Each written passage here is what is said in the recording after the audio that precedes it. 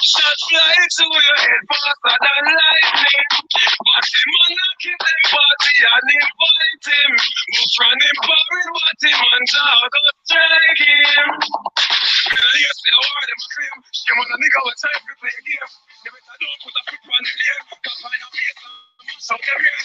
She's got me do I get crosser. Man, me have a sense for the master blaster. We don't put boy in a plaster. Next pass to a tragedy and disaster.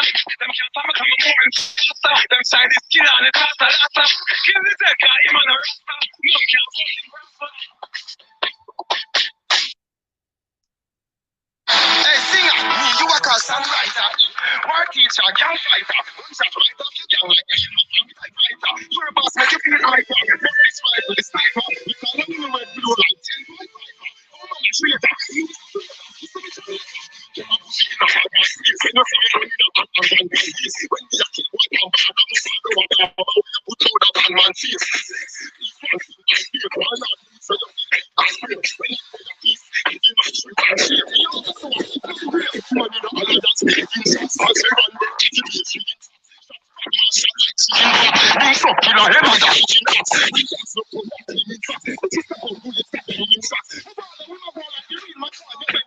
Singing last and the gangsta piece. I see himself out 9 times. That's the box. He might be like God, check the box. Not to rise the glass and relax the box. The killing. I'm like the gangsta box. Young still like when you feel it's not. Truly, I never get extra amount of box. I mean, I don't get that. It's so right. Some see that Lord is from West Skin. When we are in from the world, some who see a tree. Yeah. You wanna be like me? The one that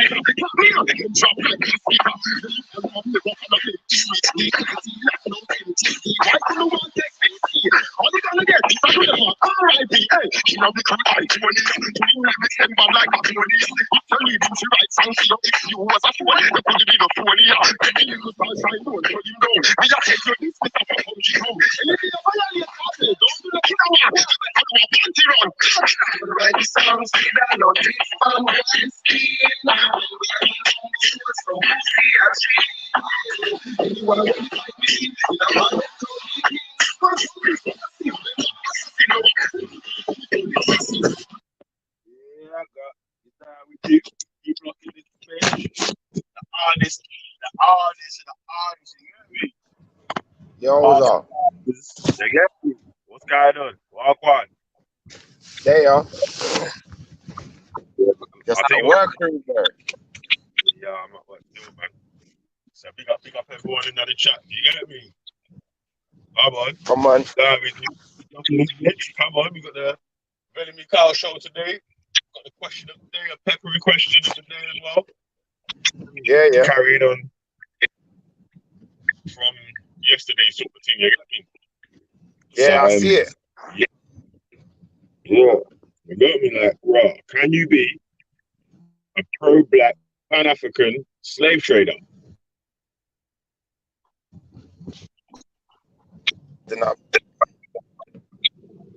So I'm saying no, B.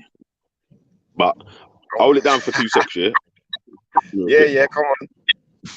I said, hell nah. All right, 2 seconds. Yeah. Yeah, man, answer the people them. I don't know about this slave trader business being pro anything.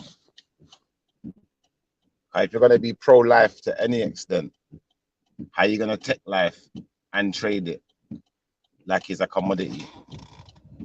Like it's an apple from the cart. That don't make no sense. But such is life. Certain people have got dirty heart, and them face of them have the right. Them face of them righteous when them not about righteous. Yeah, man. Big up everyone who's awake out there doing your thing this morning, getting this money, baby. Come on. Life is hard out here. You got to make sure you work hard for what you want and for what you need. Most importantly, to support the things that you need. Don't rely on no one else, you get me? Don't be like them slave traders, hoping everyone else is going to do everything for them. I ain't got time for that. But each to their own, same speed, innit? Everyone's going to find everyone will get their comeuppance in this life, you know? And all your deeds will be weighed at the end, you know? Or maybe in between, who knows? When you'll face your judgment.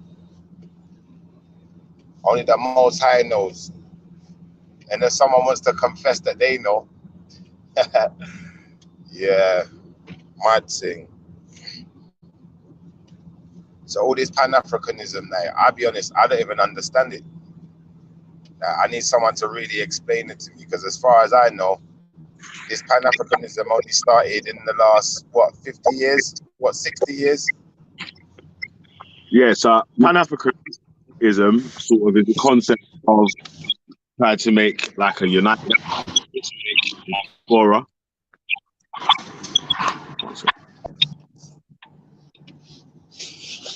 Yeah, so it's like the diaspora and the Africans on the continent, obviously, like for the betterment of obviously all of the people. But you know, like how things go. Yeah, it's not like, although it may seem from outside, or even from someone looking into it, or even someone that might agree with it, it may look like a good idea or whatever. But yeah, it's just working out exactly how things are going to work and what's where and what's what. You get me? So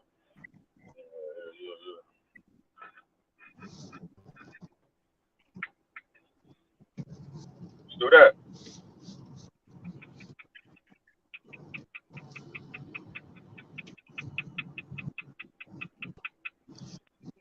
Yo, Yo, you're cutting out. is my signal gone dead? Can you hear me? I can hear you now still, but it's tripping in and out. Yeah, I can hear you now. Me now? Yeah. Yeah, so this Pan-Africanism, this isn't a thing that was started by a white man in the middle, is it? No. Okay. What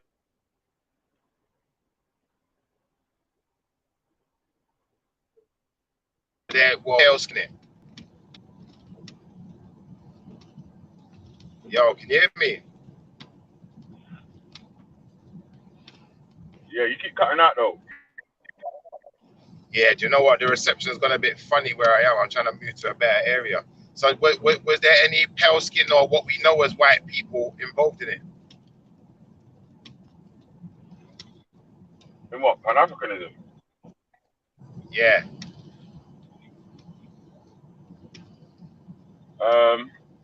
There might have been, but I don't know if there's any white Pan-African leaders.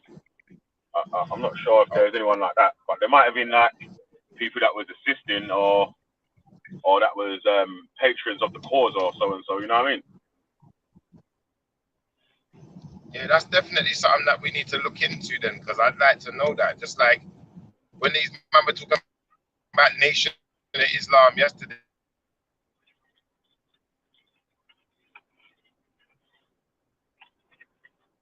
Yo.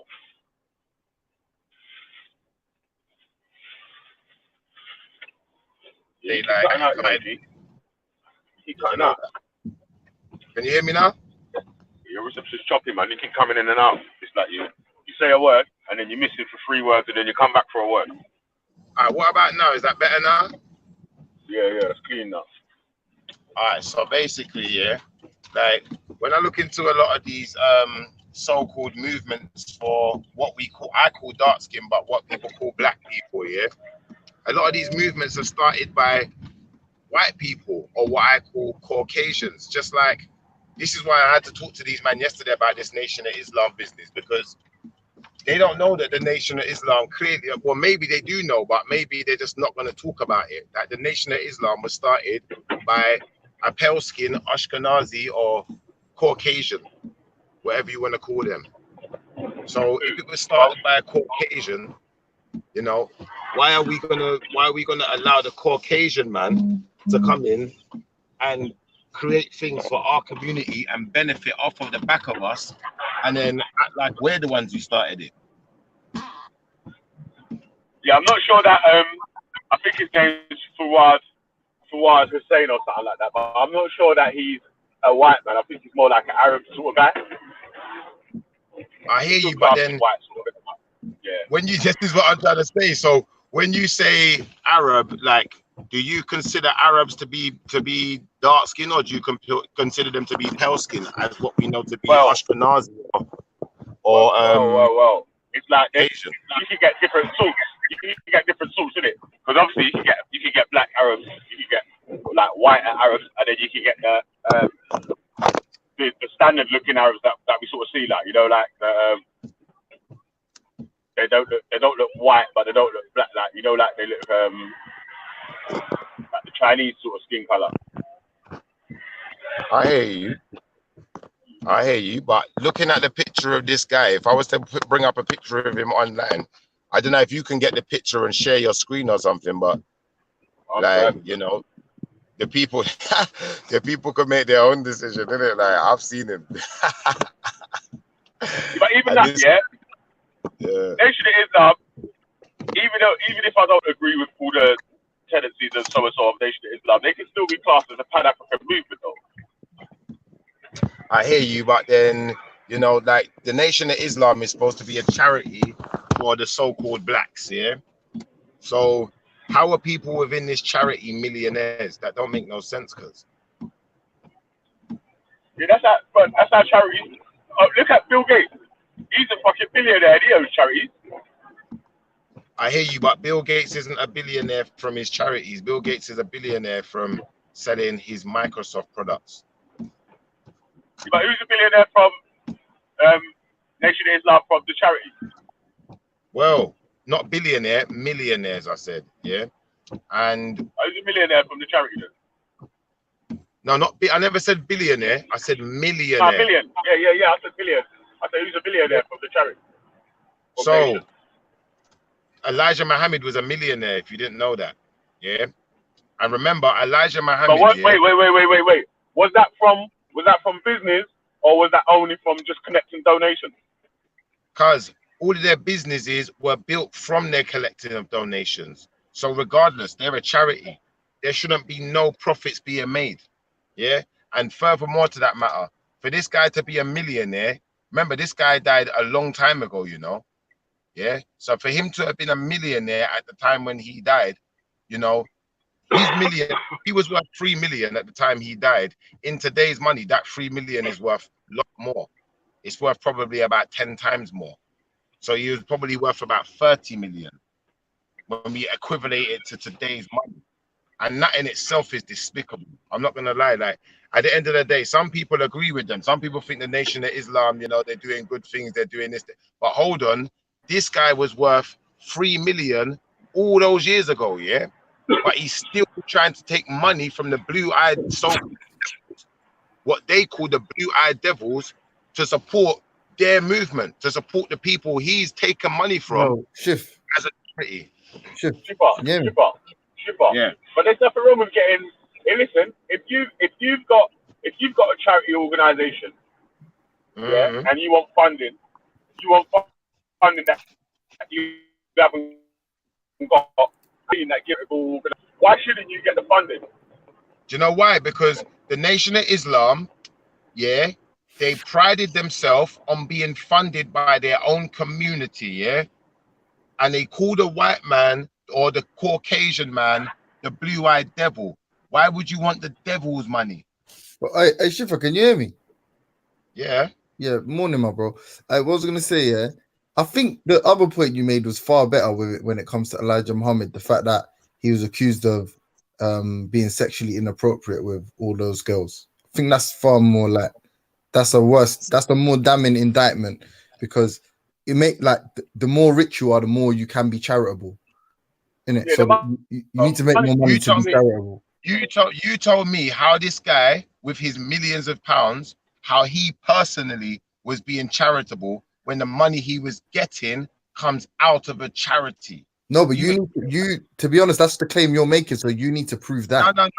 Listen, and that's even like listen.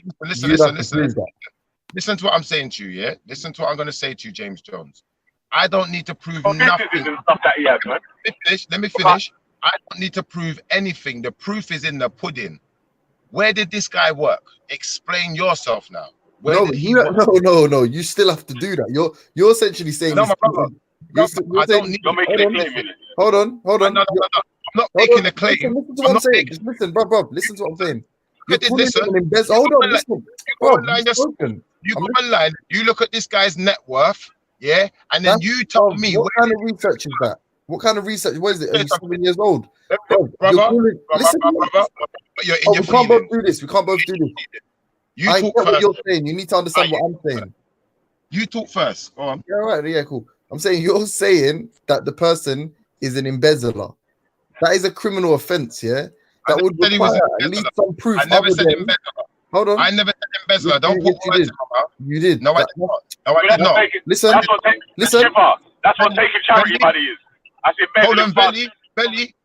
Did I use the word embezzlement? Bro, no, I did not. So let's not go there. Let me explain to you, bro. Let me explain it to you. Shipper, listen. If you don't listen, yeah, you won't ever get the point that anyone's trying to make, yeah. Because although you might not use a word, listen. Let me explain it to you, cuz. Yeah, although you might not have used a certain word, yeah, you might have used words that meant that. Do you understand that? So when you said that, what's his name? Elijah Muhammad is a millionaire from his Nation of Islam from collecting donations. Obviously, that's embezzling funds. That's not what I said neither. That's the misinterpretation also.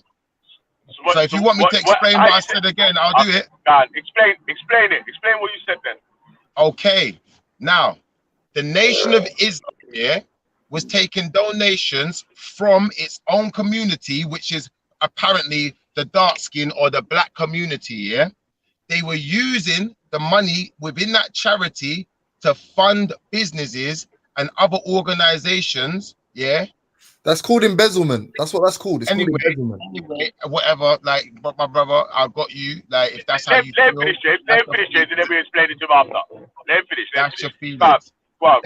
So, they were using the money they were getting from the community to create businesses which were apparently there, yeah, just like churches take money from the community to create businesses which are supposed to help the community, yeah? So those businesses are part and parcel with the so-called charity, yeah? Now, on top of that, yeah, they also took money from what they called the blue-eyed devils, yeah? Now, this guy who has not had any other job other than the Nation of Islam, yeah? Where does his money come from? If not from what is reaped from those charities and that business. And I never said he embezzled, you know, because if you check it deeply, yeah, many charities, like, for instance, I'll give you a good example of a charity, yeah? I'll give you a really good example now, yeah? So you got charities like the Red Cross, or you got charities like you've got what's the one? Children in Need, yeah? Now the people who run those charities, if you didn't know, they're millionaires, and most of their money comes out of the charity. Yeah, if some of their money was there before they started the charity, fair enough. I can't argue with that. But I know that they are being paid large figure sums from Yeah, the but the owner. Nation of Islam ain't a charity, bro. It's not a charity. You Yeah. do realize that, yeah? You know, it's not a charity. What is it then? The Nation of Islam. What do you mean? It's a civil right movement, if you like. It's a religious. All right, it's not a charity, no? It's a religious enterprise, if you like.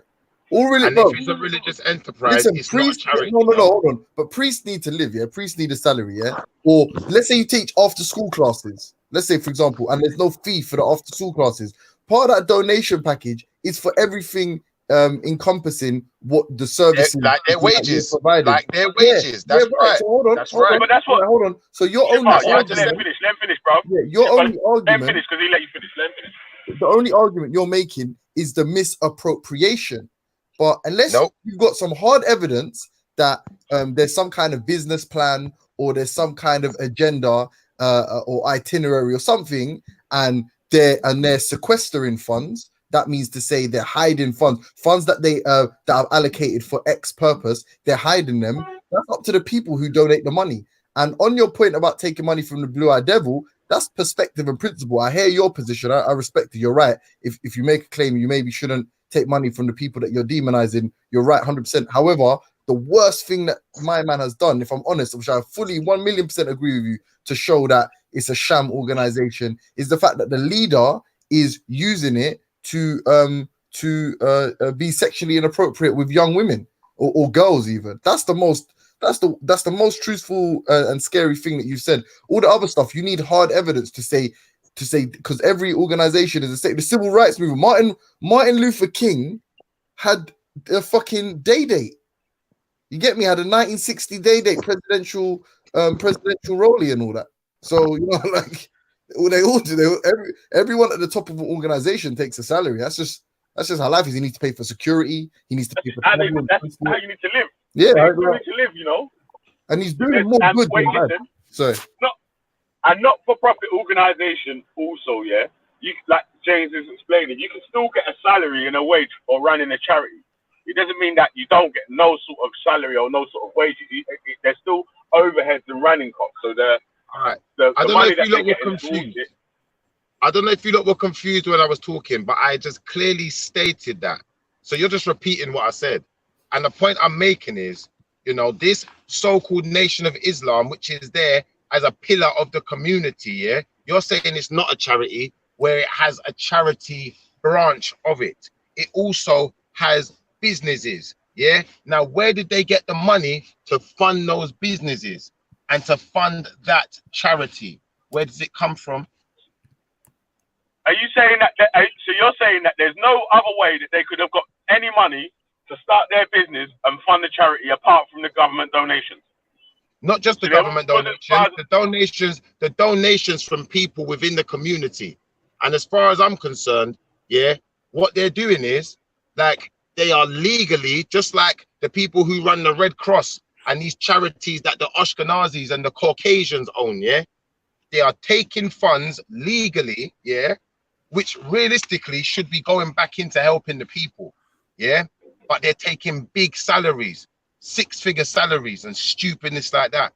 Now, realistically, like, if you agree with it, I'm not going to tell you not to agree with it. I'm just letting you know that I highly disagree. And if I was going to make an organization that's supposed to help the community, I'm not going to be taking massive sums for myself. That doesn't make sense. That's helping myself. That you have to prove that part. You see that part of, so I agree with your argument. You see that last part. That's essentially what you're saying is when you say massive, yeah, now you're talking about misappropriation, because they're not saying, no, but they're not saying give me money so I can buy a new Bentley, right? Maybe some of them TD Jakes and all them kind of dons. Maybe they do that. But these guys, the NOI are saying we're fighting the fight against the man. You know, we're organizing the Million Man March. We're organizing this, that, and the third, yeah? So if you're saying that when they made that claim, but the reality is most of that money is lying in their pockets, you kind of do have to prove that, man. Because then, all right, let me tell you something, yeah? Let me show you something. I'll give you an example, yeah? And Malcolm X spoke about this, yeah? You see, when they was going to do this march on the White House, yeah, what happened was the government got involved. It got all of the civil rights, so-called civil rights leaders together. Then it put some of its own so-called civil rights leaders in with them, yeah. This is including Martin Luther King, who you was just talking about, yeah. And all of them got paid. I wouldn't be surprised if we could find information that the Nation of Islam was involved in that too, and they got paid also. Do you know what they got paid for? So that they would make the march into a farce, yeah? Along with the Ashkenazi man who wanted to join the march, yeah? The Caucasian man, yeah? So look at that speech by Malcolm X. Malcolm would explain it to you perfectly, yeah? Now the point I'm making is, these people were taking funds from the government to hold back the community, yeah? So anyone who wants to talk to me about Martin Luther King, yeah? As far as I'm concerned, Martin Luther King sold out his community. I'm not hearing nothing from Martin Luther King. Chipper, is the claim that you're making that if you're a so-called pro-black or pan-African organization, then you should never get no sort of money from any white person at all? No, my argument is this. If you're doing something that is apparently for the community to help other people, yeah, to help people who are being affected by issues, yeah, within the community, within external community, within certain governments, then that's what that money should be going towards. It should be going towards fighting against those governments. It should be going towards making sure that those people are not suffering, or to reduce the suffering as much as possible. It should not be going towards Elijah Muhammad being a millionaire. It should not be going towards Louis Farrakhan being a millionaire. Shipper, what proof have you got that the charity money and the business money or whatever is what's made Farrakhan or what's his name a millionaire, and it wasn't the business arms that they had? They started off. How do you know that? What's his name? Because what you got to think about, yeah. What's his name? What's the head of Nation of Islam's name again? Farrakhan. No, Farrakhan, the old one, the old school one. Elijah Muhammad. Yeah. So Elijah Muhammad came up under Marcus Garvey and them, innit? Yeah. So no. Elijah Muhammad came up under Listen. Let me finish. Elijah Muhammad and then come up under Marcus Garvey and their movements. So when Marcus Garvey was running movements, owning businesses and making the black pound or the black dollar circulate, yeah. How do you know that my man hasn't got inspiration from that? Started his own business and then tried to do the charity arm from then onwards. When you know what I'm saying? Because basically you will get to a certain level in business where you have to get some sort of funding if you want to go to the next level. You get me? Or a donor. If you have your own business, yeah, there's going to be a level what you'll get to where you have to have either a large donor or you'd have to get a business loan or something to fund the next level, because you're not going to have capital at that time to do it. So. Okay, what the Nation of Islam, that Elijah Muhammad himself told the followers in 1972 that they got a net worth of 75 million, but they can't do nothing, yeah? They need government funding, yeah? No, but one of the main reasons that they wanted the money was why. No, you're smart. What was one of the main claims they said of why they wanted the money? A lot of money. And I don't know. Huh? What their defense against the government funding? No, what was the main reason that they were that what was their main intention, their end goal? What was their end goal? Yeah. What, the Nation of Islam? Yeah. A separate black state in America. Yeah, so buying land. They already, I swear they own some crazy amount, like 300, some mad amount of acres in Arizona or somewhere already now. Okay. That was one of the main points, isn't it? So if the case you've got to make, is if a private donor, some rich, wealthy, white or black man, how about one of these white racists that wants black separatists? They're like, we want you to fuck off. We want you to go to a state and never integrate with any of us.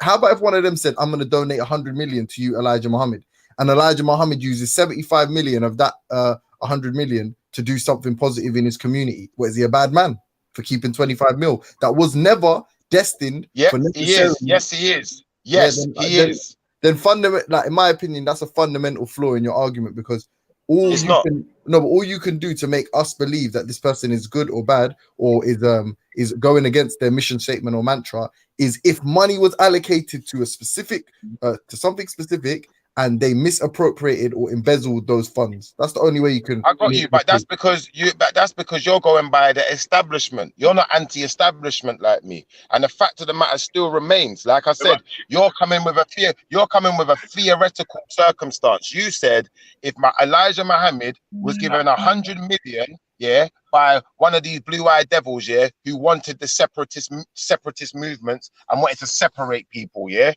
And then he took 25 million from himself. Is he a bad guy? Yes, that money's not for him. Of course he's a bad guy. No, it literally is for him. No, it's literally for him. That's literally what it is. That's not. No, that's you the didn't point. No, it literally say that. is for him. Say that. No, don't but make no, listen. Don't add things you didn't say. That's not what you said. No. But your words exactly this. You said if someone gave Elijah Muhammad 100 million, yeah, to separate the communities, yeah, then that money. What did you say, Jones? Repeat your words. If someone gave him 100 million, yeah, in the hope that he would do something, for example. So there's no specific contract. There's no specific contract. And with that, I'm gonna rewind back what you just said. I'm gonna rewind it back because I think you're now you're being more controversial. Let's not get into the realm of lying. You know, just say lying, bro. Say exactly what you said. Use the exact words. Can I be fair to you? Yeah, this isn't that complicated of an argument because people use the exact words that you use. Then, if it's not that complicated, because I'm going to rewind you back. Just rewind it and play it then if you want. No, I'm going to do it right now. Go on mute while you're picking it up in it, so I can talk if you don't mind. Yeah, big up the panel. Jeez, man, like my brother. Okay. Oh, go on. The other day I wanted to jump in a little team, man. Steven Gerrard over Scholes all day long. I couldn't get in. What are you smoking? Fundamental flaw. Colin, you smoking in the morning? Wake and bake all day long. Listen to this. Forget all of that. Let me explain why. Go on. I say Stephen G is a match winner. I've never Paul Scholes is a team player. Hold on one second. Let him play this quickly. Yeah, go on.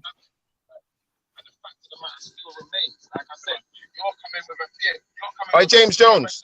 I'm listening. James Jones. I'm listening. You changed your wording, bro. All right, so I'm go back and let me hear.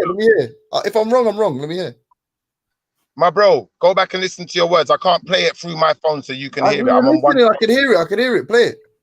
You can hear it, yeah? Yeah. You want me to play it again? Okay. But the Nation of Islam that Elijah Muhammad himself told the followers. Hold on. I'm hearing that, by the way. Keep the 25 mil. That was never destined. Yeah, he is. Yes, he is. Wait a second. Let's rewind you back. 75 million of that 100 million. Hold on. I want to get to the beginning of it. Sorry, my bad. No, but wait, no, that was it right there. That was it. Listen. Listen. I'm going back to the beginning of it. That was never destined. Yeah. One of these white racists that wants black separatists. They're like, yeah, we want you to fuck off. We want you to go to a state and never integrate with any of us. How about if one of them said, I'm going to donate 100 million to you, Elijah Muhammad, and Elijah Muhammad uses 75 million of that. To do something positive. Tough shit, bro. Either way, so I didn't change anything, but like I'm saying anyway. All right, done. James Jones, you changed the wording. No, I didn't. I'm playing again. What did I say? James Jones. No, James Jones, he listen, didn't. I'm not going to give Elijah Muhammad 100 million, bro. Listen, my bro, I don't care what any of you say, yeah? You clearly wasn't listening properly. You see me, I listen when people talk and I concentrate very hard. Yeah. And I'm telling you, I'm not asking you, and I'm not prepared to argue it with anyone, innit? At the end of the day, James Jones, your words were this quite clearly. If one of these white separatists gave Elijah Muhammad 100 million, yeah, to move his people away from them, yeah. I didn't say that. All right, what did you say?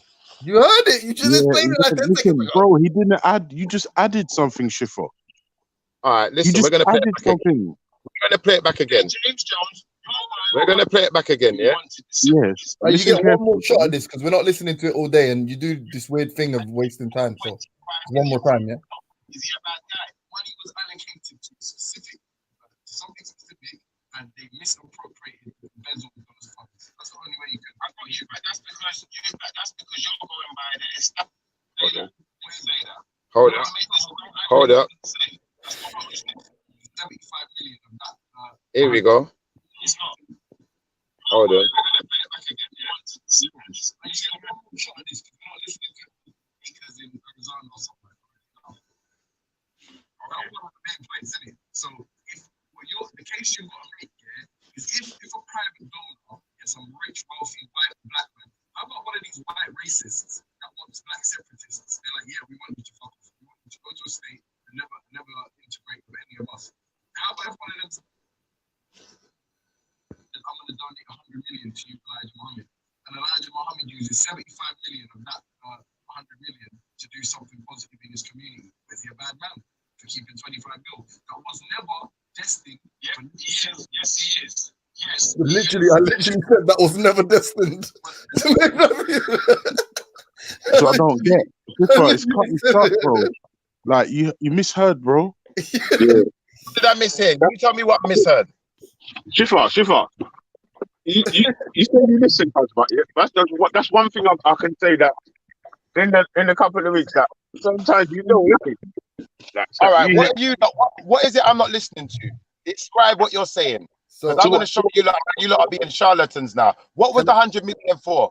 Can I just say something quickly? Yeah. What was the 100 million? Shifa, mute for a second. Mute, because it's like you don't like hearing what. So what happened there? Yeah. If I was to describe that, what would happen there is I gave you a character profile of two individuals, right? So one person who's a black separatist and the other person who's a white racist who wants the black people to leave thing. And then, so that's a break. Character profile, full stop. Now you know who the players are. Then I said, this guy gives him 100 million, right? And I literally, at the end part of that, the conclusion was, it was not for anything specific. It was a donation to the man. So I'm donating in you because you're a black activist, for example. I'm donating in you but I'm not giving you a specific task. It's not a transaction. Is that guy wrong for using 75, 80, like the larger portion of it, for actually doing whatever for his people and keeping some for himself? The reason that's a fair question to ask is that person who gave him the money is just a shit person. So it's the same like the blue-eyed devil argument you're making. But that person just gave him the money. So the fact that he's using it for his people anyway is a good thing. That was like the point I was making. I didn't say someone gave it to him. And I literally, the whole bit before that you played, we were talking about embezzling and misappropriating allocated funds. How is me saying man just gave you money for no specific task, misappropriating allocated funds? My brother, now you're being disingenuous. What was the 100 million given to him for? I literally said it was a donation. Did you just hear what he said? He said it was a donation for what? A donation for what? A donation for what? For you to move out, bro. All right. So here what I'm going to say to you now, yeah? No, listen. There's one honest person who's speaking now, yeah? Who specifically said the 100 million was for him to move him and his people out. Yeah. Listen. Let me finish. This is where you made a mistake, Shifa. Anyway, you can't. You continue. Finish. With your foolishness. No, finish. I'll cut you. Finish. No, you're right. Hey, Shifa, I'm wrong. You're right. You're right. Forget right now. You're right. Full stop. If you're a big man, full stop right here. You're right. I'm wrong and you're right. Full stop. You're a real big man about it. Okay, let's move on. Now let's move on. Either way, yeah. What I was gonna say is that the money is not. If he takes 25 million and puts it in his personal account for his personal use, then he's not using that money for the purpose it was given to him for. Okay, yeah, right. You're right. Yeah, 100%. You're correct. I agree with you. I'm sorry for lying. All right, back to carry on, people. Sorry. So, like I was saying, at the end of the day, either way, this nation of Islam, that you're vigorously defending, I'm gonna say this much, realistically, a branch of them is a charity, there are branches of them which are business, but where did they accumulate the money to start these businesses from? Was it not from the same community that they're supposed to be helping?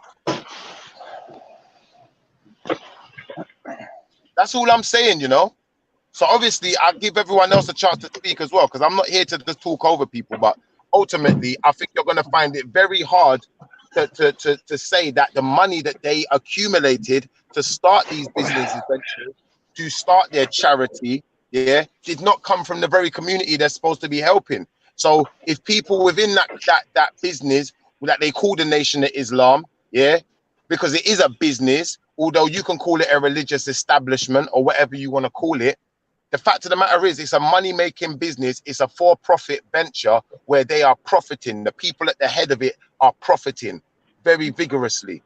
Yeah. So to me, that's not beneficial to the community. That's beneficial to the people at the top end of it. Just like government, it's beneficial to the people at the top end of it. Yeah. Just like what business?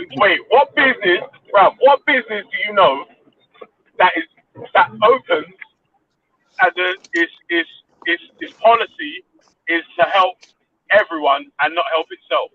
Like, what business do you know that runs like that? Well, that's what place do you know that runs like that? What government do you know that runs? What country do you even know that runs like that? I think, yeah, though, like I think the general premise is one that he's trying to discredit them, which is fair. Like especially Elijah Muhammad, that stuff he did with the young girls, from what I understand, is like a clear abuse of power. Yeah, so he's not wrong in what he's saying, but if you like, remember, there's forensic analysts. Like there's a lot of work that goes into proving embezzlement, isn't it? Yeah. So you're coming on here making a claim. The FBI was at war with that organization. Yeah. Same with the FBI was. They would have locked him up for taxes ages ago. Yeah, like look what they did to Marcus Garvey and that. So it's one of them ones where it does require some proof, man. If you want to make, I'm not saying he's even wrong. He might be right. Yeah, make the claim in it, but bring the proof out as well in it. Yeah. And then at least when you're coming with proof and not just with, oh, I said so because I'm right. Yeah, then it's like, well. Why is he on to Shaka so much though? Who? Schiffer blood. Like every time I've seen him on the panel, I think he thinks Shakara's Nation of Islam still, but yeah, he's on him, no? He's on to Shaka. Issa said one time that he threatened him or something. No, that was something miscarriage. That was a miscarriage still. Okay, say nothing. I don't know why though. Shaka's the least disrespectful brother on this thing. Yeah. That was a miscarriage still. Like say, I like this. You know what it is, yeah? It's when you're new. You know when you're new on this. On the block. You say when you're new on the block. You're new on the block. And it's like, yeah, you know, can't make a name for who's respectful, who's not respectful, who's calm, who's not calm, and you're just barking at everyone and anyone, isn't it? So was it when you just land on the wing? But can I? Hey, can I ask you a serious a question about like black politics? Yeah. Are you fucking Scouse tea leaving cunts retarded about Steven Gerrard is better than Paul Scholes? What kind of crack you man been smoking, bro? What the hell, bro? We're gonna fucking bring this fucking old dead argument back up again, folks. Like, Paul Scholes is the best midfielder this fucking country's ever produced, and one of the reasons for that is because he's ginger and he doesn't have no DNA matches to these bastards. You know what I'm trying to say? Yeah. I James Jones. James Jones. Can I just back on what I was saying because I cut off here? What I was saying is, Hey, wait. Pause. You see this little bitch Carnito in the chat, brother? You've been balling like a bitch for 2 days, you know. You fight, man. Shut up, man. You want me to roast you today? Because you know it's Vellemy week on Friday, innit? Hold your tongue down, you little bitch. Relax yourself, man. Oh, man, like you're in What's he saying? Belly, you can't claim to be unbiased. When the fuck have I ever claimed to be unbiased? Have you not seen me type in the chat at least twice a week that I'm biased and a hypocrite? Shut the fuck up, bruv. What is wrong with you, donut? About what though? You dumb. What you biased I'm biased with what? Yeah, shut up, man. I don't even know what he's talking. He's just barling in it, man. He didn't get to fucking moan yesterday. He didn't get to cake for respect yesterday on the panel or nothing. You get me? That's what you. No, Khan is in the back chat. Khan is the back chat barling for ages still. He is Raspber's bodyguard. He can't. He's Raspber's bodyguard. He was barling. He was like, "Oh, so you're not gonna let me on now? I'm like, "Yo, there's a queue of 20 people wanting to get on. There's a million Raspberg haters in the back chat wanting to fucking chat to. It's like fucking. I'm not gonna lie. Loving it, yeah. You know what Raspberg does anyway, yeah. He's on this thing, yeah, where he's loving it. Where Oh, Innit? everyone's attacking me. Innit? Everyone against me. Oh, everyone wants to attack me. Yeah. So cool. Yeah. Let him play his side of the. You get me? He was. If he didn't want to fucking be on the panel, he would have jumped off and started his own show. Respect You the get me? proof, yeah. Respect the G, man. He knows what he's doing, man. Trust me. He wants to prove he's a lion. That's what he wants. He wants 25 hyenas. That's what he calls it. You get me? He wants that. He wants that. Can I ask you that question? Yeah. Can I ask you that Yesterday question? show was Yeah? mad though. I'm not gonna lie. Go on. Yesterday show was mad. Man, man. I was crying, Vellemy. Bro, I was at work. Yeah, I was crying. I was like at home. I was crying. I was like, there's no shots fired. You sure he wasn't very calm yesterday? I would have Yo, can done. I ask you- I would have got through. Yeah. I would have finished all my jobs by about 3:30 if it weren't for the fucking show running and fucking listening and typing in the chat and you know what I'm It's saying, like crazy, man. stalling It's and blah blah crazy, blah. You know what I'm saying? Tell me what phone did you get? But Can I ask you that Bloody- question? Yeah. What's the new phone you got? Note 10, man. Can I ask you that question now? Yeah. Am I the only one who sees a problem? Yeah. With these people who call themselves religious leaders? Yeah. Making themselves rich off of the back of their community, when in their actual religion it says quite clearly it is easier for a rich man. No, so it's easier for a camel to go through the eye of a needle than it is for a rich man to go to heaven. I know for Veli, he don't believe in no religion. So he don't care. Yeah, but don't you see why religion's for idiots then? And it's for fucking poor people to make you feel good before you die. But this is why I'm not religious. I am listen legion. to that though. But listen to that though, because they're saying it's harder for a rich man to go through the fucking No, harder for eye a of camel a to needle. go through the eye of a Camel needle. than a rich man to go to fucking heaven. That's No, it's some of easier. the dumbest It's shit ever. easier. It's easier But for a bro, camel that's like it's like telling you just stay poor, keep praying, and follow my fucking little laws and rules, and you'll be all right. Don't worry about them rich people there. Yeah, that is an Don't worry if you're embarrassing starving. phrase. Don't worry if you can brush your teeth every day. No, Don't worry it's if you're eating. it's not actually Don't saying worry. that, you know. It's Just not pray actually to God saying and to stay follow the poor, law. you know. No, it's not actually saying to stay It poor, you know. literally is. It's So what saying is it saying the then? more money you No, have, the no, harder no, it is no, to no. go heaven. Really just ask the question. If you really want to know what it's saying, do you want me to tell you what it's saying? Yeah, this No, is but what we it's understand English, bro. We understand English. Like, My we brother, heard it, you we heard it. understand English, but you understand English, but you don't understand Okay, parable. Shiva, I want to hear your understand. understanding. I want to hear your understanding of what you mean. Because All right, everyone, so- remember, we all read the same sentence, but we all get different Now watch this. understandings. So what do you get? Watch from that? this.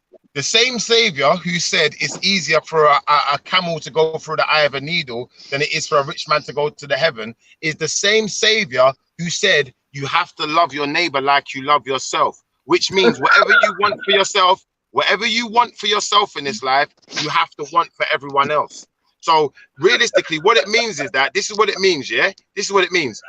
Everyone, like say for instance, see like the queen, yeah? She wants to have a palace. She should not have a palace unless she wants everyone else to have a palace too.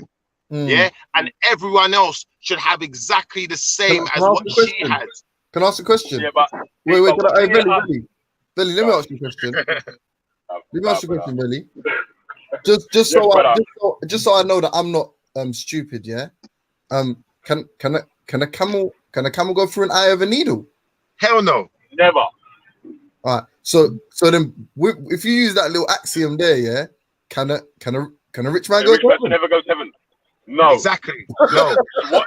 So what is that telling you then, James? If a rich person can't ever go to heaven, what should you do? Can I use the We name should of a fight mash? the Hold government on. system, Can I and hold we on? should fight for equality. Hold on. Can I use the name of a Mashtown album, a mixtape? Yeah? Sports, stay poor or run the streets. No, sir. That's you lot's philosophy. That's James Jones. That's James Jones' philosophy. But if you go by Yeshua's philosophy, Yeshua's philosophy is not stay poor. Yeshua's philosophy is trample down Babylon, yeah, and make sure everyone. Yahweh Shai is the same person as Yeshua. Yeah. Whatever name you want to use, yeah, or Jesus, you can use Jesus because Jesus means savior. Yeah, so you can use Jesus. But the point I'm making is His words were this, yeah, anti-establishment. Everyone should have an equal share. No one shouldn't be going without, yeah. So You you're see these communist. That's kumbaya, man. Yeah. That's a You say kumbaya law, kumbaya. Shipper. You say kumbaya, yes, I see it is kumbaya law, yes. And let me show you something. There is enough land on this planet for every single human being alive today to have at least between 4 and 8 acres of Can I land. ask you a serious question? Yeah. Yeah. How come? Let me finish and ask the question, yeah? Also, yeah, there are enough clean energy sources that everyone could have free energy. You know, the food that we eat, most of it, it's grown, it's not even grown naturally. It's grown in hydroponic chambers, and it's not even the real version of the food. All of this food could be grown for free, yeah? No one should be paying for nothing. Now, you ask the question. I thought, mine's Yeah, but wait, Shipper. I see you eating McDonald's the other day, cuz. Like, you know That was McDonald's, that was KFC. But man's gotta eat no shit. But the KFC should be free, all right? Be free.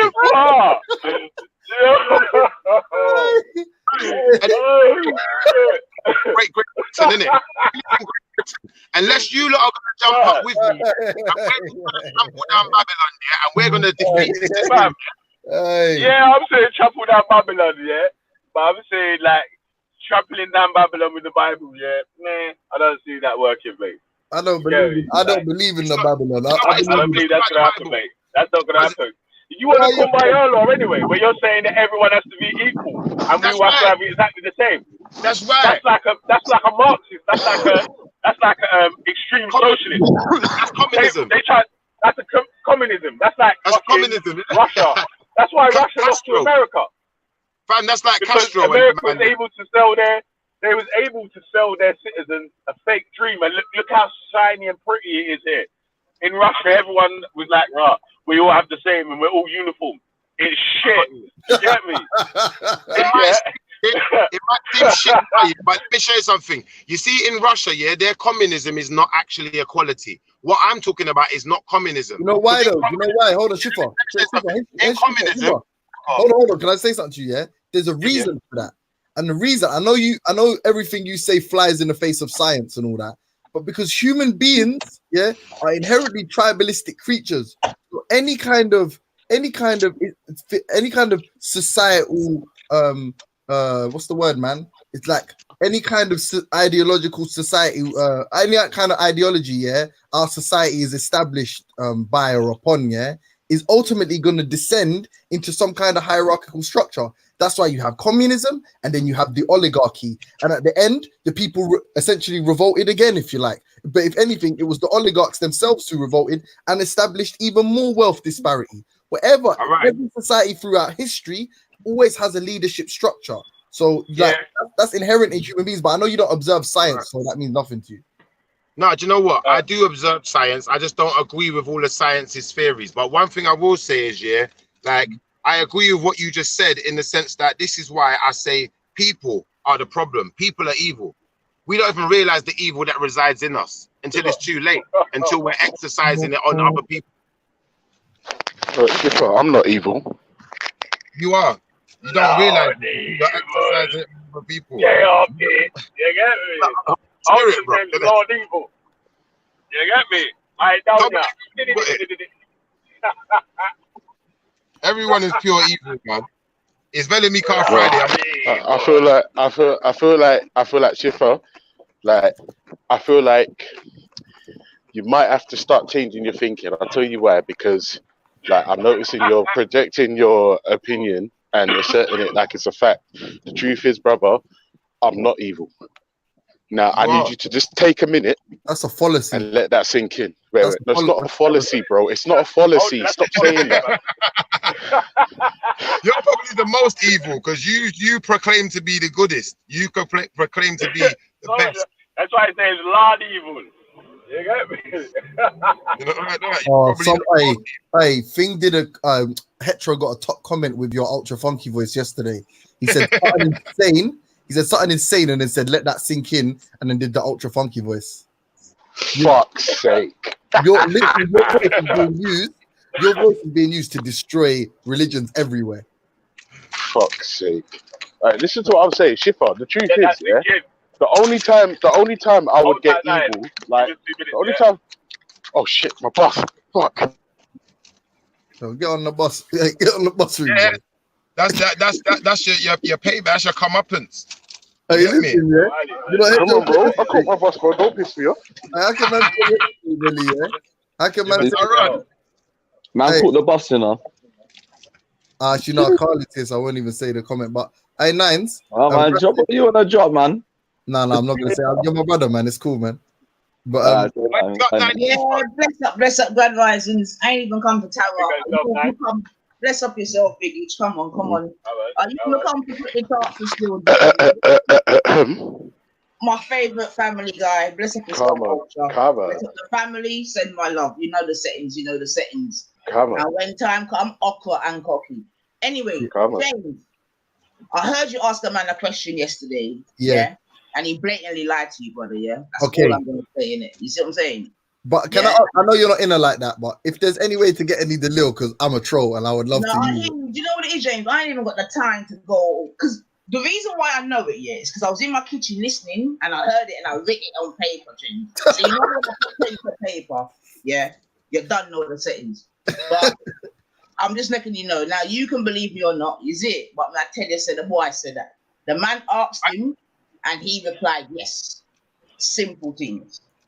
But, you know. Hey, 94. Big up yourself, man. You're the only person that looked today. You're the only He's one. saying Russ. Oh, Nine, you tell him, innit? What's that, babe? I said, you big. I was about to say biggage, you know. Vellemy asked. Vellemy asked. Vellemy asked. Shout out James, man, you dickhead. Vellemy asked what we're talking about. Oh no, what it is Ras said that he's British, innit?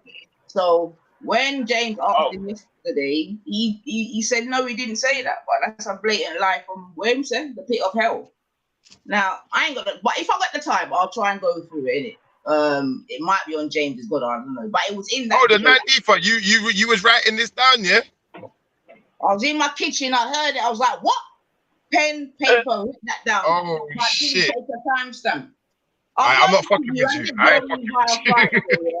There's two things I wrote down here. I've got it in front of me right now. It's in red.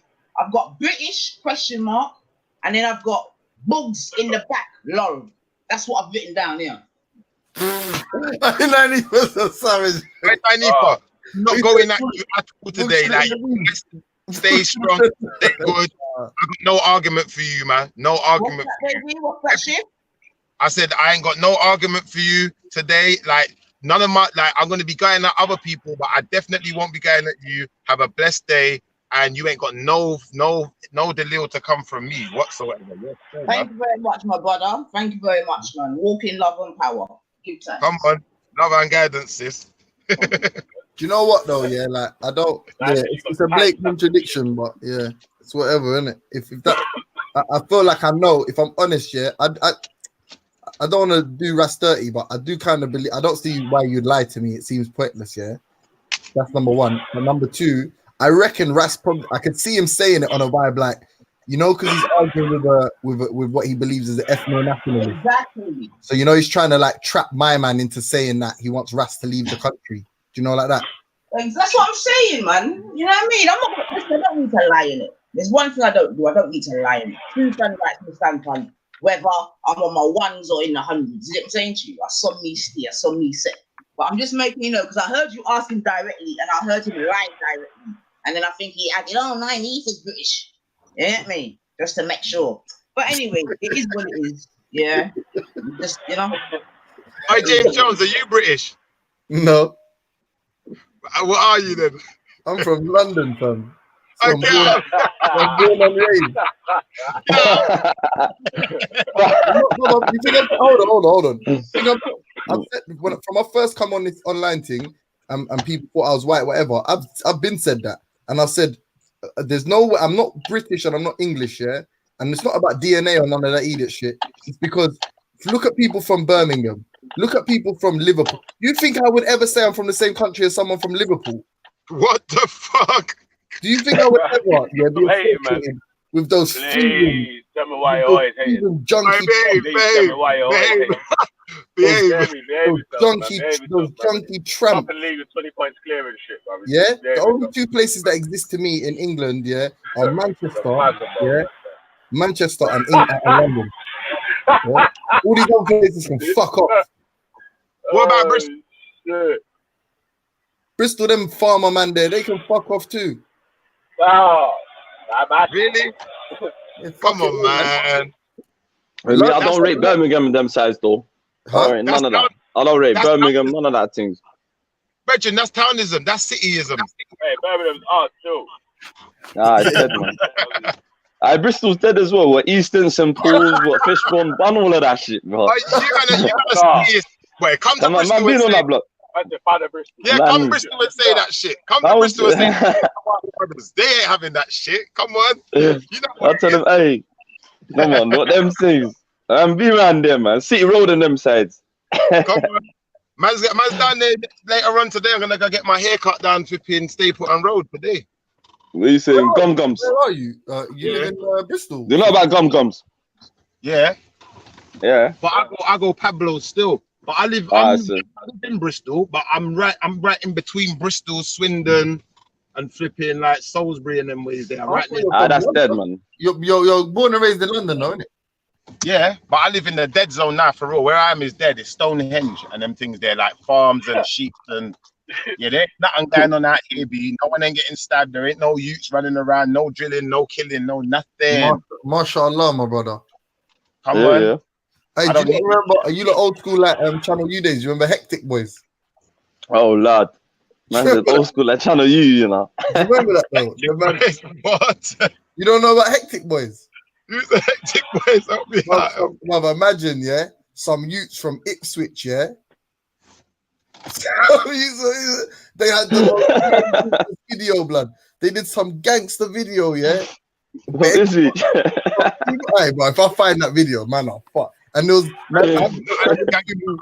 you know what about Ips? Hectic are based in Ips. Jeez, Ipswich is dead. There ain't nothing gangster about Ipswich. Hold on, let me find that. Let me see if they exist, bro. There is nothing gangster about.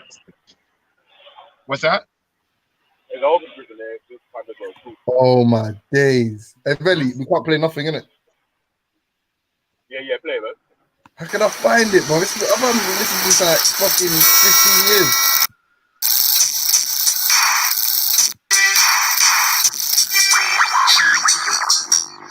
What you know about it?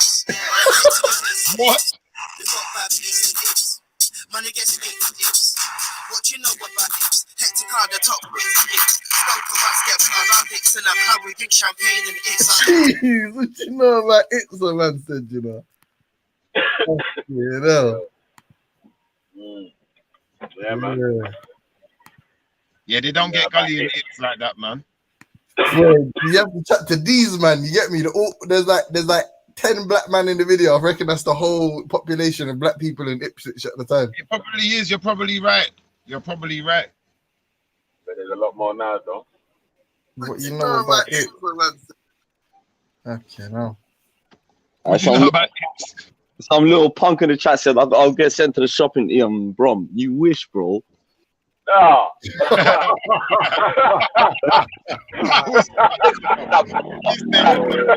Well, Stafford Road and Smooth Heath and them guys, man. What? My guy.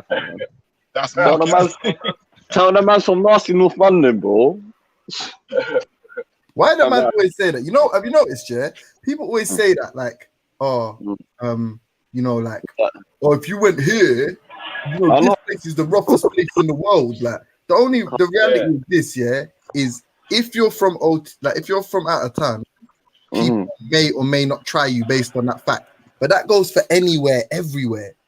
Wherever there's a place that's rough, if you're not from there, like, so you don't know certain of the customs, you got more chance of someone setting it on you.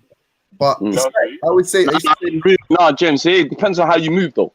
This is exactly like you know British and American jails, yeah. You know, like man talk all this rape shit and all this other. like how it's different in America. Yeah, but see, if you're a bad boy in a British jail, you don't just automatically turn into a pussy because you go into America, you know. Only difference is you don't know as many people. Do you get what I mean? But it's the same thing. There's enough man that was in UK jails that was in fucking Jamaican jails, in fucking other, you know what I'm saying? Like, man, that's been in fucking Belgian jails and shit. And you're like, bro, some men have been in jails where they're the only brother that speaks English and shit. You know what I'm saying? You know about Cocky though, innit, Curtis Warren? Yeah. Yeah, I swear he went to like some fucking mad Moroccan or Tunisian jail or something and ended up murdering someone that tried it with him. Like, it goes to show you, like, just because you don't know no one in the jail, don't mean you automatically turn into a pussy. Like, I hear you, but no one's too bad to get badded up, you know. Anyone can get put in a position where the odds are against you, because that's the truth. Yeah, but someone in the chat was saying that, oh, if you went to this ends and this, but bro, it's all the same, man. The ghetto's a ghetto, isn't it? At the end of the day, I lie. I walk through any ghetto, for man. Every ghetto, if you come. Yeah, come on. Wherever like, live with me, I got a rule. Wherever I lay my hat's my home. If I move somewhere by, I'm taking. Yeah, that's me, bro.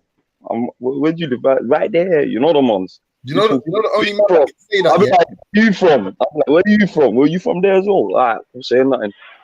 But you know what, fam? Though I'm not gonna agree with that actually. You know, because there's certain ghettos I ain't walking through. Like certain place like Guatemala. Me now watch you them ghetto. Cause if them catch you, them will cut you up and eat you. No, but that's what I'm saying. The only places you can actually say that are like war zones or places where there is active conflict. Yeah, I'm not walking through that. Fuck that. Yeah, but if you're talking about in the area, like Pat always used to talk about the IRA and Northern Ireland, and you know certain areas are like this and certain areas are like this. But blood, unless it's like Syria, you can survive, bro. Unless it's like Syria, where you might get licked indiscriminately by a mortar shell or something. Brethren, certain parts of Liverpool are like Syria. Don't you remember the guy with the one eye that was dashing grenades at the boy them and them shopping this there? Like that's no, he's a one. He's a one man on a mission to kill feds. Yeah, there's more of them. There's more of them. Trust me. Why would they kill you? Was that Raul Mo? That Raul Mo? White dome was nuts still. I remember I thought that was Newcastle. The one eye, remember the one eye with the grenade in Liverpool. I'm not going. Nah. Yo, shit, that brother was. Are you a pension for? Why did he didn't even? He wasn't even hench or nothing, cuz, man. He had one eye. He was just nuts. The guy's just crazy, fam. He's gonna duppy something with them grenades. If I get that, I'm not going there. Malik, yo, look at this Malik raised his gun. Hey, James Jones, you can go and test the water first, and then I'll go after you. Yeah, why not? But no, but this is what I'm saying. Whoever said the comment was saying it like, bro, you would... Yeah. Go on. No, sorry, carry on, bro. Certain parts of Manchester are mad, though. Nah, go on. No, I was just gonna, because the question of the day is what again? Just reiterate it, Biggie. Yeah, can you be a pro-black Pan-African leader and be a slave owner or trader? Hell, yeah, that's a third no today because me and Vellemy said no. Yeah, we've already come to a. What made you pose that question, babe? Well, we like to ask questions that get into that angle that people don't like to reach. Yeah. I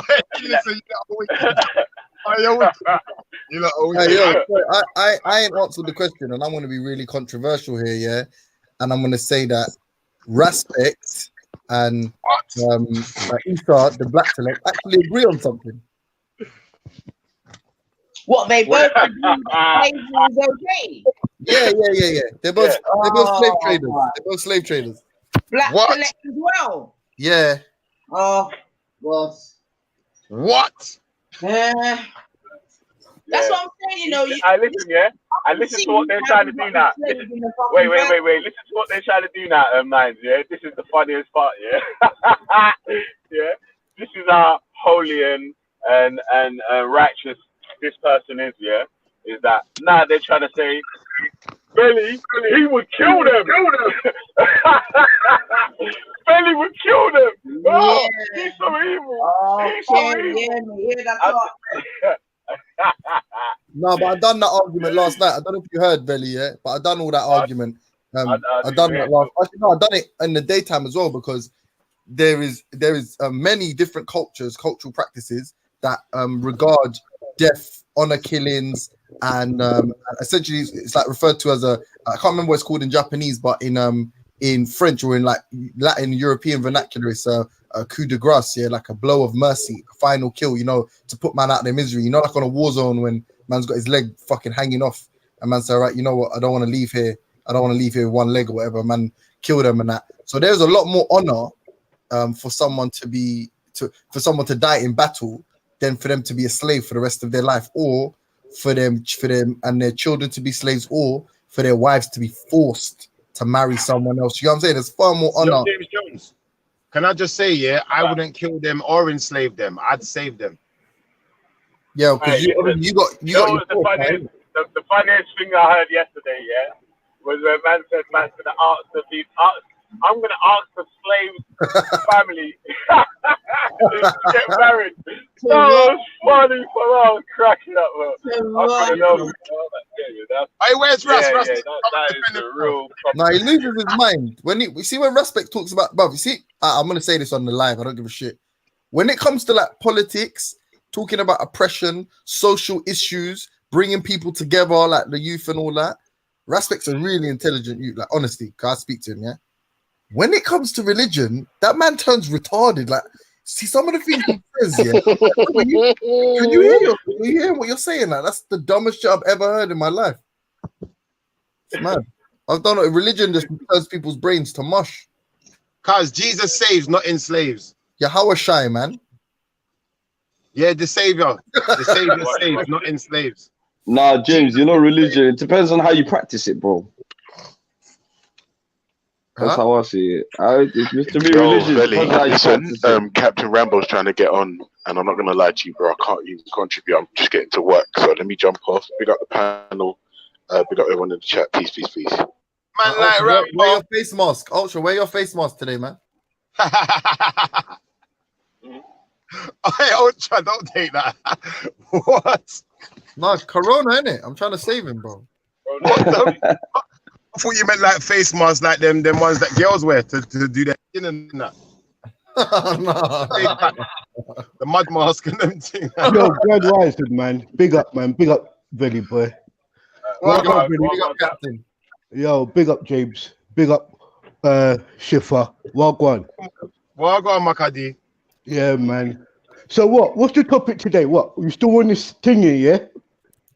Yeah, man. Question of the day is, can you be... You know your boy is still vexed with me after what you said on my channel. You know that? Have you noticed that? Yeah? Nothing to do with me. I know, that's what I'm saying, man, them, you know, you lot are a serious set of people, man, not gonna lie, boy, but it's... Yo, no, you always be sister, say that, man. No, listen, yeah. I'm good, man, I just find it interesting, yeah, that it was you that done all the firing, but it's naive, because it was on her channel. I'm the victim, I'm not the victim. I'm the, you know, but it is what it is. Did you apologize to him, Rambo? You know what? I kind of apologize. You know what? I had to apologize to him. I did. You know why? I shouldn't let him draw me out, bro. Like, I'm a big man, the same way. Get me? I shouldn't let nobody, no young girl draw me out. Not on YouTube. Man, draw me out. I had to say certain things and make him know. I don't apologize for the stuff I said. No, I won't. But I did apologize to not really embarrass him up in the YouTube. Get me? I could have called him. But right, it goes how it is. What it goes how it is, blood. You understand? I hear that. But next time you talk to him, man to man thing, yeah, tell him to leave. You know what I mean? Tell him. What allow you? For innit? Because he's just gonna be continually on me for you. Now you two are both got bollocks. You see it? Wanna deal with it between a woman, man? Seriously, I fucking hear my name about you and Respect and Rambo. It's fucking boring me, man. When you talk to him, you get me, big man thing. Tell him innit? Fuck's sake. Anyway, salute, Captain. Salute, man. So what are you saying then? What you want me to take him back off of you or something? name over something that you did. You know what, man, if And then because I said, ask you what, you know he's that. You get me? So, you know, talk to the man. You lot are big men, man. Talk to him, man. Fuck's sake. Can't be having him talking to you lot as big man. This is bollocks, man. Anyway, if not, I'm just gonna talk my thing, innit? Because I agree with this, man. You can't be having that, man. Don't have it. Don't have it. No, you shouldn't. And don't forget we all, yo, Nanifa. Yo, you gone? No, I'm here, bro. Yo, defend your fucking ground, innit? You don't need me or you don't need no one to talk for no one. That's the problem, yeah? We have to stop talking for blood clot people. I'm glad I went on your platform to talk. No, sister, let's get this straight, yeah? Yeah? Let's get this straight. Me and you personally, we never had no fucking argument, yeah? And it was that morning was your show was the best place for me to vent that morning. If Vedi was on or Jedi was on or Maku, I would have went on their thing same way. You understand? And I did went on Maku's thing after your thing. You understand? I don't know why man's on you, and that was months ago. You know what I mean? Man had months. I know he went up to Maku's and said the same thing, but does he say anything about that? No. No, yeah? but man must feel so, oh man, weak out here. Yeah, but them days are over, yeah, because it was a cold thing, innit? But see, you know, but sister, sister, as a big man, I apologize to you directly, yeah, and say, yo, if anybody wishing I cause for you on your platform, I'm sorry for it. You understand? Because if it's affected you that way, I apologize. You know what I mean? For you to come and talk to me like this, you know what I mean? It must have rubbed you up. But big up yourself, man. You understand? I apologize too. I'm apologizing for the man them too. Sorry, sis. We get egos sometimes. Well, this is very true. There's one thing I know about my man them, they run on ego in it. But that's why, because the reason why I've been called a Lowit gal is because I didn't chop off heads as it were, innit? I didn't reply, innit? Yeah. So that's why people think I'm a Lowit gal, innit? Because they feel people can say certain things to me and show me there's transfer back and kick back. You see it? But them days are so over. Yeah, because what people do is take people's kindness to weakness. And there's one thing I ain't no weak gal. I thought you didn't like you because of what happened with Real. What's that, babe?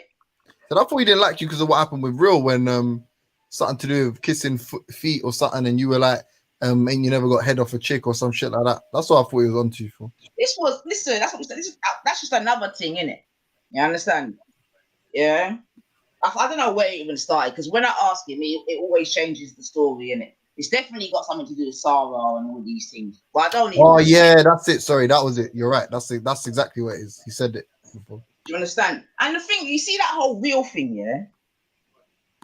The reason he said to me that he didn't want me on there is because he had made a tune with a bar that said something about no black woman's gonna go on your panel.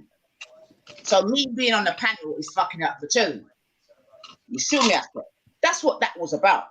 Yeah, because I was going on Reels for a long time. You get me? Talking to racist Vinny and all their man there. And I said I enjoy going on there and chatting to their man there. Because to how Britain is today, you don't even get to chat to them little racist man again. So I didn't mind going over there. I was going on there for a long time. But when Divine was in racist chats, calling out Veal and all of them too. Yeah. So my point is, that was why he said he didn't want me over there, innit? Because there's a lyric, no black girl's gonna go on that channel. And obviously but Mama Nanifa, yeah? You're the auntie. Now, yo, don't get, as you know better, yeah? We know better. Say no more, yeah? Don't do it to yourself, yeah? You ain't no Lowit girl, you just a big woman who's mature enough to maybe overlook certain things, yeah?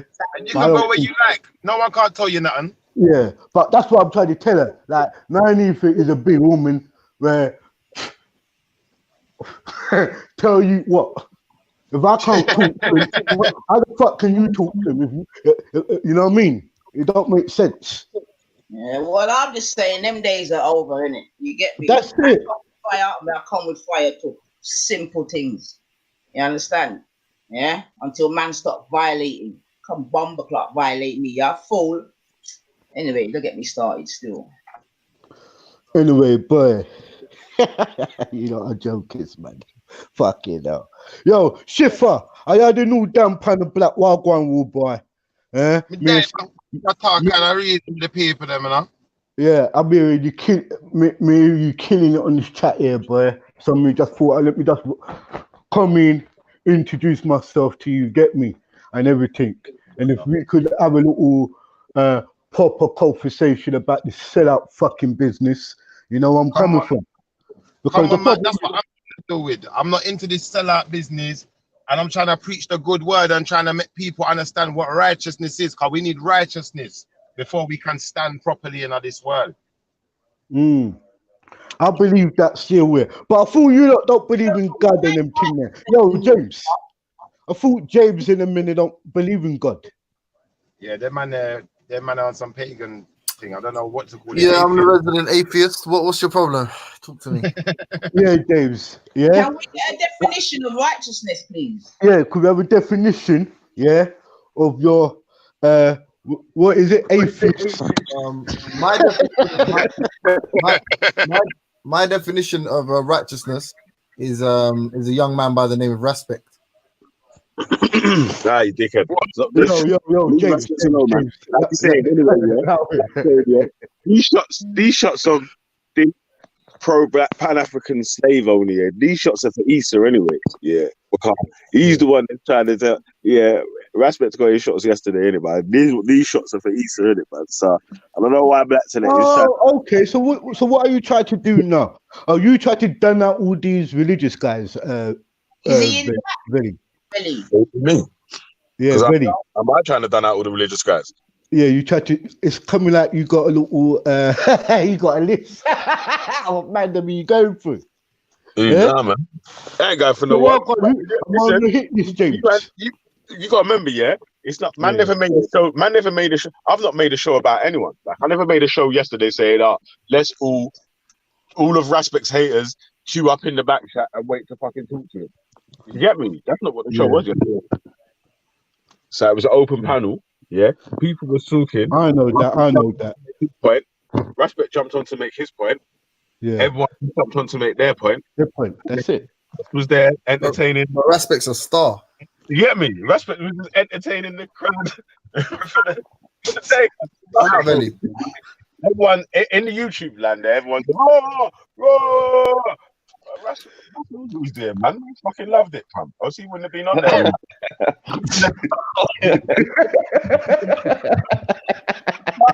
I said the YouTube land. I'm dying. I'm trying.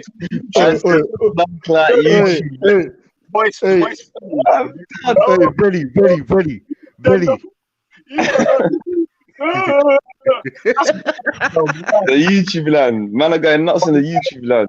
Hyenas and shit. You know what I'm saying? Russ was loving it, cuz. Crazy violence out of town. Yeah, and all them shit. Yeah, man. Russ is doing this thing, man. Don't worry about Russ, man. Yeah. Russ does his thing, cuz. Hey, but Rambo, why are you asking about atheism? Are you still a Muslim or what? Yeah, James, come on, man. I want you to come and teach me some stuff. No, I'm saying, are you still? But what are you now, though? I gotta be honest with you. It's not what I am, you know. Yeah. I am who I am. Let me answer you that now. I've been through many schools of faith, if you say that. When I say schools of faith, I was young. I'm young myself. Like when I was young, I grew up as a Rasta, made my choices, became a Muslim, you know, went into other teachings and other. Alhamdulillah, man. Come on, numbers are getting strong. James is worried. Know what I mean? Hold on. Don't do that, though, because that could break your heart too when I'm speaking, bro. Yeah? So you can do that. My heart's unbreakable, man. You can't lie. Fuck it all. This YouTube, seriously. Can I answer Naif's question? Hold on. Don't make. Listen. Behave yourself, man. You might get stressed out on this. All right, before the pastor starts, let me just answer Naif's question, yeah? The question was righteousness, yeah? So righteousness is the quality of morally right and justifiable. And what is a righteous person? Yeah. Hold on. A righteous in a person is being righteous. Righteous literally means to be right, especially in a moral way. Religious people often talk about righteous. In their view, the righteous person not only does the right thing for other people, but also follows the laws of their religion. So, you know, heroes like Martin Luther King, you know, are often called righteous because people believe that because, you know, he wasn't a vigilant man, you know, and he was preaching peace before everything else, you know, that can be perceived as righteous. But a lot of people like me would say, well, you know, where his immorality is when he decides to take money from the government to disband the movement of the dark-skinned people who were being oppressed. Are you yourself Yahushai? And the reason I'm asking is because one, I wanted to use that word because it's a beautiful pronunciation, and two, can you be resurrected? Because that man died, that man died. That man fought for black people in a time where people weren't allowed to eat with other people. So you speak from your ivory tower about who fought for who and who did what for what, but that man's done a lot, you get me, for black people. Well, my brother, so I'm going to give you a bit of information, Yahushua is not the only one who died and came back. If you look at Kemetic teachings, about Osiris died and was reborn, with eternal life. But my brother, that was a symbolic meaning to the sun. When the sun rise up in the morning and so-called sets at night, blood. You get where I'm coming from? That's to do with listen. You know, you see, like when men talk about the people getting donations from the government and so and whatever and doing business with whatever. But when the racist dons want to take over and do whatever they want to do, they just fucking sell to and buy from whoever they want, brother. It's never an issue. No one ever goes, how come they're not allowed to do that. No, see what you said? I agree with what you said, but you see, in the sense of someone like Elijah Muhammad, the reason why it's more controversial is because he is literally calling the white man the devil. Now, why would you want the devil's money? But you're righteous.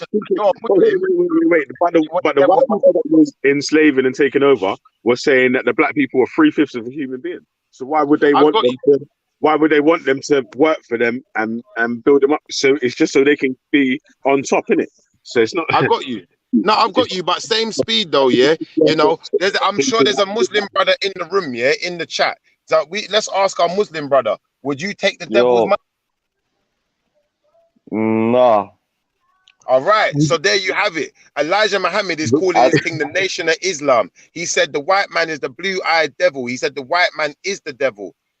Which he learned from a pale-skinned Arabic-looking man. Now the fact of the matter remains.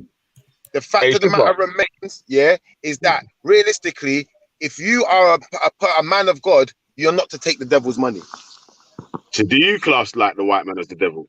No. Hell no. Like, at the end of the day, there's one race as far as I'm concerned, the human race. And the more we do to bring each other together, just like when you look in the Bible, yes, Jesus was sent to the lost tribes of Israel, to help redeem them, but the fact of the matter is he was still accepting of other people. And if he got the chance to teach other people, like when he goes into Samaria and he's talking to the Samaritan woman, and he's talking about giving her the water. Is this Samaria? Wait. When man's telling man about Jesus, bruv, you can't even fucking prove that Jesus is real. Like, man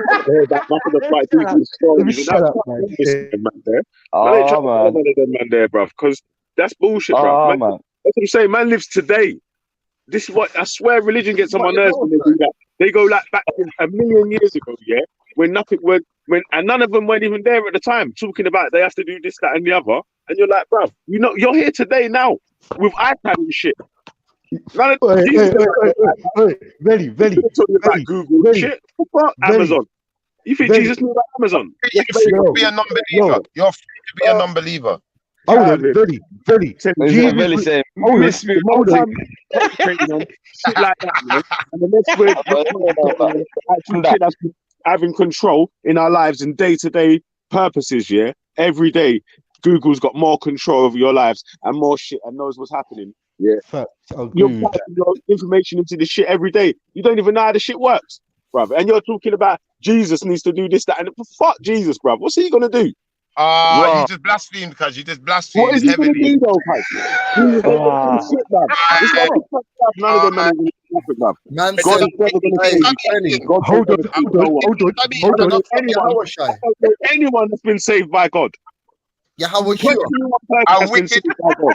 And then tell me what God's voice sounds like and what he did. Tell me the exact thing he did to save you. Brethren, I've been saved many a times. A man tried to shoot me. Do you know what? The bullet backfired on his bumper clock because God know what I mean. Jesus killed someone. Your Jesus murdered another man. Let me show you something. I never said Jesus murdered another man. I said the gun backfired on him. I never said he died. But the fact of the matter is, yeah, like a wicked piece of beating I got fine or no. But what if you wicked piece of beating? What if you were meant to die? What if you like on a level, yeah? Like, what if you do some horrible, fucked up shit later on in the future, and you were supposed to go that day? These times, Jesus is just playing favoritism on earth, and someone else is gonna die as a result of that, man. No, sir. I'm always trying to bring people together. My heart is pure. I love everyone, including my enemies, and I try to make adjustments in my life for everyone. James, you sound like you got still now, yeah. No one said anything or any evidence that's showed them that God or Jesus has saved them, or whoever, flipping Prophet Muhammad, Allah, whoever, whatever deity you prove to, whatever it is, bruv. You can't pray to no fucking deities, yeah, and this shit's just gonna work and you're gonna be saved. That's not how it goes, bruv. It's hard work and planning. The Most High is not a deity. The Most High is nothing, bruv. Praying for shit don't work. Pray to you pray to pass your exam, yeah. You pray to pass your exam. Why the other guy is fucking studying for fucking 8 hours a day, yeah, putting in overtime studying, and see what results you get and what results they get. It's fucking hard work and planning that works. It's not no fucking praying and going to church every day and Jesus, please, please, please, I'm begging you, I'm poor, please. Yeah, but my cousin, Vellemy, I've never been one of these hard, studious people, yeah, but I've never failed at anything in my life. I've never failed any exam. I've passed every single test that was ever set in front of me. That's obviously a lie. That's obviously a lie, yeah? But can I just say it quickly, yeah? It's not a lie. Vellemy,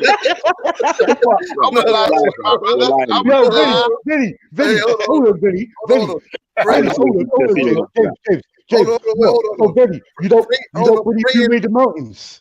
Huh? Hold on. What? You don't believe Jesus made the mountains? Jesus made me what? And then stop it, Rambo, man. You're trying it. The Most High made the mountains. The Most High made the mountains. Yeah, I already calmed down now.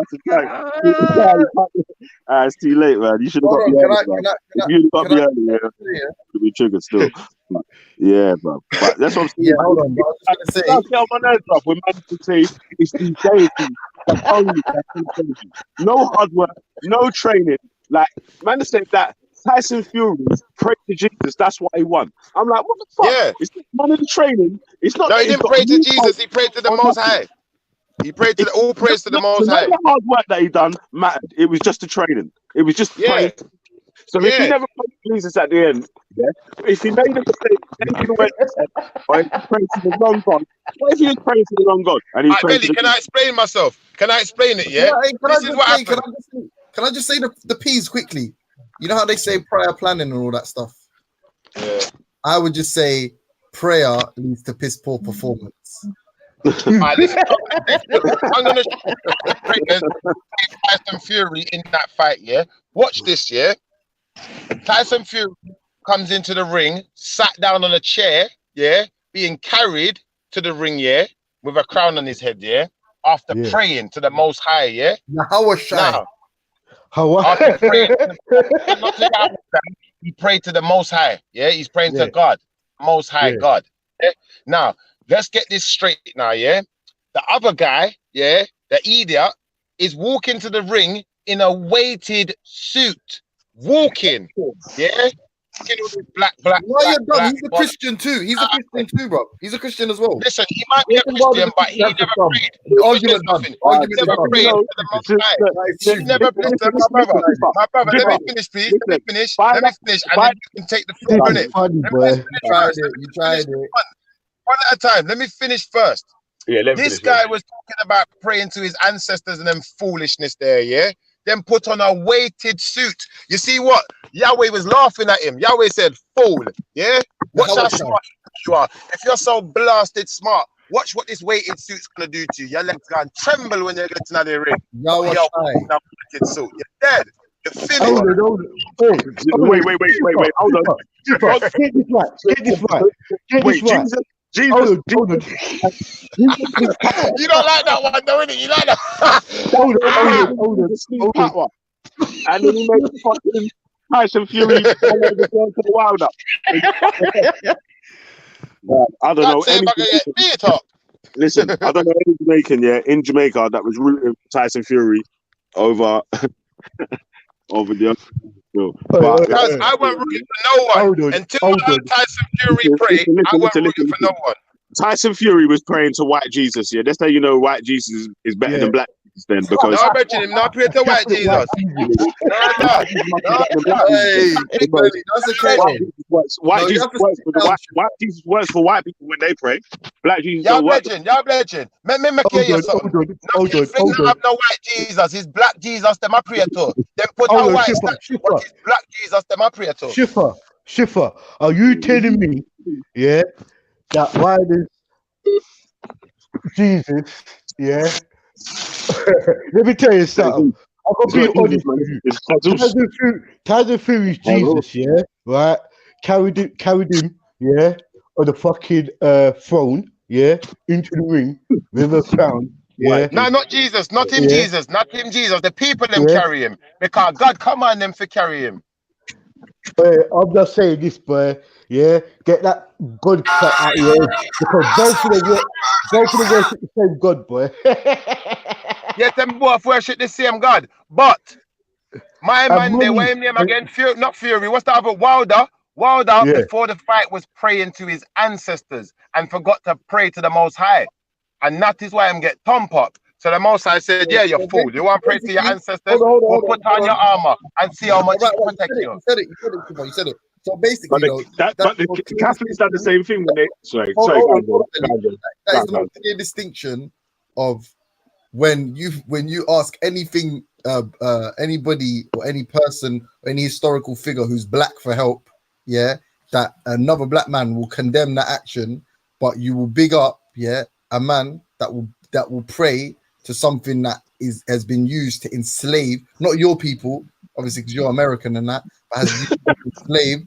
No, it was used to enslave. The Americans were enslaved. Don't get it twisted. Okay, cool. We were the first slaves. We were slaves before. We were slaves on that continent before the Africans were. So, but you big that up, That is the. And hold on, can I just say something just real random, while I got the floor, because it's red. Has anyone seen that thing on Netflix? I try to watch it. It's proper bullshit. That Don't Fuck with Cats. No. All right, cool. I'm gonna sir. Really, when you one of these days when you close the show when it's past thing, I'm gonna send you a clip from that show, the most fucking hilarious and flagrant racism I've seen in a long time. But anyway, my closing statement will be Schiffer hates black people as evidenced by I do. Don't listen, my brother. No, I don't hate black people. I don't think black people exist. Black people don't exist. They are invisible. Schiffer hate African people. Schiffer hate African. There's no such thing as black people. There's no such thing as African.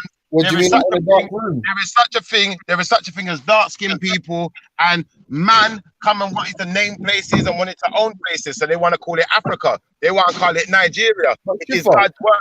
But Schiffer, based on your picture, you disappear in a dark room as well, so you're technically black by your own definition. No, Bridget, me is dark skin. Me is not black. But you're invisible after 12. That's right, but me is dark skin, not black. Shut up. Fuck's sake. Shut up. It's bad still, fam. Trust me. But anyway, but Billy, wait, something. Let me quickly to Shakira before I jump off in it, man. Because I jump off still. But yo, Shaq, so I go on, man.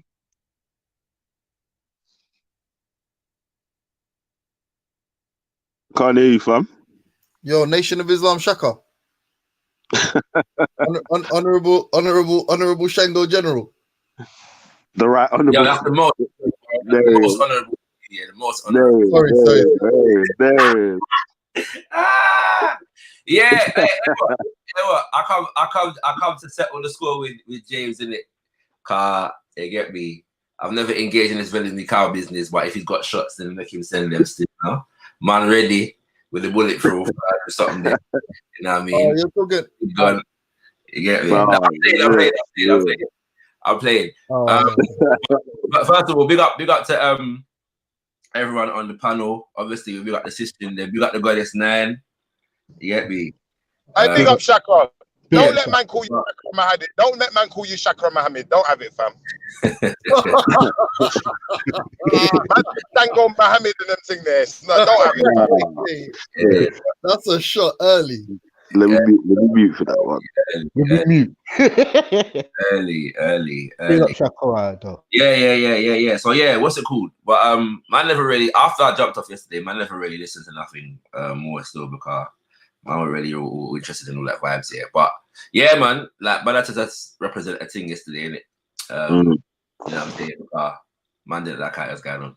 But yeah, so I hope that, like I said, I hope that my sister 9 appreciates what it was, because really, like when I was saying what I say, I didn't even know she was on at first until she started talking, innit? So it weren't aimed at no one in particular. I was just making a point, innit? That's all it was really, fam. So yeah, I hope me and my sister 9 are good still. I don't know if you're listening right now. But yeah, everything blessing it. You know what I mean? Go on. Yeah, man. It's good vibes right there still, man.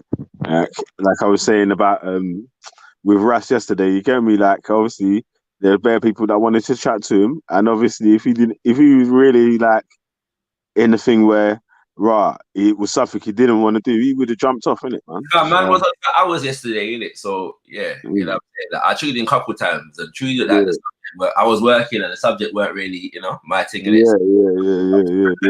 know, it just like bare passer. But when I tuned in this time and I heard what was going on, I was like, no, that can't right. And you know what it is as well, fam? I feel like this girl is like, she's violated a couple of times still, innit? Fam, Ras is a warlord. Ras loved the war, you know. He loved the war. I come to realize. Yeah, man. But like I was saying anyway, I wanted to ask you the question of the day as well, man. Yeah. Like, can you be a pro-black Pan-African leader and be a slave trader or owner? I'm gonna say no, especially in this day and age. I will say that what's the context of the question? Sorry, so me know the context.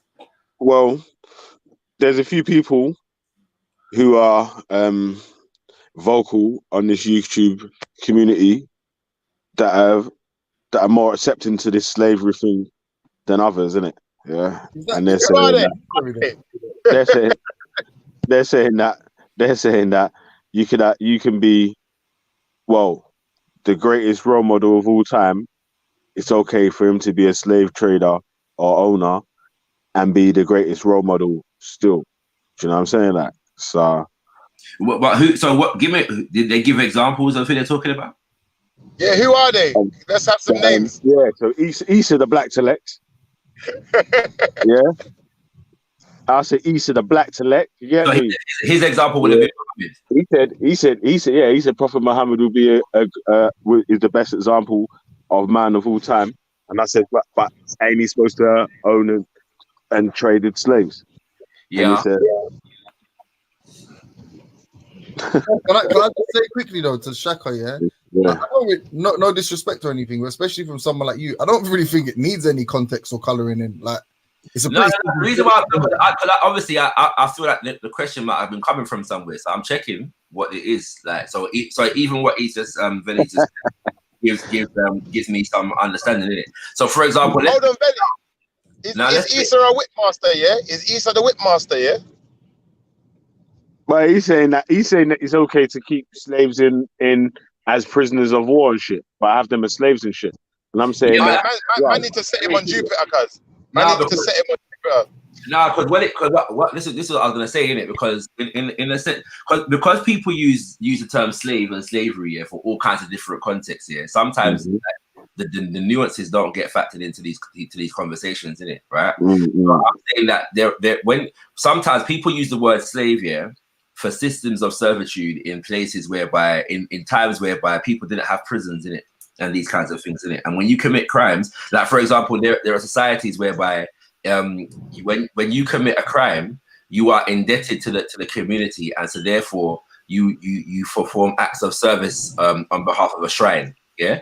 You know, because like say for example, murder, or you know what I'm saying, it's a violation of a particular deity, yeah. So let's say in the Igbo society, the deity ALA, Allah is the earth, yeah.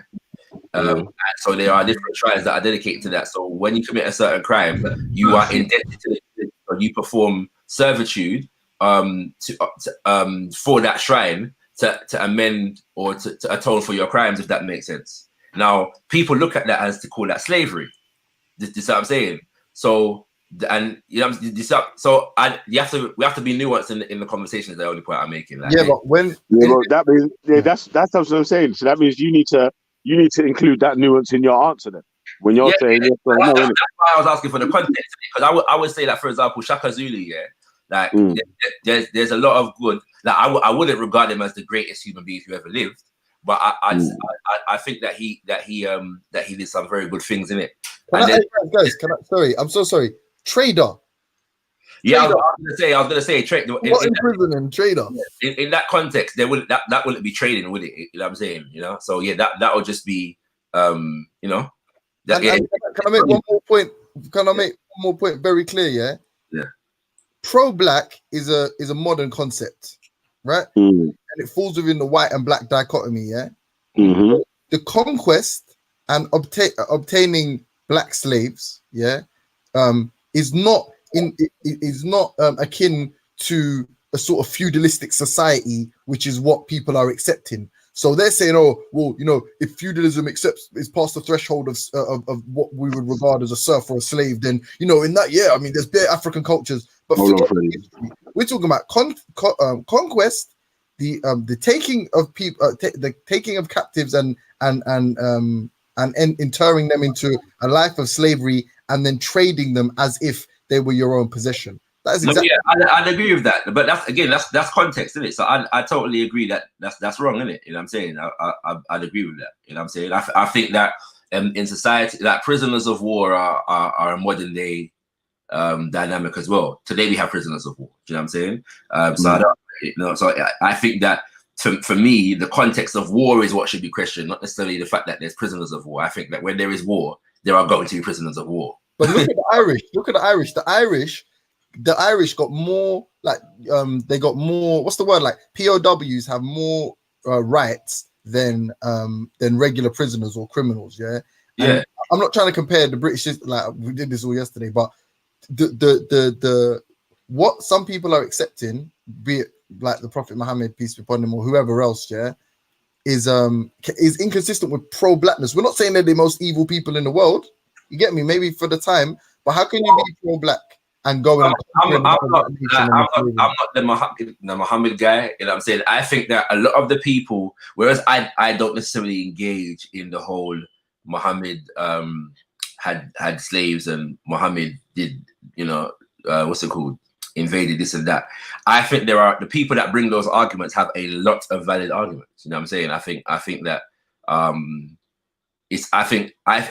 put it this way, in terms of the historical accuracy, I think that there's more historical accuracy on behalf of the people that are bringing those arguments than those who are trying to defend the thing. I think that it's evident that some of these things that Muhammad did was offensive. You know what I'm saying? For whatever reason that he did them. You know what I'm saying? And some of them were defensive. Do you know what I'm saying? I don't think it's one way. And I think that where those, so that's just like critiquing Shaka Zulu in certain ways, I'll critique Muhammad. You know what I'm saying? And you then can you speak to the mindset of someone who claims to be not one specifically? Yeah, it's a religious mindset, bro. That's what it is. But speak to it with regard to pro-blackness. Does that, I don't know, does that put you out of the fold? Where do you fall? Does it put you out of the fold? I don't think it puts you out of the fold. There are various people with various different contradictions, even in their pro-blackness, and it doesn't put them out of the fold. It just demonstrates a particular. Now, the other argument though is the idea that the people that were enslaved under Muhammad were enslaved because they were black, and I think that is a relevant conversation to have, because those people would argue. Well, some of them would argue that Muhammad himself was black. Others would argue that the anti-blackness among the Arabs didn't come into play until after Muhammad. So, you know what I'm saying? Those are arguments to explore in it. but you know what it is, yeah? Oh, okay. Yeah, that but I'm just one more time because I'm trying to get you to do something here. I know you are. Last time. I don't think you think about this. No. But you're honest. I know you're intellectually honest, so it's inescapable at this stage. What kind of bearing, what kind of implications do these kind of beliefs have on the movement? But no, I agree. It's a contradiction, bro, and it's something that we're gonna have to debate and come to some kind of understanding of. You know what I'm saying? For me personally, coming from where I come from, my perspective, these are issues that I debate with my Muslim brothers and sisters, and they will know coming from me that I consider the impact of all the Abrahamic religions to be negatives on African people, African culture, African mentality. You know what I'm saying? And so even those who have fought through some of that and have come to certain levels of pro-blackness may still hold on to certain principles and ideals that ultimately I would consider detrimental to the team. May I ask one more question? This is primarily to Shaka, but to the panel as well. I don't know if you remember. Well, two memories. Yeah, I would need you to serve. One is yesterday. I reckon you could think back to yesterday's question, which is what I fill out. And I reckon a loose definition is someone that's disloyal, someone that seeks to undermine a movement that they're loyal to. You could agree with that definition, right? Yes, sir. Okay. And then think back even further. A few months ago, I asked the question. Some could say it was very contentious or incendiary, and it was if as a Muslim, it was two Muslims, would you rather save the African nation that you're indigenous to, reside from, have affinity with, whatever, or Mecca? Being that the holy mosque is in Mecca and whatever is, and your homeland and your people or wherever, right?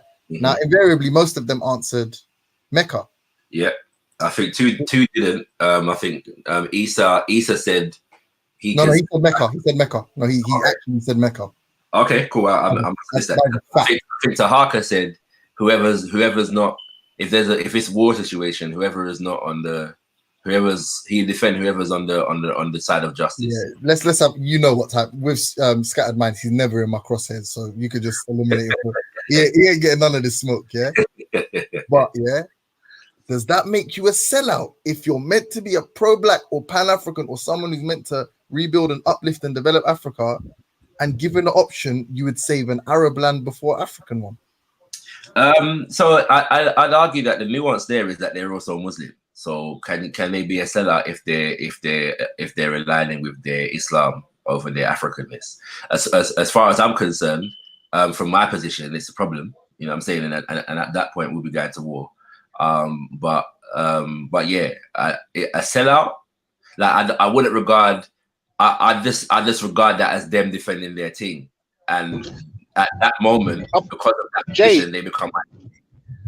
Shaka, I've got a special place in my heart for Ethiopia, you know what I'm saying, from that, but obviously, like, because it's due to my Rasta upbringing, innit? So I can understand why these Muslim guys have got Mecca as a special place to them. Do you know what I'm saying, bro?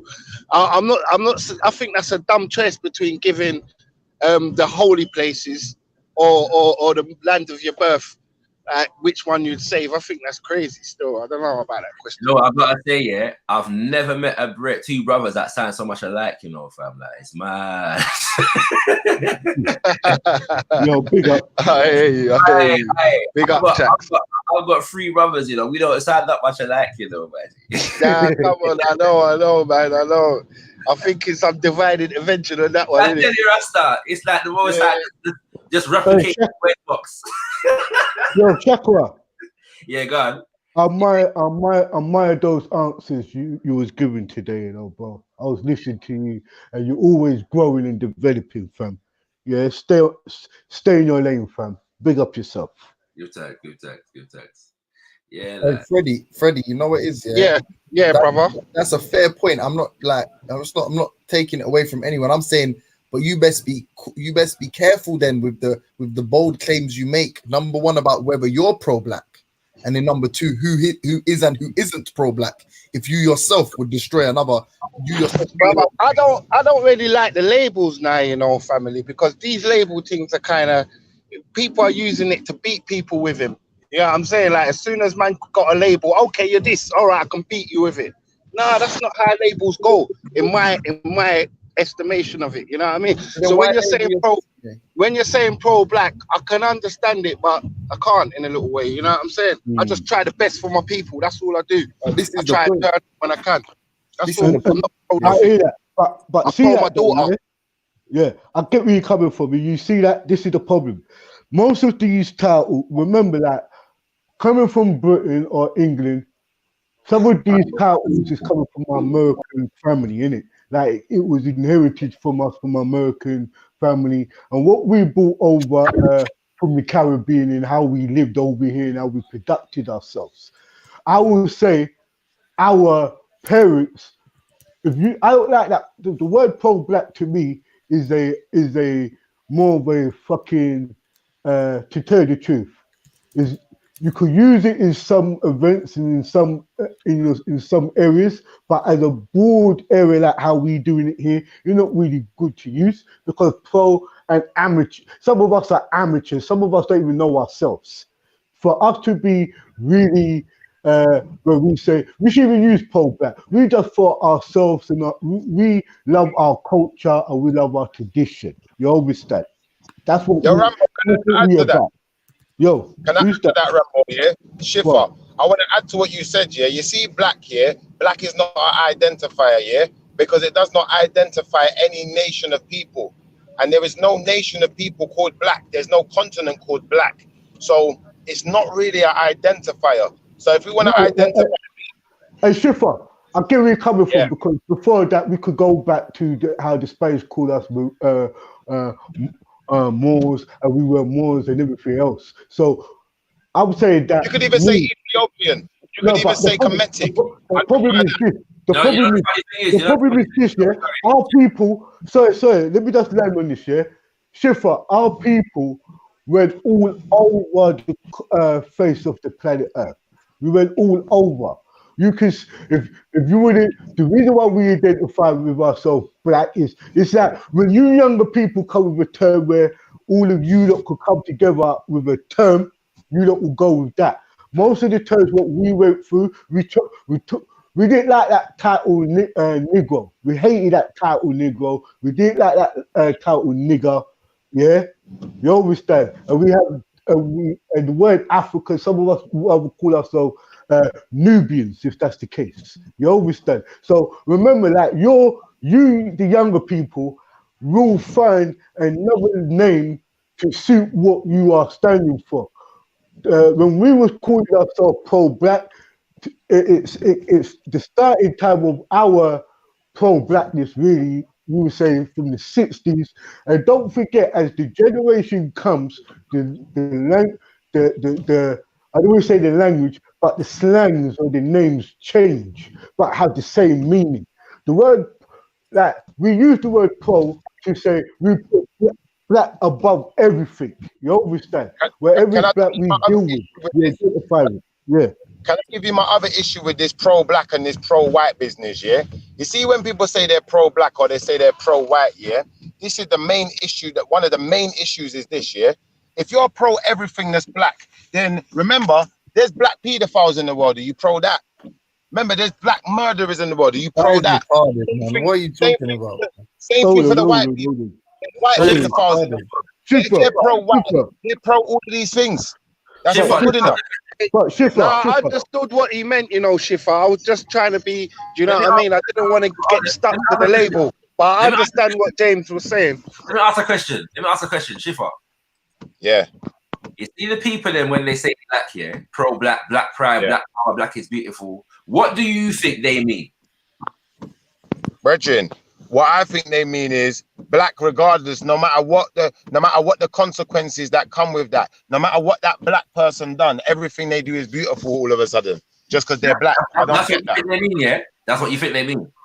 Well, that's what they're saying. That's the words coming out their mouth. I don't No, know but if that's what they mean.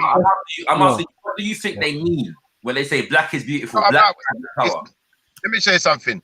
When you say black is beautiful, yeah, black is not a people, black is a color. So if you're saying that color black is beautiful, yeah, or it's not even a color, black is a they're what I can't remember what they're called. They're not called, black and white are not colors though. I'm gonna find out what they are. I'm gonna find out what they're actually called, because they're not actually colors. So when you say black is beautiful, you're saying that when you see something black, like a black car is beautiful, then.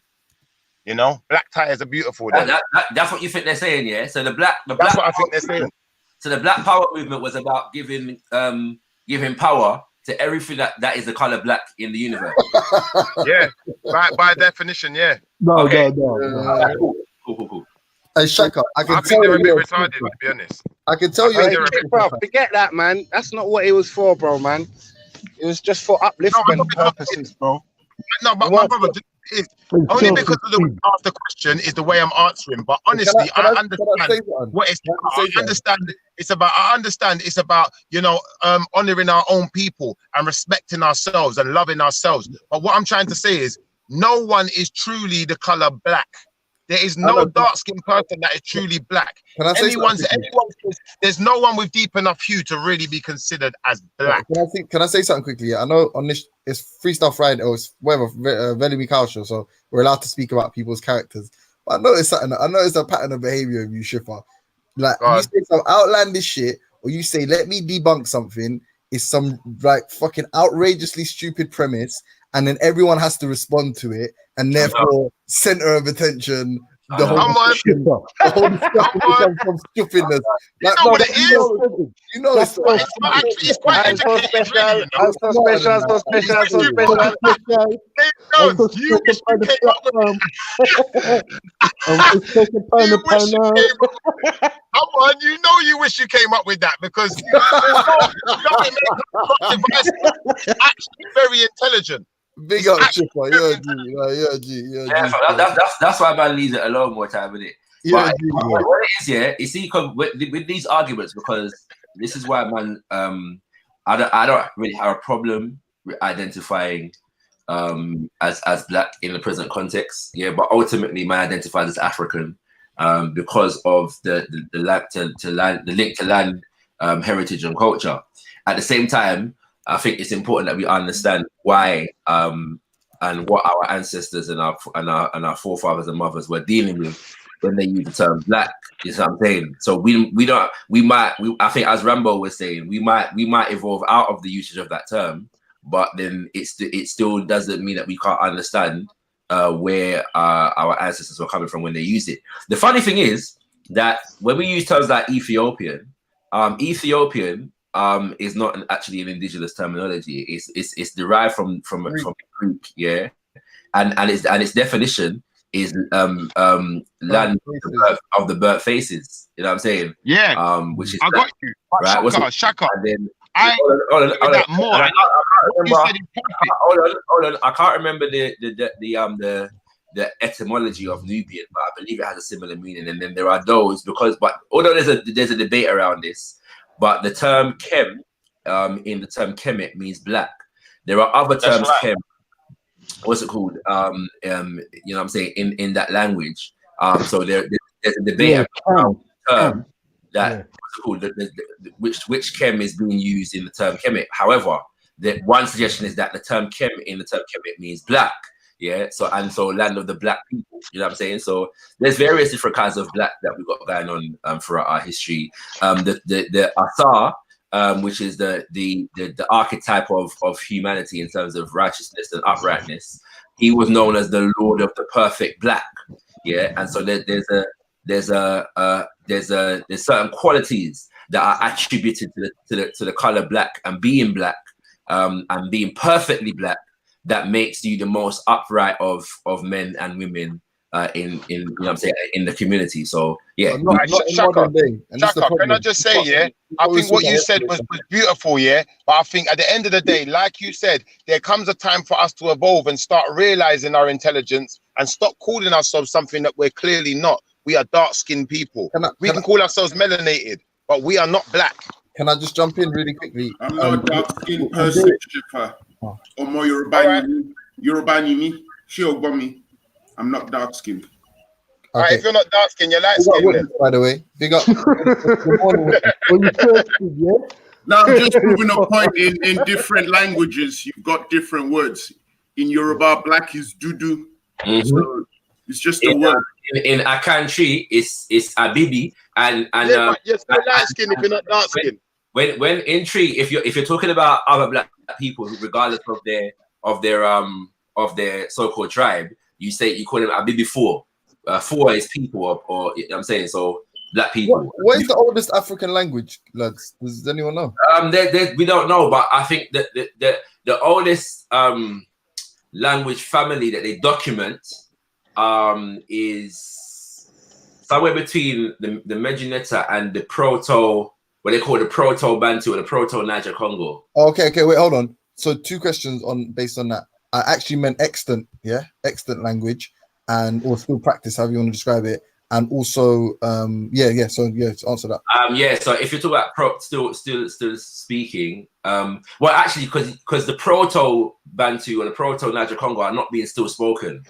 But Niger Congo being spoken, that would count. That would be. No, I thought it was the San people or the Khoi, the San of the Khoi. I think you're correct. I stand corrected. I think you're correct. At the same time, though, the Khoi languages and the so-called Bantu languages are kind of linked today because of the linkages of the people. You know what I'm saying? So you identify the Khoi languages by the cliques, and Osa, which is considered a Bantu language, is also had. You know what I'm saying? So, how do they write it? What's their No, James. Let me tell you something, yeah. In certain places, no disrespect, right? We don't deal with a chart like that. Like we do with sound and we communicate like that. Like what you got to realize. Yeah, but that's primitive. No, it's not primitive. It's primitive. So to what? The reason why you say it's primitive is because you're coming from James, you're something else, you know. James is wicked. That is primitive. Let me tell you something, James. Is the line, bro? Yeah. See, when you're having certain conversations, bro. Yeah. I respect you, fam, but it's a line, fam, and you can't cross it because let me tell you something. When we talking about the people like who from the Congolese and all of that, and they're speaking twat. That's their development. That's how they deal with things in their environment. How we deal with things, we develop.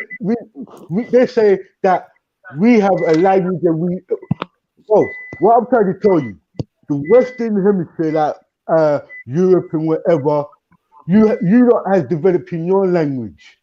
They're still speaking the language. They're still communicating, bro. And they've been around for fucking. You can't put a time to them. They've been around for thousands of years, bro. No, but that's what I'm trying to say. I'm trying to say because they speak with a sound like a click or with a ticking sound or anything. It doesn't mean that they're primitive, bro. Don't ever use that. It doesn't mean, bro. So what you saying? So what you saying, bro? Because they use. I'll tell you. Hold on. Listen. James, because they use stone and carve it and file it into a fucking blade, it doesn't mean they're primitive, bro. It literally does. That's the definition of primitive in comparison. But forget that. Put a pin in that, yeah? I'm asking the question because I'm trying to see that because obviously people always talk about Swahili, innit, with like Pan-Africans, the language for the continent. So I was just trying to see that what codified language with regards to, having an alphabet, having a structured language. No, so Swahili is not okay. So there are different people are discovering different scripts. Yeah, apparently there is an ancient Central African script that is still being compiled. There is a No, but I mean that's still today, Shaq. Like no. Yeah, there are no indigenous African scripts that are still in use today, except for the fact that the script that we use today, coming out of the Romans and them kind of things, they that developed out of the Nile Valley. Is what I'm saying. And there are scholars that can show you how that was done. So what you're basically saying is there are languages or methods of communication that exist outside of, is it calligraphy? Would you call that like the letters making letters? This is just the script. Calligraphy is like script. It's an art. But yeah, it's just a script. But I'm saying that various different languages, like, because so a script doesn't necessarily develop with a language in it. That's what I'm saying. Because, like, for example, in West Africa, people use the Arabic script to write African languages. You can use the Roman script, yeah, to write African languages. So not everybody that develops a language develops a script, obviously. So there are indigenous scripts, but none of them are in use today. So most people would use in the whole of Africa. Yeah, nobody's not that I'm aware of. Now, no, I shouldn't say that. There are some smaller groups who have scripts that among them there may be usages for them. Yeah. What's it called? So like the Shaka, you can't think of one African country. Yeah, no. So the letters and the Amharic have a script. Yeah. Just what I'm saying. Yeah. Among them, right? There's a script there. There is, like I said, there are some scripts. There's a script among some people among the Kikongo. I'm not familiar with the script. Yeah, but I'm saying that none of these scripts are being used on a like mass level. That's what I'm saying. When you say mass, do you mean like supranationally, or do you mean? Yeah. So like, for example, in the Ge'ez script is usually used in religious kind of context. Yeah, like Latin, it's used in a religious kind of context.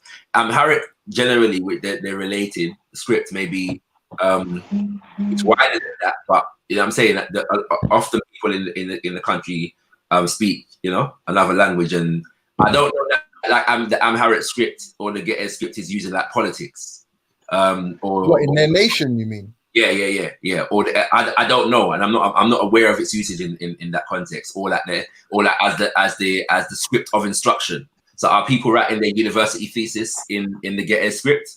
I'm not aware of that. You know what I'm saying? Good point. That is actually interesting. Yeah, that's actually very interesting. I imagine it would be both, innit? I'm not sure, bro. I'm not sure. I wouldn't, because I mean I don't know for example of an African nation whereby like they don't speak a European language in the parliament or the Congress. No, listen, if you're a particle physicist, yeah, there's gonna be an over reliance on English language, because most theorems and theories are developed in the Western world. That's the point. Yeah. But if you go to China, they're not speaking English when they did but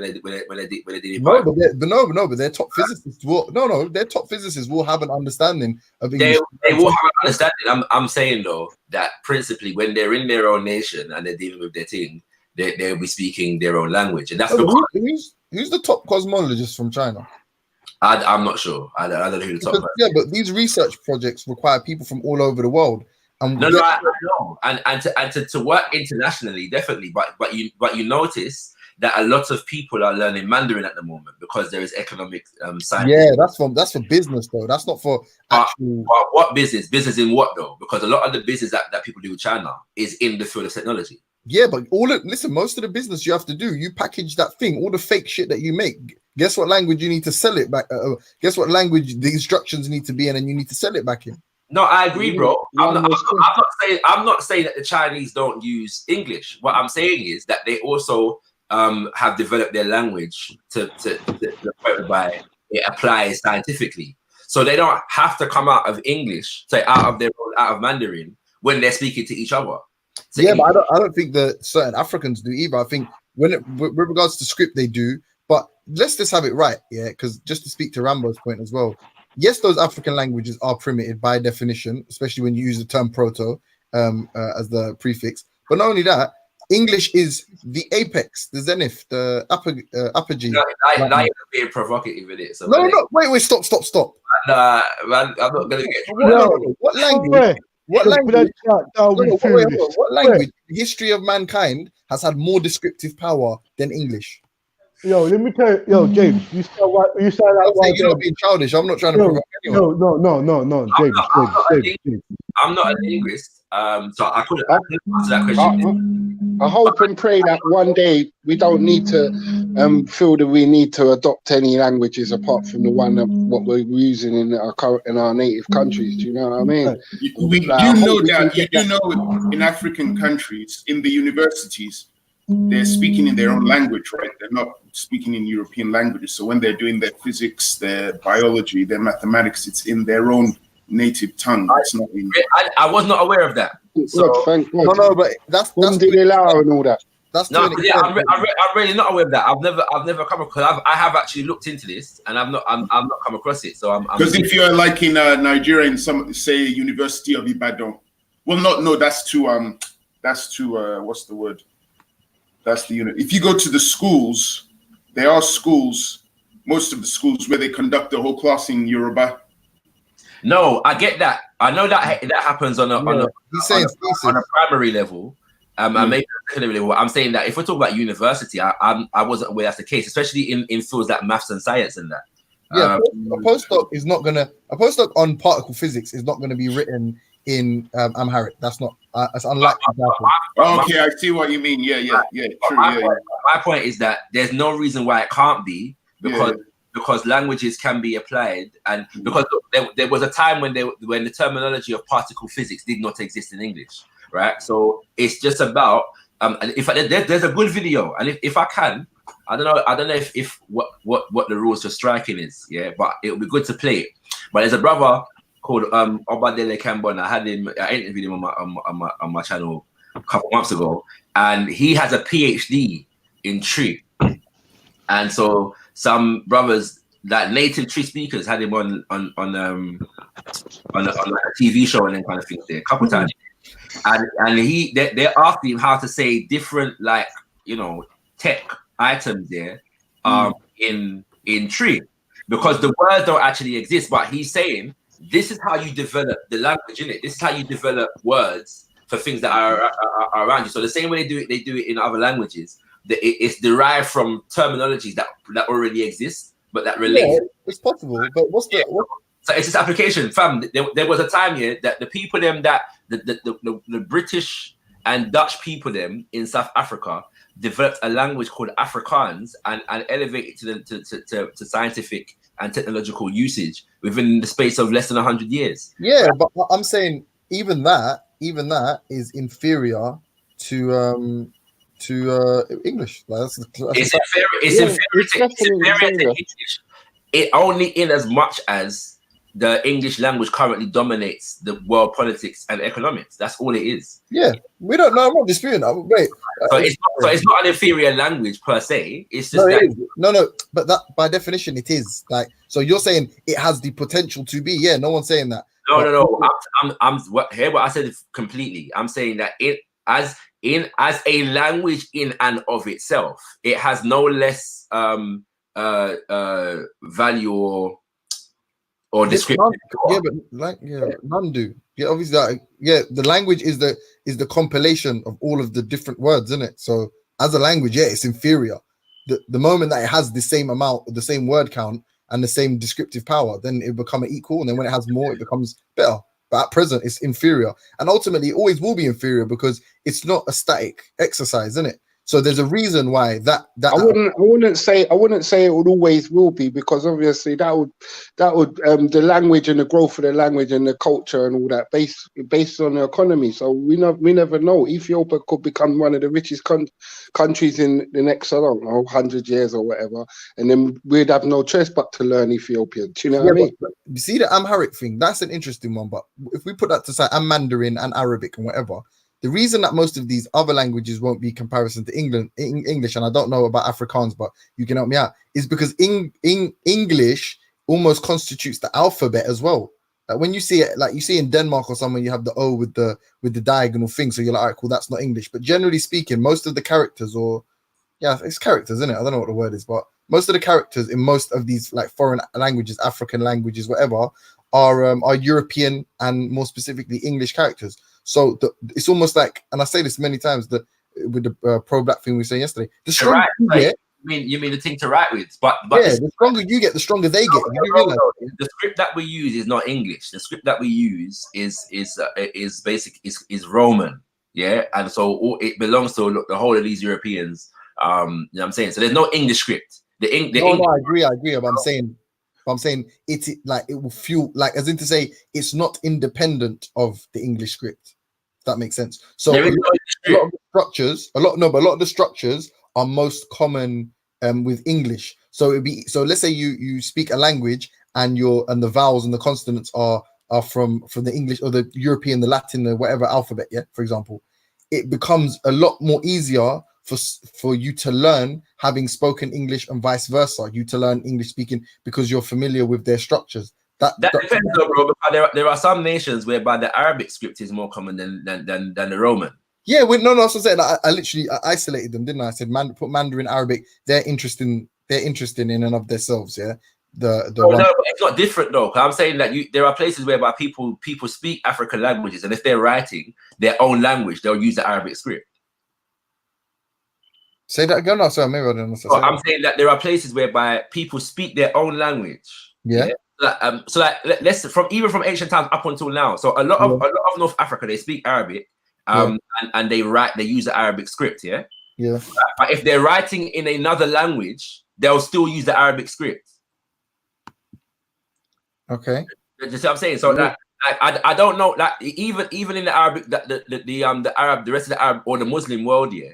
Like I could be wrong on this, right? I could be wrong, so don't quote me. But I look into it. But it's possible that even like languages like Farsi and then kind of things, which are not Arabic, but when they're writing, people might use the Arabic script.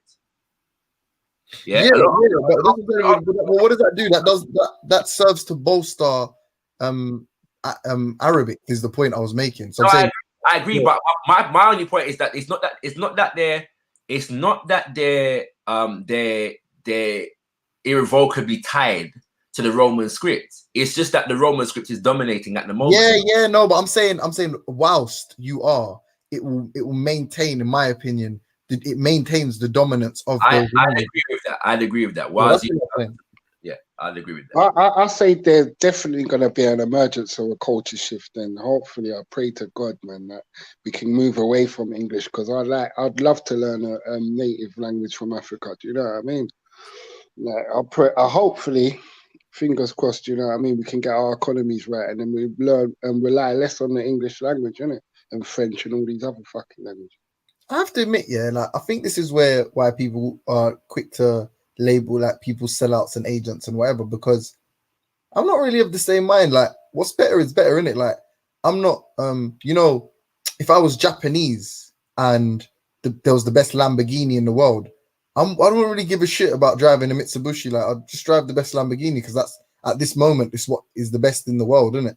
So like when it comes to languages, I'm actually lucky and happy that I grew up in an English-speaking country and English dominates the world in the way that it does, and I know that language. Like, obviously, in a perfect world, it would have been a role reversal, and people that look like me would have dominated the world, but it's not. So what language am I happy to speak now? English. And in the future, if there was a compromise to be made where, like, you know, there was a dominant language, but it was sort of more insufficient. You know, there's a world war and English speakers become extinct, and you know, it's like some language from the city of Atlantis that got lost at the bottom of the sea. I would still want the best one. I wouldn't give a shit who actually spoke it. I'd want the best language, with the most descriptive power is how I describe the best language. That's we should kind of be happy that we speak it, to be honest. I think that's Patois then, isn't it? Say again. I think the best descriptive language is Patois.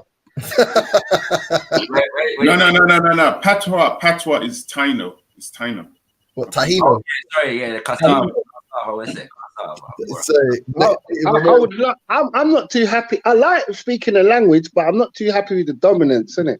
The dominance bit of the language, because I'd love to learn something else, as I said. You know what I mean? So Yeah, I'm not too happy with we've got our polls. Like, you should speak like this, because I've never tried to speak proper English. I don't give a fuck about English.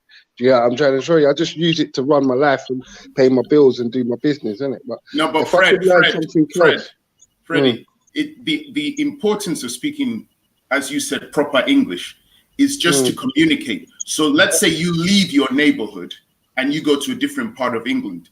If you start speaking the same way that you do in your neighborhood, they might not understand you, so it might be difficult to communicate. So that's the only benefit, in my opinion, of speaking a language, like knowing how to do it properly and how to do it slang, just for communication. That's simply yeah, I'm only speaking for myself, witness.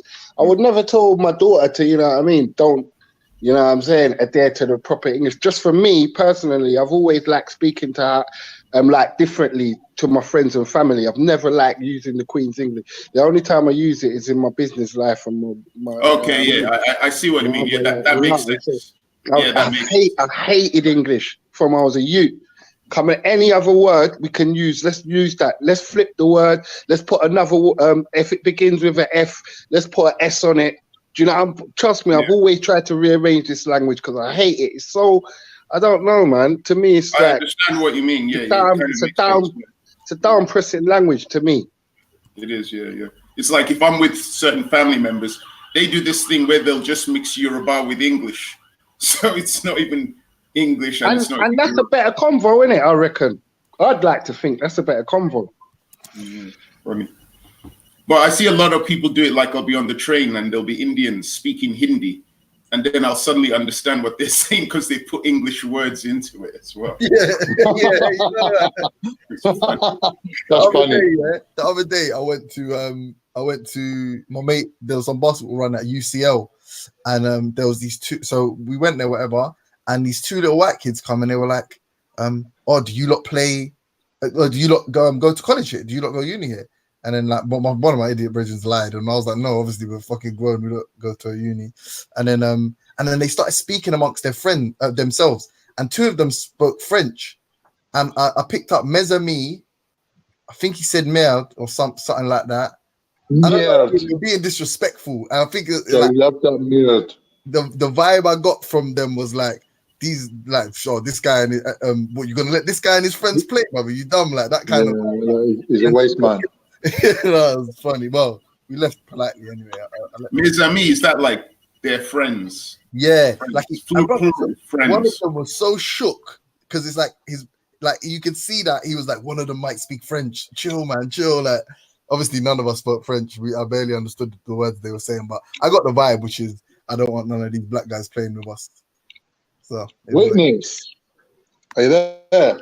Yes, I'm here. Did you know that at the time when English became the language of these British Isles, only 10% of the population was actually English, and they chose to speak English because it tied them in with other countries where they could trade with them, like German countries and that.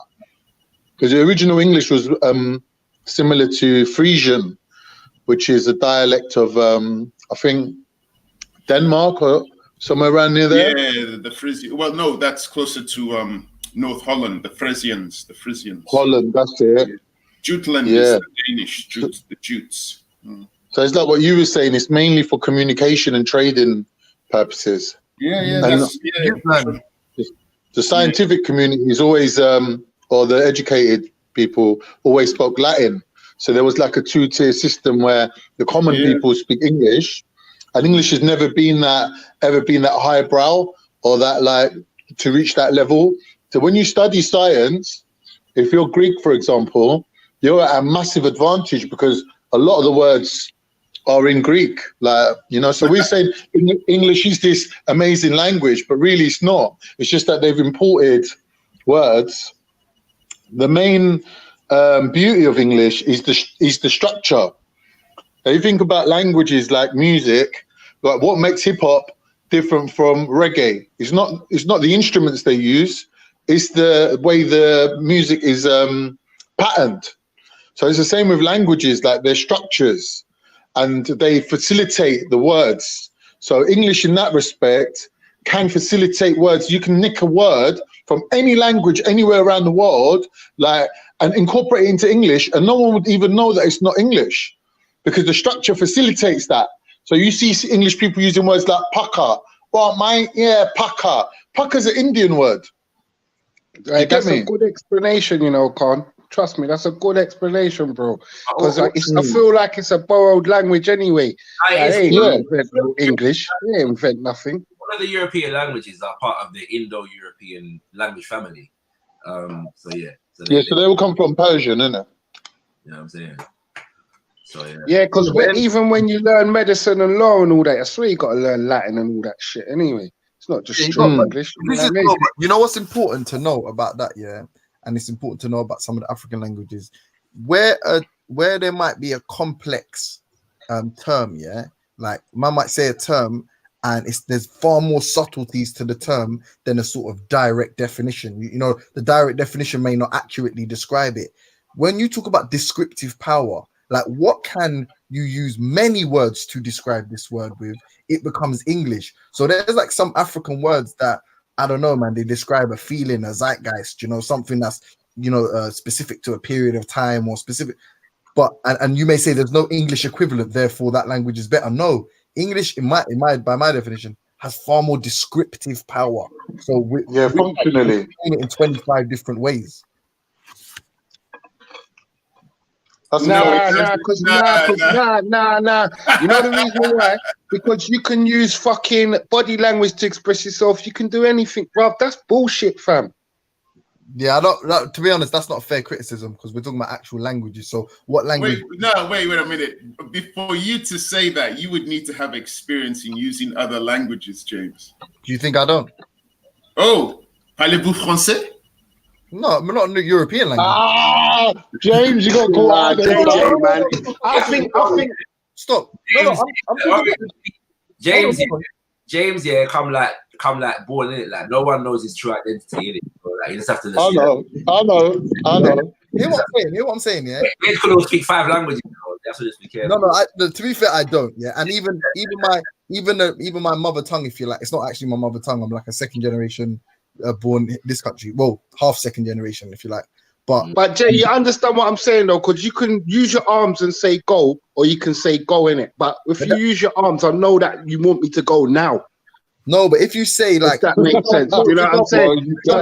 That's another layer of description you've put on the word, isn't it? You know what though? Freddie's point, yeah, is not to be overlooked here, because one thing I've been meditating on recently is the descriptive power of sign language, yeah.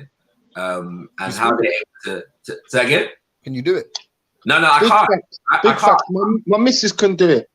Yeah? Your missus. It ain't whether you can do it or not. It's look how much difficulty we're having communicating when we can't see each other.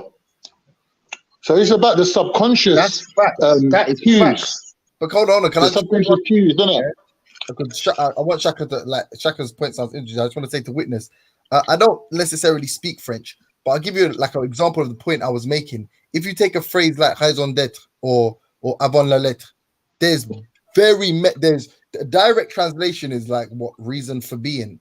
Yeah, reason to be. There's so much nuance, or avant la lettre before, I think it's before the word or before the letter. There's so much nuance here to a term like that can all be described succinctly in English. However, in French, it is simply avant la lettre.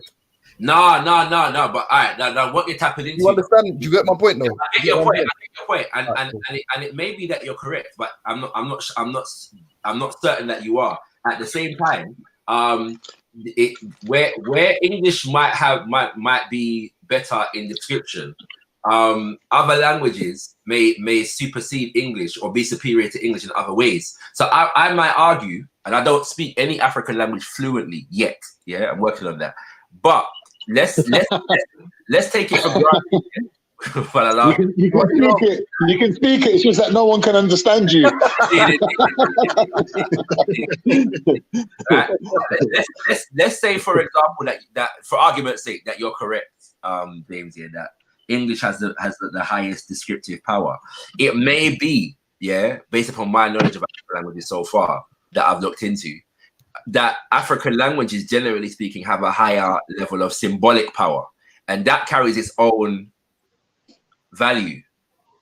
No, but yeah, but this is what I'm trying. This is precisely my point in a nutshell.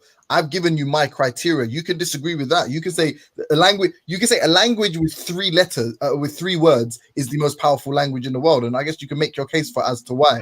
I'm saying if the criteria is what has the most descriptive power, then yeah, because if I explain one of these, just the other day I'm talking to Raspek about coup de grace. If I explain that to you, yeah, one way, and you're like, yeah, no, I don't get it. Then I explain it to you another way. I still don't understand. Then I explain it to you a third way, and you understand that there's more value in that than if I go this word. And you're like, not necessarily though, bro. Not necessarily. This is the part I'm trying to say. Necessarily no, because words develop out of a language to relate to concepts. You see what I'm saying? So it could actually mean that language is as developed, or the culture within which that language operates has advanced beyond the need to describe this principle or this idea. I disagree with that. Words. They've got words to describe it. Pardon me? And this is what I'm trying to say. I would disagree with that. But as well, you're making an assumption as well, because you're. No, but I'm actually backing my. You're saying it could be, and there's no. Go on, I'm giving you. No, I'm saying based upon your argument, there's another way to look at it, because I can describe something 5 different ways in English, whereby in that culture they've got, because remember the language is developed out of cultures. Yeah, so the words in a culture, in a language, are a reflection of the ideas, the objects, the circumstance, the history of the culture in which the language operates. The values, yeah, it's true. I'm saying that if I need 5 words in English to define something that somebody else in another language needs 1, it may mean that culture has encountered this particular idea or principle or object. No, but I disagree with you. I disagree with you. Emmy. So, for example, before we knew what a car was, in English, you might have to say, well, I saw something that automobile. Yeah, you know what I'm saying? And they were turning a big circular object in front of them. No, this is what I'm trying to say, Shaka. Whereas the man who's familiar with it, can I say car? Yeah, I get your point. That isn't so I've given my criteria, and mine is found. That's all true, Shaks. And yours is the antithesis to mine. Therefore, you believe it must be logical. I think that's called, funny enough, that's called apagogical logic. Yeah. I didn't say it must be logical. I'm bringing another argument. Right, and I'm saying it's not for the reasons I've given. I'm saying I can inculcate. I can imbibe. There's so much more power with my language than yours, because yours is, if you don't have this experientially, if there is no empirical understanding of this, there can be very little epistemic understanding of this. But Jay, one hand gesture can explain everything you're saying. You know what I mean? As well as the language. Hold on, Jay. Exactly. You guys are being obtuse. Hold on. No, James, you're also making an assumption. No, you're being facetious, James. No. Because you are making a claim, and I asked you before everybody started asking you other questions. In order to base your claim, do you speak any other language? I said yes. I don't think I'm lying. I swear. You asked me French. Hablas español? No. Hey, JJ, fall back then, innit? What I'm saying is, you got a heavyweight belt, man. We know you're right about bullshit, man. No one ain't contesting your thing, innit? No one ain't contesting your thing. Listening to this. No. If Dan can hear us now, boy. I'm just saying, there's bare different ways to communicate, bro, man. Just even sounds like one. I was in Portugal, innit? I wanted juice, innit? And I was like, yo, can get guava juice, whatever, mango, melons. The man thought I was talking about big tits. Do you know what I'm trying to show you? So I'm saying, like, no, I swear down.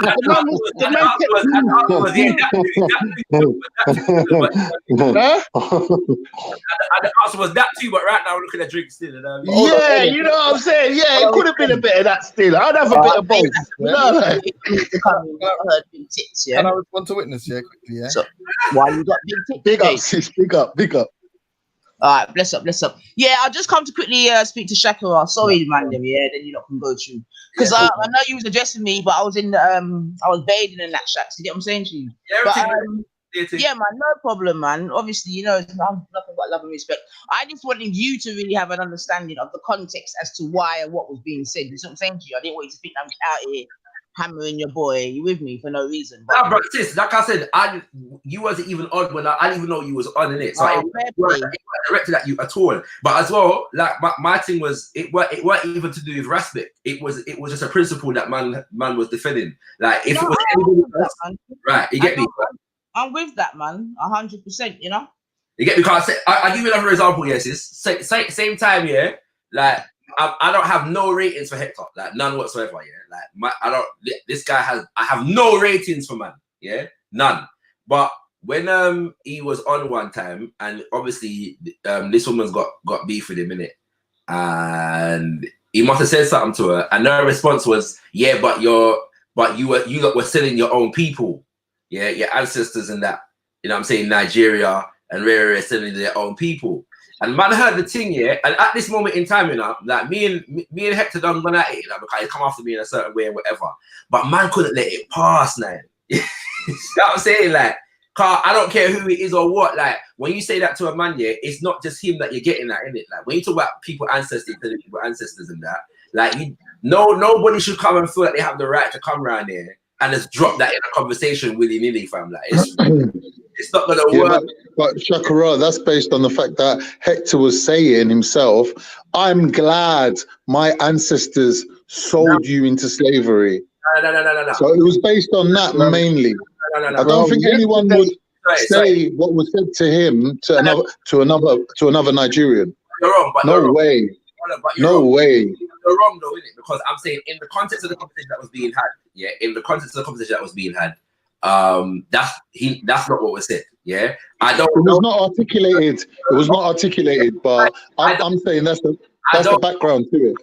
That's possibly the case. All I'm saying is, when I heard that in the conversation, if Hector says that to man, I know where that's coming from and how to do with that. Nobody should be able to just come and drop that in a conversation, yeah, to a brer, even a brer as colonial as my man, yeah. When there's other black people around, it's a disrespect, and I don't feel like that at that moment in time. That even though Mama was going with bare shaggy, like bare sellout statements that man was making, and he does that all the time anyway, right? It wasn't cool. But I personally wasn't comfortable with it. Yeah, so man challenged him. And that was that in it. Yeah? But I'm saying that it don't matter who it is for man, in it. Like I don't feel people should just bring sensitive racial issues into their personal beef with people, and the rest of the black people that are listening to this thing are gonna, you can't move it. It's not gonna nobody comfortable to do that around me anyway. No, yesterday was confusing, Shacks, man. I didn't even understand it all because I'm thinking, what's religion, man's personal religion got to do with personal beefs and who wants to? It's just all dumb, man. I even went on Rass's show yesterday and I said, try not to have a repeat of that again, man. Because obviously that was crazy, bro. Like, everyone hates Rass show, like. There's bare negative comments flying on the bench. That's what I need Shakara to really appreciate. But at the same time, Russ loves it though, because he stayed on for hours. Me, my patience are so thin. I would have locked off all of it. Like Raj, no. Jupiter, no. Like, half of them panel, no. Like you can't chat to me in real life. Yeah. See, I've got to stand on truth and rights here. You understand what I'm saying to you? Because I hear what you're saying in the first instance, Freddie, yeah? But if people are sitting on you, Freddie, what are you going to do? Are you going to continually turn the other cheek? No, but sister, this is the fucking, sorry for swearing, this is the internet. People can say, suck my mud, they can say anything. They know in real life they won't see me. That's all good for you. Come on, man. When I turn this phone off, that's it. It's finished. Yeah, I hear you. I'm on to my life, my real life, sis. I hear you, Freddie. Why the fuck would I care about what internet people say? Well, Freddie, because when your name's being slandered, you hear, brother? Sis, none of them have knocked on my door and slandered me. I live here and I ain't had none of them. I ain't had none of the people from my chat knock on the door yet. Nah, you're missing. You know what I mean? That's why I asked. I know what you said, but I don't want us to take it to that. Because if there's no honesty, this is what I'm saying, because I think this is sort of a reflective thing of the society in general. You see what I'm saying to you? Yeah, when youths are out there doing fuckeries, people need to be calling out the fuckeries and make sure going forward the fuckeries stop. Yeah, but now the same, because you're saying that's what you're trying to get me to understand it in terms of my man, yeah. But what I'm trying to say to you is, I've had conversation with him like publicly, and I've said to him, family, see, when it comes to all these shows here that are dedicated to certain people or whatever, personally, I think you could use your energy better than that. Yeah, cool. Like, right? Me and him. So then what? Last week, this man had my name up in a show relating to paedophilia. Yeah, I hear you, sis. I hear you. But sis, I wasn't coming to defend whatever he's I'm not saying you were defending it, bro. I'm just Sister, can I say you're a veteran for this thing? And you're an intelligent sister as well. Decipher the fuckery, please. Can you do that? Because you're a veteran for this platform, innit? So how do I decipher 90 for rare people? Well, ask me how I do it. Ask me how I do it, and I can tell you, because I can't give you advice. I can't step into your shoes. But from my personal opinion, how I deal with the Hectors, the this. Sorry for even calling up these people's names. I've cussed every one of them in the chat. Lady Divine, Black Van Man, this, called them all out of their name. But at the end of the day, I've got the big enough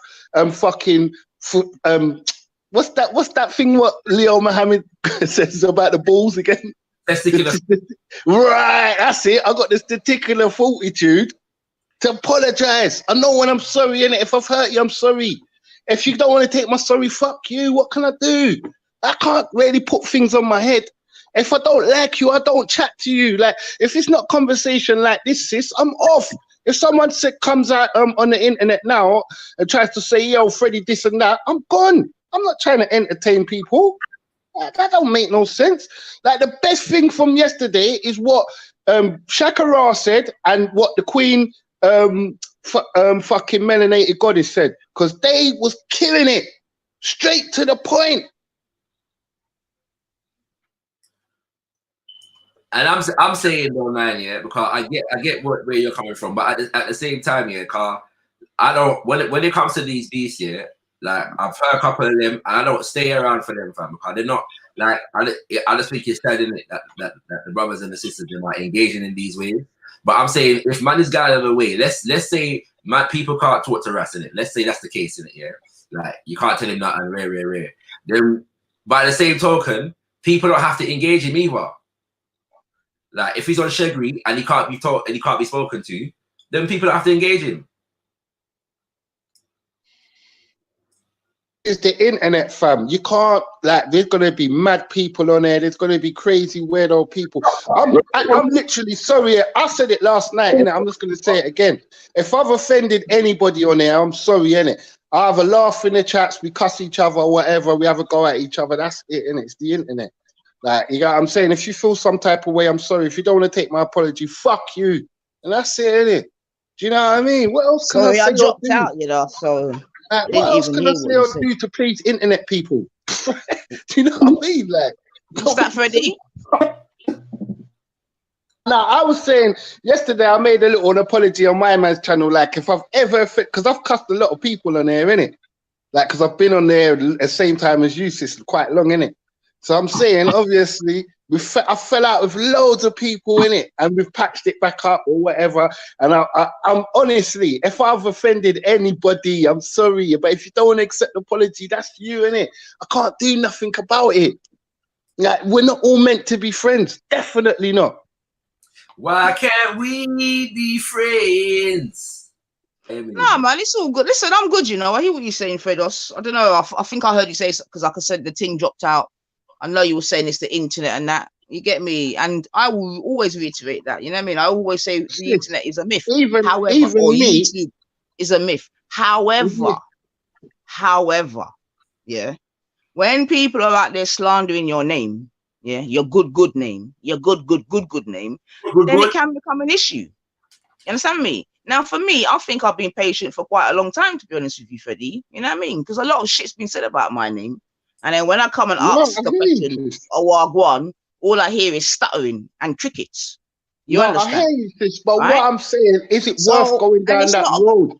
What's that, babe? But remember, is it worth going down that road? All right, for instance, me and Ultra don't like each other. Should the question be, why would you want to put Nyneetha's name up like that? Shouldn't those be the questions? Yeah, that should be the question. And if you can't get a valid answer from it, you should be, why do you want to talk to me? Why do you want to fucking chat to me?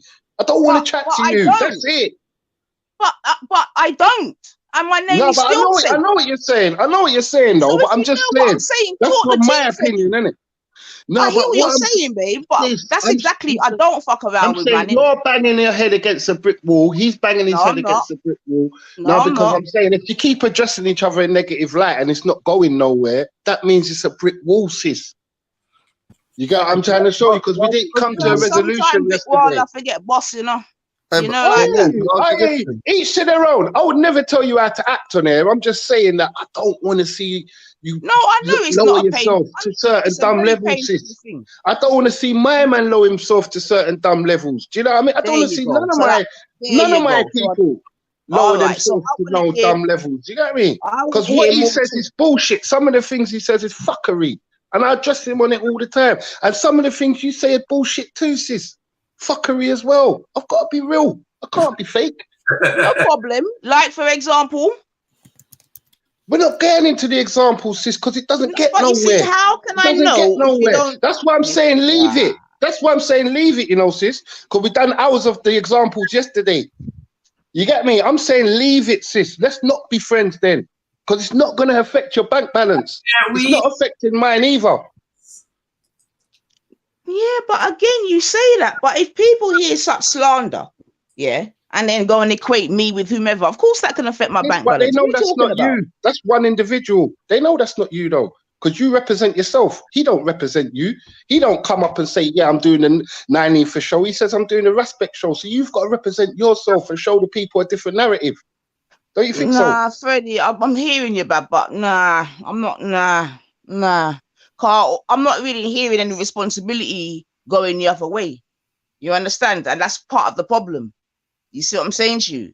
That's why we're still in this situation years later. But how many You times have you understand? spoken to, hey, 9, since your lot's like wherever problem started from wherever, yeah? How many times have you spoken to him directly about anything? How many times have I spoken to him direct? Rats don't want to do direct. He But said that's what I'm saying. So it's outside online. of that, that's the problem, innit? Outside of talk, if you got a problem with someone and you don't say it to them, just get Yeah, but you stupid see, I anyway. don't talk about him. Do you hear me But talk we about him? are Only now, in though. response to him. But we are Yeah, doing it and now, then fam. I done one show, and then We've after done that, it I've just said, yesterday and we're do doing your it today, sis. That's why I'm Sorry? saying it's a bit long, because we've done hours of it yesterday and we're doing it today. I wanted to learn something about the languages and that, if we can get back on that one. All man, right, because, no problem. mate, No you problem. know the Regardless, reason why, sis? Because we it's had all right. all Like of I this said, I only come yesterday. to address. I'm not trying to, I swear to God, I respect It's you, all you right, know. Freddie. It's You all got right, what I'm man. saying, sis? You know, I No respect you, innit? problem. Obviously, me and you have had a little passes, little comments in the group, but that's nothing to me, because I know you're a big person and I'm a big person too. Do you get what I'm trying to show you?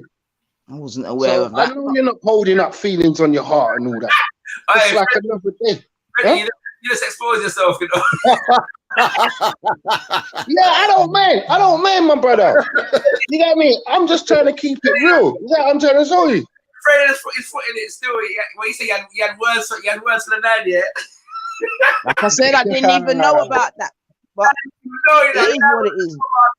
Enough man out here have words for me. I no problem that. But like I said, Shacks, I was just really Nah, I ain't got words trying for to you, make- sister, hold on man. a Because minute, anything Freddie. I can Hold say on, to you, I Freddie. can say it 1 to you minute. right now. All right, cool. Anyway, look, Shacks, it's really yourself that I really come to address. You get me? Because I know you had said whatever this morning, and like I said, it's no problem, man. Whatever, boys. You know what I'm saying? I know nothing, man. However it go in it. Yeah, simple things, man. So hold on, Love but and simple honor. advice to anyone Love anywhere, and yeah. honor. It can What did you only, say? Sorry, No, go on, Fred. No, go on, bro. I was gonna say, it can only if there's something I don't agree with, like telling people to hold down. If there's something that's chewing you up inside, or something you don't like that someone said, yeah, then try to address them. If they don't want to address you, then they're not on nothing, and dismiss all the bullshit they're saying. And if they do address you, hash it out then and there, and try leave it there as well. That'll probably be the best advice I'll give. What you saying? You're here for the passer, yeah, James? 100% do it right. I'm not even too good at giving advice. I can only speak for myself. If you've got some type of thing on your heart, you got to ash it out with the people, innit? At the end of the day, coming on here, it's long with, trust me, bruv, it don't add up. You get what I'm trying to show you? I don't know, man. I think we need to, like make sure we got a code of conduct for this fucking thing, man, so people don't get out of character and that. Because it gets crazy otherwise, and it just gets dumb. It looks stupid. You know what I mean? Yeah, like if you're speaking like nines, I'll swear I'll shut up, innit? Like it's nothing for me to shut up. Like I don't understand why we change character when we get on air. Yeah, you know. I don't change character. Right, Freddie, you're just on starting drama. No, I'm just saying. Bruv, it's not nothing to do with drama. I'm not pointing. I'm not saying you nines. I'm just saying in general, the internet's such a fucked up place. You think you recognize somebody's character, and then they come on here and it's something else. That's all I'm saying. Anyway, like I said, gentlemen, no problem, man. You know what I mean? I've heard what you lot said or say. Nothing new. So no problem, man. Big up yourselves. Have a nice day. Bro, just don't put it on your mind because it's light.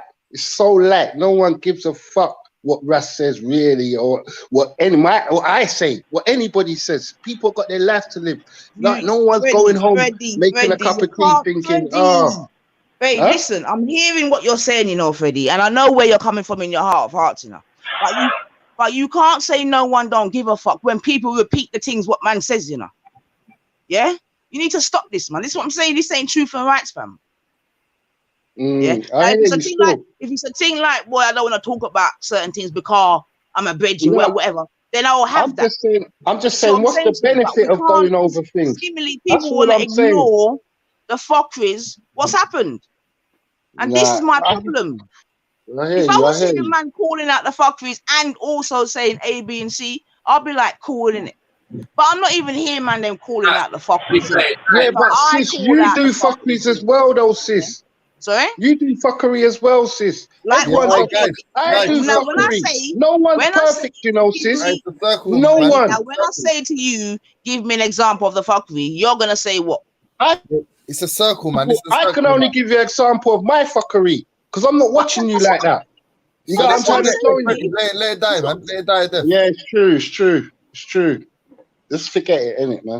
Because if you're innocent and you have never done nothing, that's just your opinion, innit? But whatever, man. What I'm saying here is that, like, I don't know the full ins and outs of the situation, innit?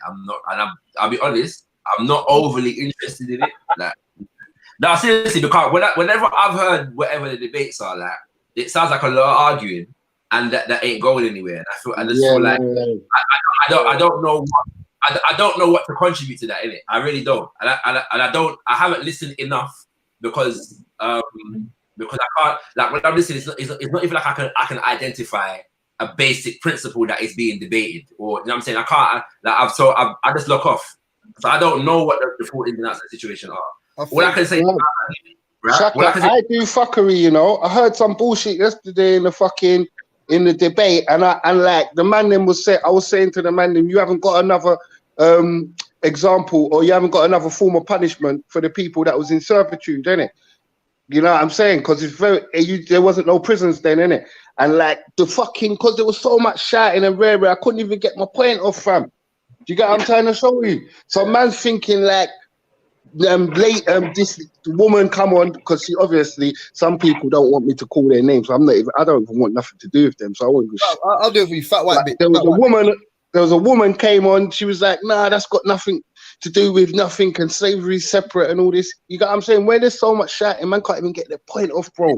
I'm trying to make, bro, and I'm saying that all I can do in a certain situation like that, yeah, is say to my listen.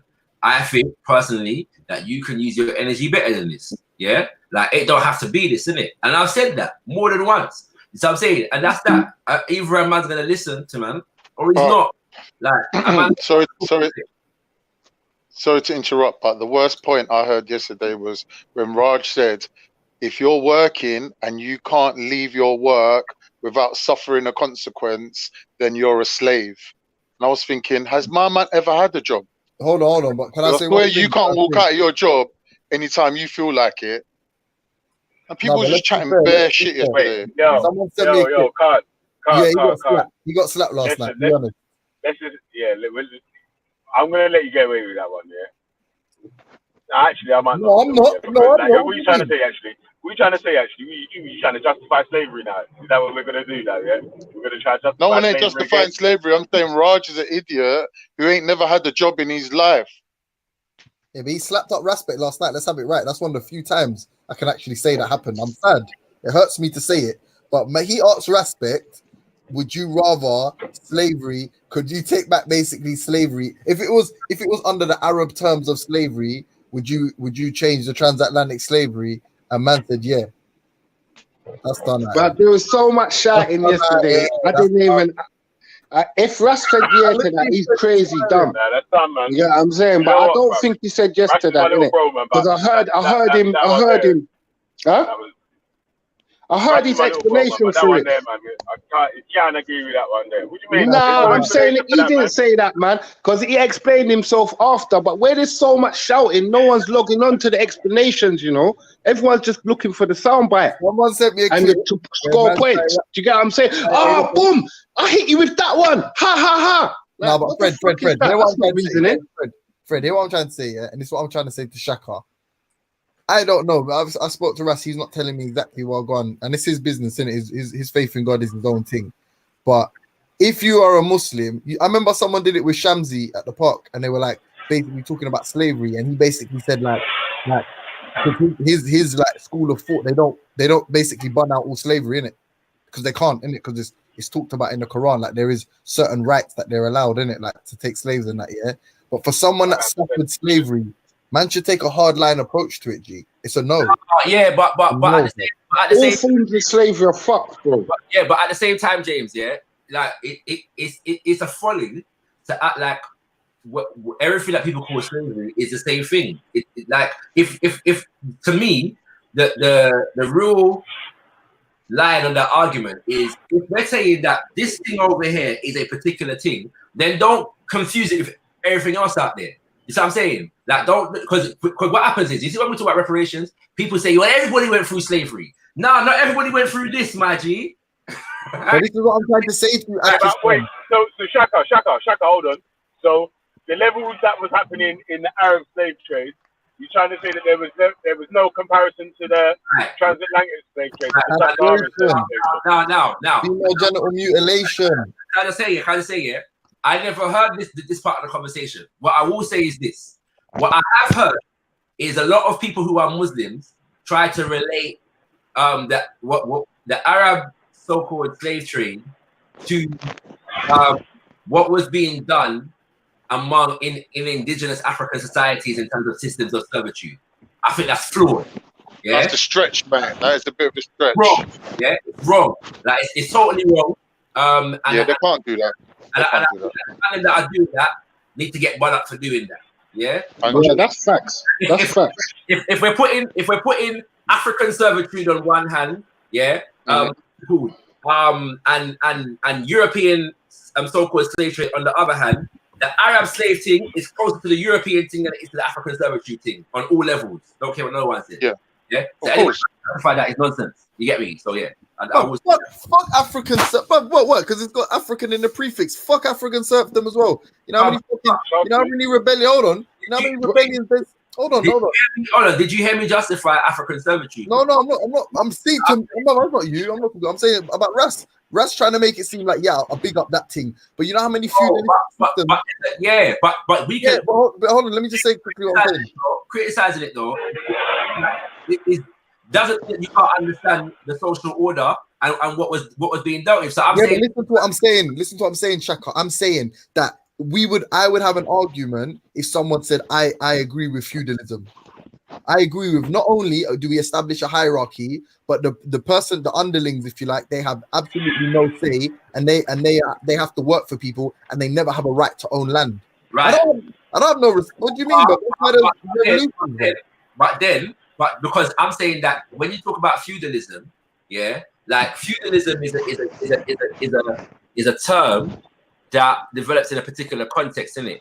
If we're talking about, there are a lot of systems, yeah, in indigenous African society whereby they had kings and queens and a quote unquote monarchy, but the monarchy did not own land, and the society itself was against the private ownership of land. You couldn't own land in that society. Yeah, but he's talking about serfdom. What did serfdom Yeah, mean? but I'm Where did serfdom imply?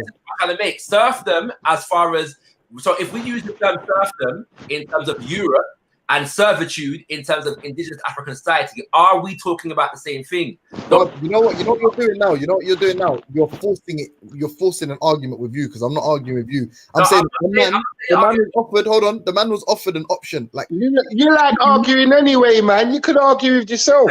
That's a good point. That's good. No, but I'm saying I wasn't speaking to Shaka. I wasn't even. Shaka chose to defend this point. I just said, yo, feudalism. Like man thinks that that's a get out of jail free card. Man thinks that saying in Jamaica we run around stoning people. Therefore, stoning people is objectively moral. Or man's running around saying taking slaves in a time of war is part of the doctrine that I condone when you've never been involved in a war in your life. This is if in any other context, you would say that it's the same. But it's cool because you believe in a magic man in the sky. Be serious. You have to be serious. Is a man saying that they condone it, or is a man saying more that we can understand in this circumstance why something may have taken place? It was an endorsement, my friend. Like I don't know. I don't know if you listen to it properly still, because if man endorsed slavery, I don't think he would be out here. Do you know what I'm saying? He couldn't do the works he done in the community if he'd been. I've never heard him endorse slavery before. When we're saying that a man, because this is what I'm hearing, you know, a man was giving excuses for African systems of servitude, right? And I'm saying, but those what we're talking about in that context is not the same thing as slavery, right? What we know as slavery. So I'm saying, to say that he's endorsing slavery, that's why I'm probing the question in the way I'm probing it, because it's not the same thing. Yeah, it's you know what I just said. You know, I just said to I said to someone in the chat, I'm gonna do this for you. Yeah, if I gave you a question, like, you know, a math test. Yeah. And I told you none of the working out counts towards the grade. Yeah. And the correct answer is that slavery is okay. But did bro, you answer yes or no? Yeah, but did you answer yes or no? See you later. Bless. Did you answer yes or no? That card was for you, you know. Bro, so there is no working out here. We can't see no process. There's no freezing. Yes, bro. But the fact is, so if you're gonna ask me in general, is it right to have somebody else in servitude to another person? I'd say no. Leave the keys under the bin, Jason. Nah, pick it back, man. Yeah, blessings, me tonight, man. Freddie's trying to get cool, huh? I ain't trying. You're an instigator, you know. That's why I can't take this little playground shit. No. Type vibes. What's the matter with you, man? I'm sorry. What I'm saying is, I don't. Yeah, the idea that what we're talking about, like when the white man came to West Africa, what was going on there was not the same thing as what they did to man when they took us across the Atlantic. To me, that's why is that a controversial statement to me? It doesn't make any sense to me. This is what I'm saying. Like, I don't get it. Yeah, but I don't, bruv. Listen, yeah, I'm not like, it's not. The whole argument yesterday was was pretty simple. Someone was outraged by the fact that someone wasn't didn't find it abhorrent to stone people to death as a punitive measure. That's where it started, you know, Shaka. Yeah, but it started off with, it didn't start off with a slave. Listen. Yeah. Let me explain to you where it started off from first, yeah, because that's where it started off from, yeah, where we were saying it's abhorrent to stone people, yeah, and then keep people as slaves, yeah, but we was concentrating more on the stoning, innit? Because we were talking about the slavery thing before, innit? Yeah. And then obviously there was people that were saying because their books say it's okay to stone people. They have but Vel, one sec. So sorry to cut you, bro. Go on. Wait. Let me just finish explaining to you. Let me finish, yeah, because I'm forgetting it, yeah. But so then Dark Magician must have jumped in and been talking about stoning is abhorrent, right. If your religion agrees with that, then obviously I'm against it or whatever. And then Rashford has just jumped to that out of nowhere and said something like, "Right, are you you happy to call yourself British? And he said, yeah. And he said, well, that means you agree with the British Empire. And he goes, no, I actually disagree with the British Empire. And then, or something about you agree with slavery or something like that. And then, yeah, then the debate decides from there. Yeah, but this is the part I'm saying that, but man ain't trying to. I don't know. Like I said, I don't know what the conversation was in it. I'm not defending all them things. I'm just saying that when it comes to servitude, in an indigenous society and the quote unquote transatlantic slave trade, I don't know why those things need to be equated. And if you don't equate those two things, you're defending one over the other. Like I'm saying, it doesn't it doesn't make any sense to me. So I'm saying you can. Beautifully said, brother. That's what I'm saying. So I'm saying, because man will do that all day, fam. Like, no one can't tell me that. The difference between what you said and what Respect said, yeah, is obviously Rajat's respect the question, innit? Yeah, saying, but family, Shaka Zulu. Wait, one second. Please, let me get this point off. 1 sec. Let me get this point off. 1 sec, Vel. I'm saying, yeah, would you take a seminar about Shaka Zulu from Heil Hitler? Come again? Would you take a seminar or would you take like a reasoning about Shaka Zulu from Heil Hitler? No. Like a breakdown of his life, how he was and how he dealt with his people and how his society worked. No, probably not. Oh, cool. I'm a bit confused about the question. Anyway, yeah.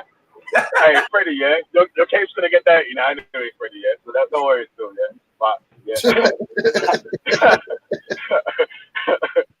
yeah. So Rajat's respect, yeah, about the Islamic slave trade. Right, if the British, it was a good question, you know, because I'd never even thought of this question. I was like, right. Obviously, I would still disagree anyway, yeah. But if the British transatlantic slave trade was done under the Islamic rules, where you're able to work for your freedom, would you be okay with that? And the man agreed with that still. Said, yeah, I'll be okay with it. And I was like, what?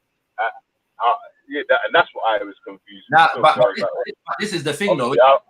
But this is the thing, though, isn't it? Because again, see, for me now, in that dynamic, I'm asking the question: how are we assuming that when the Muslims enslaved the Africans, that we could work our way out of it was a general thing that man could just work their way out of slavery? I don't know that's the case. But how is man not just saying fuck that stupid fucking question?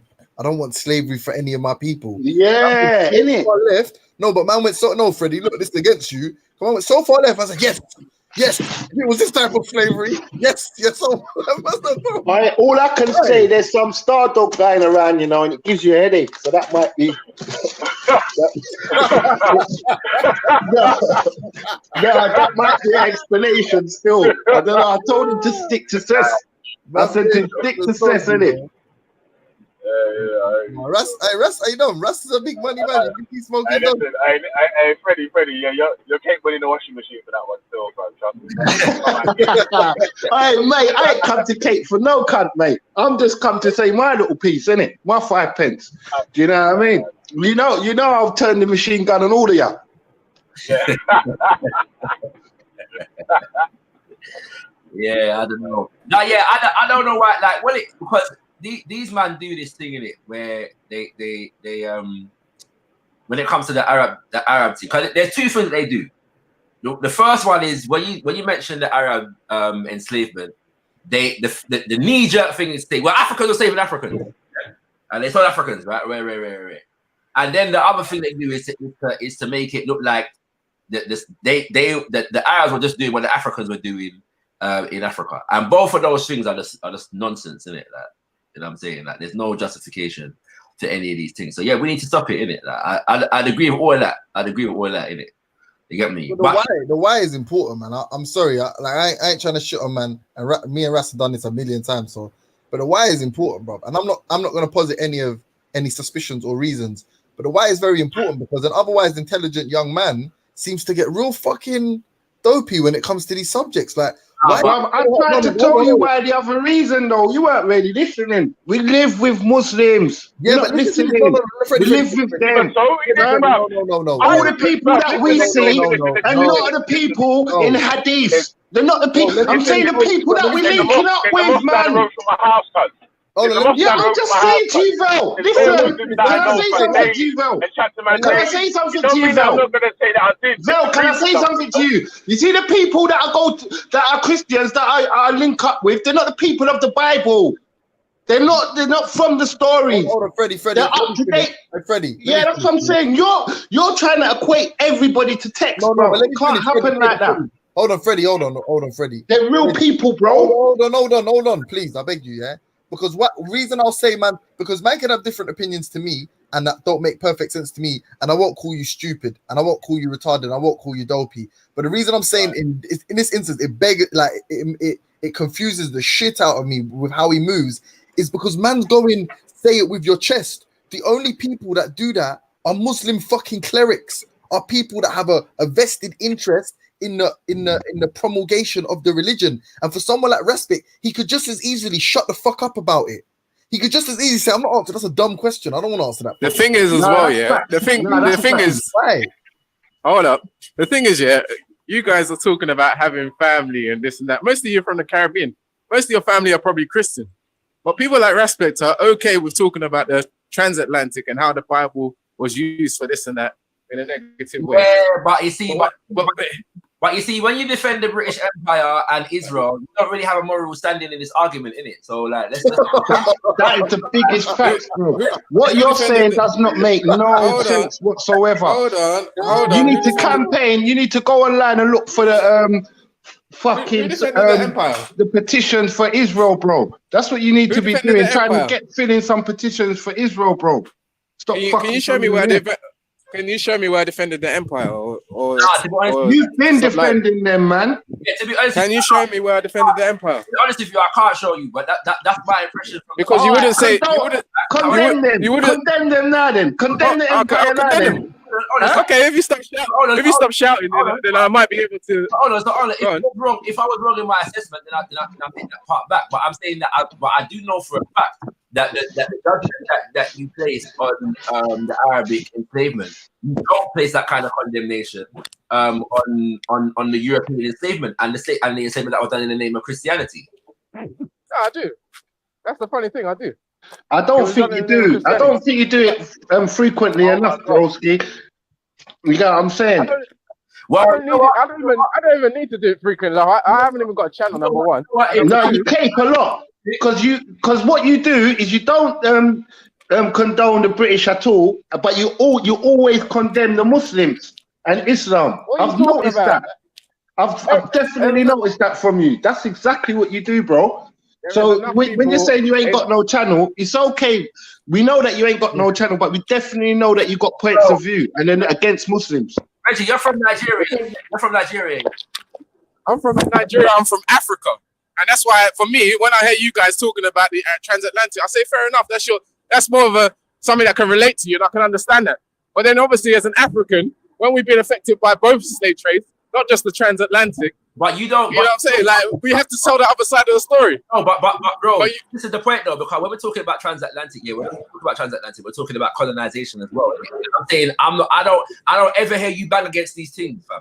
Yeah, now you see me, right? I bang against everything, fam. You see, when it comes to oppression of black people, everything get lit, everything get thrown on, thump up, lit down, everything. Yeah, and when the way that you come after the Muslim thing, whereas Nigeria was colonized by the British, and the British still have a strong level of control in terms of what goes in Nigeria right now.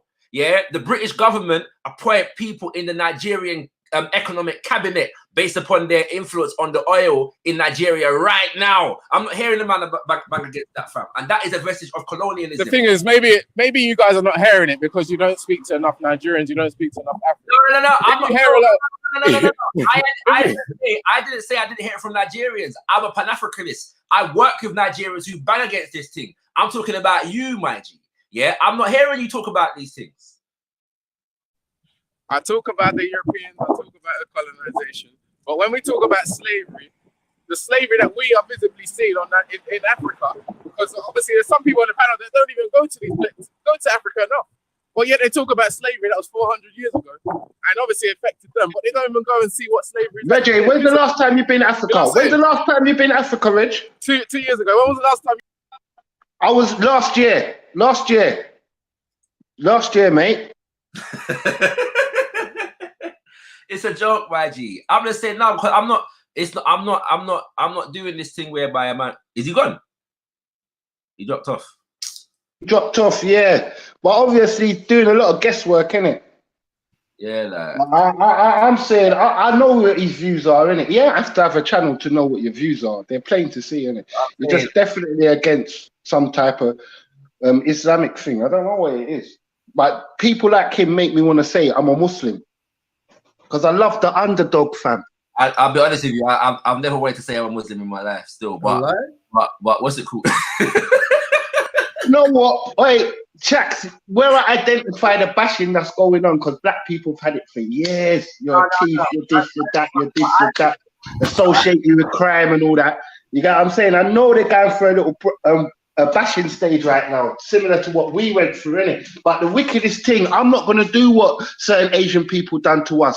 Show us no compassion and side with white people. I'm not going to do that. Yeah, because they're I'm going to do better than you. They're still above you, G. It's just an illusion. It's just an illusion because they're actually still above you. Those persecuted. It don't matter if a man's got certain more things than me. I'm not dealing with the material. No. I mean, culturally and with regards to hierarchy. And, they're never above me culturally. My culture is way above. I've got much more cultural currency than them. Facts. You're talking. You're not listening. I'm saying that the government still regards you as worse than them. So you still would face more injustice than a Muslim. So they don't. Yeah, but brother, you're talking about culture, innit? Didn't you just say their culture's more advanced than mine? Culture, like British culture. In as far as British culture goes, bro, I don't pray to the government. But you're not listening to what I'm saying. You're not understanding. I'm saying you're saying the government treat them better than me. That's exactly what you're saying. Yeah, and I'm saying to you, I don't pray to the government. Is that okay? No, relax. Listen, what I'm saying. I'm cool. I'm just telling you what it is, though. You just said pity. You just said I'm not like them. Now the shoe's on the other foot. Newsflash: the shoe ain't on the other foot. It's still the exact same shoe on the exact. No, most definitely. I'm saying like how they're getting. I can identify with it. That's all I said, you know. Like how they're getting ill treatment, I can identify with it, and I'm not gonna do what they done. That's all, bro. Yeah, but I'm not gonna do what they. But the other side to it, though, Freddie, is that when it comes to ill treatment, and the point that Reggie's making, even though he doesn't have the moral standing, I'm not gonna downgrade people for no reason. Don't make sense. No, but it's not about downgrading. I think the point is the point that Reggie made, which is true, even though he doesn't have the moral standing to make that point, is that when it comes to Africa. There is still there is a thing called Arab supremacy that exists. Yeah, it's not a past thing. Like it's a present day thing. Like it's happening right now. You see what I'm saying? Yeah. In certain places such as Sudan, such as Mauritania, basically every nation in North Africa, Arab supremacy exists to one degree or another. You see what I'm saying? Now the funny thing is that it's Arab supremacy, where Reggie's from, is less of an issue than like general just European white supremacy. Just what I'm saying, but it's a fact that on the continent that does exist, and we shouldn't deny that, innit? Or we should just educate ourselves about it more. But the point is that all I was saying is I didn't say I love Arabs, you know, and Muslim. I love Muslim people, innit? But I didn't say I love what's going on in the thing, innit? I'm just defending them in this instance where they're getting attacked, bro. Because I can recognize the attack they're under. That's all. You know what I mean? Hey, Chaka, I beg you. Can you let me just say something to your point? If I was to say, you know, what's that? I can't remember what that thinking exercise is, but if I say the first thing you think of when I say a name, if I say Arabia or the modern concept of Arabia, we think Saudi Arabia, yeah? That's fair? Right, cool. So Arab hegemony in the world, right? If we could centralize it, would be Saudi Arabia, for example. I know people argue not all Arabs are from Saudi Arabia, but the only country that has an Arab in its title is Saudi Arabia, yeah? If Saudi Arabia is the sort of the hegemon, yeah, that we're speaking about with regards to Arabs, then we have to look at what their policy of cultural influence is, yeah? And it's been recorded that they have spent in the past 20 or 30 years over just shy of $100 billion US dollars on promoting their brand, which is Salafism, Wahhabism, Sunnism generally around the world. Yeah, the Arab hegemony is inextricably linked to the religion. So it's easy for us to like identify portions of this argument, but then dismiss others.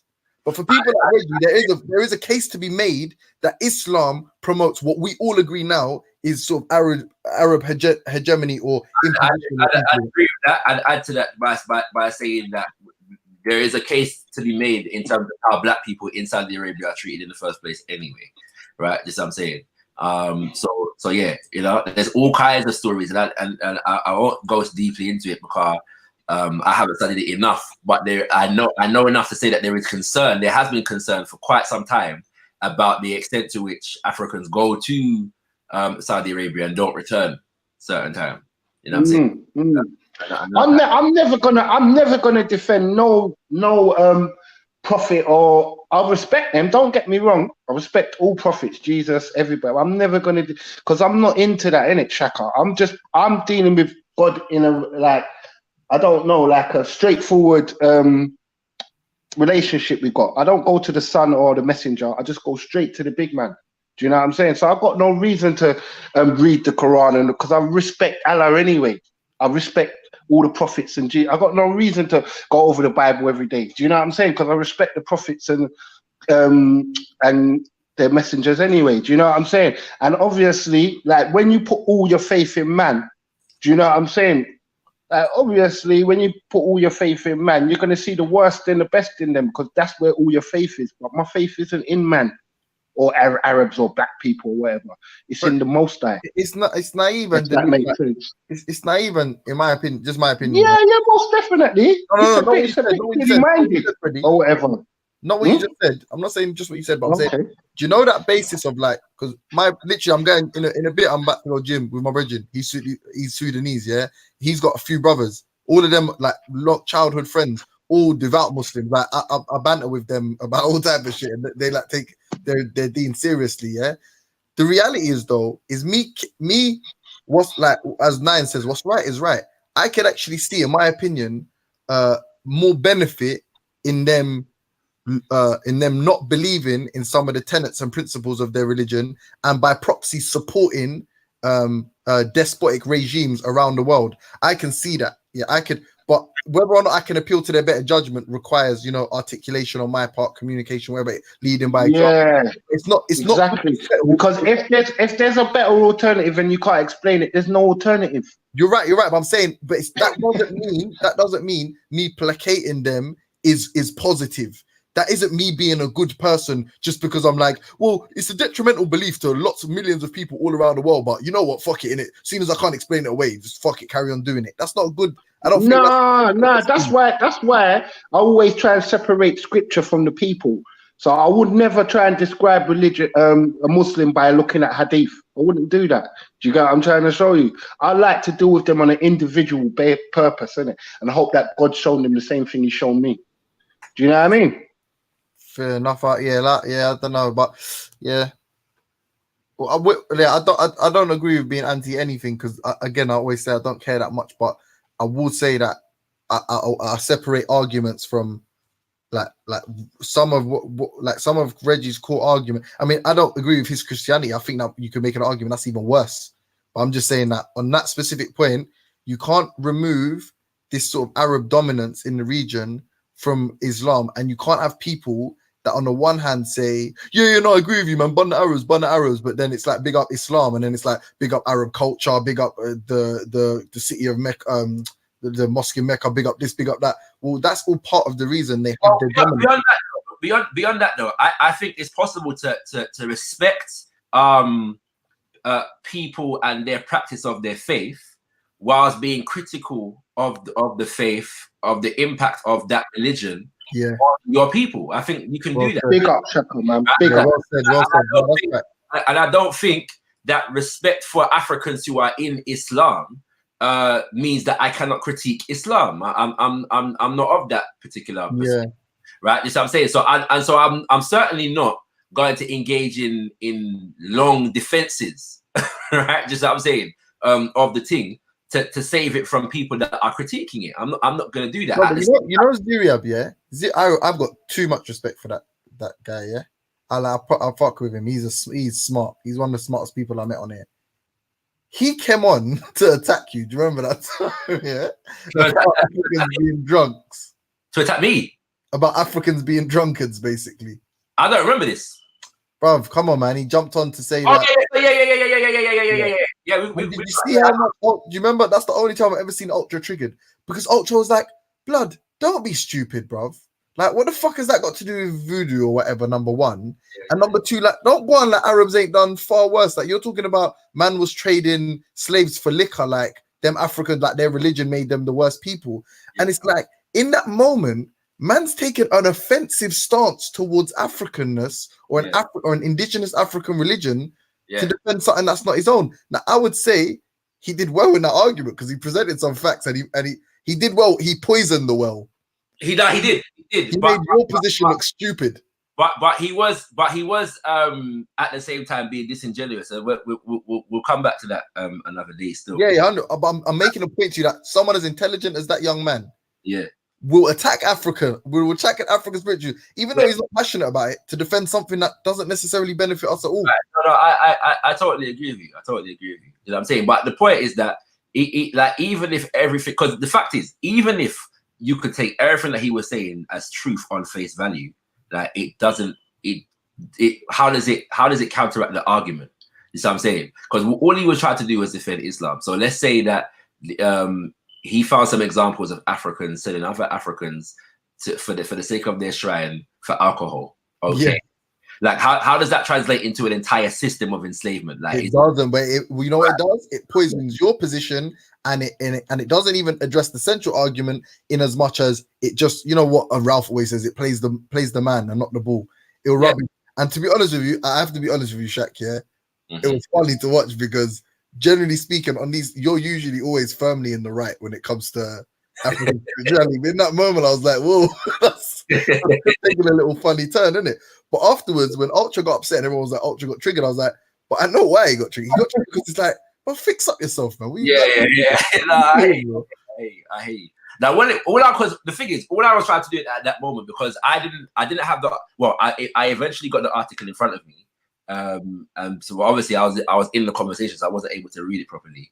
But in that moment, it's just the questions like, so how are you linking specifically the alcohol to the shrine? Yeah, like I need to know that. And to what extent are you saying this took place? You see what I'm saying? Like, you know, like give an idea of the brevity of this practice, isn't it? You know what I'm saying? You know, and that's all I was trying to do in that moment. But yeah, it like when Ziriab goes on the attack, yeah, like he is a formidable opponent. Yeah. He came at me about Nkrumah once, and it was a good back and forth. He dropped some things as well because that I didn't respond to, because, and I said it at the time, I didn't respond to it because I wasn't as well versed in that aspect of the team. You know what I'm saying? So like he dropped some argument about the Ewe's in Ghana and how they weren't included in what Nkrumah was dealing with, and the tribalism. And I'm saying I know about the general differences between a lot of in particular the Ashanti and the Ewe, but in relation to Nkrumah's government, I wasn't really. It's not the thing I'm most versed on, so I didn't speak on it. You know what I'm saying? If anyone hears that, or some of the things I say, there's this assumption that this removes you from the fold of pro-blackness or whatever, but you don't realize that, like, not me, I'm not smart as that kid, but these are the people you actually would prefer that kind of discourse than people that have got the blinkers on, or that, because they become far more detrimental, because then it becomes lip service and there's no genuine investigative research. Like, you can unearth the biggest flaw about Africans and use that as a measure going forward in the future to never repeat that mistake.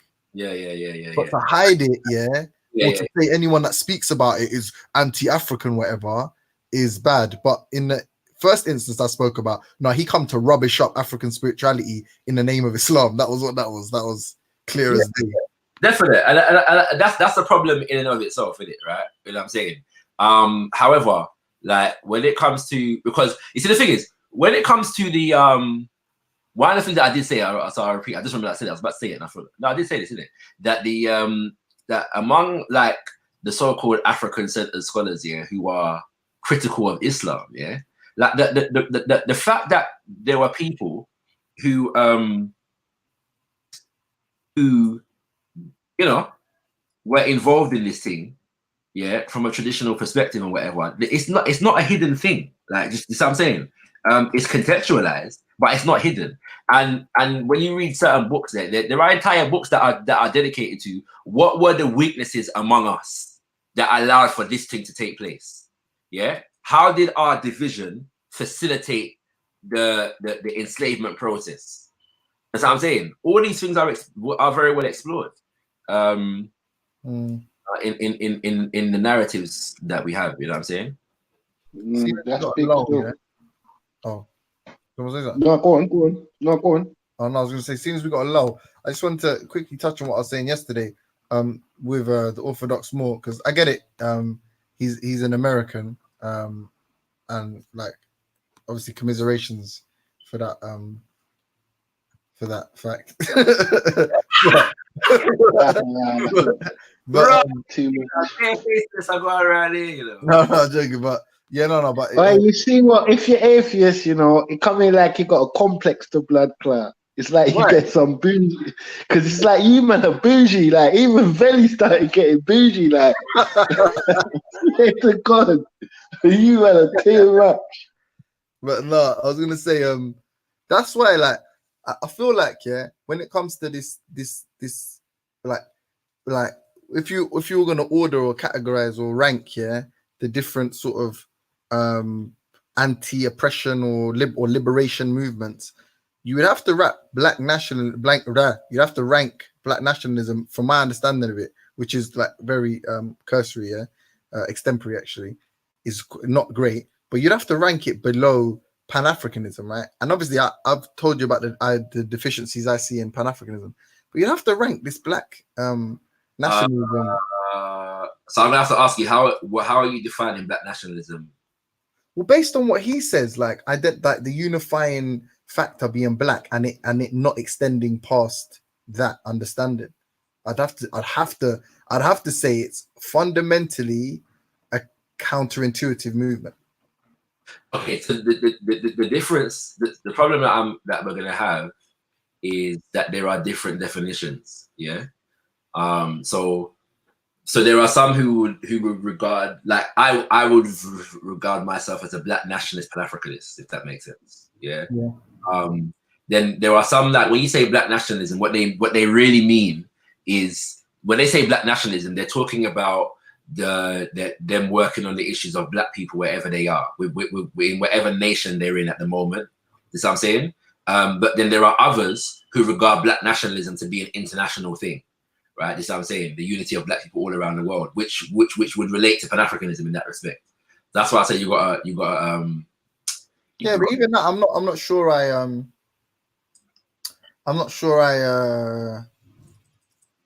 agree. Like, yeah, man, I think, like, I'll be honest with you, yeah. Like, if someone said, "You're a nigger" to me, yeah, I wouldn't be outraged. I'd be like, "All right, cool, yeah, whatever." Yeah. When someone says, and if someone says, not do I identify as a nigger, but is that accurate description with regards to, let's say that they only heard my voice, then I was like, yeah, he knows what color I am based on what he said. Yes. If someone said, "Are you black?" I'd also agree. And the fact that I need to use it day to day, like to identify myself, I'm black British, where I literally was filling in the form the other day, and when I hadn't been filling in the form for time, I was like, "Oh yeah, black British," whatever. Like, the fact it's not my choice. Like, I'm not running around just, it only exists in this dichotomy of whiteness and blackness. I'm not going up to a Chinese man and going, "You're yellow and I'm black." No, it's only like in comparison to whiteness, I'm black. So basing my movement on it, I feel like, would I be comfortable calling myself a nigger nationalist? Like, all right.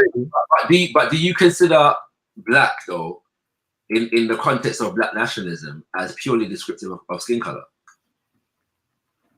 Yeah, you're right. Who else is black? But this is the point I'm trying to make. So when you say, if you say yellow, yeah, all right, in relation to Chinese, you understand that that's a skin color descriptor, but it because once you've identified the people, you're essentially identifying more than the skin color. So when people say black in terms of black nationalism, they don't just mean the skin color. It's a descriptor that the skin color is culture, like a black culture, like you are black. Yeah, right. Yeah. I Well, like an umbrella term, innit? Just like everybody under this I thing. disagree. I disagree with that. That's what man tried to paint me out as some kumbaya on yesterday. You see what you try? What are you talking about, Palestine, bro? What are you talking about? It's like, no, you like if you follow the logic of this discussion, I'm saying that a unifying factor, an approach that would benefit, which would have some kind of corollary effect on us, would be fighting oppression or certain global oppressive institutions. Yeah. So benefiting someone else might benefit us. But when it comes to the self-identification of black people, yeah, I'm saying, like you could all say that you were Africans. You could actually do that. You might say, oh, but we were taking the slaves. We would, we've gone through this period. That is a because you see there are many Africans in America who have no issue with that don't have that problem. Like they call themselves Africans in America. They understand themselves perfectly as Africans. There are other Africans who find that hurdle a bit bigger, especially now because their sojourn in America has been longer. Yeah, like they're embedded in Americanness in it, so they see themselves as a completely different people in much the same way that a lot of Africans in Jamaica see ourselves as completely different people and that kind of thing. So it just depends. But there are many Africans in America who don't have that, who don't really have that as much of a big problem. It's easy to understand that they're Africans in America, and because of that, they're gonna have developed certain things that are unique to that experience. It's not a contradiction. You know what I'm saying? Yeah, but I mean, I don't know, man. I just think where I've lived around all these terms all my life, like pale, black, I just get understanding of exactly what it means. You know what I'm saying? I don't try and complex it like any more than it needs to be. Do you know what I'm saying? But you should like, be unsuccessful, Freddie. Sorry? The only reason that you should, and the only reason is because they've all been unsuccessful. But that's unsuccessful in your eyes, fam. That's not in my eyes. I see success all the time with the people that's around me. I see success all the time regarding black people. So I don't know what you're talking about. Fair enough. Yeah, so it's just it's that most the other thing though as well, yeah, is that when it comes to the black thing, because of any group of people, yeah, in terms of quote unquote ethnicity, usually the color of your skin is your most obvious descriptor, isn't it? What's it called? And because of the fact that so much importance, so much emphasis was put on the color of our skin in terms of the enslavement process as a reason to demonize us, and a lot of us were indoctrinated with that kind of self-hate. It makes sense that one of the first things that we do in terms of liberating and freeing ourselves and throwing off them kind of shackles is instill pride in that thing. That's what I'm saying. So that we overcome that burden, we overcome that barrier. The same thing with the hair. Yeah, you instill pride in the hair because the hair was demonized. Yeah. What we find it more difficult to do is instill pride in the spiritual traditions because the spiritual traditions were demonized. But forget, I fully agree with you, but I hope you're not conflating pride with calling yourself black and being proud of it, or calling yourself a nigger and being proud of it. No, I'm not calling. No, because pride would be we don't call ourselves nigger because we know what that is. And we don't call ourselves black, no? Or no? No, not necessarily, because I'm saying black is nigger is a character. Nigger is a dehumanizing descriptor inherently. Black inherently is a physical descriptor that they've applied negative connotations to. Yeah. So the idea is that we don't have to campaign against the idea that we're black. We just have to understand that this blackness is beautiful. That's it. Facts. Yeah. This. Facts. So that I don't have a problem with being called black necessarily. Like, right. It's just what I'm saying. So because being the if by a skin color descriptor we are called. And remember as well, you know, we're forgetting that a lot of. I'm just gonna take a call. Literally second. Yeah, cool. And I understand why man don't want to associate with black, you know, Shacks, because obviously it's the brainwashing we've had and a negative, like, you know what I'm saying, association put on the word. So I can understand why a man want to draw away from the word, you know what I'm saying? But to me, when I hear the word black, all I think is beautiful and lovely, and I just try and make sure I get the message out that the cup is always half full and our culture's always going to rise. It's never going to flop. Yeah, fam. You know what I'm saying? At least this is gonna sound funny coming from a man of my caramel complexion, yeah. But you see, when you go with Sudan, yeah, yeah, them are black. Right, this is what I'm trying to say, yeah. So I'm saying that when you look at a lot, like to say that the idea, my ancestors that were brought from West Africa were almost 100% like darker than I am right now. Yeah, I know for a fact that my community is in part due to the fact that my ancestors were raped by the slave master. That's a reality. So in respect to the fact, so I don't have a problem with being described by the original thing, yeah, like that of my ancestors that were brought, yeah, from the continent. I don't have a problem with that because you might look at them and say, you're black, you know, Rasta. We are now blue black, purple black. You know what I'm saying? Like, and I don't have a problem with that. You get me? Bruv, I don't even mind if man call me black. It's like, it's what it is, like. You know, I'm trying to show you, like, it's all shades of beauty. Do you know what I mean? And obviously, if you think Africa, life started in Africa, that means all the shades come from there. Yellow, everything. Do you know what I mean? I agree. Listen to what I'm saying, yeah? I agree. I don't mind I don't mind being called, but it doesn't really matter because it's not just no disrespect, but I don't put any importance in these kinds of concepts. I think they're irrelevant, innit? So if you share some kind of ideological understanding with me, you'll be more part of my quote unquote movement. And it just seems that most people, due to their experiences in life, it's like 99.9% more likely that you're going to be a black person, for lack of a better word, that is going to identify with me and my struggle. Therefore, we're united, yeah. But it's the sort of shared experience, ideology, oppression, whatever. But on that specific point, you must realize, though, especially in the English definition of the term, blackness only exists in, and I use the yellow as an example because we don't use that, and seldom do we use brown. They use it more in America, talking about Mexicans and that. But it exists in a dichotomy, right? In the white and black dichotomy, being white is good, you know, white is right, and black is whack. Yeah, we all understand the origins. I've used this analogy about 1,010 times, but I'll do it one more time. Don't you can't accept in a virus, yeah, without an antidote and assume that you're gonna make that virus work for you now. Like it doesn't work like that. It will eventually eat you from the inside out.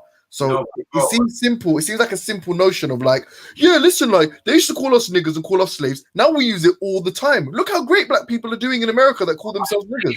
Are you saying that the term black is akin to the term nigger? Are they the same thing? They're not the same thing, but they're nowhere near the same thing, bro. No, they're very near the same. Oh no, they're very near the same thing. They are. No, I don't think so. Bro. They're very close. All right, James, yeah, because this is part of the process as well. Isn't it? Let's say in Europe, that's like saying sugar and sugar cane are close. Sugar cane can beat the fuck out of you. Sugar, I put it in my teeth. Hey Freddie, when Freddie reduces something, yeah, he goes hard still. Go on. Just stick it on me. Go on. Man. When it comes to the thing, yeah, like let's say for example that in European culture, the term black has the color black has negative connotations attached to it. Yeah. Yeah. Right. But let's say in African culture, the color black has positive connotations attached to it. Yeah. Yeah, I was specific though. What do you When I mean? said like English, innit? But go on anyway. No, but I'm saying, but we're saying that, but black is an English word. The concept of black is not English. Yeah. No, but there all are of the, there no, are concepts associated with black. but all of the European countries that you listed when referencing Kemetans or Ethiopian people and all of that, that is all in relation to us.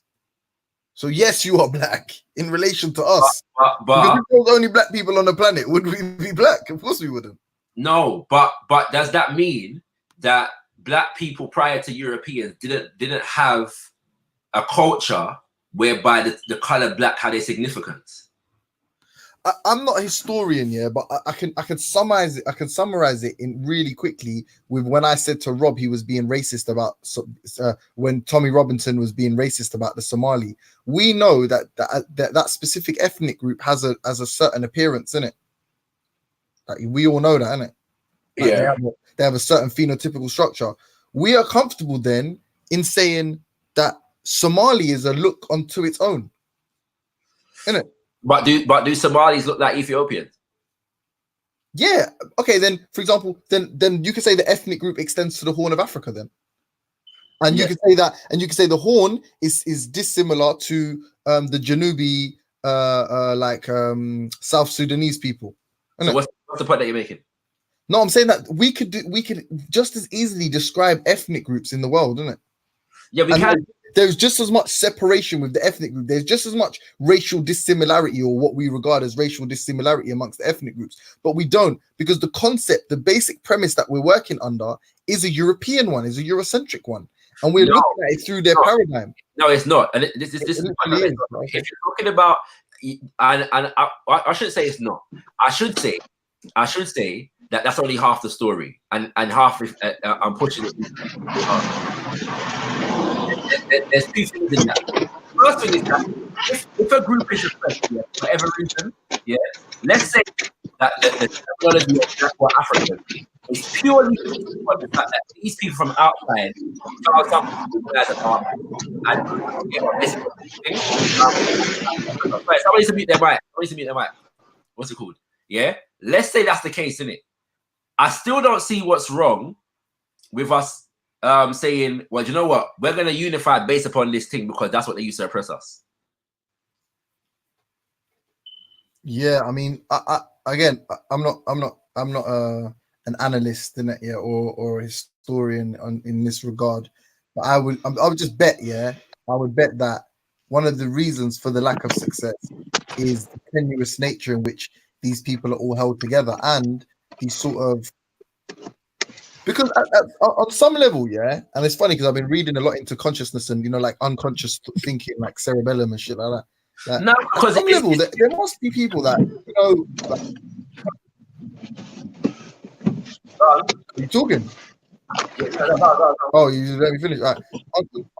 On some level, I just feel like people are intelligent enough, as am I, and I'm not saying I'm intelligent, but just intelligent enough to realize like this. There is of all the organizations, the underground liberation organizations that achieve some success or traction, or have some kind of repute, they all have like a clear identity, and one that has less, and one that is sort of predicated upon the reluctance or resistance to an influence from a foreign force or foreign agent.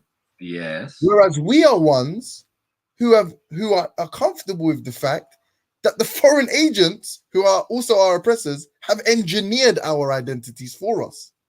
It just seems very like if you just break it down and you think about it, you're like, you know what's funny about that, though, James? You know what's funny about that, though, James? Yeah, because when we apply that argument, it always seems to be in relation to things like Black and African, and not Kenyan, Ethiopian. No, not African. I didn't say African. I said Black. Right. So let's say that's the case here. But the fact of the matter is that the whole continent where we come from has borders drawn up on it that define nationalities that were not defined by us. Yeah. But we're not encouraging each other and ourselves to challenge identities like Nigerian, South African. But this is the problem. Irish people can claim the entire if you like a country of Great Britain. There's an argument that their Celtic DNA or their Celtic ancestry is the most orthogonous to that land. They can make that claim. However, they are more interested in Irish liberation. And they have a clear Irish identity. They have their own language. They have their own culture, what have you. Right? Yeah, but do you think that at this stage, no, but at this stage, what is the logic of saying in actuality, these borders, no, the fact that the English have won so many conflicts and the Scottish have won so many conflicts and have developed this new identity, we now want to subsume it all. We want it all. What logic is that for their movement? That's a different argument, though, bro. No, it's not, because I'm saying, all right, fine, these borders have been established. But what makes more sense? The definition. I'll tell you why, bro. Because what I'm saying is the difference is that the identity of Irish is something that they define and continue to define for themselves. Yeah, they were Celts before, and among the Celts, there were different different quote unquote tribes. Yeah, right. But they've subsumed all of that in the identity of Irish. That's what they're doing. Yeah, the Chinese did the same thing. The Chinese are not all one ethnic group. Yeah, the Indians are not all one ethnic group. You know what I'm saying?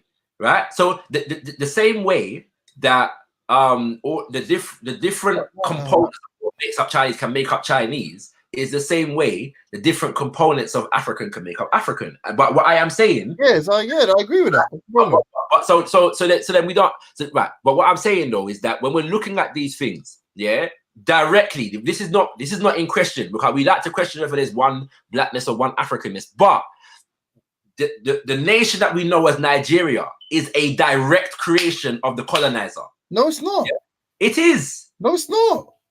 Oh my gosh. The nation that we know as Nigeria is you don't understand. You don't understand arguing like when you're it's like a comparative argument, if you like. Like it's a creation by the white people. What, in as much as black is? No. Which one has more accuracy? Which one has a descriptive? Hold on. Which one has a descriptive term has more accuracy to a group of people? Black, in fact. Nigerian. Yes. Okay. Bro, there was no Nigeria. I don't think I can speak to you logically. There was no Nigeria. There was no Nigeria before 1914. And the fact of Nigeria being created in 1914 is predicated on the fact that the European nations got together in 1884 and 1885, sat around a table and carved up the continent. Are you smoking? Hold on, wait. I need to. That's easy to understand, though, Jay. That's super easy to understand. It is, you know, bro. We was given black and we was given Nigeria. You're not listening to me. There is an actual landmass, that someone has chosen to name Nigeria. So the name Nigeria, if you like, you could say that's a white person's creation, right? Fine. There is languages, amalgamated tribe languages that have actually preceded that area of Nigeria. But for you to say now they use a English alphabet and whatever that thing, fine, I'll concede that. Hold on, that has a Western signature. The actual fucking people that live there and call themselves Nigerian, it is an accurate description of those people. That's an black is not an accurate description of anything. It has no biological or taxonomical basis. Like it's inaccurate. It literally a white person's description of people that they believe to be inferior to them. Do you know how Nigeria? Do you know how Nigeria, bro? Do you know who named Nigeria? Listen, what you're doing. You're using history as a stick to sort of beat the position. The whole conversation. No, but we have to use the history to find out where we went wrong, bro. I said that wrong. That's what you just said. I'm saying no. I'm saying you're misrepresenting an argument and using some kind of historical fact to fill a gap. Forget. White people dominate the planet. The empires of the Greek, the Hellenistic period, the Rome, they dominate the planet. So don't worry about all this retaining some kind of sovereignty. You can forget all of that. Forget all of that. At some level, you're going to have to pick what is more accurate description of me and my people. Where did I come from? I came from Africa. What has more benefit to my pride and my self-esteem, Is it me being a black American or is it me being an African, full stop? What has more benefit for me and my people? But the people that champion blackness, to a significant degree, also champion Africanness. and champion. They're smart people. I can argue with those people because they're on a level like you. We can have this discussion because you're on a level where you understand the actual clear benefit of defining one's ethnic group. You can see there's more benefit in a Pan-African. The point I'm making, though, bro, the point I'm making on this point is that Nigerian is not an ethnic group. It's but the tribes within Nigeria are an ethnic group. Number one, tribes within, yes, but and I'll give you an example. But if we're gonna look at all those tribes, yeah, can we all, as far as what black is described as, can we all say that they're black? But I'm not one of these people that like doesn't want to be called black. I am black, and what can I do? I've been called black my whole life. That's what I am. But guess what? That blackness doesn't exist, in my opinion. It doesn't exist amongst black people. It only exists. It only exists. No, but it only exists. So if a black person, like you asked where I was from off the hangout, yeah, when we was on the hangout. Yeah, you didn't say what kind of black are you? Do you get what I mean? Like to you and I, it's important about our history and our heritage. To them motherfuckers, it's important what color we are. Bro, but I'm not. I am not denying the fact that black is relative to the other people who are not black and who we're relating to. I'm not disputing. But it's true to say though that you could say that about any identity. No, but what are you doing internalizing a concept that has so much of has had so much of a pejorative effect on you? I.e., there's a Chinese man that would never accept being called yellow. Are you stupid? What do you mean? The difference is, bro. The difference is that when you're talking about black, it is a descriptor for color. Yeah, nigger is a descriptor for a state of being, that you're being subjected to a state of being, a mentality, yeah, and them kind of things there. It's a different thing. You can't get away from, if this is the color of my skin, and in terms of human beings, this color is described as black, yeah, then I'm not going to get out of that blackness. Yeah, but that is literally my disposition. Like, I'm not going to argue with someone about whether I'm black or not and where I'm specifically from. However, I am not bettering the oppressed people group that have been identified as black. If I were to be, but you are. You know how you are when you start saying when you start applying positive attributes to the color of the skin of a people who have been taught to be ashamed of the color of their skin. You're not gonna take them away from that by telling them that they don't have a color of their skin. You tell them that the color of their skin is beautiful.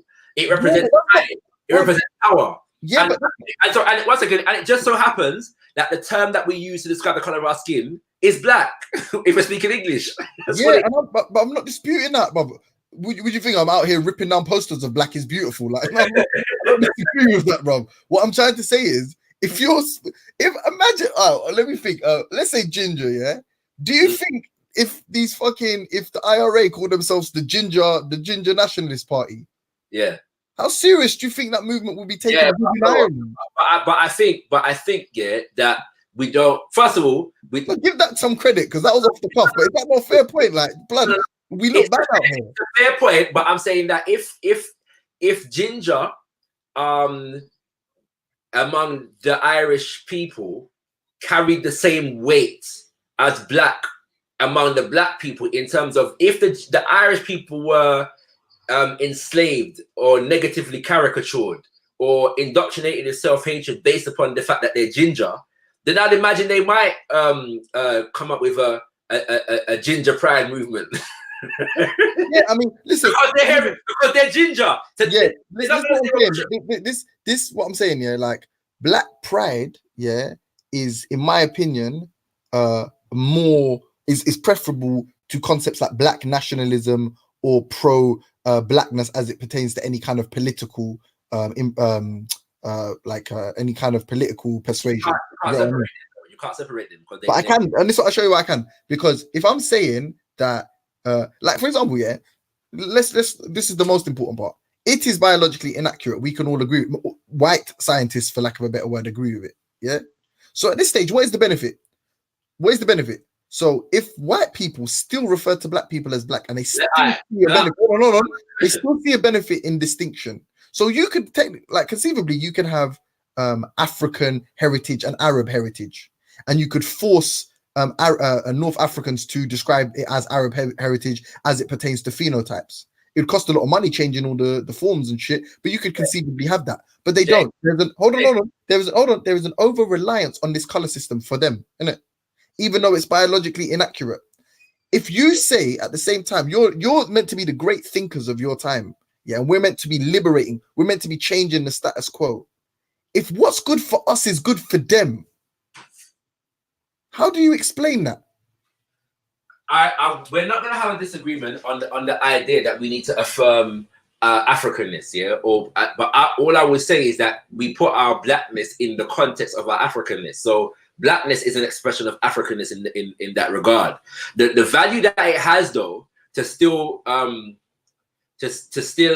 place an emphasis on blackness. Let me put it like this: to what extent is skin bleaching still a problem among black people? It's big. Right. So evidently, we've still got some hang-ups among us, yeah, to a significant degree around blackness and our complexion and the color of our skin. Right. Yeah.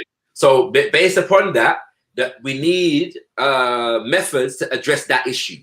And that's not so much as blackness being bad blackness. That's so much as white being good. And guess what affirms white being good? White being, yeah, no, but black being bad. No, not necessarily. Why? I would say that the white being good among white people stands on its own. It become and what it doesn't. It does. They impose it upon people that they come across. But the fact of the matter, though, bro, is that we're not going to positive affirmation in it, right? So the way to, and it has worked. You can't deny that it has worked to some degree. The way to take our minds out of the brainwashing of white being more beautiful is to affirm the beauty of what we are. Yeah, not to take down the whiteness, but to affirm the beauty of what we are. Yeah, because if we begin to see white as less beautiful, it doesn't necessarily mean that we're going to see black as more beautiful for ourselves. So we have to focus on what is this skin that we got. Okay, it's an imperfect language. We call it black, right? So you're hiding behind that. That's the problem. That, you know what? That is the fun. I'm not hiding, bro. I'm not hiding behind it, bro. You're hiding behind. But if we agree, bro, that there is still an issue of black people being ashamed of the colors of our skin, then the ideas of what do white people hold on, all right, let's do it like this. I'll show you like this, yeah, because when I say you're hiding behind, just so I'm clear, I say you're hiding behind the deficiencies in language.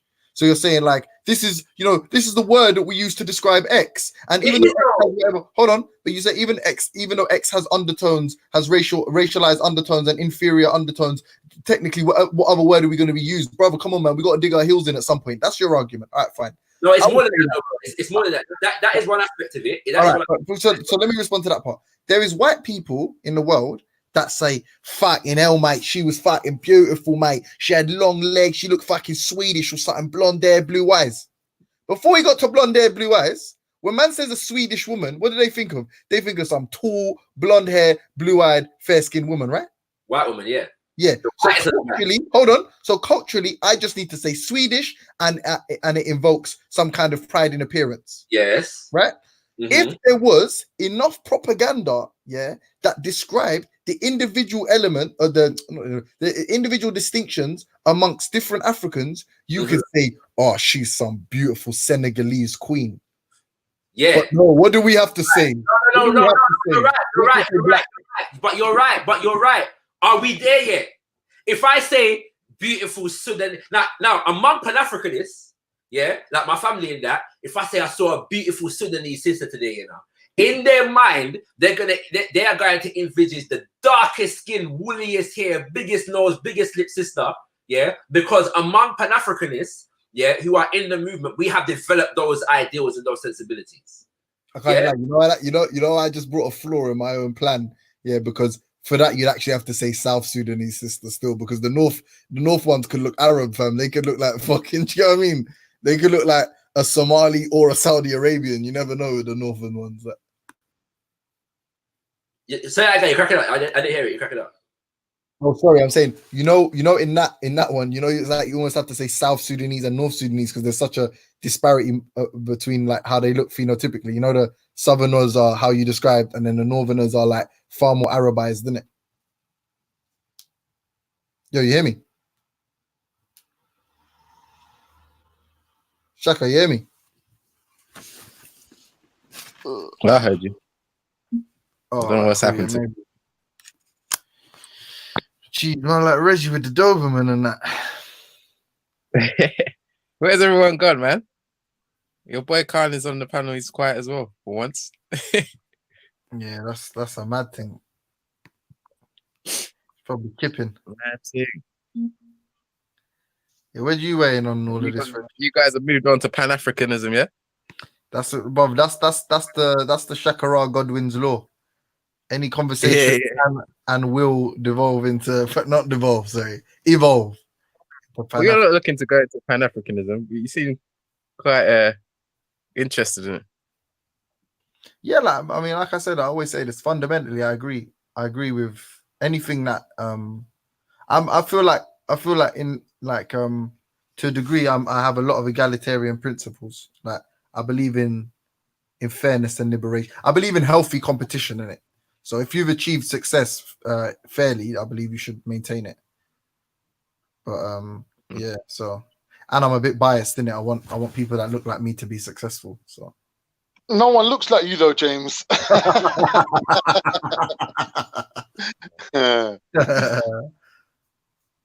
What's happening, John? What have you been doing, bro? I'm not gonna lie. I actually did fall asleep. Thought so. How'd you wake up? You just heard your name. I think it was when you come on, Reggie. That is the true mark of a narcissist or an egoist. Who's that? Me? Yeah, it's good though. We all are, mate. Yeah, I ain't gonna lie. Yeah, man. What was the topic today? No. The topic. Oh, pro-black, Pan-African slave trade.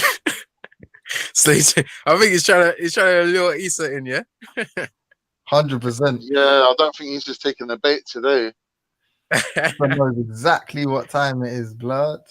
But why did he put it together? He didn't like we spoke about it yesterday that it's two separate things, right? Pan-Africanism is different. Bro, I never, bro. You know the worst parcel thing is Hermes, bro.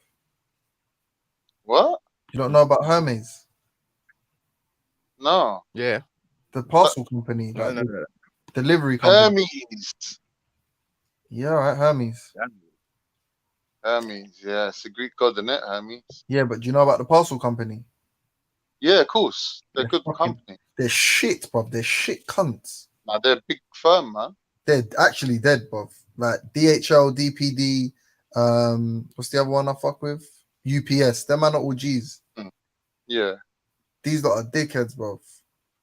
But they're Hermes is a much smaller company compared. Yeah, I know. It's what I'm saying. Like, it pisses me off though because like man's all like you're in the is it lap of the gods?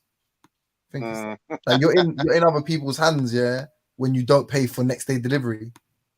Yeah, it's true.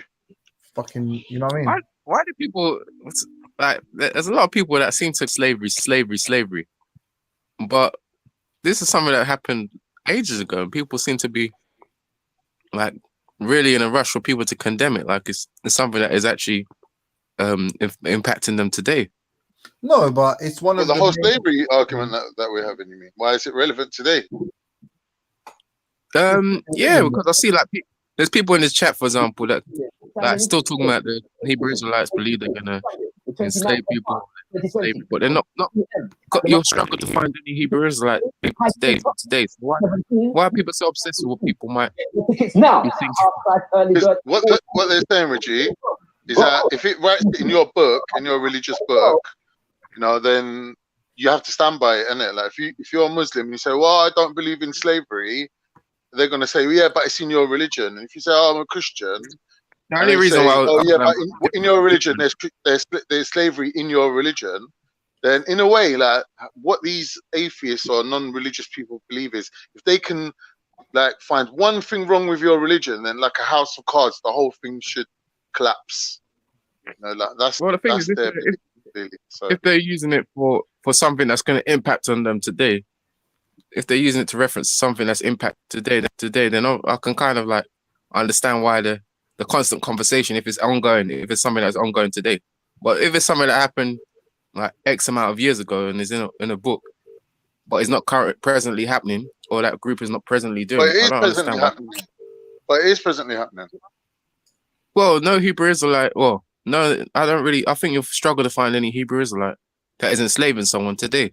So why do people feel like, oh, okay, it says in your book that you need to enslave people, and you know, why is that such a talking point when they're not really, when no one's actually doing it?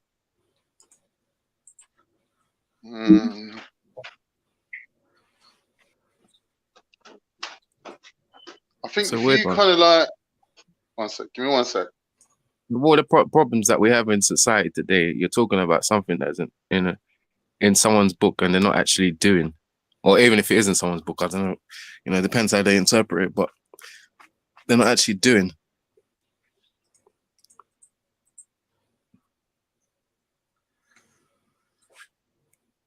Obviously, they're just trying to be mischievous and get people to take them, like, to engage in some sort of conversation, which is irrelevant. Reggie, can I ask a question? Yeah. So if say for example, yeah, that there's a place here whereby a group of people have come and stolen land here, and they still live on the land, and the people that they stolen the land from are working on that land, and they're being impoverished as a result of it. Do you consider that to be a form of slavery? Sorry, say that again. I'm just trying to process So it. one group of people come to another people's land, they steal the land from them, yeah? They control the land. And the people that they stole the land from are working on that land for them, and they're becoming rich, whilst the people that are working the land, whose land it is, are becoming poor. Yeah, have become poor because they've been dispossessed of their land. Would you consider that a form of slavery? No, I think people always try and broaden the term slavery, but typically when we talk about slavery, most people kind of know what you're talking about.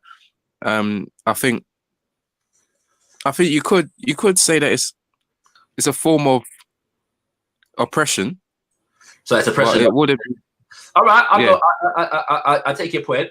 So let's say now that system of oppression, yeah, is built upon the fact that at a previous point, the people them that are owning the land are people who enslaved, yeah, those people.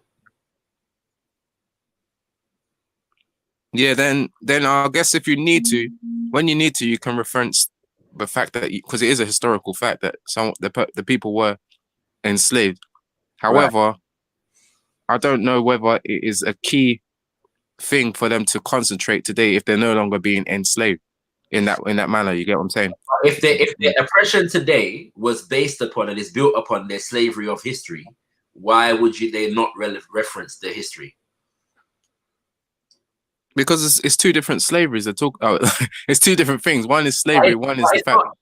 But it's not two different things. It's one thing that is built upon another thing.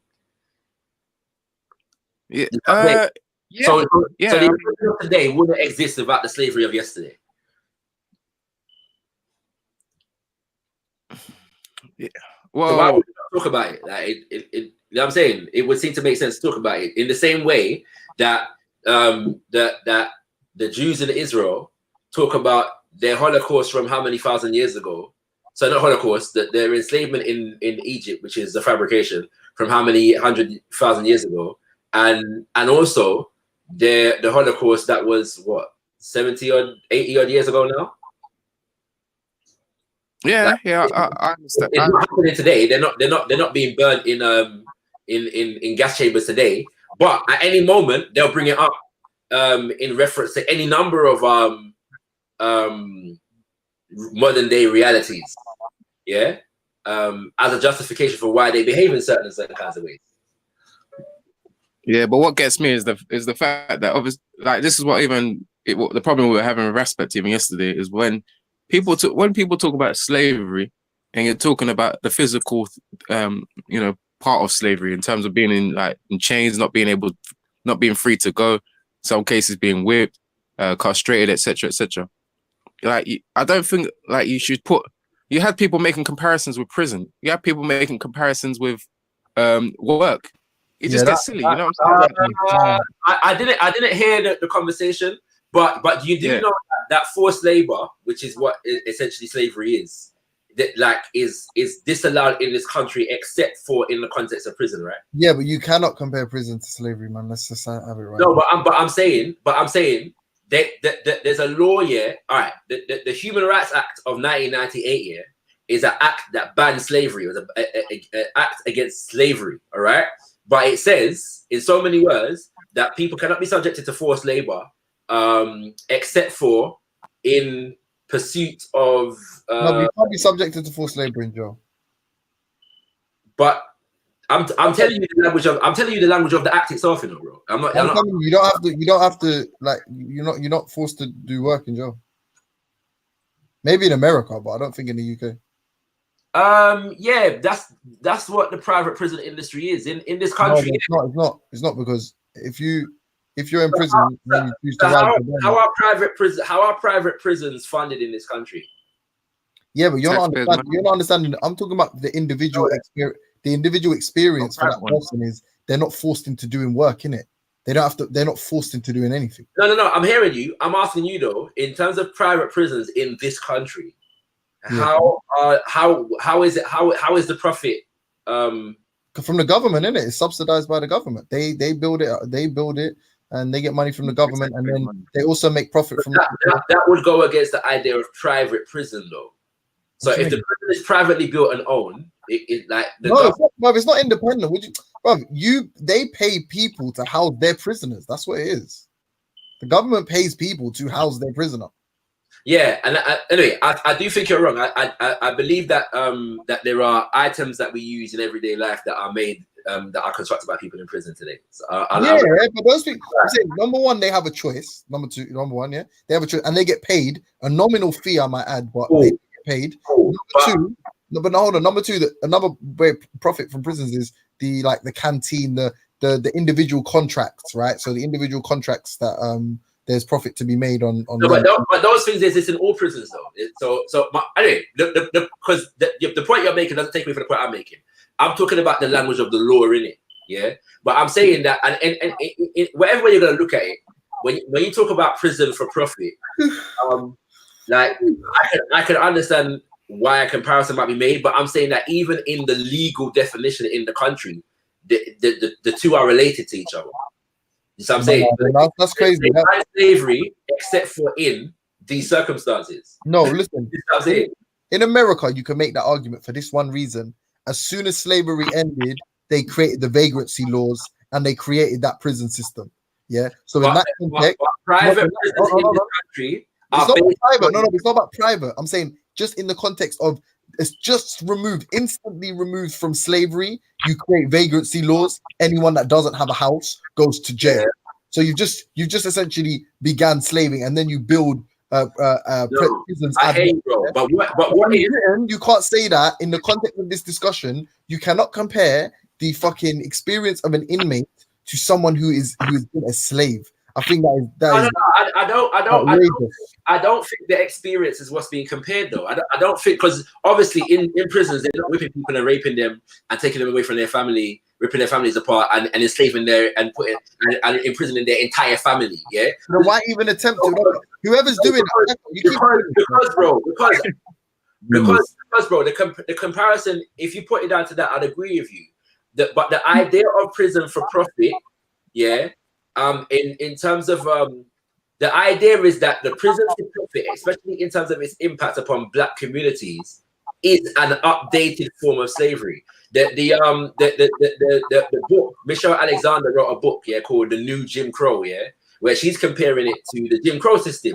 Now they're not hanging man, like, you know what I'm saying, for whistling that white woman or looking at them, nothing like that. But in terms of comparative impact. And the role that it plays in the society itself, you can compare it. Yeah, no, but I don't listen. I don't think in this context. I think it's outrageous, in my opinion, to when faced with a question about about stoning people being wrong, to reflect that argument back on a white man. That's a different argument. Right.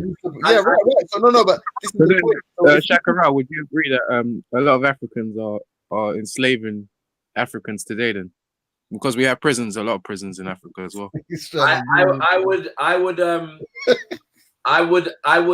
Well, that doesn't surprise me because of the fact that the legal and political systems in Africa, for the most part, are colonial. So he doubled you, Reg. He doubled you. That would make complete sense. Oh. Okay, so Ethiopia, was Ethiopia colonized? Apparently, it wasn't colonized. Are they also? Not formally, no, but definitely. But if everything around you is colonized, like, I mean, it's gonna have an impact upon your thing, innit? I'll do you one better. They willingly engaged the British and employed the British. You get me? That was willingly. They had and have a great relationship with Empire. Now I think it's more USA, but they had a great relationship. So they opened the doors. They welcome in those and they're notorious slavers anyway, historically. So what's your alternative to prisons? Then what's your alternative? If someone, for example, steals something. I think that there are forms of imprisonment that are more essentially based around rehabilitation than punishment, and not at all based upon a profit motive. Yeah. But in fact, even if you want to argue that some are private prisons, the prisons in this country, I presume, are not private.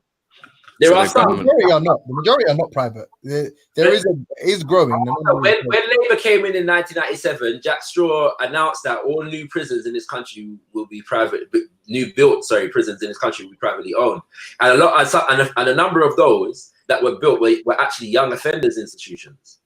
Yeah, that were privately owned. Can I make your case? Can I make your case quickly, Reggie? He's saying like the second that they're not state-owned, the initiative becomes filling those cells, and the second you build a new prison and it's privately owned, the reality is for them to run at a profit, they need every cell full at all times, and to that effect, they will invest in the policing system as well. Brother, it's 3 people to a cell right now. 1 man cell. It's 3 men to a 1 man cell right now.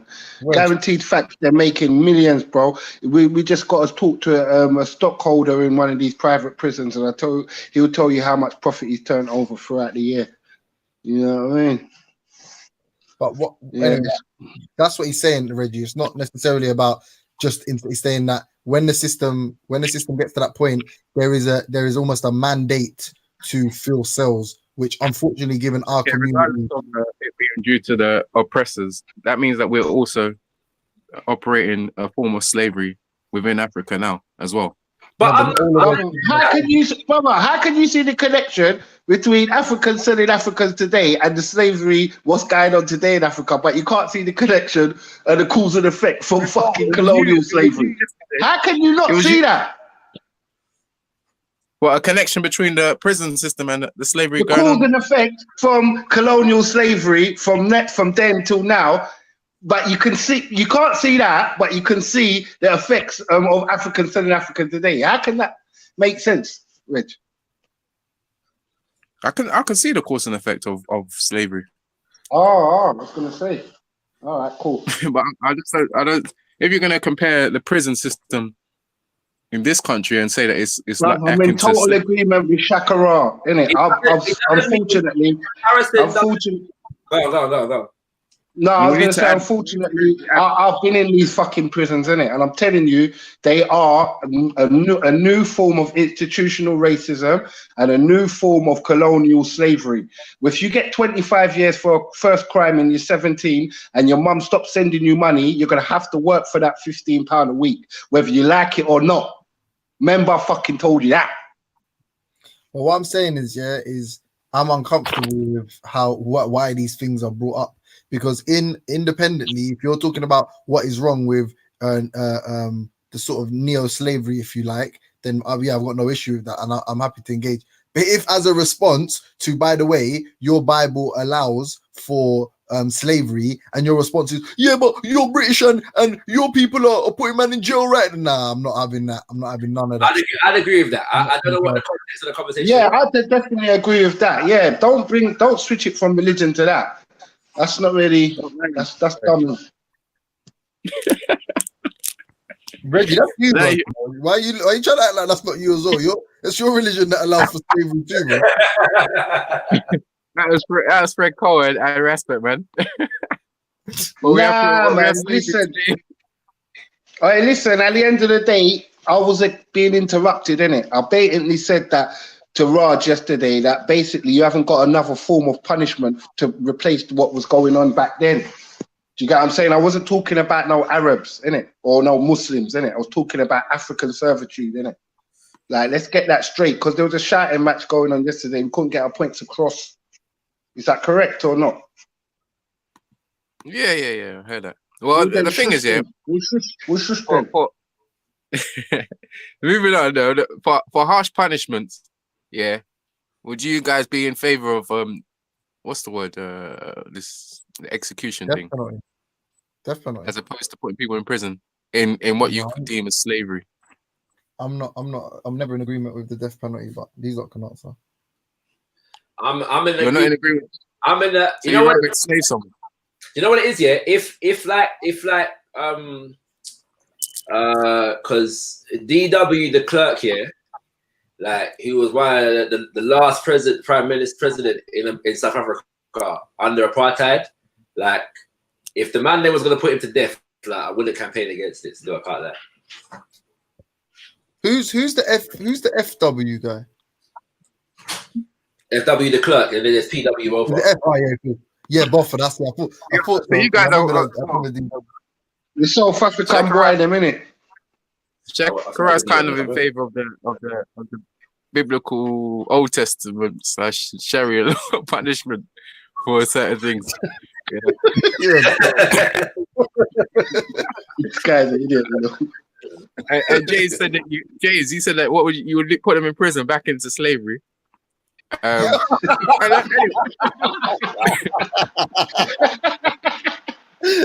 good. That is good. And Shakira, you know, you said, the African old system where they allow people to repatriate. Would you allow someone like that, person that butchers someone at London Bridge, to come and repatriate next door to you and your family? Hey, brother, listen, I'm telling you, yeah, facts upon facts. There's no rehabilitation, there's no nothing for criminals here, innit? The criminal justice system's a two-tier system, innit? I'm telling you, brothers, trust me, do not have faith in none of these judicial people. Do you know what I'm saying? Because they're not going to work for you unless you got money. That's a guaranteed fact. The reality is, Fred Cole is absolute fact, because we have the highest rate of recidivism in Europe, if not, in Europe. That's just an actual fact. That there is no rehabilitation here is close. And James, I swear to God, if I don't know, I'll just say I don't know. I'll keep my mouth shut, innit? But I'm telling you, this is life experience shit that man's seen, innit? Man kind of know about this one. You know what I'm saying? That's another option, though. We could just let people free, you know? Like, that's stupid. Reggie, you're being dumb, because we're not saying about prison. Shakira said prison for profit. That means, look, I'll show you. Simple, yeah? Because step by step that you can understand. If black people are... Yeah, I understand. Okay. So who did it? So if you had to fill a jail cell, for example, who is most likely statistically? Actually, that's a poor way of looking at it. What community is going to fare the worst with an industry of right? So that's James, it's going that way, you know, bro. I swear to God, these people are getting more contracts every fucking day, bro. It's going that way, bro. I'm telling you. I wouldn't be surprised if they give the court to Costco or something. You know what it is? I was trying to say, Shaka, are you still there? Yeah, I'd like to see that. The way it works for them, is less of a so it's like getting a car. I'm not trying to condescend to you in any way, but for anyone else listening, it's like getting car finance. Like, why the fuck is the government gonna pay so much money right? To build a prison, to recruit staff, to negotiate contracts with outsourcing, with different companies and all that. When someone's going to do it for them, so they can essentially just pay in installments. So they end up paying more to run the prison, but less of a down payment on the prison. Do you get what I mean? And that's how the business will run for them. Yeah, but the person that's building the prison ain't doing it because he loves criminals or he's trying to reform society. He's doing it for money. Right, and he's doing it because he's getting a loan, which, funnily enough, is the government end up underwriting anyway. And he's going to work the prisoners to death. That's facts. That's coming real soon, bro. As I said, Virgin have got big contracts, and the British Army have got massive contracts with the prisons, innit? Do you get what I'm trying to show you? So I'm telling you, brother, man's going to be getting worked to death real soon, especially with this joint enterprise, and you can get banged up for nothing. Like you haven't got to be involved in the crime.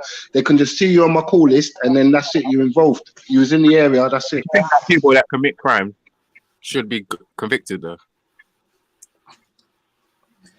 Conviction for crime is different from prison for profit. Not the same thing. Yeah, but I'm saying that if someone, because what if the black people that are being arrested have actually committed the crime? I mean, we haven't even spoke about them being innocent. I mean, if they're doing the crime, should they not be convicted?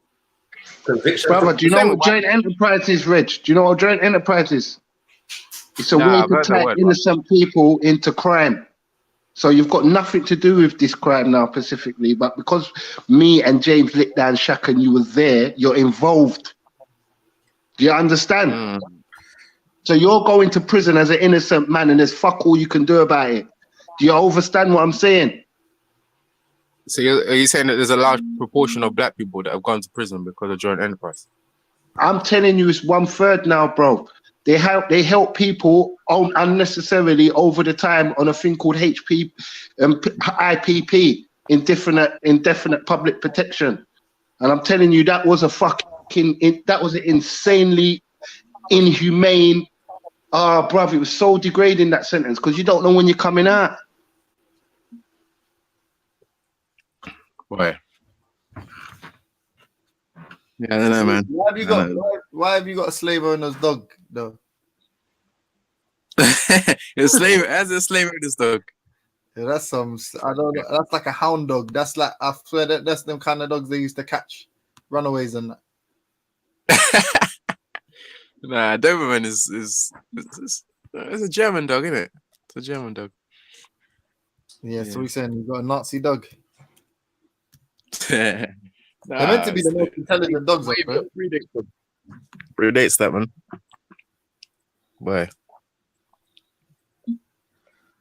Yeah.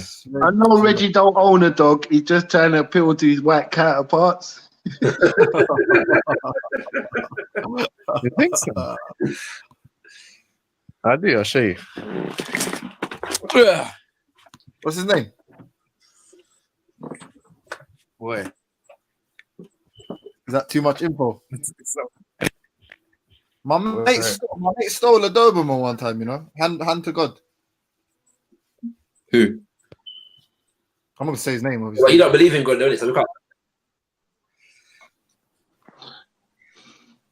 Yo. Oh, Reggie got dipped, yeah.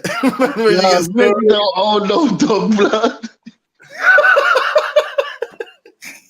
Yo, family. Can you hear me? Hey, wait, that was bad, you know. You man try to badmine me. I didn't even dip him, you know. His device just disconnected. Try to badmine me, you know. So I dipped him and all that. So I didn't even dip him still. Nah, he was just about to. He was just about to reveal his favorite teddy bear, innit? The teddy doggy suit. Wow. Yeah, I Beefy, we can hear you still, but jump back on, guys. So I can add you still. Yeah, I like how today's going, man, because it's calm. You get me? Respect for the debate, man. Because James, you're a good debater, brother, and Shaka's one of the best, isn't it? So you know how the thing goes. Yeah, I mean, I like this, man. I'm definitely better than Shaka, but yeah, I appreciate that still. Nah. You're fronting. And, you know who's good as well? Witness is bad as well, you know. Witness is about his business, you know. Witness will come in and give you that information, that info work, and then cut. Witness is a funny one, you know. Why? Witness is actually, he knows quite a bit. But you know he doesn't get along with your boys.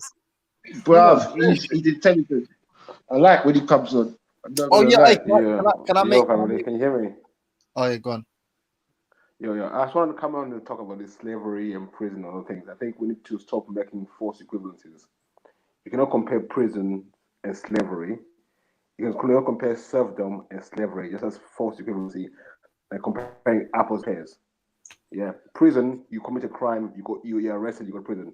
Slavery, you have no choice of what happens to you. You're taken against your will. Kidnapped. Yeah, I don't think we was comparing it, B. No, but let me finish. But if you want to talk about slavery, you don't. I don't know why people say, but if these people did this slavery, then this should be all right. No, we should check this slavery. If you want to see how bad it is, take all the good points from the slavery and all the bad points, and you see if it's evil or not. You do not compare each slavery. Deal with each slavery separately. Deal with all the atrocities that was done by that slavery. Who was doing it? Yeah, be it Christian, Muslim, Arab, whatever. Then just deal with it. Do not compare. Oh, if these people are doing it, then this is okay. If these people are doing it, that was okay. It's just dumb. Can I? No, I agree with that. I definitely agree with that. But I'm saying I don't think we're comparing though. What we're saying is that prison is like modern day slavery, and there's no argument around that. There's no defense to. There's no. It's definitely exactly like modern day slavery, and that's facts. So, Fred, can I ask you something? When someone's getting kidnapped today in their country, taken around the country against their will, what is that? Is that no modern day slavery? Sorry, brother, I didn't catch that. When people are getting kidnapped today from their homelands, taken to faraway places without their choice, what is that? That's slavery. That's modern day, bro.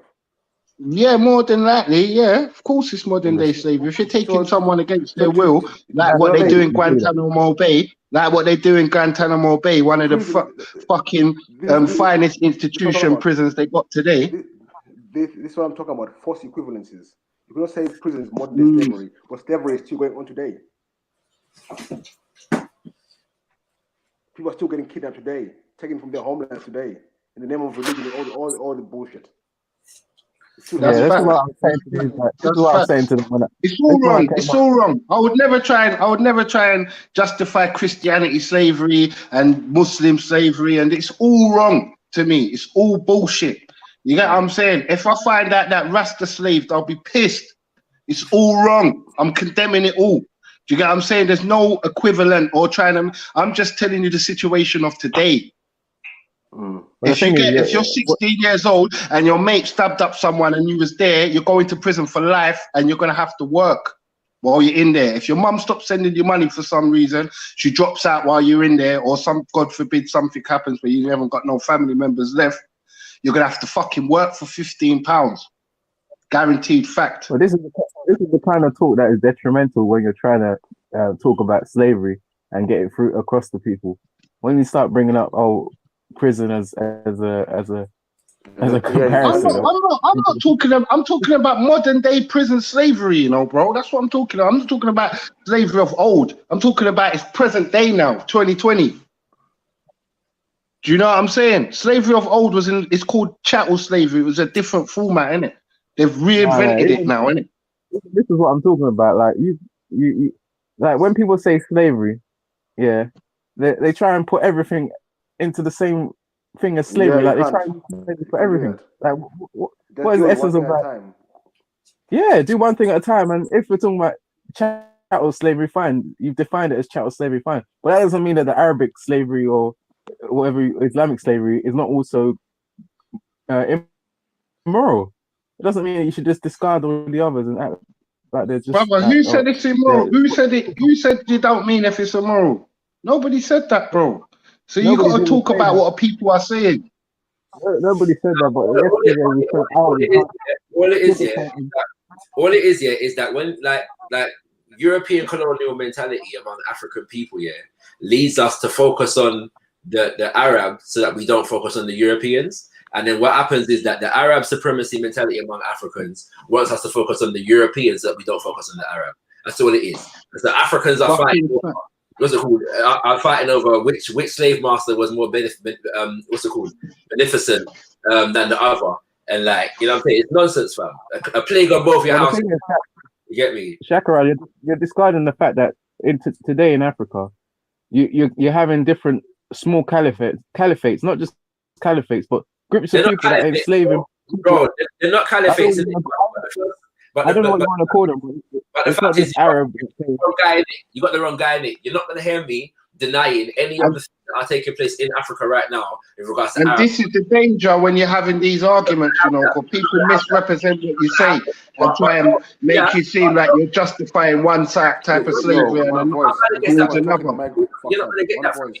But don't bring that just because you want to deflect from Chevron and ExxonMobil in Nigeria right now, and the Beers, what's it called? And the people that run the diamond trade, and all the people that run the oil trade, and all these natural resources, all these multinational companies, and how Britain and America and all these Western nations control things like the IMF and the World Bank that deliberately redline and impoverish African nations to this day. Yeah, like let's not get it twisted. Yeah, that's going on too, isn't it? So if you're gonna bring me Arabs in Africa just to deflect from what the Europeans are still doing today, then we're not gonna have that conversation in the way that you want to have it. It's as simple as that. We need to speak simultaneously as well. If we can do that, that would be cool, because it's good to look into the past to what's going on now and vice versa. Do you know what I'm saying?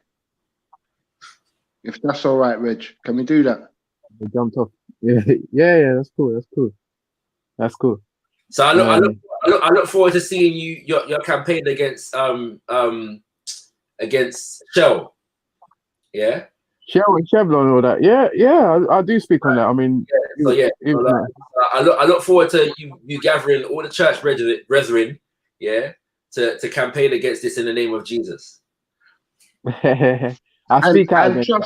And trust me, man, you know what, Reg, if you could do yourself a favor and actually go and campaign for these slaves in Africa, do something towards benefiting them in any way, shape, or form. Find out an organization that's having a meeting regarding these people, please, Reg, and stop coming online with it, because you haven't got no solid information. You don't know one Libyan organization. Can you name one? Nah, I can't. Well, then leave it, Reg. Please, I'm begging you, bro. Go and organize, because if you care, I know you're passionate about the thing. I believe that you're passionate, and it's not just a scoring points thing, because if you're doing that, you're wicked and evil, isn't it? So if you're doing that, I believe that you're a fucking piece of shit in my eyes. If you're using the people's pain to score points, but so I can't believe you're doing that. So I'm just saying, find out a Libyan organization or someone that's helping the slaves in Africa and go to them and try and organize something, and come back with a name. So at least the people in the chat and the people listening can find out a name and an organization to help the thing that you're talking about. Does that make sense, Reg? I understand. I'll take your advice. However, what I would say is that doesn't mean that I should what is going on today. No, you've always got a however or a but. There's always a but or a however coming when it comes to the truth. Can I finish? Like at the end of the day, if we could talk about what happened 400 years ago, I could talk about what is happening in my home continent. Remember, I'm actually a West African. You know what I'm saying? My parents were born. Yeah, so if you're West African, then the Europeans in West Africa are a bigger issue than the Arabs. I've been to Africa. The issue is though, Reggie. Can you hear me? You know what I'm saying? So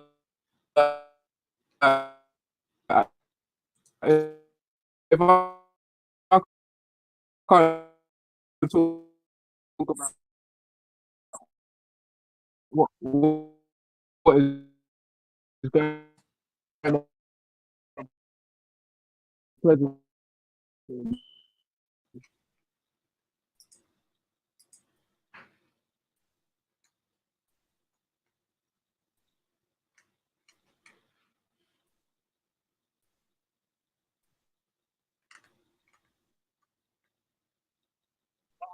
I can hear you, but when we're talking about slavery and my understanding,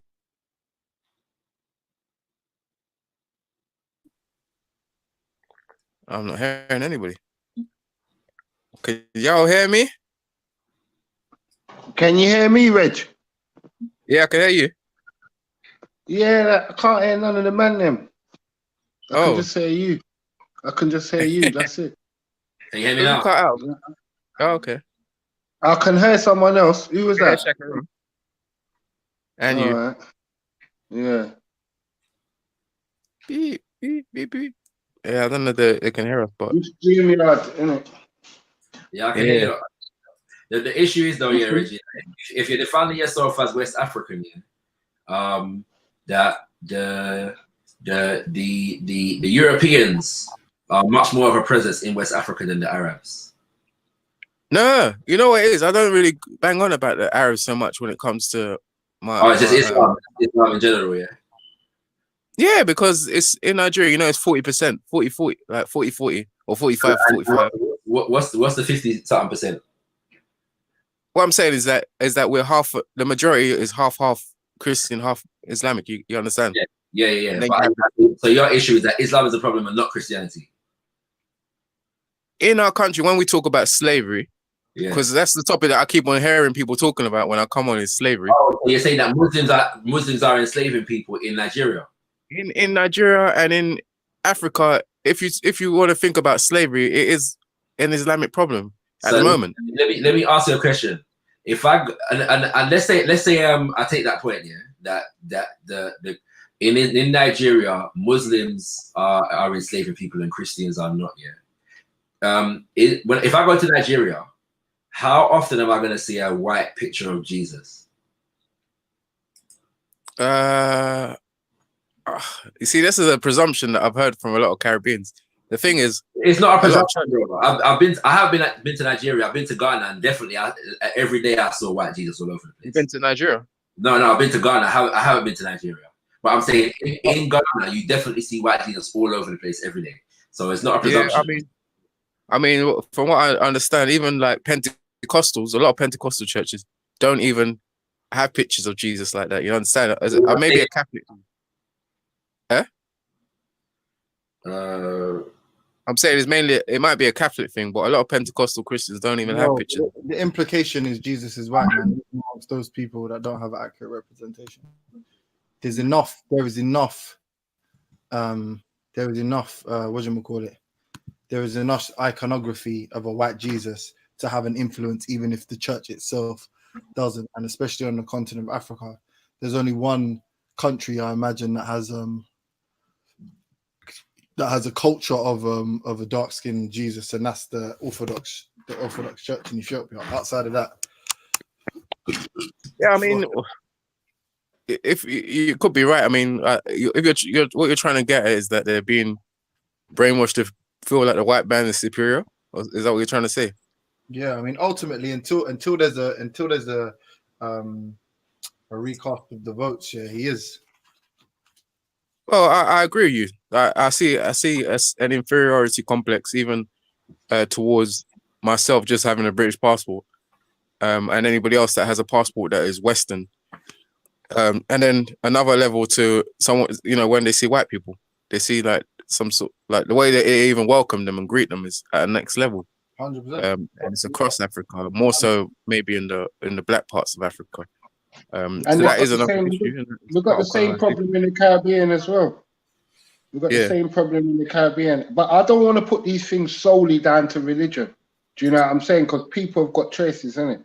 Do you know what I'm saying? And if they're really serving the God correctly, do you know what I'm saying? They're not going to be doing what they're doing. Do you know what I mean?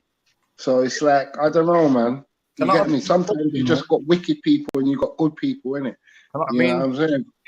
But when it comes to the Bible as well, like a lot of people within Africa read the Bible and they're dedicated to it and they read the scriptures, and if anybody's reading the scripture, they won't see a white Jesus mentioned in the Bible. So you know what? Sorry to cut you, Reg. I was gonna say, if I believed everything what was in about the Catholic fucking religion, I wouldn't even fucking chat to no one that's Catholic. I would spit on them every time I saw them. Do you know what I'm saying? But I don't feed into all the hype of it. Do you know what I'm saying? Sometimes it's good to like just take people on an individual basis, innit? Rather than just group them in a bunch because they're a certain religion. Do you know what I mean? Hey, Fred, can I ask you a Yeah. question? It's no one else's fault that at the same time, in this day and age, if you fail to read the Bible and see that Jesus is not mentioned as white, if anything, is olive tone, and that's maybe a literacy or whatever for someone to continue to believe that kind of thing when there's no text there to support that. You know what I'm saying? But it means more to some than others. You get what I'm saying? The color of what Jesus would be or was. Can I ask Freddie a question? Yeah, you know, like simply put, yeah, do you know if you refer to something as actually, I don't know why I'm phrasing it like this. Let me say what I'm saying. Like, you know, you see how you just posed that there, yeah, before what you're saying. Like, white and black, yeah, feeds into that narrative of good and bad. So, like, it's impossible for black people, yeah, to. Sorry, because I'm doing something right now. It's not, broski. I swear down. You know, I know what you're gonna say. It's impossible for us to indoctrinate ourselves from some of the brainwashing we've had. You get me regarding. I know exactly what you're. But I grew with a militant dad, fam. Dad's like Shaka's dad, fucking warrior. Talk, man. Don't ever believe nothing what these people say. Do your own research and live your own life experience and go for that. But they Do you get what I'm trying to tell you? But they told us black and white, and I'm just saying, like, if you always view the people that come into your country as white, and white is synonymous with wealth, success, good looks, whatever, then you can never make a logical, rational argument to a black man as to why to not prioritize the white man. But if that person considered themselves an African first, and they consider that man an Englishman, a German man, a Frenchman, then they will judge them on the merits of that person's character, number one, but also of the accomplishments of the nation contemporarily. Like, what is that nation? At what level is it at now? So that maybe sometime near in the future, a Nigerian man or whatever, you know, Shaka don't like the borders, whatever the rebordering sounds and looks like, a Nigerian man is the most valuable man on the planet to everybody else, just by virtue of where he comes from and the GDP of his. Do you get it? Yeah, but this is what Rasta do. Rasta do very similar to what you're doing, what you're saying, innit? They live in like a secular society with lots of churches and people moving in one direction. Do you know what I'm saying? But it's about bucking the trend and teaching the youth, innit, to judge people on merits, innit? Don't worry about this and that, and because they're in a certain section or a certain group. You know what I'm saying? But then the black, this is what I'm saying, the black nationalists have no place in a successful future for African people. They only have a successful future for people that call themselves black. And that is the fundamental, that is the category error, in my opinion, where I'm talking to Shaka and what I'm trying to describe to him. That's where it's all gone wrong, because it's all well and good to make stuff good for your people in your area. But don't Africans call themselves black as well? Is that a positive thing? Is that a good thing? Is that a good quality we have? No, I'm not saying it's a positive or a negative, you know, but we've got it, and this is what black people do. We use bad situations and we trust me, we take the L and turn it into a W, innit? You know how the thing goes, man. It's been, you know what I'm saying? We've been doing that. We've been doing that. It's down to us to redefine ourselves, you know, and it's all coming in time, because we don't own nothing. James, think about what we own in the world. That's what I'm trying to say. So it's L's. It's been consistent L's for 1,000 years, bro. Like, what do you mean? We ain't turned nothing and made nothing. Yeah, we're coming round again, you know, fam. Ownership's enough. Hey, trust me, bro. I'm telling you, man. If you got children, I pray to God they're gonna own something, because it's going that way. We said, Freddie, call it a comeback, yeah? I'm telling you, bro, the greatest ever. You get me? Mama could knock you out. You know, hey, listen, yeah, you know what I said. Yeah. Well, like Freddie, but no, I was gonna say, you know, I often think that about my own life, yeah. I think that all the L's I've taken, like, it only serves to make the victory sweet, if I'm ever blessed with an ultimate victory in life or some great success, yeah.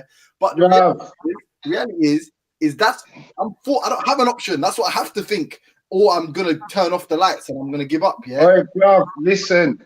Because you're so fucking forward thinking, you get me? Your mind's on doing overtime, innit? When you can fall back and relax and know that there's something higher in yourself, and then all the answers you need will come.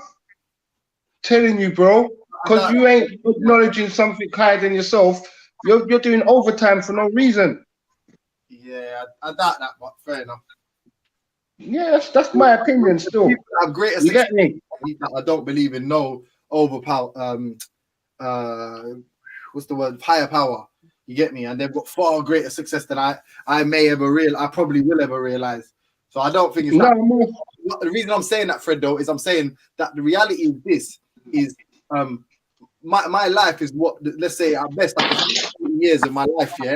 And I've already, the first 20 or so, 20 something years have been very poor planning on my behalf. And now I'm in a position where it's I got Hail Mary. Bro, are you fucking crazy? Your first 20 years, you've had a bad hand and you fucking played the hand.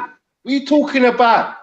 It's cool run-ins, blood. You've done the best you could. What you on about, fam? Fred, listen to what I'm saying. You ain't no poor decisions. It's called life experience, fam. How are you gonna learn otherwise? Listen to the point I'm making. I'm saying, but that's like in the 8-year life, my first 20's been rough, yeah. And not rough, sorry, forget me, but I'm saying that like I'm forced into a situation where the victory is gonna be sweet. But for the man there that are doing the wrong thing, it makes no sense, yeah, when the fucking equation is wrong, to keep doing more mathematics and trying to work it out and making it harder for yourself. You should start as you mean to go on. You get me? So for black people, it makes no sense saying, oh, it's been fucked up, so we're just gonna persevere with the same bullshit and eventually make it good. Nah. Figure out what we're gonna be doing and change. You know what we're gonna do? I think we're gonna mutate, bro. You know what we're gonna do? We're gonna adapt to anything, any surroundings, any challenges. We're gonna persevere and we're gonna overcome like we always do, bro.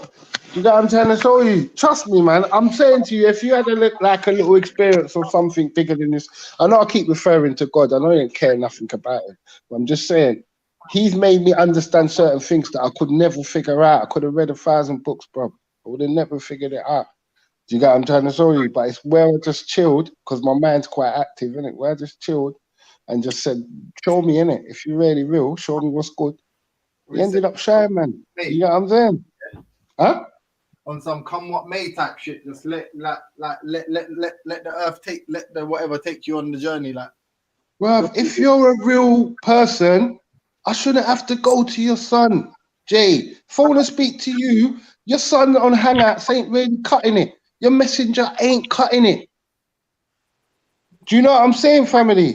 Yeah, none of the prophet you're gonna send me ain't cutting it. So sometimes you have to go to the man himself and say, what? If you're real, show me that you're real. No, I'll hold it down until you answer, innit? Man ain't got no issue with your thing. No disrespect, it sounds rude, but your thing ain't really organized. Like, can't really have a negative effect on groups of people. So your thing, man, ain't got no issue with. Like, I think spiritualism should be like how you do it, which is my own personal connection. It don't bother no one else, and no one else bothers me. You get me? That's a good way to do it, in my opinion. Because I could live in Thailand with this, go Phuket with it, I could go Jamaica with it, I could go fucking anywhere in the world with it, Gambia, anywhere, and just sit down and meditate and chill. Because I'm comfortable in my own skin. I hear that. Well, who's else on the panel? I need to hit the roads quickly, man. Who we got? I'm in.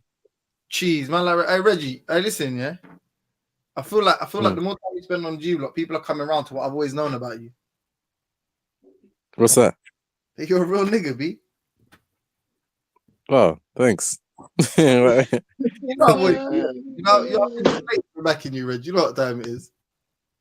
Where? No, man, them just believe. I just think, right, man, them just believe what they want to believe, innit? You get me? And we all try and strive for a common interest in it. Because as I said, I'm a supporter, innit? Anybody that's got anything, I'll support them and hear them out. Do you get what I'm saying? I'll even give man a second chance, even when I know he's full of shit. Do you get what I'm saying? So it's just like, obviously, you know what I mean? We've just got to try and be more accommodating to each other, man. And that's hard. It's tough shit. I'm going to be a hypocrite and say no to someone in 10 minutes. You know what I'm saying? So it's hard. I know it's tough, but you know what I mean, man. We just got to try and do better if we can.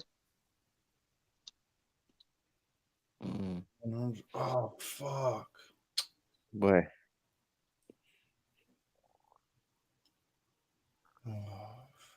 What's Ultra doing? It's a quiet panel today, isn't it? What's Ultra doing?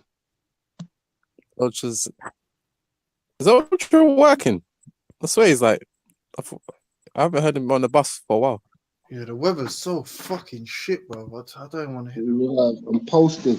Right now, I'm not moving. Isn't it? Bro, it's not, trust me, I had bare little errands to run this morning. I was just like, fuck it, I'll just shut the Shaka, bro. No, I got up about 9, started making moves. And then I come back about 11. You know what I'm saying? And now I just feel like not moving again.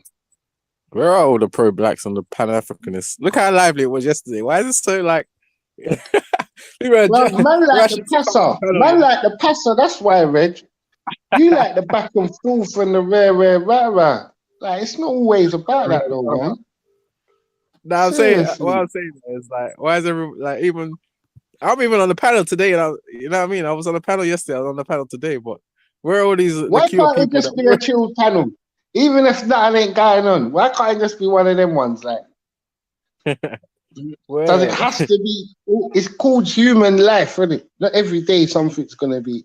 You can see the power of the titles. Like when you got a title, yeah, like engulfs people and gets people like enticed, and everybody wants to come in and point the finger. Mad thing. Oh, Rambo's trying to get him.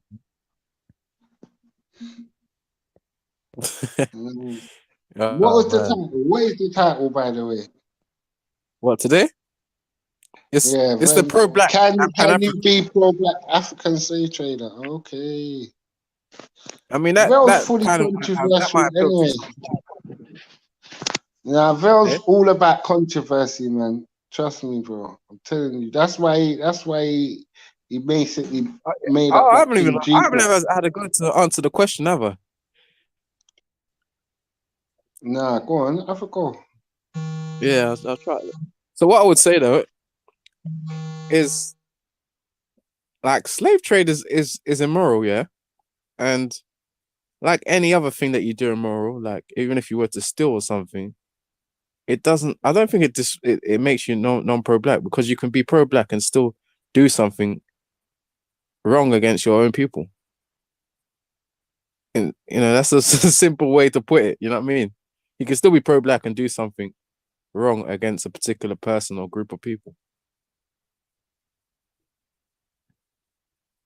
Just like when you might do something to your family or friends, but you still love them or you still like them or whatever, but you still do wrong. You know what I mean? So I think you can still like slave trade and still be pro-black or Pan-Africanist.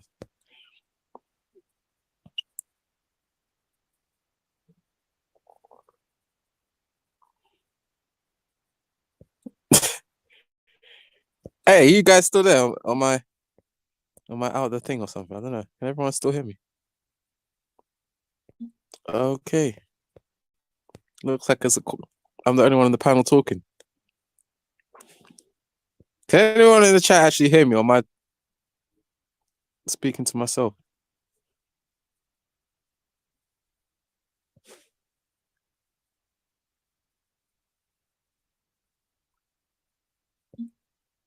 Can y'all hear me?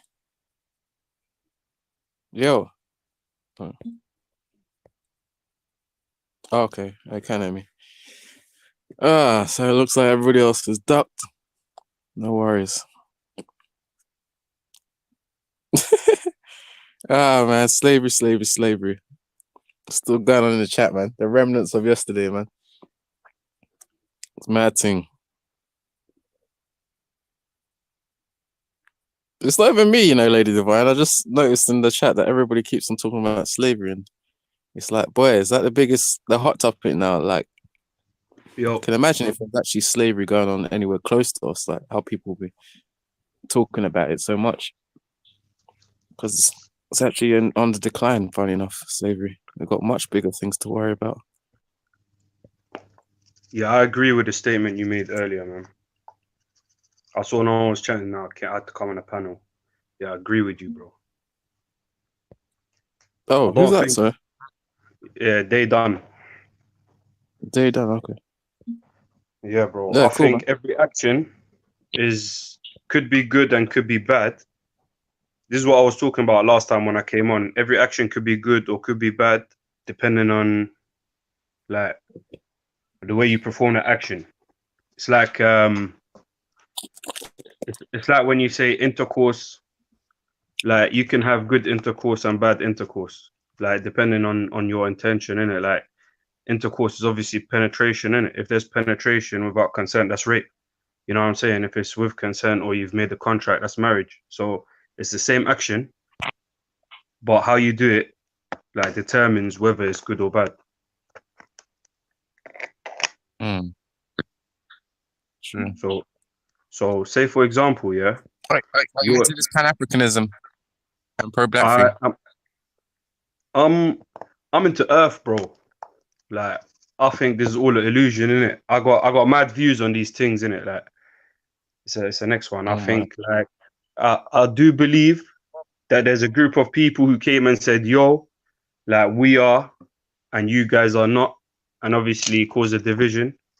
And then like from there, everything got confused. Like obviously, I think everything got confused from time ago. And like we just been in that, like, because the children just learn what the parents taught them, and then it just perpetuates down the line, and things get added, truths get taken away, and everyone's just baffed in it. So everyone really is trying to just find out. Really, everyone's just trying to find out the truth, innit? Obviously, not everyone, but a lot of people like are just like, yeah, let me get that money and them girls, and like that's it, that's their life. But some people are like, their motive in life, their goal is to find out the truth, innit? And that's why I appreciate shows like this. Obviously, there's a lot of people here who are charged in that energy. So that's really good. I appreciate that. For everyone listening, anyone who does come in here and chat bare truth and give bare facts and share the knowledge, I fully appreciate it. You make it my pleasure watching this show. You know what I mean? Are you black, by the way? I don't think it matters, bro. I can't give away any information online about me because it's not what I do.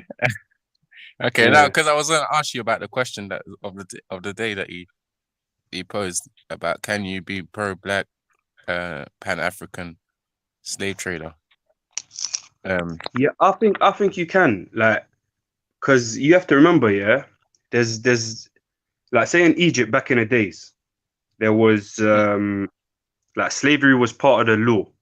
If someone had taken someone's property, then this person is now indebted to the person whose property you've taken in it. And they're not going to put you in a box and like bars.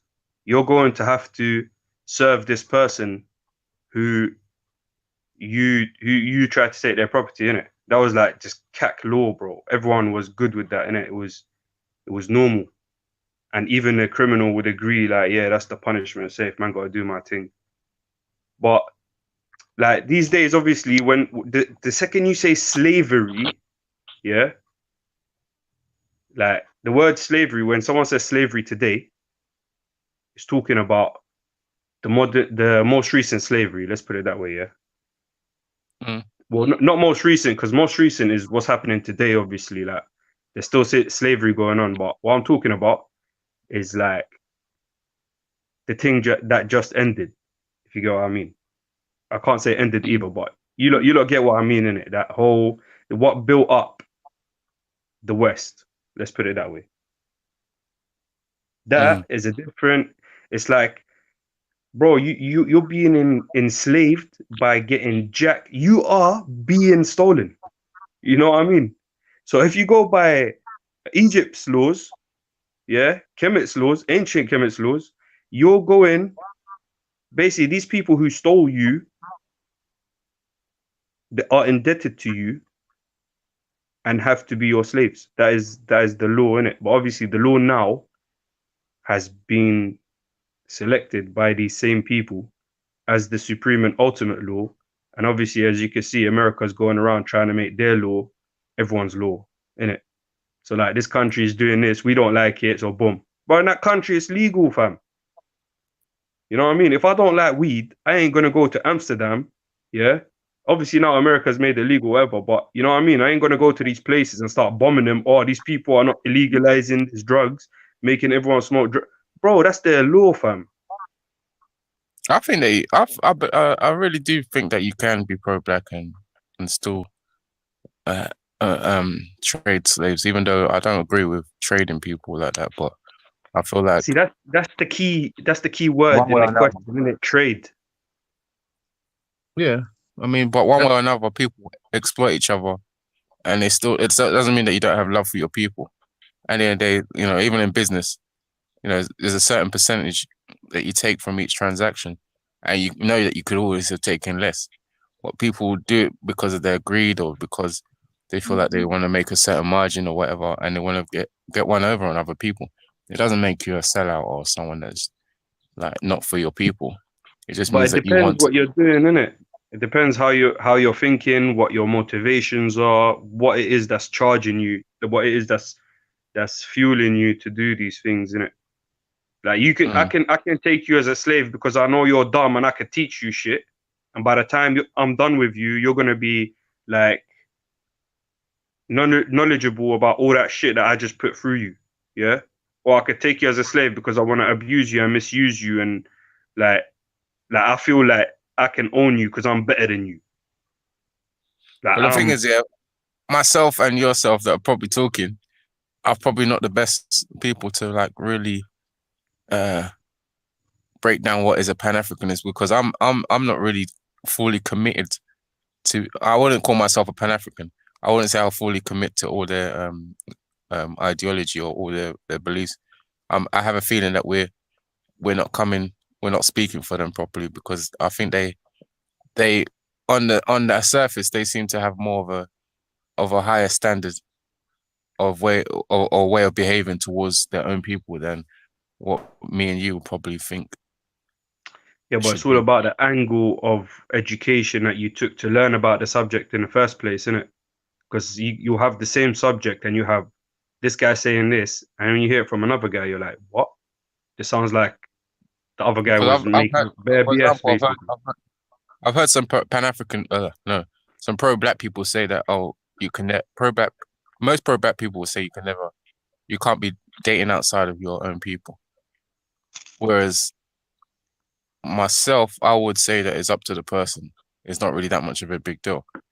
Yeah, I get you, but you have to go to that person who's got that view, and you have to be like, yo, why is it that you believe that? And they'll probably break something down to you that has never crossed your mind, innit?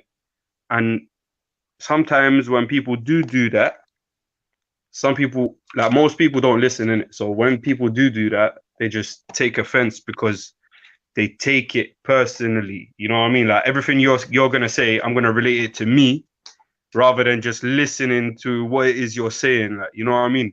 And trying to understand your angle in it, like to stand in your shoe and look through your angle down that tunnel and see what you're looking at.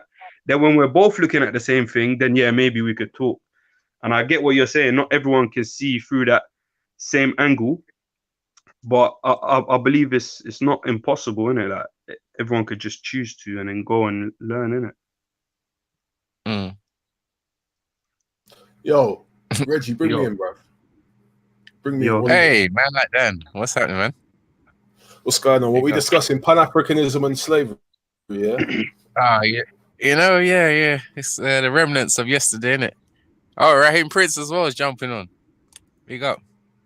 But yeah, I don't know, like, you was here yesterday, wasn't? No, you wasn't here in the morning, afternoon, was you? No. I listened back this morning. I listened back to some of it this morning, man. Still, yeah. What was your take on it, Dan? What's my take on it? You must have been ashamed. What was your take?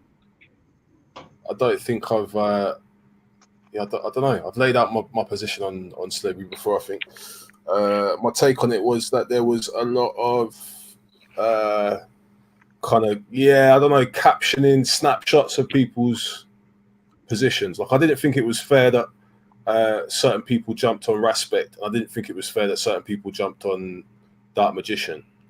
on both sides. I thought there was a couple of little things there, but yeah, nothing. Some good moderation couldn't have sorted out. I didn't think it was that deep, to be honest. I think I've heard. You're blaming the ref. You're blaming the ref. No. I've heard.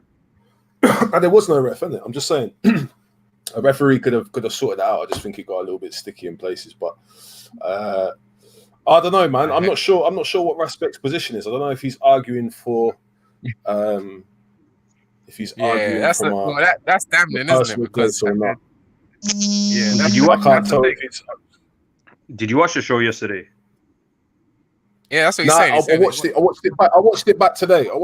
And I was on Respects last night as well. And I heard the kind of post debate breakdown. But when I tried to skip back on Vellemy yesterday after he locked up the stream, it was 4 hours of like the Raj Zabida and that whole pass. Oh yeah, bro. I know what happened. That was towards the end, though, Dan. That's what I'm. That's what I'm saying. But last night, when I was trying to go back through this, do you lot think it was clear what Respect was saying, or do you lot think it was as unclear as the panel was making it out to be? I you think don't know. They asked the same questions like 100 times. You know what I mean? Yeah, but I think even who though who asked the same questions? Dan is right. Yeah, Dan, No, you're right. do you know what it? Dan, do you know was what it there- was? Do you know what it was? The problem was, right? A question was asked to Respect, and because of the answer Respect gave, I think it fucking took everyone by surprise, which is why people kept asking the same question for clarification. I think. What's the name of my man on the panel? Up a notch. Hold Yo, up a notch, bro. You don't have to get in the chat and start doing the Reggie, bro, talking about Respect apologists. There's no Respect apologists around here, bro. I'm my own man. We can introduce ourselves if you feel to do that. You want to come off mute, you can address me, bro. Like I'm not caping for anyone around here. So yeah, drop all of that. Someone's got a bone to pick with Respect. One of the many. Bro, I don't know. I don't know who my man is. Ultra. It didn't catch the people by surprise that like me, Raj, and I don't think Dan would have been that surprised because we were there about a year ago when we had a similar conversation. And it was almost the same rhetoric. So even Raj knew exactly what he was doing when he came onto the panel because he knew exactly what Respect's responses are like. When did Raj come back? Yeah, but Raj came to push Respect's buttons in the first place. You know what I mean? Everyone knows that. He knew. Because he knew already, because we spoke, every time we spoke, we were dealing with this, you know, when Real and him fell out in the park. Just around that time, we had, and Dan was on the panel that time as well, we had a similar conversation with Shani and Respect as well. Was really reluctant to get into it on that topic of Arabic slavery. And, you know, as a consequence, you see what happened with him and Raw. You know what I'm saying? That was like I think that was the beginning of the whole shenanigans. It weren't that. Do you remember? I remember exactly what happened, bro. Raj was up at about 3:30 in the morning. And he couldn't get on the stream and he went and did his own show the same night. Like, Respect is endorsing the Arab slave trade or whatever, and it was kind of annoying because I felt there was a serious discussion going on. And I don't know how seriously you were taking it, but I think the takeaway was that Shani X was quite strong in her position. She said that she would have preferred to have existed under that form of servitude, which wasn't the position that I took, and I don't think Respect took that position either. But if he's adjusted it since then, if that's the thing. Then, boy, it hasn't. And that's, Dan, this is no, the first time. this is the thing. Sorry, Reggie. But wait, I thought people were saying Respect is fully co-signing this because if anything, Shani X was on that tip. She was on a tip of like as someone who's a descendant of Europe, as someone who's a descendant of Jamaicans of slaves brought from West Africa to Jamaica by the English. Like she said that she would have preferred that system. She could have seen the merits of that system. She's brainwashed. I think I'll tell you. Yo, the thing is, she might be, but Reggie, that's on her. And really and truly, I heard there was a point that Shaka Ra was making, which I respected. I don't think it's for someone like Raj to tell Shani she can't feel that. If you're not African and you ain't descended from slaves, you can't really. That's not a conversation for you to tell him again, Dad. Do you know what I'm saying? What about that girl that was on the panel? Do you think it was right for him to say to her? That's with respect. That's with respect because don't get me wrong, people can have a general position on slavery, but if someone who's a descendant of a slave comes and tells you that's the system they would have preferred and gives you X, Y reasoning, you can't argue with that if you're not. That's not a conversation for you, so steer clear of that one. That's what I'd say. But No, yeah, I disagree with that. That's what I'm asking. See that white No, girl I that was on disagree the with that. panel, yeah? Ultra, you're welcome to disagree with that, but you're a descendant of a slave, so you can never take yourself outside of that box. If you want to imagine Yeah. someone else coming into the conversation, let me know. Yeah. Let me know how you would. Let me know how you would line that conversation up, and let me know the Yeah. parameters. No, do you know of what that it is, Dan? conversation. Because the problem I have with that argument, Dan, is we're sort of saying if you're not from a particular group, your opinion, you can't have an opinion on said thing. And No, I'm not saying that. I'm saying that someone who is descended from slaves has a right to have a discussion about forms of slavery, servitude, whatever it is. A legitimate right. That's it. That's all I've said. But does anyone? So are you saying anyone outside of that group shouldn't have an opinion, or shouldn't be allowed to discuss it? That's what I'm trying to get at. I'm saying that it shouldn't be taken. I'm saying that the conversation shouldn't be taken as seriously. And I agreed with Shaka Rai's position on. I don't really think it's for someone outside to come and call people sellouts or whatever else. But that's a different topic. We can part that. All I'm saying is I respect Shani's. I respect Shani's right to be able to say what she says. That's it. And it's a full stop there. If you want to come out, Ultra, you also have a right to critique that. Veli has a right to critique that. Content has a right to critique that. Whoever wants to critique that, Shaka Rai, James Jones, it's open for discussion. And brother, I'm not saying. Listen, if Raj really wanted to go and think about it, he could probably dig up some historical example of if you think about it. If you think about it. Go on. I was saying, if you think about it, that was like the last time that we heard Shani speak on that subject. So it was a bit of a career ender, yeah. And the thing is, like when you hear, if you went back for about 3 days. That debate went on for 3 days, bro. Yeah, It wasn't and like since then, a one night and done. have you seen Shani come back to Respect Channel? Since that No, period, but I she haven't hasn't seen. come back. To be honest, I would say that all got done and dusted. If it didn't end on that 3 day stint on Respect, it was getting rehashed on Reels. Raj was doing streams on it. Like I don't know. Like I suppose it's only right that there's like a conclusion. But yeah, Shani X, if you're about, come and I don't know, And come and Respect tried to protect her from giving her full view on the whole thing. So in some ways, we already knew that Respect had these kind of views on slavery. I don't agree with Shani X's view. You know that, edit. I'm making that clear enough. I don't agree with Respect. Yeah. That's being made clear. Yo, who's that? My man, Upper Notch TV. Did you hear that? Yeah. All right. So my question I don't know, but sorry, brother. My question is then what Ultra said, yeah, that do we stop other people from having their input into black affairs like slavery, etc., or do we accept partial criticism, or do we accept whole criticism of these issues? Is that the Ultra? I would say everyone, really. Like, where do we draw the line? Because while I do agree with what Shani has said, you said rather, about what Shani said, there's lessons to be learned on all sides. So where do we say that the other people, Asian, Caucasian people's input should cease or be a non-factor? Do you think credentials has something to do with it? Elaborate on credentials, brother. Like someone, like you first need someone who actually knows what they're talking about. That's the first thing. Like what gives you the authority to speak on this matter? Like we should know that before hearing what the person has to say, if they're gonna speak in such an authoritative manner. You know what I mean?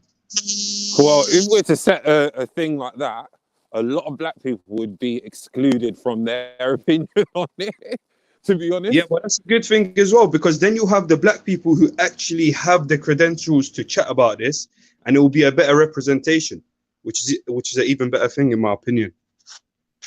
I think anybody who understands the topic should be able to have their input. This is an open panel, by the way, isn't it? An open platform, etc. So anybody can come in and say whatever they want. And we see even yesterday those that claim that they know a lot about slavery, when they get down to it and are challenged on their opinion on and their understanding of slavery, they're not even ready to even. They only acknowledge one slavery. In some people's mind, the only slavery that is ever existed was the transatlantic slave trade. That's the view you'll get from yesterday. Otherwise, all the rest is just like prison. So Arab slavery was just like prison. Any other slavery that we've heard of is just like going to prison. It was a whole heap of nonsense. I can't even believe half of what I heard. But as I said, yeah, after a year ago's conversation, it didn't really surprise me. And you could see even when Raj came on, he already knew what time it was. His eyes probably lit up when when the topic went on. Yeah, Man, he's got an unhealthy obsession with respect and respect's in comings and goings. It's really odd. You see Yeah, I think I jumped to on cover this the day before, innit? Reggie, you started saying something about how really interesting this conversation don't matter because slavery isn't really a thing anymore. It's on the decline or whatever. You do know they you know about the what's it called, the Modern Slavery Act? I think it is 2015. Do you know about that? No. Yeah, so they're bringing it in for this county lines thing. They're bringing it in for county lines. There's people riding fucking modern slavery act birds now. Yo, sorry to cut you off. What is this Modern Slavery Act? What's it about? I'm just gonna get it up. But well, when I was saying that it includes stuff like travellers and gypsies who have like illegal workers living on their side. Is that like where that woman brought that? There was like a TV show on it. That woman brought that African lady saying she was going to be an au pair, and then locked her in a shed and kept her there for like 10 years or something. There's a show on it. That's like called "I Am Slave" or something. One woman. Has anyone heard of that? Yeah, that's some madness. That's like human trafficking leading into slavery. There's a whole heap of different angles with it, but yeah, I would slow down on the whole. It's on the decline. It's not on the decline, bro. It's not. It's changing form, and maybe people's definition of what constitutes slavery has to kind of adjust to the 21st century. Because I would say these little youths who are getting told to plug things and get on trains and go crunch, I would say that they're under a certain amount of duress. No matter what argument is made, I would. Yeah, it is. It's moving towards that. But then you look at who's running that. Who's running them? Boy, I don't know. So yeah, you gotta remember, a lot of it comes from like, there's something in the air that makes them want to do this because it's cool, innit? Yeah, 100%. So there's a culture that supports it, or a culture that makes it attractive or appealing, and kind of masks the reality of it. And bruv, I don't know. Yeah, probably the same thing could be said for the transatlantic slave trade. There was a lot of kind of, I don't know, adventure and all these other images that went along with that kind of period of buccaneering. Like young men from the UK could jump on a boat and go and seek their fame or fortune. And on the flip side, look what happened to the world.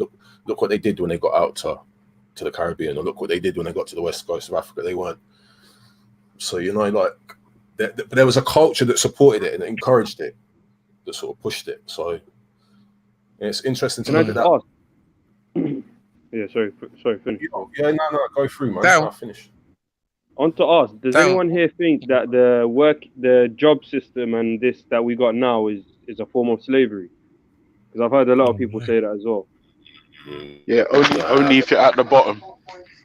Only if you're at the bottom. Yeah, because if you're getting paid, no, not even that. Yeah, this is the thing about I don't like using this word slavery just willy-nilly, because you're cheapening the word, right? Yeah. Let's be honest. Slavery, the modern slavery, the transatlantic slave trade, the Arabic slave trade, the Holocaust, even though that wasn't slavery, these are crimes against humanity, right? Having to work long hours for money isn't the same. It isn't the fucking same. No one's being castrated.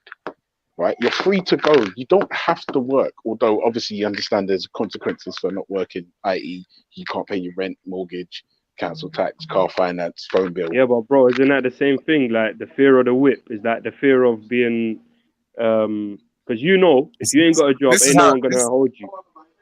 This is how silly it gets sometimes. I remember in the newspaper, maybe 10 years ago, Cristiano Ronaldo said he feels like a slave because he had to stay at Man United. And people were like lost their mind, like that's a ridiculous. How can you compare yourself to chattel slavery because you have to stay at a club? Like, do you not understand? Like, just fuck off, man. That's how silly it gets. No, this is You what I start mean. Just using- fuck off, bro. Yeah, Like, just fuck off, because if you stay at Man United, are you going to be allowed to go home to see your wife and your children? Are you being whisked around like in really expensive vehicles? Like, do you have to shop in Lidl's? Like, is anyone going to like physically harm you if you don't play football, or are you going to be fucking Dr. Week's wage, which has absolutely no effect on you because you're earning 250, 300 grand a week? Just go fuck yourself. Like, comparing that type your circumstance to slavery is ridiculous. And this is the problem. People just cheapening the word, which is why people earning 200-300 grand a week can say, because I can't move club, I'm being treated as a slave. Are you fucking stupid?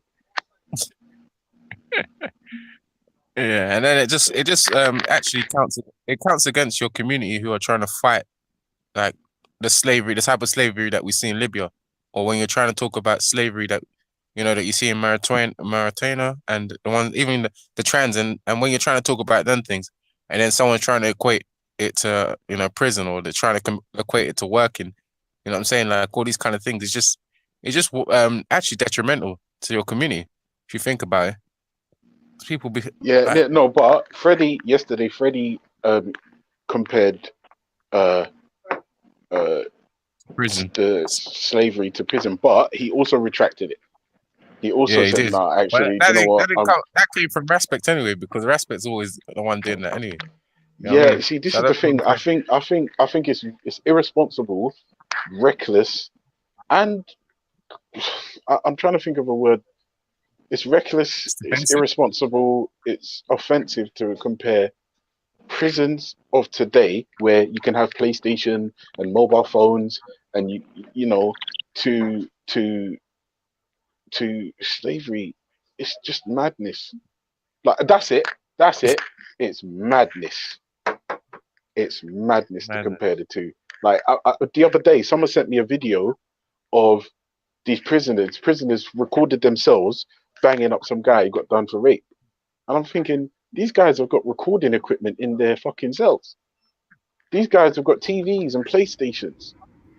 Yeah, right? one And sec. also as well, the point of prison Freddie, is if you're there, bring in Raheem. Bring in Raheem. He's the point of prison is you were there because you committed a crime. Yeah, like slavery, there was no crime committed. We were snatched up. So to compare the two is absolute insanity. What about prison for profits? Because we did speak about this about 2 hours ago, about how some prisons. I missed it. Sorry, bro. Yeah, prisons for profits. How we didn't really go into detail, but prison for profit are privatized businesses. So people obviously need. I will agree. But my point still stands. In order for you to find yourself in a quote unquote prison for profit, did you do something? Eh? Did you do something? Like, did you commit a crime of some sort? Or? But he said there's this thing called the joint enterprise. No, I'm sure that's no. I'm sure joint enterprise is illegal now, or unenforceable. I'm positive it is. It's unenforceable now. Yeah, that's what Fred Cole said. He said there's joint enterprise where you're in the wrong Yeah, place. yeah. No, I'm positive joint enterprise is unenforceable now. I'm positive it is. Yeah. Why?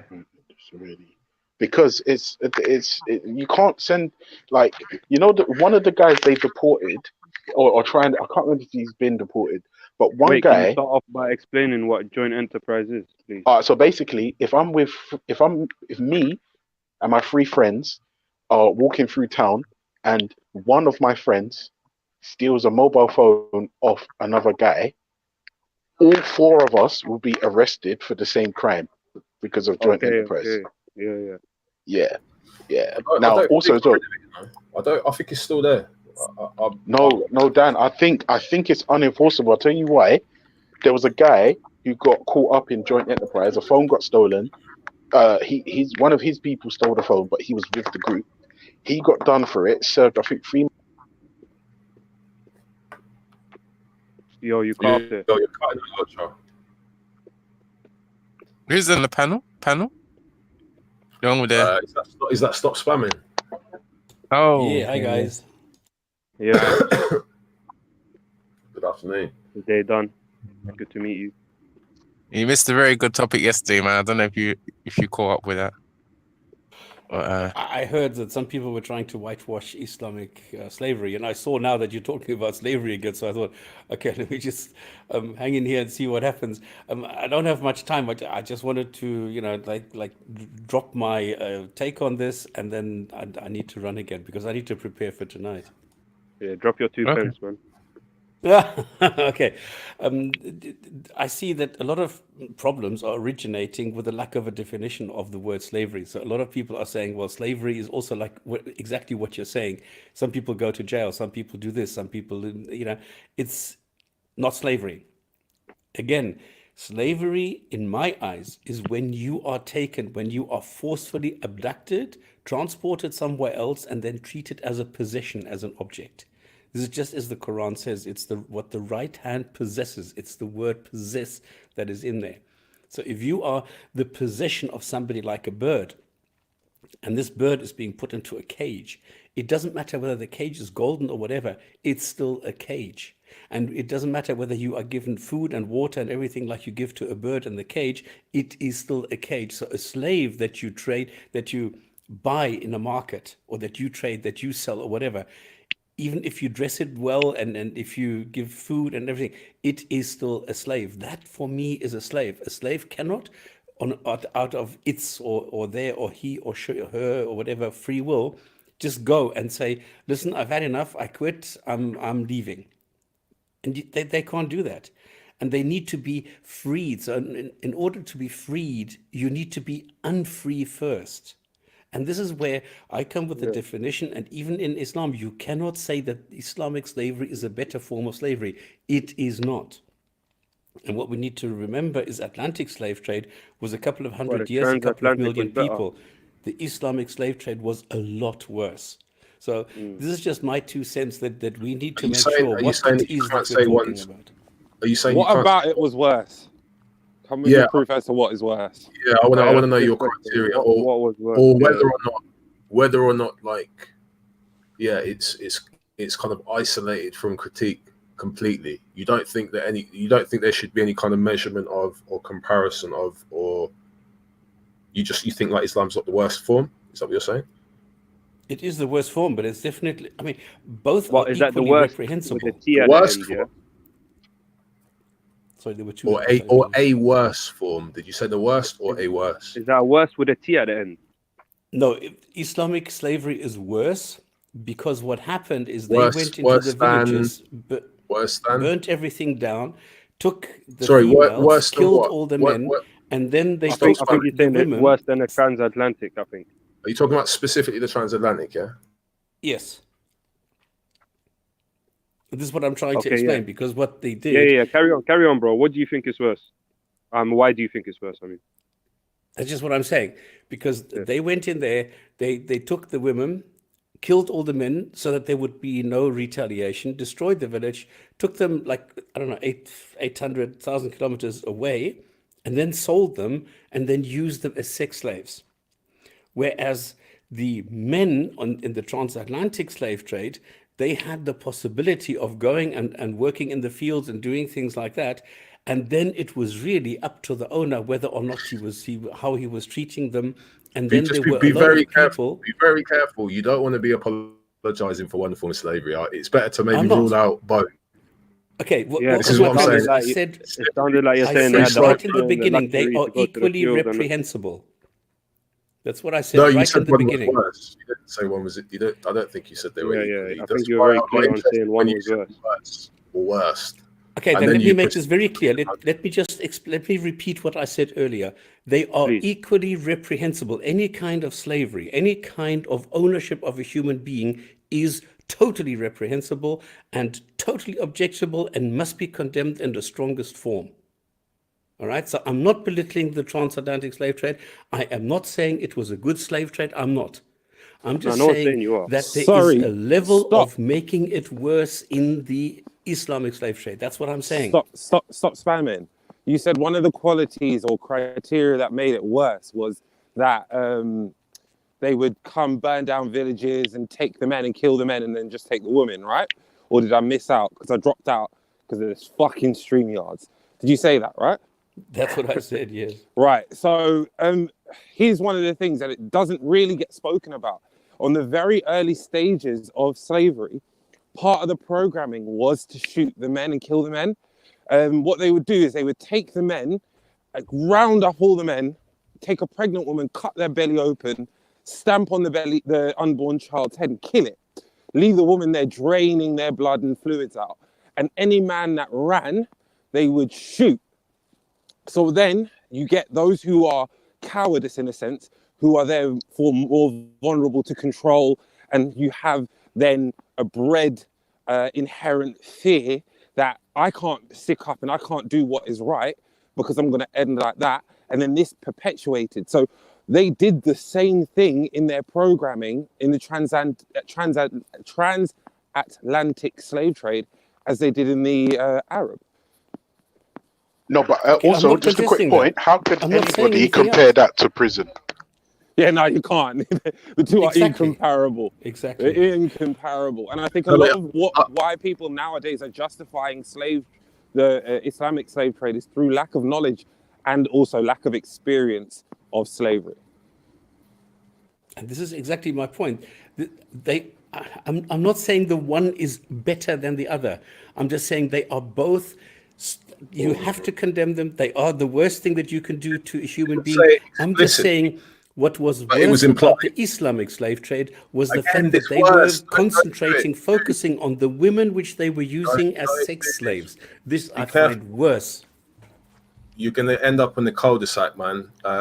This worse stuff. You're making kind of value judgments. And again, what your criteria is says a lot about your own motivation. So, if you're... There is no own motivation. I'm not trying to You apologize. have a chip on your shoulder about Islam, so I do think that's why you think one's worse than the other.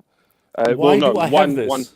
Okay, 'cause you why don't do I agree have with this? Because you don't agree with Islam. You don't agree with Muhammad. You don't agree with any of it. Ancestors were Okay, enslaved. why is that? I don't Your know. You ancestors tell me. enslaved. You tell us. Well, this is exactly what I was just trying to explain. If I look at the different types of slave trade, I see that what is terrible, what I can't remember who said this now. This was is that why you exactly have the a problem example with it? why we should condemn slavery so much, because of the horrible actions. But what I'm saying is to now abduct a woman and use her as a sex slave. Yeah, it doesn't matter. That's a by the by. Women were used as sex slaves in the transatlantic all slave trade slavery, as well. Yeah, that's nothing new.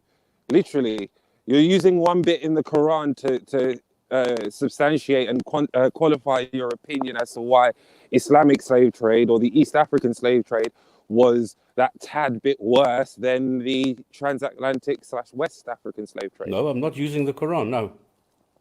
Well, we know that's a verse. We know that they talk about using the female as a sex slave. So we know talking that about is the the implementation. comparison. Okay, Yeah, but let me be clear. I'm talking about the implementation. I'm not talking about Quran. I'm not talking about Hadith. I'm not talking about Surah. I'm not Sirah or anything, or Sunnah in general. I am talking about the implementation. This is what I'm talking about. I'm saying that slavery is totally the worst, but I think I am entitled to say that I find it even worse if women are used as sex slaves. But the implementation is in both. That's the point. That is literally the point. The masters used to go out, rape the women, and then have what they would call mulatto children. All right, then I am lacking information because I do not have the information that this was what was the goal in the transatlantic slave trade. I respect you for saying that Alright, let you me have ask you a lack of question, information. You see, like, can you tell me of a slave, not only trade but slave usage and whatever, yeah, abusage of humans, whatever, yeah, that didn't rape these slaves? They're all Sorry, raping slaves. who's that for now? That's for you. Okay, the question is, do I know of anybody who did not rape the slaves or what? Yeah, because as far as I know, like when there's slavery about, there's raping the women about. You know what I mean? Okay. So you're saying that's Again, worse because they used to rape the women. Like, I'm not are you saying that are you this saying did- in the transatlantic they never used to rape the women or something? I'm not saying that. I'm saying is What I'm saying, what makes it worse is the targeting. They were not targeting the men as a workforce. They were targeting the women as sex slaves. Okay. So what would the other slave trades targeting the woman for? So is that? And are you saying that's exclusive to the Islamic slave trade? That is exclusive to the Islamic sex slave trade. Yes. Obviously, when you say the Islamic sex slave trade, I can appreciate there's an argument there with the right hand possesses thing, and I've heard that argument kind of laid out before. But I wouldn't say that sex slavery was an exclusive feature of Islamic slavery or the Arab slave trade. I could be wrong, but intuitively it doesn't feel like that. So I'm going to give it a Google and see. But okay, my understanding is that the transatlantic slave trade was targeting men so that they could work as workers. This is my understanding. So what about the women that were slaves? Okay, I'm saying that there is a target. There could have been women as well, but like I say, I just told you, I do not have sufficient information on that. I just know that the target in the transatlantic slave trade was primarily men, so that they could work in the fields, that they could pick cotton and do things like that. That is what the target was. In the Islamic slave trade, it was not primarily the men to work like picking cotton and stuff, but it was primarily women. How do we know this? Yeah, I got your message. Where did you get this from? Like, how do you know? You're saying from reading books, from reading about the slaves in America, how they were used in the fields, how they were treated, some really in horrible ways, and also that there were some black Africans who were selling slaves to the people who were then transported over to America. Let me just ask my question clearer. Where did you get the information that they were primarily targeting men? I just told you. But that information doesn't say they were primarily targeting men. It just says they were working in the field. Yes, and it was primarily men that they were looking for. Is about the men.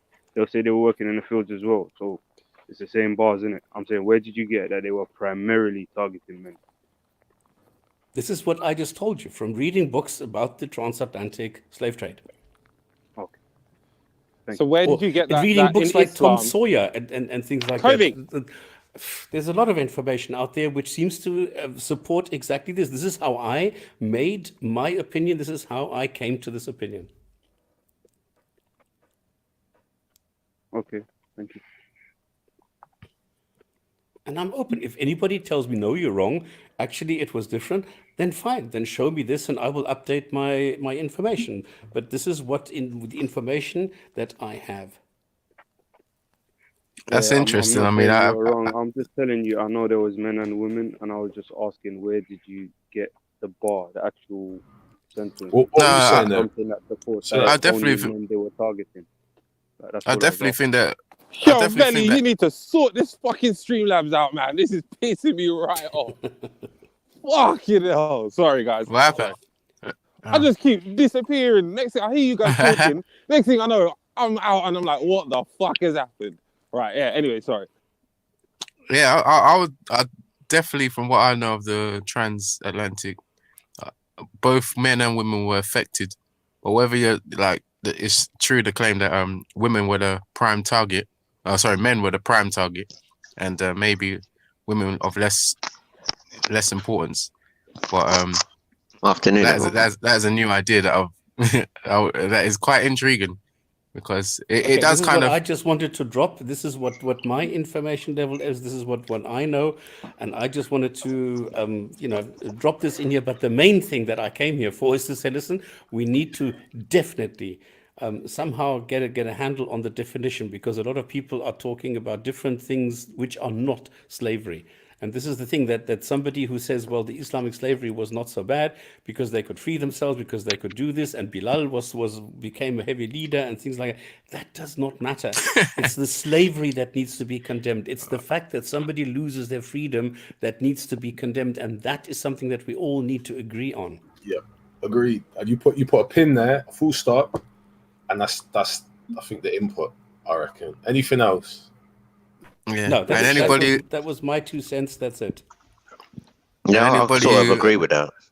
yeah, Tarek, and what do you think of someone who would go against that and start No, I start agree sugarcoating? because Thank you for your 2 cents. realistically, these was companies people were setting up in the Americas and in Africa.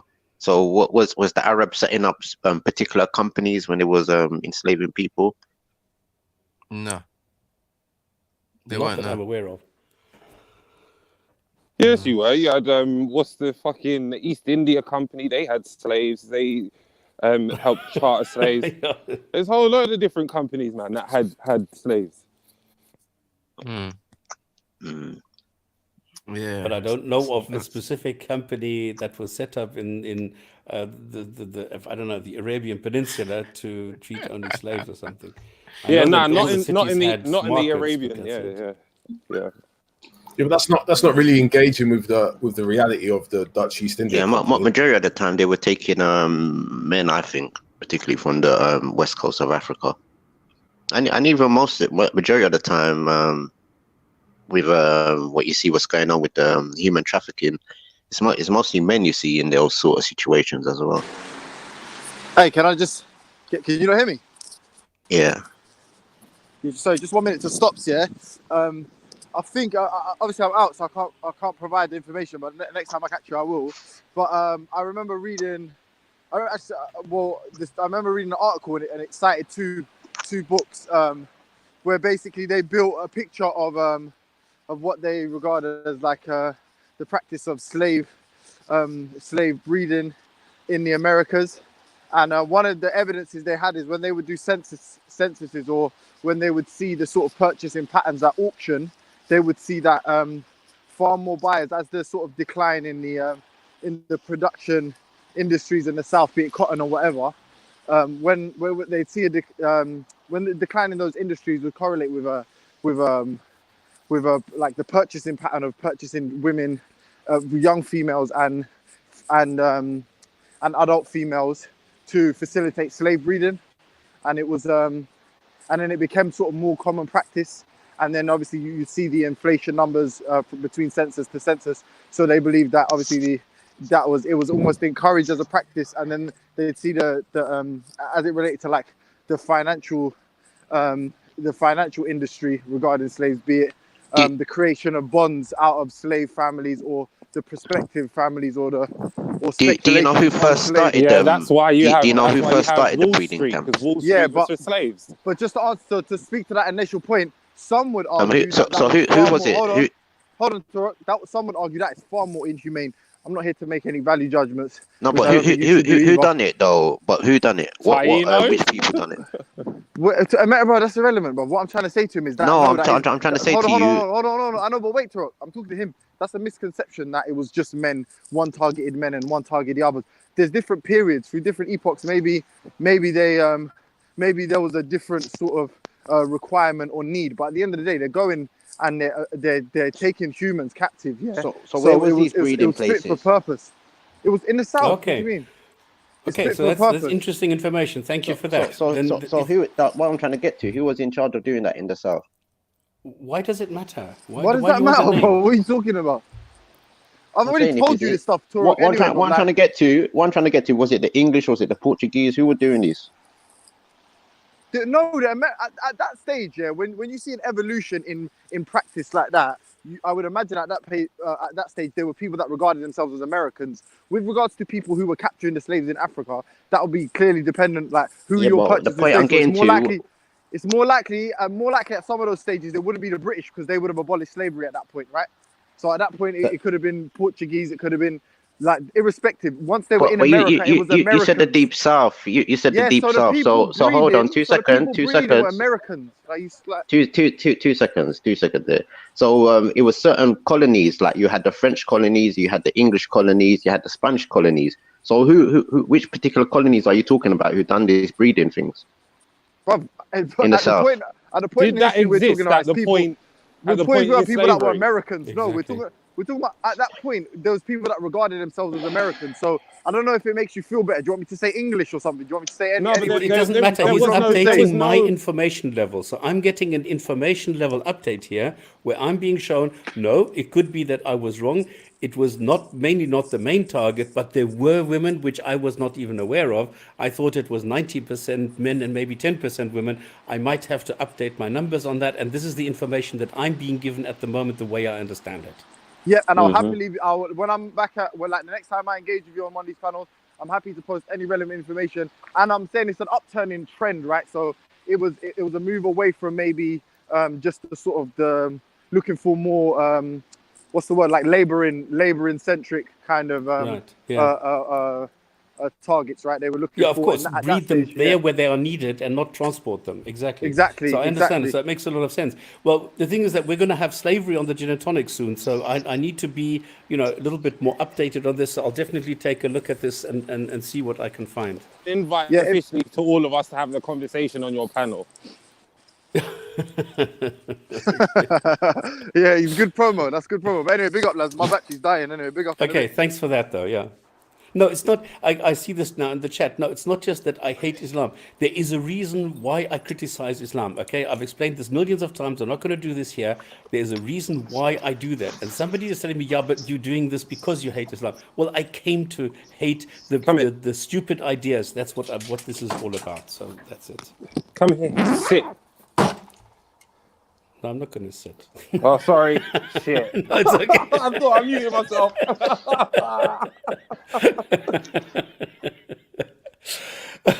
Okay, guys. Thank you very much for this. I appreciate this. I'll see you whenever again. Later on. Thanks. Stop. You're a good boy. You're a good boy. Go have a treat. Bye. Yeah, thank you for that. Fuck, you know.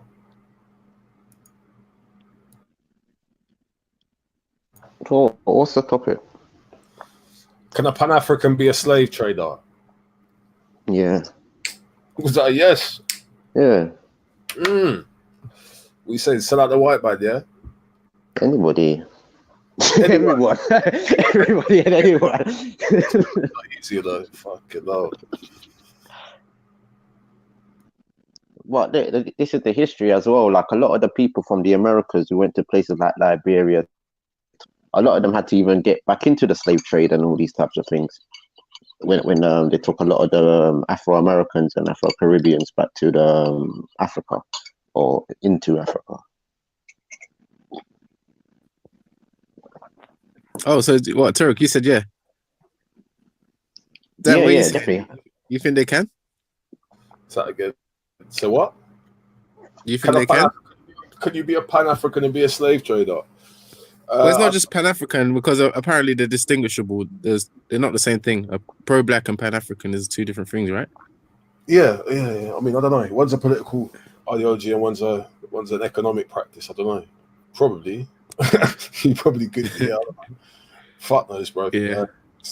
2020, but be who you want to be. I don't know. Tagged comment: Hebrew Israelites promoting slavery. Mad thing. I don't know who's promoting slavery. But when they say slave trade, I think they're trying to say not like you said, the white man, but even your own people. Can you pro-black and be trading your own people? Nah, I would say no. I would say no. What do you think, Tarek? Yeah, your own people. Reggie, it sounds like you've tossed these ideas around in your head, bruv. What are you saying? No, I answered it earlier. I said that you can. I answered it earlier. Reggie's planning on selling out the whole of the north of Nigeria to the highest bidder. But that's what happened. Yeah, you know, that's what actually happened. It's fucking loopy. Like England bought it off of I think what's the company called now? Unilever. It was called something else at the time, but they bought it off of them. It's mad. Nigeria's a mazza. Yeah, I forgot how much. It was only like a few million, I think it was at the time. It wasn't even like what you would expect a country to be worth, you know? It's not, it's crazy. I don't know if you can't really sell a land or buy a land, can you? It's about who has the power to be able to own the land, isn't it? You can't really. Yeah, you can't really sell land. Person who has the power to be able to dictate is going to always control the land.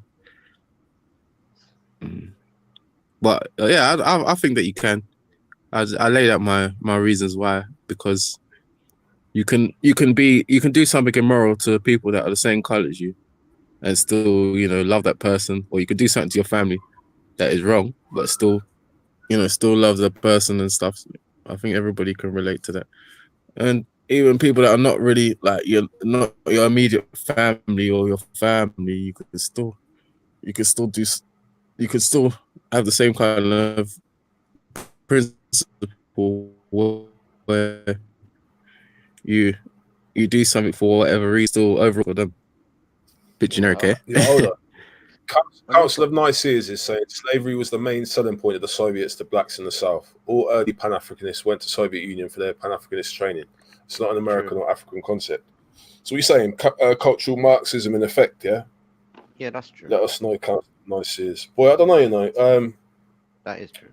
I think someone was saying it yesterday. I mean, the Soviet Union has never had an overseas empire. It's never had an empire. Russia's never had an empire, like in terms of an overseas colonial setup.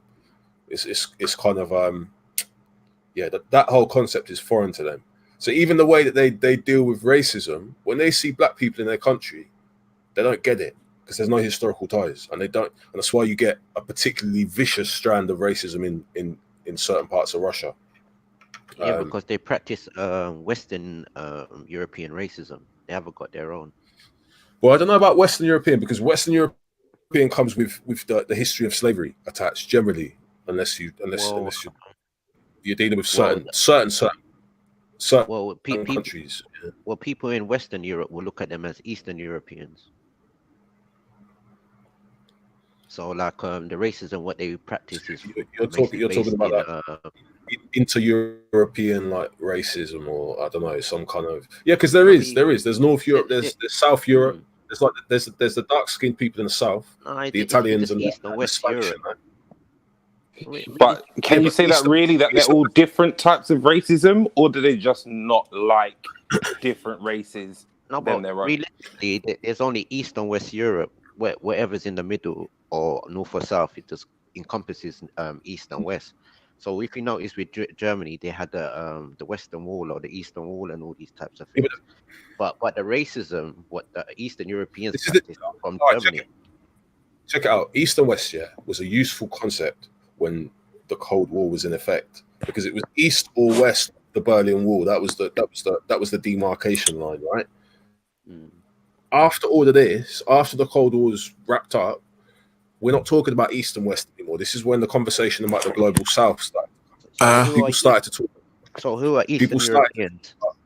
Well, I'm not talking about Eastern Europeans, but I'm saying the consideration of what is South Europe and what is North Europe became more clear. The distinction became more clear as certain economies developed.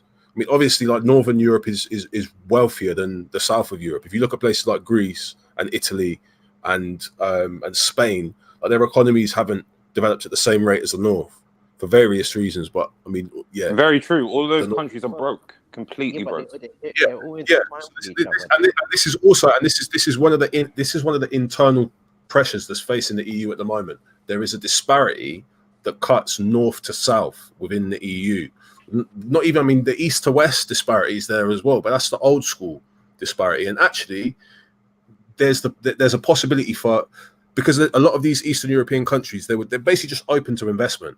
You can just go and invest in fucking Croatia or because it wasn't really Bulgaria or Romania or any one of these countries. They're open to investment, whereas places like Spain, Italy. Yeah, but they was part of the Soviet Union. It's only recently they've adapted into the EU. So you can obviously see where the divide is through the culture and the language and certain aspects of it. With Italy and Greece and those things, you can see the culture of France and Germany all the way up into Ireland and England. They're all sort of intertwined and linked through the Roman invasion. So you can see there's a separate type of culture, what's going on from east to west. I don't know. I can't wholeheartedly agree with that. I can see where you're coming from, but in terms of like the Roman influence. The Roman influence is very minimal across like France. The Catholic If Church. anything, it's probably it's in Spain more than it is France.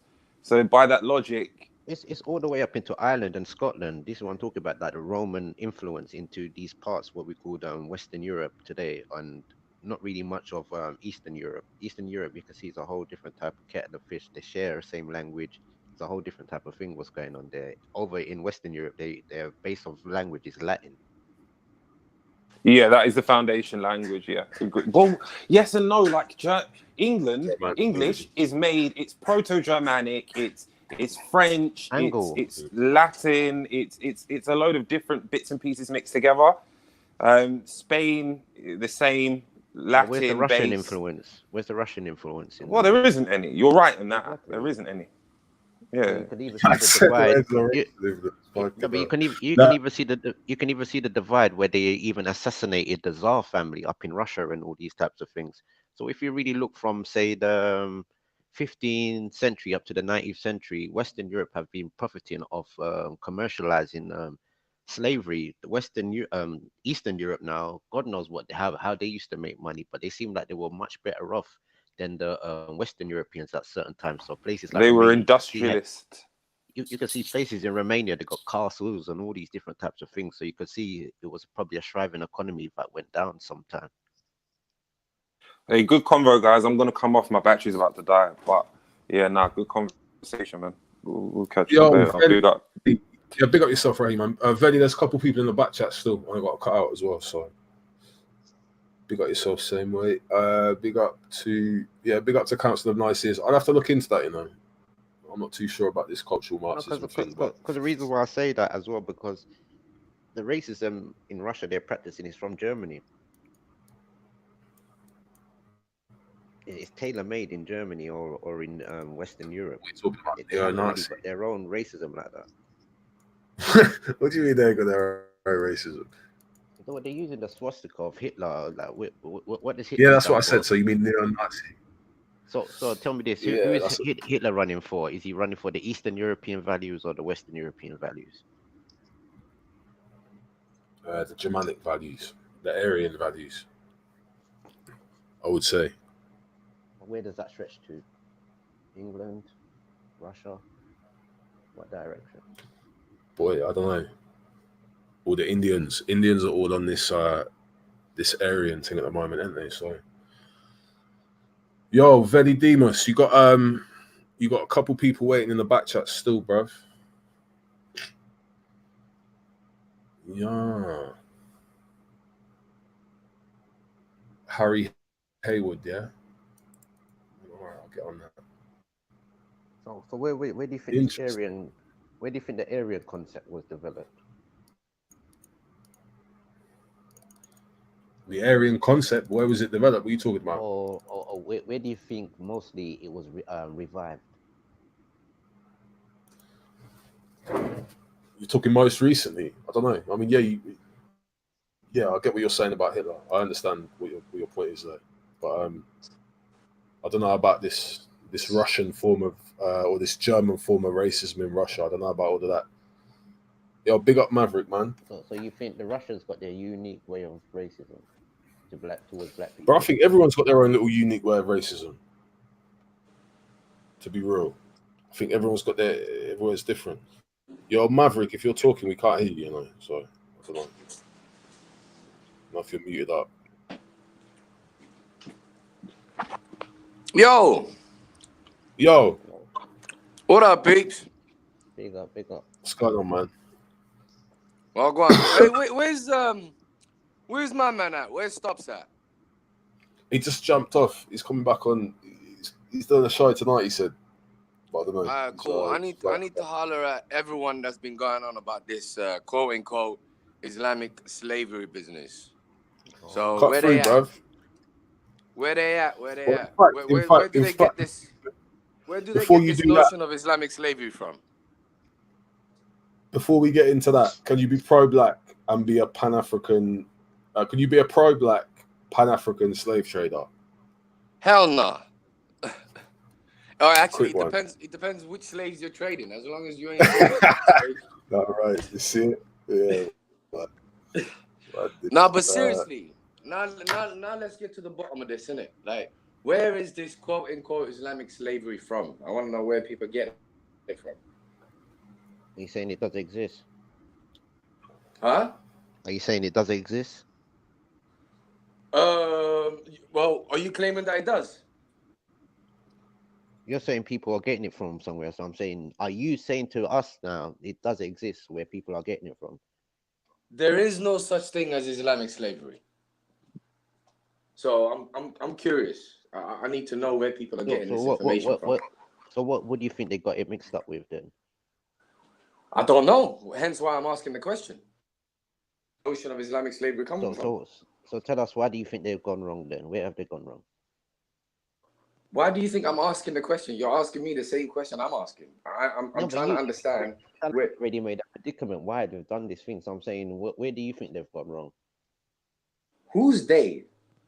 The people who you were talking about this Islamic slavery. I'm saying that there's people on the panel saying that there is. So I'm asking where they get that from, because I have never come across it. And there's no such thing in the Quran either. But what about in modern day, or just say in real life? What about real life? Islam is a concept. It's an idea. It's not. It doesn't belong to a people or a person. So it's not represented by a person. Hadiths what might promote or. Sorry. So there's no hadiths that might promote or might be very unclear on the slavery things. Well, the hadiths, to be honest with you, they would have been at minimum. This is what we can all agree on. Whether you are a non-Muslim, whether you are a Sunni, or whether you are a person like me who does not accept the hadiths at all. At minimum, what we can all agree on, which we can all fact check, is that none of these hadiths were verified by the Prophet himself. So if we're gonna associate anything to the Prophet himself, let's deal with the things he actually brought to us, which is namely the Quran. Because if you speak about hadiths, you're speaking about things written 2 centuries after his death. So to associate that with Muhammad, you would have to justify that. So all right, then we can at least say there might be some unclarity because of the hadiths. So let's go to the Quran. No, we can't even say there's unclarity, because you would have to justify why you would be associating something written a century later to the individual. You're just one out of the billion. So obviously these things. No. Hear me out. What I'm dealing with is a fact. It's not about me. It's not about the majority. There's no vote that's taking place. What I'm trying to say to you is factually. Give me a second. What I'm trying to say to you is factually speaking, the hadiths were not verified by the Prophet. That is a fact. So we don't have a choice in a fact. I know this though. You might not follow them, but there are people that authenticate these things and follow them. And I've okay, but again, it's like you're choosing to ignore the fact that I'm giving you. My brother, I'm not saying it's wrong.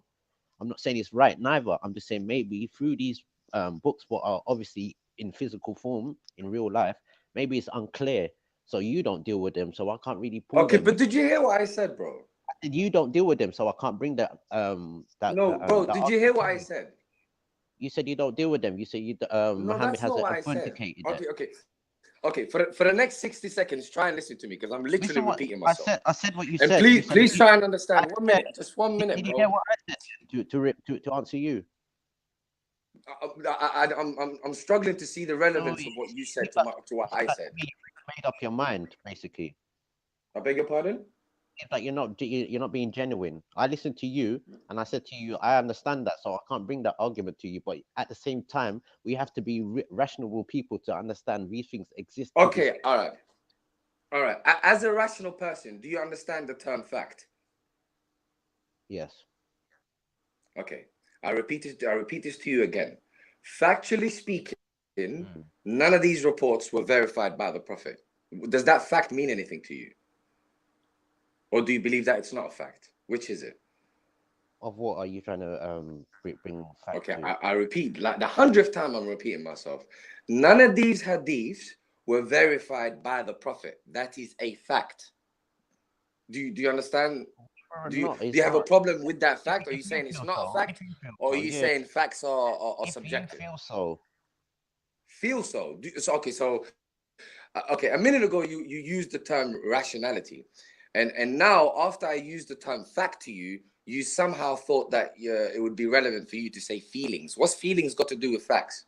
I'm trying to deal with the fact that there's books out there that might be very unclear on the ruling of slavery.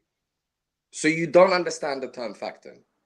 Because I'm Yeah, literally repeating myself, bro. yeah, but I'm repeating myself now because I'm saying to you whether or Yeah, but not what's the Muhammad. relevance to what This is you're what I'm saying telling to what you. I'm saying? This is what I'm trying to say to you. Yeah. Whether Muhammad said these things are right or not, these things exist and certain people follow these things. You happen to be maybe one out of the how many billion people that doesn't follow it. So Who are you associating these things with? you just said to me. I'm Muhammad, asking you, who are you associating these things with? you said to me, I'm saying to you, there's probably certain rulings because these books are in real life, in it basically. So people have Bro, read can these we books. are we speaking English or what language are we speaking? Like, hear what I'm saying. I understand that these books exist.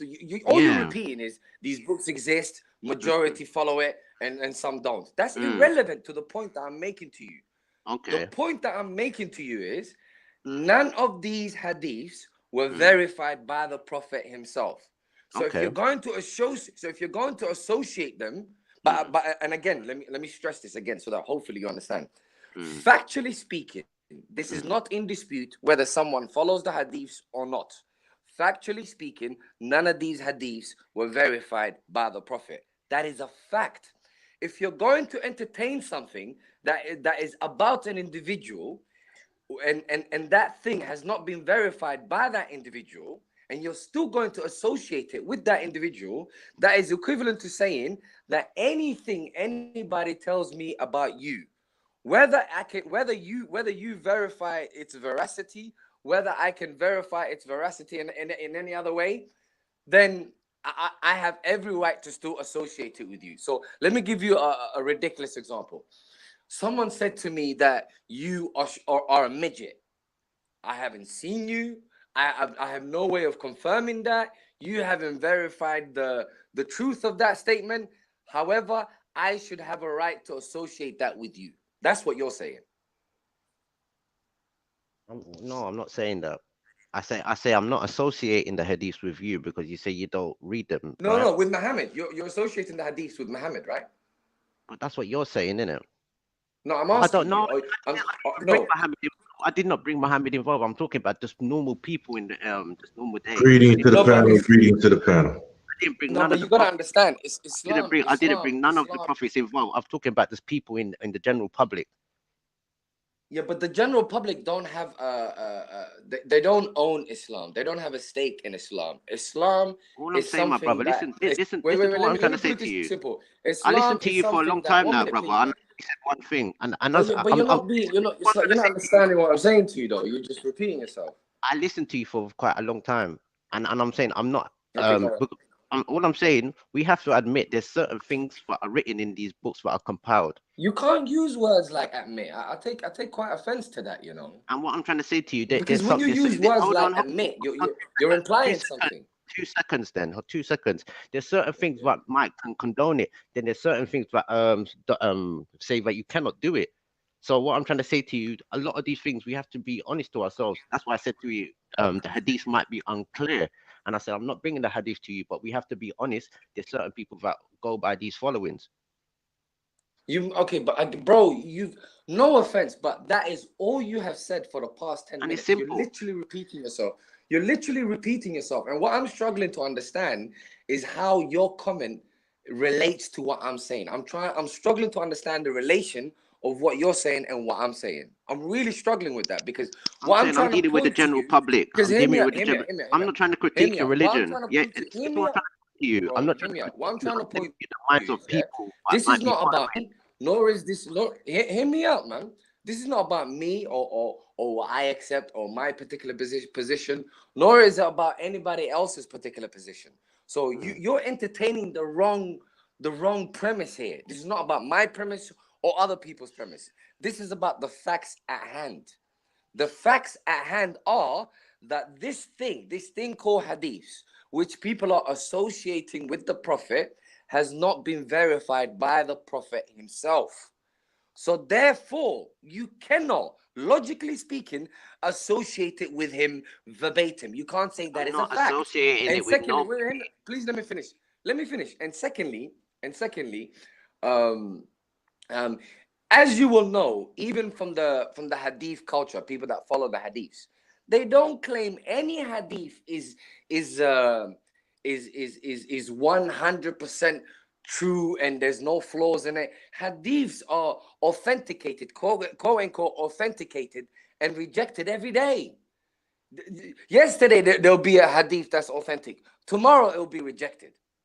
So with something as flimsy as that, which you do not have the, which again, you do not have the verification of the individual himself, you cannot, logically speaking, if you care about your integrity, associate it with the Prophet. The only one you can associate it with,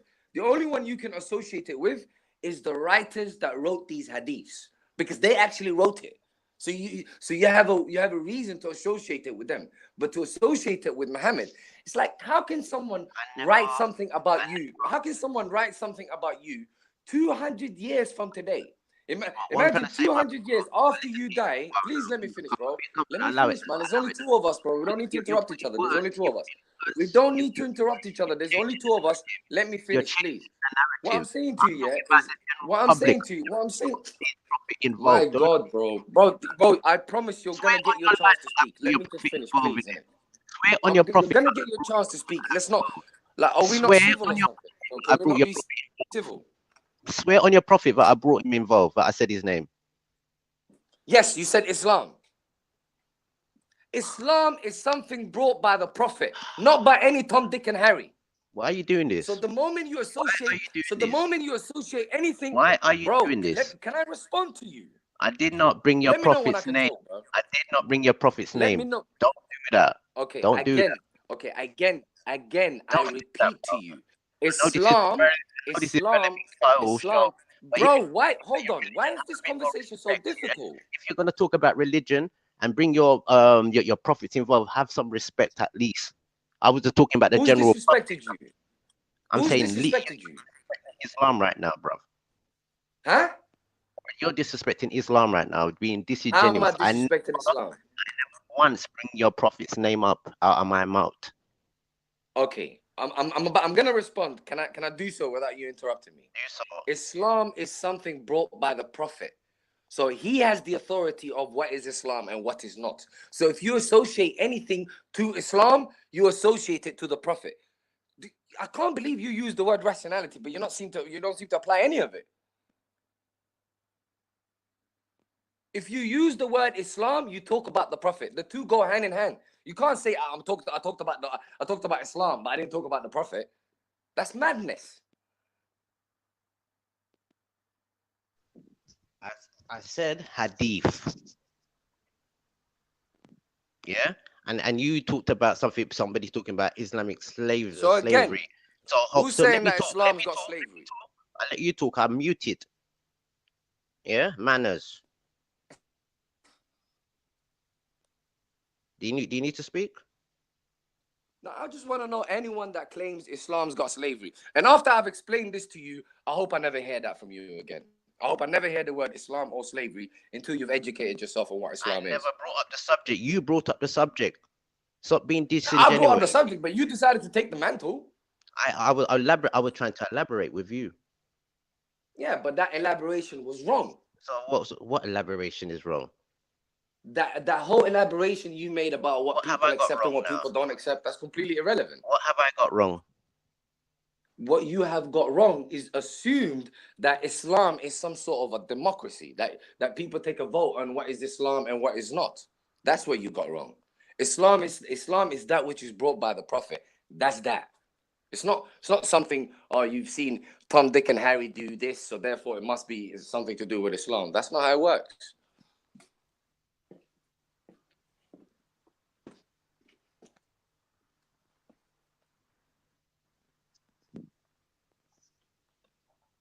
I want where's all of them? Where's all the people that been going on all these couple of Brother, days that established I think slavery? Where I they think at? you missed the conversation yesterday. To be honest, I don't know. I know, bro, but where they at? Why they not? Wait, the hell? Assalamu alaikum, Maki. What's going on, brother Moore, man? You know what? These What's Muslims good, big annoy the man? How hell you out living, of bro? me, Been way too long.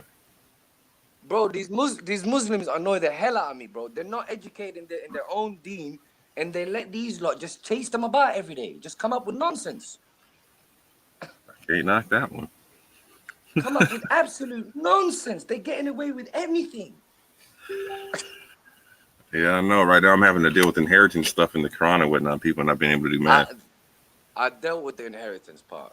I guarantee you they'll never bring that up again. Now I gotta deal with this slavery shit. After I deal with the slavery stuff, I know beating the wives is gonna come up, so I'll deal with that then too. Oh, that one's way too easy. But they only like to talk when there's uneducated Muslims on the panel. So, what were they saying about slavery today? That I missed it. I don't know that there is this thing called Islamic slavery. That there's something to do with slavery in the Quran. You know what the funny thing is? The word that they constantly use. I don't even blame them too much. I blame the Muslims actually on this one. Is the translation right hands possess is a very Right, buku translation. yeah. Yeah, it's a very buku translation. Whereas we know the Arabic malakat aymanakum, malakat has nothing to do with right hand, nor does possession have anything to do with aymanakum. It's a really messed up translation. You Right. see what I'm saying to you? But where I'm annoyed with them is, had they ever bothered to read the Quran, they would not find a single context that would allow them to entertain the idea of a slave. Because if they would read every single context in the Quran where malakat aymanakum comes, you couldn't possibly think that it's a slave. It has nothing to do with slavery. Yeah. I'm here, bro. Like every time I hear the argument, I was like, oh, so is the word for slave there in the sense like, well, no, but oh, like, so why are you sending me slave? Like, because this is using slavery. Let me make it simple. Let me make it simple because I don't want to hear this again in it for everyone listening. Malakat aymanakum are those in your care. Those in your care in the context of the Quran is mainly the women who left their pagan husbands to join the Muslims. The Muslims were basically under the care of the Muslims in terms of financial care, because they were under the care of their pagan husbands. They were in essence, in a nutshell, malakat aymanakum is basically someone that you sponsor or a refugee, if you like. Has nothing to do with slavery. Yo, Velley, check the backstage, bro. Is that Brother Malik? Yo, Velley, check backstage, man. Is that Brother Malik? I think who just arrived. Who's the American brother? I think he's talking to you, bro. I'm sorry, I was looking at the chat. Somebody's doing talk for me already in the chat right quick. Brother Moore, right quick, what's good? Oh, more. Oh, big up, man. Long time. Bless up, brother man. How you living? Who is the name of Islam? What was that? Who is the name of Islam? Who is the name of Islam? Yeah. Don't quite understand the question. Can you break that down for me one more time? Who is the name of Islam? Like Islam itself. If I was going to say who is if I got to put an entity or a person on it, because that question is not specified or asked or answered in the Quran, I would have to say Allah. But that's just me. I would thought so myself.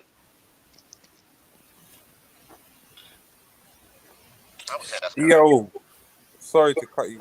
Guys, I'm about to dip out. I'll just say this. There's No, two words. Don't. Old Jim says, oh man. Old Jim says, mate. Lang there, oi. All right, man. Yeah, sorry. So, I don't know your name. The brother with the M symbol. What's your name? What was I gonna say? There's two words in the Quran. Yeah, you. What's your name? Rakaban and Malakat aymanakum. On both of them, one means war captive, and the other one means someone that you sponsor. There is no slavery in the Quran. Ahmed, can you hear Raheem? Can you hear what Raheem's saying? Yo, Raheem, come through. Yo, Ahmed. Yo. Ahmed, you hear me? You hear me? Just about. Hit me up. Oh, okay. Listen. So you're saying that the translation doesn't equate to right hand possessive? I know, that's what I'm saying. So then, where are people getting the translation that it is right hand possesses, as opposed to your version of those in your care? And also, how Well, can you determine that these women left them by choice when it's supposed to be through acts of war? okay, first of all, I don't know where you get war from, but the word malakat aimanakum. If you look up malakat, comes from malakat.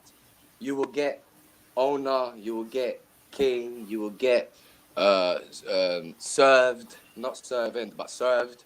Now, if you look at aimanakum, you will get trust, you will get faith, you will get oath, you will get security, those kind of lines. Now, in the context of the Quran, what clarifies it even further, I believe, is verse 10. What you have is women who have left their pagan then because they've heard the message, they like it, but their pagan husbands don't, so they leave their husbands. Now, when they go to the Muslims, they were financially cared for by their pagan husbands. So now that they're with the Muslims, they are financially cared for by the Muslims. Malakat Imanakum, if I'm gonna put it precisely in its Arabic, it would be those who you serve under your oath. Those who you serve under your oath. So it's to do with sponsorship. Has nothing to do with slavery. Well, that depends on Basically, you one's make a promise to interpretation. look after someone. That depends on one's interpretation. No? No, it's linguistic. It has nothing to do with interpretation. Well, It's the translation. linguistic is Malakat does not mean always right open hand. to interpretation, brother. To say someone who No. serves you Let under me their tell you this oath much. Let me tell you this much. it can be The word representative of malakat does someone not who you mean have a right hand. contract with. It can be representative of someone who you have an agreement with. It can be representative of someone who you have in your care, or someone who is in servitude to you. So it is open to When you say interpretation. in servitude to you, would you say someone that you've employed, someone that gets wages, is in servitude to you? Because we have to be It very frank about depends. this. It depends. So in this context, is there talks of wages being given, or like some other brother said the other day, do you claim that food and clothing is payment? Bro, bro. But, let me. When you say servitude, that is contract. That has a contract that gets wages. Would you call that servitude? Well, that's a specific type of servitude. Slavery is a servitude, but it's unpaid. So is there a specific verse that says they get paid? Okay, so what are you implying with the right hand possessed? That it I'm refers to not someone does implying not anything. get I've paid? asked a very direct question, brother. You're detracting. Is there a specific verse that says that they get paid? You're breaking up a lot. But again, I need to between Hey, can someone who gets anyone else paid hear me clearly, because someone or who am I gets breaking up? I can hear you. Maybe there's 6 people on now, so maybe I might not be able to hear you. So yeah. Brother, is there a verse in the Quran that says those in your servitude get and they paid? are employed by you. Sorry? Is there a verse that says they get paid? I understand that they get paid. Hence why I'm trying what you are trying to imply. Because No, someone I'm that not gets saying they get paid. I'm asking give you, me is a there a chance to verse? speak. Give me a chance to speak. You keep interrupting me. There is a difference who gets paid and someone who does not. Yo, big up the Somali Maverick. Someone who gets paid someone who gets paid can still be classified as someone who comes under your care. Someone who is employed by you, someone who depends on you for their employment. So you could say that in terms of that light. However, if you say someone who does not talking about someone who is under your care, you're specifically talking about slavery, and does not encompass that. So again, I In asked no context in the I Quran asked the question for will the allow you to have umpteenth that interpretation time. either. The verse in which we are speaking about does it refer to anyone getting paid? Because that's the difference between servitude, which is like compensated, or servitude, which is slavery. So which one is it?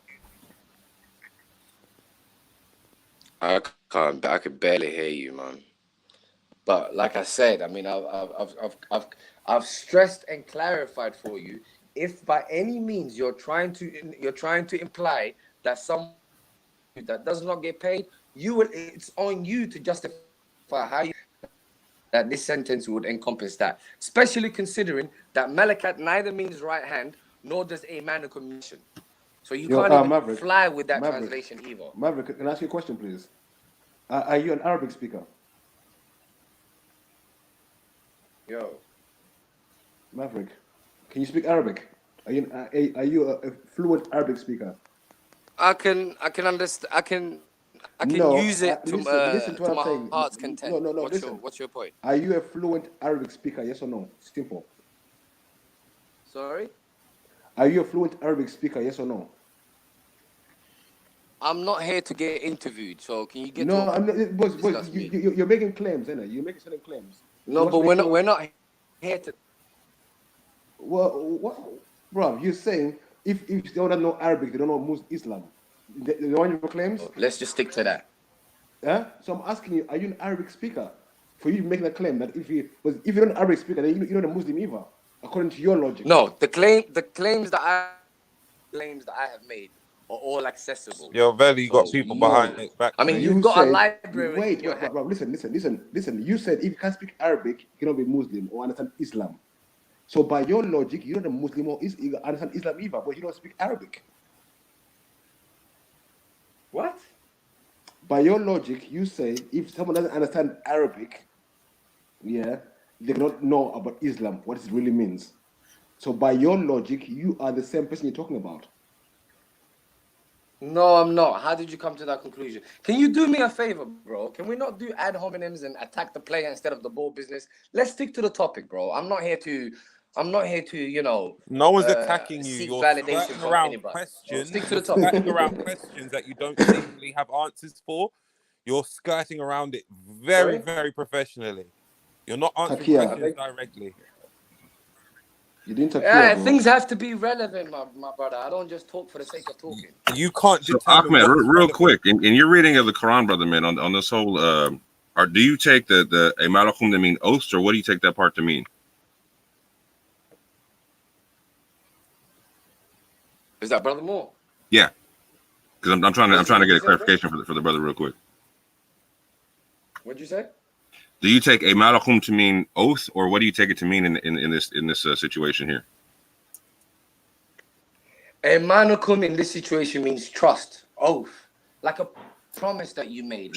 Right. So in your reading of the Quran, let's say I come to you as a servant, like we make a bond for me being your servant, right? And I take an oath to you, right? Would the wages be included in the oath there or no? The word servant is not there at all. It's you are doing it again. You are serving your oath, if anything, because basically you made an oath to look after these individuals, and you basically have to keep that oath. That's all Malakat Ma'aymanukum is. Those under your what oath. oath do they make to you? Protection. What those oath under do they your make care. to you? Refugees. What oath are they making to you? What about you're the Malakum? What oath are the other people making to you? Why don't you do this? Why don't you simply look in a Malakum? It's oath that goes simple. Both ways. Bro, listen. Oath goes two ways, yeah? So you're talking about one person, the top guy, making oath to help these guys. What oath are the other people making? The servants. What oath are they making? Where did you get servant from? Bro, this oath you're talking about. Who's making the oath? Which people? Can you clarify? I repeat for the 100th time. I repeat, the oath that I'm talking about is an oath the Muslims have made to look after these women in particular who have left their pagan husbands to join them. That is it. Wait, the oath is to basically look after them financially. Wait, Maverick, where you get the left? Where you get the left, the husbands? What does it say that in the verse? Where do I get what? They left them. Where'd you get that in the verse? You're doing shock now, my friend. Innovation. Bro, This is my point. Like, Go ahead. he's been Look it up. asked 100 different questions, and he's repeating himself, saying the same answers when the answers that you're giving have But nothing the to do with the 100 different questions. questions that you call 100 different. What do you call 100 different questions? Well, I've Bro. asked you something. What question do you even think The is Moore open? brother has asked you something, and now Beefy's asked you something, and you haven't answered anyone's questions in any shape or form. Which What leads is me the to question believe that you had mate, listen, pre-prepared can you- answers, can you- wait, and wait, because hold they on. haven't gone your Do me a way, favor, yeah? that you aren't able to answer Okay, them. first and foremost, Moore and Beefy can speak for themselves. Don't do that. Reaching out for No one's reaching out. So I will ask you my question for the umpteenth time. You are listen. Where You are would the reaching out people that are because in what I can do servitude is to I can speak whoever to you. in Islam be paid wages? Is there a verse to back that up? That is my question to you. Can back what up? I'm trying to hear you, man. The phone cuts off. That's why I don't come to panels no more. That's why I don't do panels no more. Because people just act dumb and stupid. You ask them a simple question. It's ridiculous. Like, So can you there's stop some patting there's yourselves some- on the back, man? I believe there's 20. I believe Stop patting yourself on the back and say what you gotta say. Ahmed, listen. If there is a person in your care as a servant, as an Islamic person and under Islamic law, will they be paid wages or not? Will they be paid wages? What are they doing for them to be paid wages? They in are my a care, servant. you understand? They are a servant. Stop Do you skirting understand? around, man. Answer the question. It's a very simple question. Will they be paid? Yes or no? Seriously, listen. Busy. Are you so busy massaging your own ego that you're not hearing a word that I'm saying? I said to you, this is specifically regarding male women who have left their pagan husbands who You are didn't say now that. You're lying. provided for. Takia, Listen to shut the up. word that I'm using. You're using Provided shut up. for. Don't lie, bro. But provided for. Listen to the word I'm using. Provided for by the Muslims. What does provision mean? And what do you think they're doing for them to get that provision? They're not doing anything. It's called the provision care. can mean Do you food understand and what care clothing. is? Provision can mean food and clothing, or it can mean one of that. It doesn't mean it's wages. It doesn't mean you are getting compensated. It means you are being given stuff. Bro, listen. Are you deaf or dumb? Because I'm confused. I'm here. neither, my What- friend. what- I'm what neither. part of- So, and you want to talk about ad homs? Yeah, let's not go down that path. I've ran asked you away. very You keep specifically, interrupting and me if every you don't second I have the speak, answer, bruv. say I You're don't gonna have get the your chance answer. to speak. You're gonna get your chance to speak. Hear me out for the 100th No, time. this is my chance to speak. If you do You're not go- have the you- answer, bruv, say I don't listen, have the answer. listen, You're just bruv, making it up. Listen. You can choose you want. Listen, right? Fact of the matter is, I'm telling you, these women left their pagan husbands. If they get food and clothing alone, they're not doing anything to get it. They're getting it for free. Do you not understand that? Are you dumb? So the answer is no. They don't get paid wages. Do you know what you're doing? So therefore, they're not a servant. You know what you're doing? Therefore, they're not a servant. Therefore, they are a slave. You want to find something about Islam so badly that you're literally just frothing out of your mouth. No, I don't care. I don't have any personal opinion on Islam. I'm asking you a very specific question that you have zero answer and zero understanding for, and you have no manner about you to say, do you know what? I don't know. I need to look it up. You're just arguing. That's all that would require. Arguing, bruv. Like, what are you waffling about? What are you waffling? Are you waffling? They took care of these refugees, if you like. Is that what you're waffling about? Or are you saying that refugees should get paid for being refugees? Are you Neither of that. I asked if someone is in your servitude under context. Will they get paid? Yo, big up everyone, yeah. Big up everyone. Yes, brother Bank Boy. I just need to say something real quick, yeah. Like, I need to ask a question. Like, it come like is Velley Vision like the Islam channel or platform or something? Because every time I come on this place, like to actually listen to something, All I'm hearing is hadith talk and this and that. And is it the Muslim show? It seems Someone like please, it, to be honest, don't like, it? please, like, help me out because every day this shit is getting boring to me. I don't even want to come on no more because it's just all about Islam and shit. Like, what's going on? Honestly. So on this criticism, Ahmed, I don't know what the fuck you're doing, but you've been asked about 25 questions and you've just been arguing. Like, it's complicated to listen to, bro. Try just answering exactly the question you hear. Don't worry about the implications or what corner it puts you in. Just answer it directly, and then you can move the conversation the fuck along. Exactly. Who are you speaking to? Speaking to you, bro. They're asking you, like, because remember, if you know something that someone doesn't know, answer it. If you're making claims about what qualifies someone to speak, and they're saying, "All right, can you speak this language?" and it takes you like 5 minutes to answer, you're making it difficult because you're posing problems and you're not finding any solutions for them. So if someone wants to understand your position, understand you have to be transparent. James, as a man, don't you have some sort of a man code or something? Why are you cheerleading, bro? And You're doing it again. You're doing it again right now. Like what's that Why got are to you do with what I'm cheerleading? saying? You give Because a you're criteria. cheerleading. Hold on. You give a No, but you're criteria. cheerleading because look, But listen to what I'm let me saying. no, hold on. You're cheerleading when you say stuff like, you don't answer for 5 minutes." Do you mean you didn't like my answer, or do you mean I didn't answer? Which is it? No, 'Cause you there's a didn't. difference Like between the two. example, I'll give you a clear example. There's Like a someone, difference between the you've two. given a criteria for someone to be able to understand something. They're asking you because they think you count as a Muslim. You've given a criteria for what a Muslim is. Then someone says, "Okay, do you fit that criteria?" And then you say, "Stop playing stop playing the ball. Sorry, stop playing the man and play the ball." Is that an answer to a question? Is that what you said?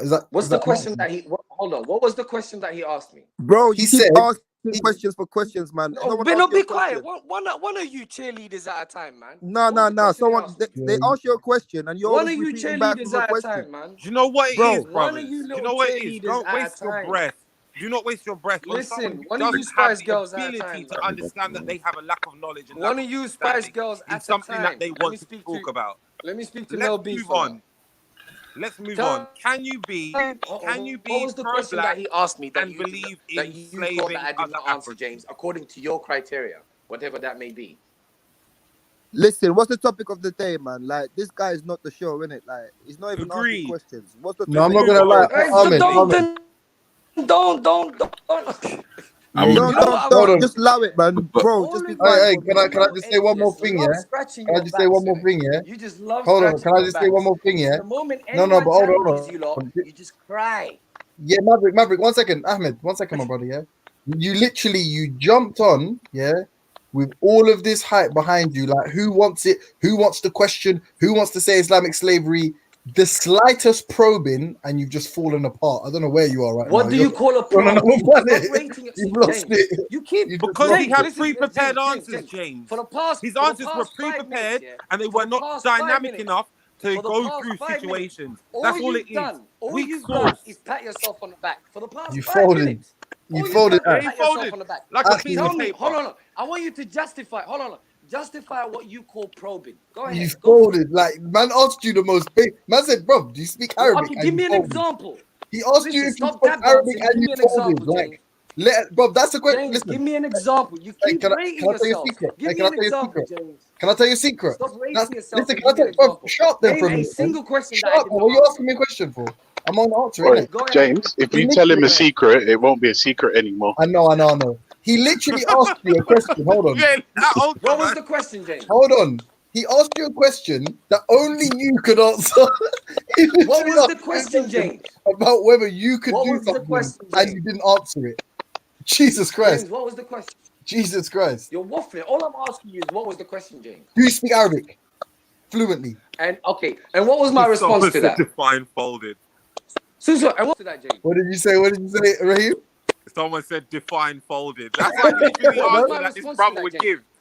Now, what do you mean by folded? Exactly. James, what was my response to that question, James? Huh? Don't play the ball. Don't play. Maybe. I don't know. We're playing the man. No, that was not. No, see, Yeah. so I get. Why are we playing the Adam, man instead of the ball? Hold on. So So if you did not hear my response, why are you waffling, James? We just gave you a response. You did. I just told you. Who's What? we? I'm speaking to James, man. Stop being a Well, girl, I've bro. answered as well. Rare, you're James, bro, right, yo, if you're you did not hear my response, No, can I tell you? if Hey, you hey, did not Ahmed, hear my response, Ahmed, people why are you already acting call like you a some sort of a capper. hero? Why don't you just denounce this shit? You're not a Muslim. Fuck it, just leave. Fuck it If off. you did not hear my response, why are you waffling, This is James? not the Muslim show. Plus, also, Why you you didn't waffling, really James? come with a response. So I did, bro. You're on another planet right no now. one, no, not you, Oh, James. no, but Not you, James. why are Ahmed. you Ahmed, you cheerleading didn't if come you with did a not hear the response, so no conversation? one could hear your response. Why are you You're still cheerleading if waiting. you did not hear the conversation? Because Why are you you're cheerleading if you chatting did not hear the shit, man. conversation? This is a Why are you dream. cheerleading if you did not hear the This is conversation? All right, you're in a lads, planet show. on a real, hey, Why are you lads, on a cheerleading? real note. You're in a planet show. It takes about Hey, 5 people, minutes, man, to come out with it. people. On a Look real at this shit. note, on a real note, though, like, let's move on, man. Let's move on. Can you be pro Right, black? listen, just quickly, yeah, since we're moving on, yeah, I'm just gonna send some serious shots, yeah. First of all, I love you. Second of all, like I know, let's man, read the passage in the atheist book that says slavery. Oh, wait, there isn't one. Shots fired. No, hey, can I tell you a wicked man thing? Hold on. Ultra, so you're saying atheism doesn't have a position on slavery? Yeah. We won it all. You're saying atheism doesn't have a position on slavery? The blood clots, baby. Oh, wait, right. The first thing I said, don't get caught up on that. The first thing I said was, I love you. And no one responded. Like, everyone just got I said thanks. I know you love me, man.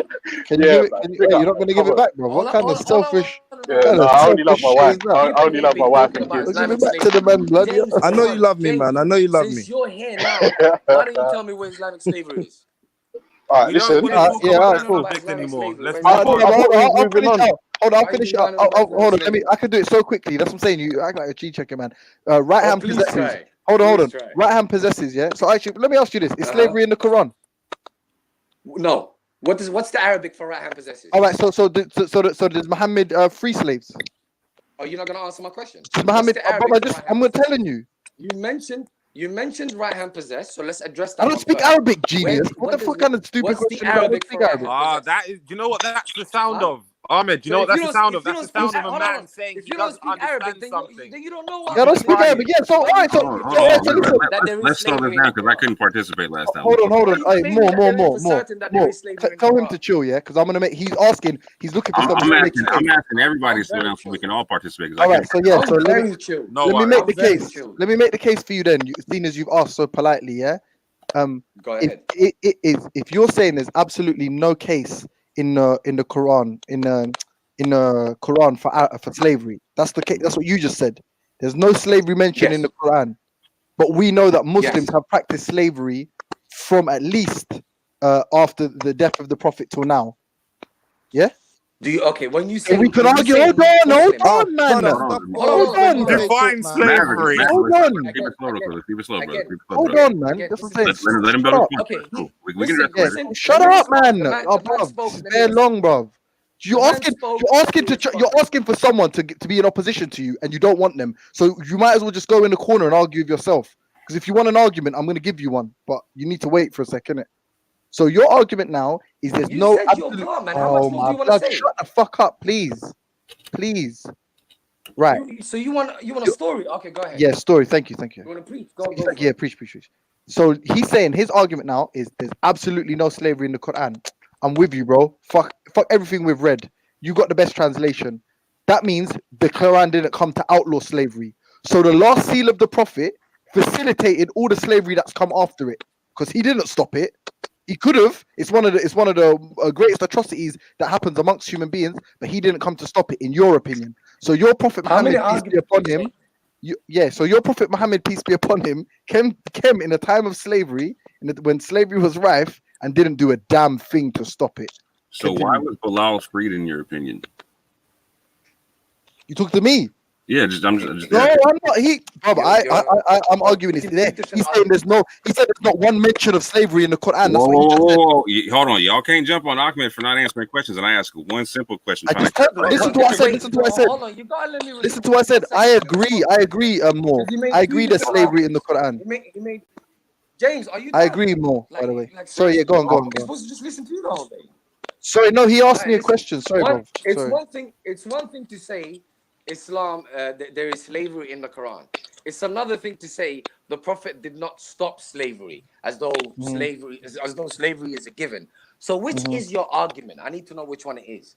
Don't Well, I conflate the asked. two. Well, listen. I asked you because I asked you, is there any slavery mentioned in the Quran? Because I wanted to look at comparative words because you're saying we don't understand, and you just straight up. So more. This is more for you, yeah. He threw the baby out with the bathwater. He said there ain't nothing. There's no mention of it. So I said, okay, well, if there's no mention of it, but the practice is evident, then clearly your prophet didn't give a flying fuck about all the slaves, right? So I believe Ahmed is saying, and Okay, please correct me if I'm wrong, but just 1 second, bro, please. That's Come on, logical, man. no more, innit? Come on. You're go ahead, Ahmed. You got the floor. I'm you now. more. You're far more logical. You know that's a logical I know, argument. but I Oh see my what he's trying God. to do. I I am see what he's going trying to to do. sleep. It's I'm going to one thing sleep to with say. all this Let's move Quran on, talk. man. Listen Let's to this. move on. Let's move Listen to on. this.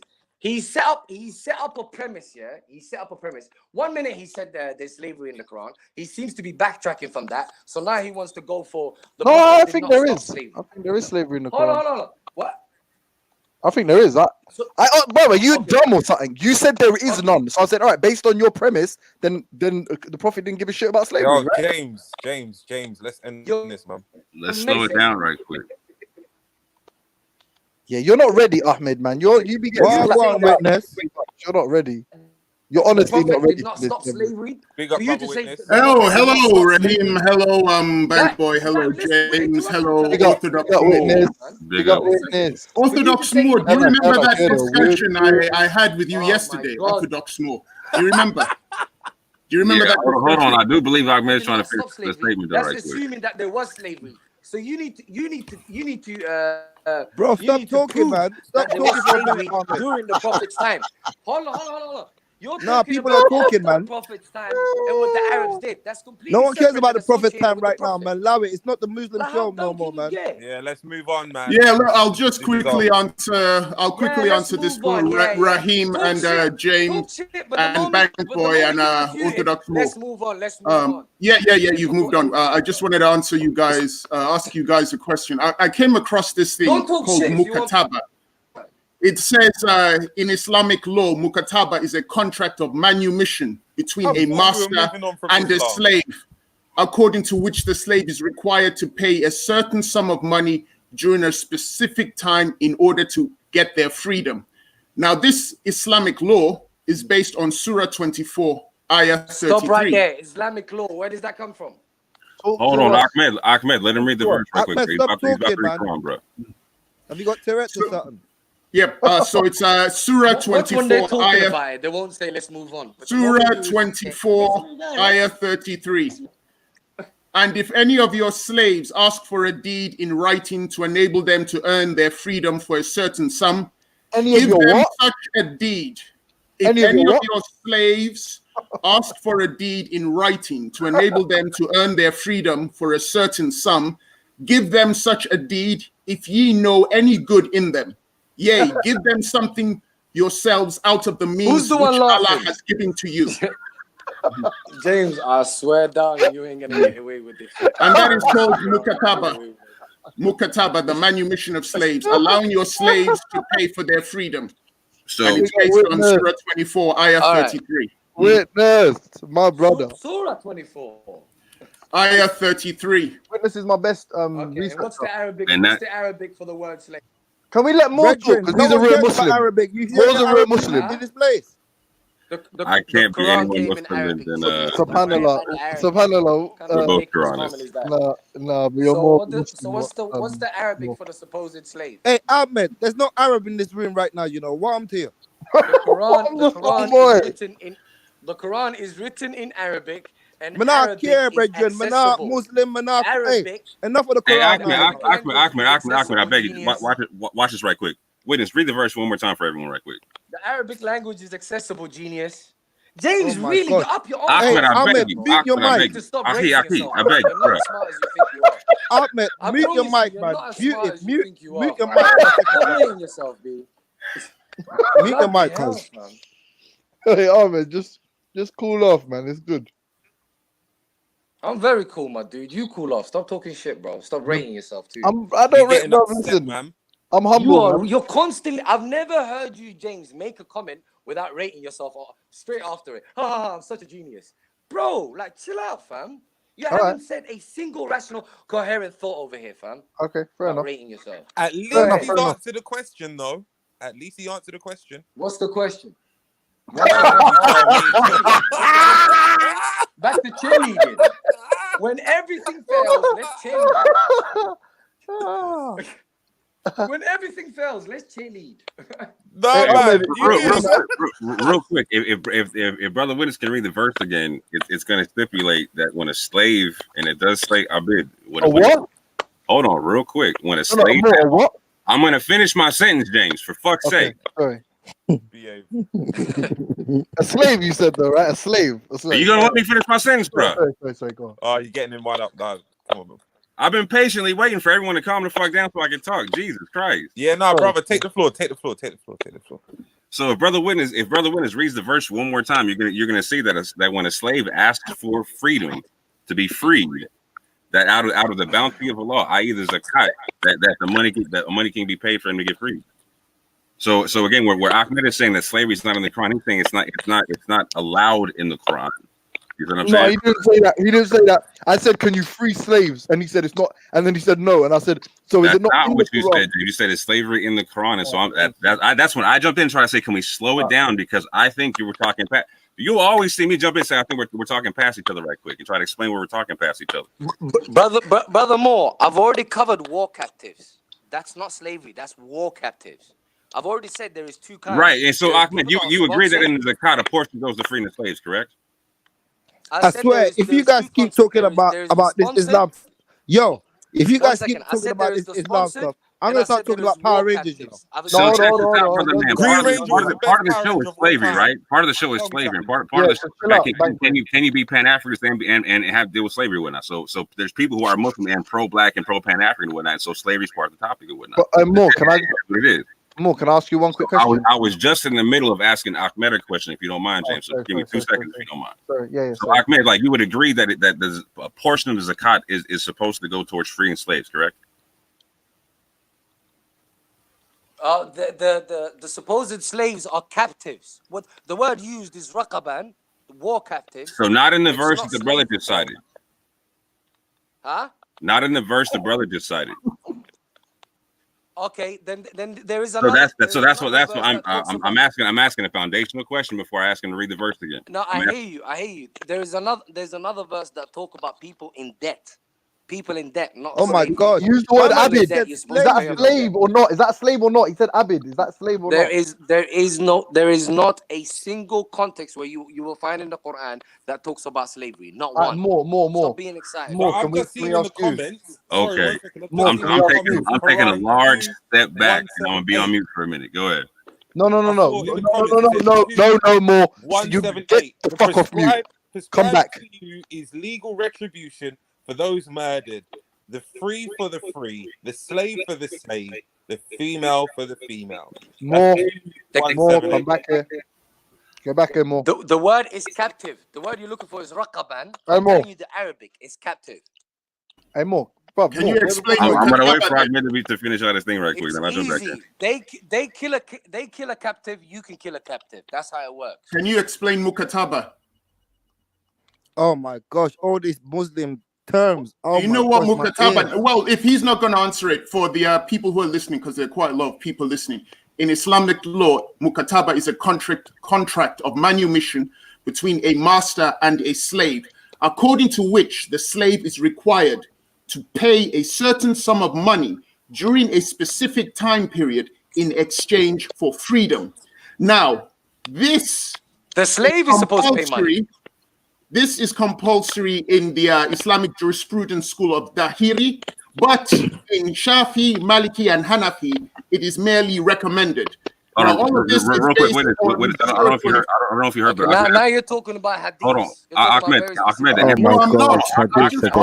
to answer your question, in the different schools of jurisprudence, the slave pays the price. However, in the Quran, in the verse he just read, if he reads it again, the slave just has to ask to be freed, and then even the slave owner. Right, the owner has to. What is the word? What is the word? I gotta finish my sentence, Ahmed. You're cutting me, bro. You recognize you're cutting to me, bro. And I'm a Quranist. You understand that, right? All right, go for it. Go for it. The Quran tells us to dispute in the best of ways, does it not? Go ahead. We got to fix up. He doesn't know. He can't read Arabic.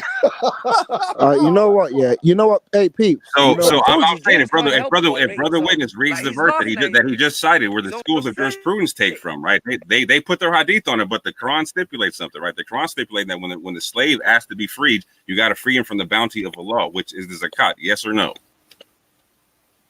Ahmed, I'm asking you that question. Okay, cool. No, because I don't accept the term that you okay. the term slave. I'm definitely going on mute. The reason There I you don't, go, brother brother, Moore, and that's what brother Moore, you're supposed to be brother backing Moore. him up. 1 minute. Listen, brother Moore. The Quran. Listen. The Quran talks about in regards to the specific scenarios of the Prophet Muhammad. You gotta understand there is only 3 groups of people or 4 groups of people. Okay, I need all non-Muslims to mute out because me and Ahmed about to debate right here. Hear me out. There is 4 groups of people in the Quran as it pertains to the Prophet Muhammad. There is the elite, the tribal elders, whether it would be regardless of which tribe. Mm-hmm. There is the average Joe, which is basically just a nobody, mm-hmm. and there is the women and the weak who have basically left their community to come and join the Prophet's community. Mm-hmm. You understand what I'm saying to you? Yeah? Who Mm-hmm. are basically under the care of the Prophet. Mm-hmm. Yeah, and then there is war captives, which they have obviously caught from war. You Mm-hmm. understand? There is only those 4 categories of people. There is no. So when you say the term slavery, there's a lot of baggage that comes with that term slavery. Like one. Furthermore, we don't even need to go there because the Quran came in Arabic. We have to understand that. And the Arabic word that is used in the Quran is raqaban. Raqaban means captive. Rockabye baby means captive. Mm-hmm. So we're superimposing on the Quran, and the Quran obviously talks about releasing war captives wherever you can. The Quran talks about releasing war captives. What does wherever you Abid can. mean? What does Abid mean? And obviously, I beg you let me debate this one out with Ahmed right sorry, now because I'm about to patiently walk him through some stuff. Cool. So as I was saying, war captives where you can to get an exchange or whatever. Also talks about obviously if they kill one of our war captives, then we can kill one of theirs. What's the other one? The other one was Rockabye. and basically lighten the burden of the people that are indebted. So if someone has a lot of debts, if you can help them, you pay off whatever you can of their debts. That's it. I have not found, and in a nutshell, there's I only need to 2 get me some terms used Muslim in the friends to help Quran. me with my debts. In a nutshell, there's only 2 terms used in the Quran. One is raqaban, and the other one is malakat aymanukum. And neither of those 2 can be translated as slave. Over to you.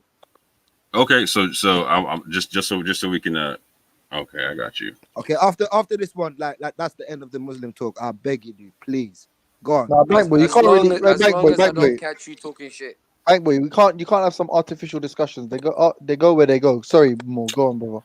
So I feel you on the Raqaban part because for instance, like in Surah 2, ayah 177, like it doesn't literally say Abid there. It's talking about like the Raqabi, right? Like I got you on that, right? So however you look at the term, right?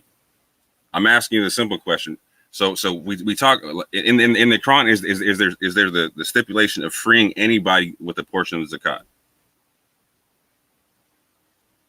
Well, yeah, anyone that you're freeing, you'd have to give them a portion of the zakat. No, from the portion, from the zakat. Like is the zakat meant as a portion of it to go to freeing anybody? Yes or no? Okay, again, there's an assumption that zakah has anything to do with money. The word zakah has nothing to do with money. Oh, I got you. Okay, you come from that position. Okay, so you see why we need to move on from that. Okay, I don't even understand what zakat means and all this stuff. Like, allow it. Like, please, man.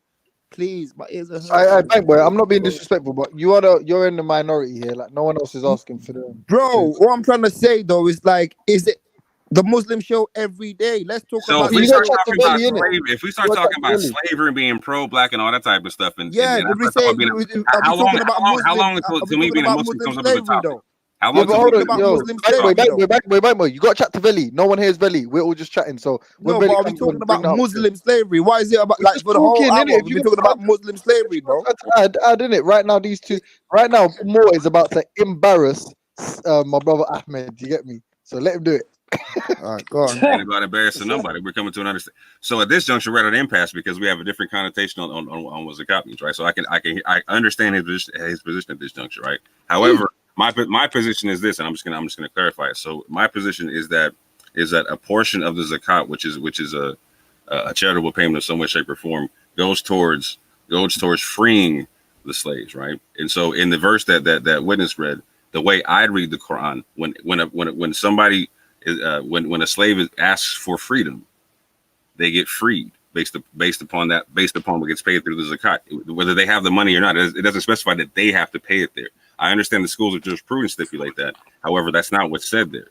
So I'm in the school of thought that the Quran does outlaw slavery for Muslims. It like the Prophet ﷺ did not have the ability to snap his finger and end slavery for the world. He came into a situation where slavery was obviously in practice. And in his practice that he's teaching the people around him, which is in the Quran, you cannot enslave. In every situation that where one can be freed, you do see them freed. As far as I read it, that's my small position. We can switch it to whatever conversation I want to go to.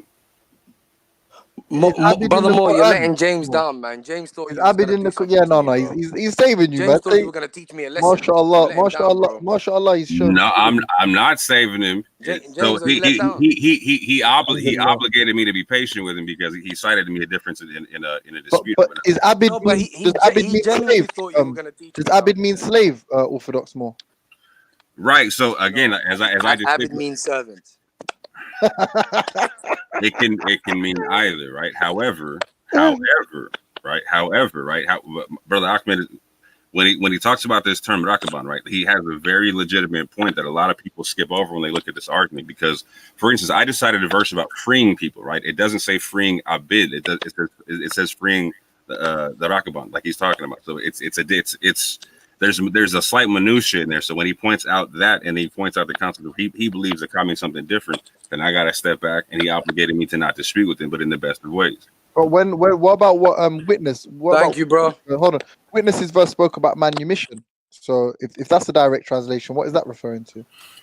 So manumission wasn't there. It's there. So he's talking about in the schools of jurisprudence that they have their own views of muktaba, right? And so he said they base it off of their muktaba is used in the Quran or no? No, I don't believe the word is in the Quran. Right. But that particular thing, mukataba, the manumission of slaves being allowed to pay for their freedom. Yeah.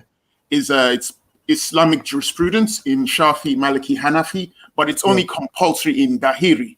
Now they base it on Surah 24, Ayah 33. Which says, ask, and if any of your slaves ask for a deed in writing to enable them to earn their freedom for a certain sum, give them such a deed if ye know any good in them. What word did they use? Oh, sorry.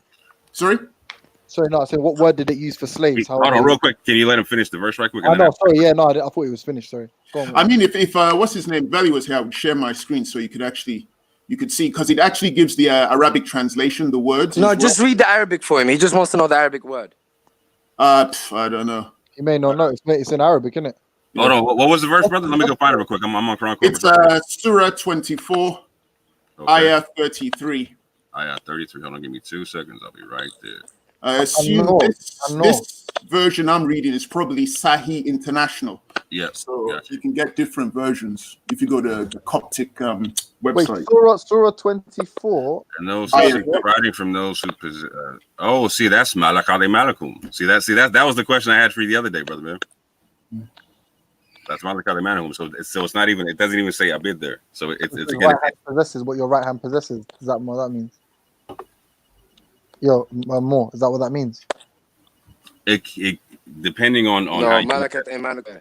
So there's a lot of dishonesty in how that's translated, because sometimes imanakum by itself is translated as right hand. Sometimes they translate it itself as right hand possesses, and it doesn't have the connotation of possess. So if it says I'm wrong with. Malakadim, it's even worse. What do you mean worse? The That's what I'm trying to say. gospel of If we're being as rational, forget rational, yeah, forget words like that. If we're gonna apply as much scholarship as we can to a situation like this, right, then we should logically look to people that are regarded as have some eminence in their field. Is that fair? How do you mean?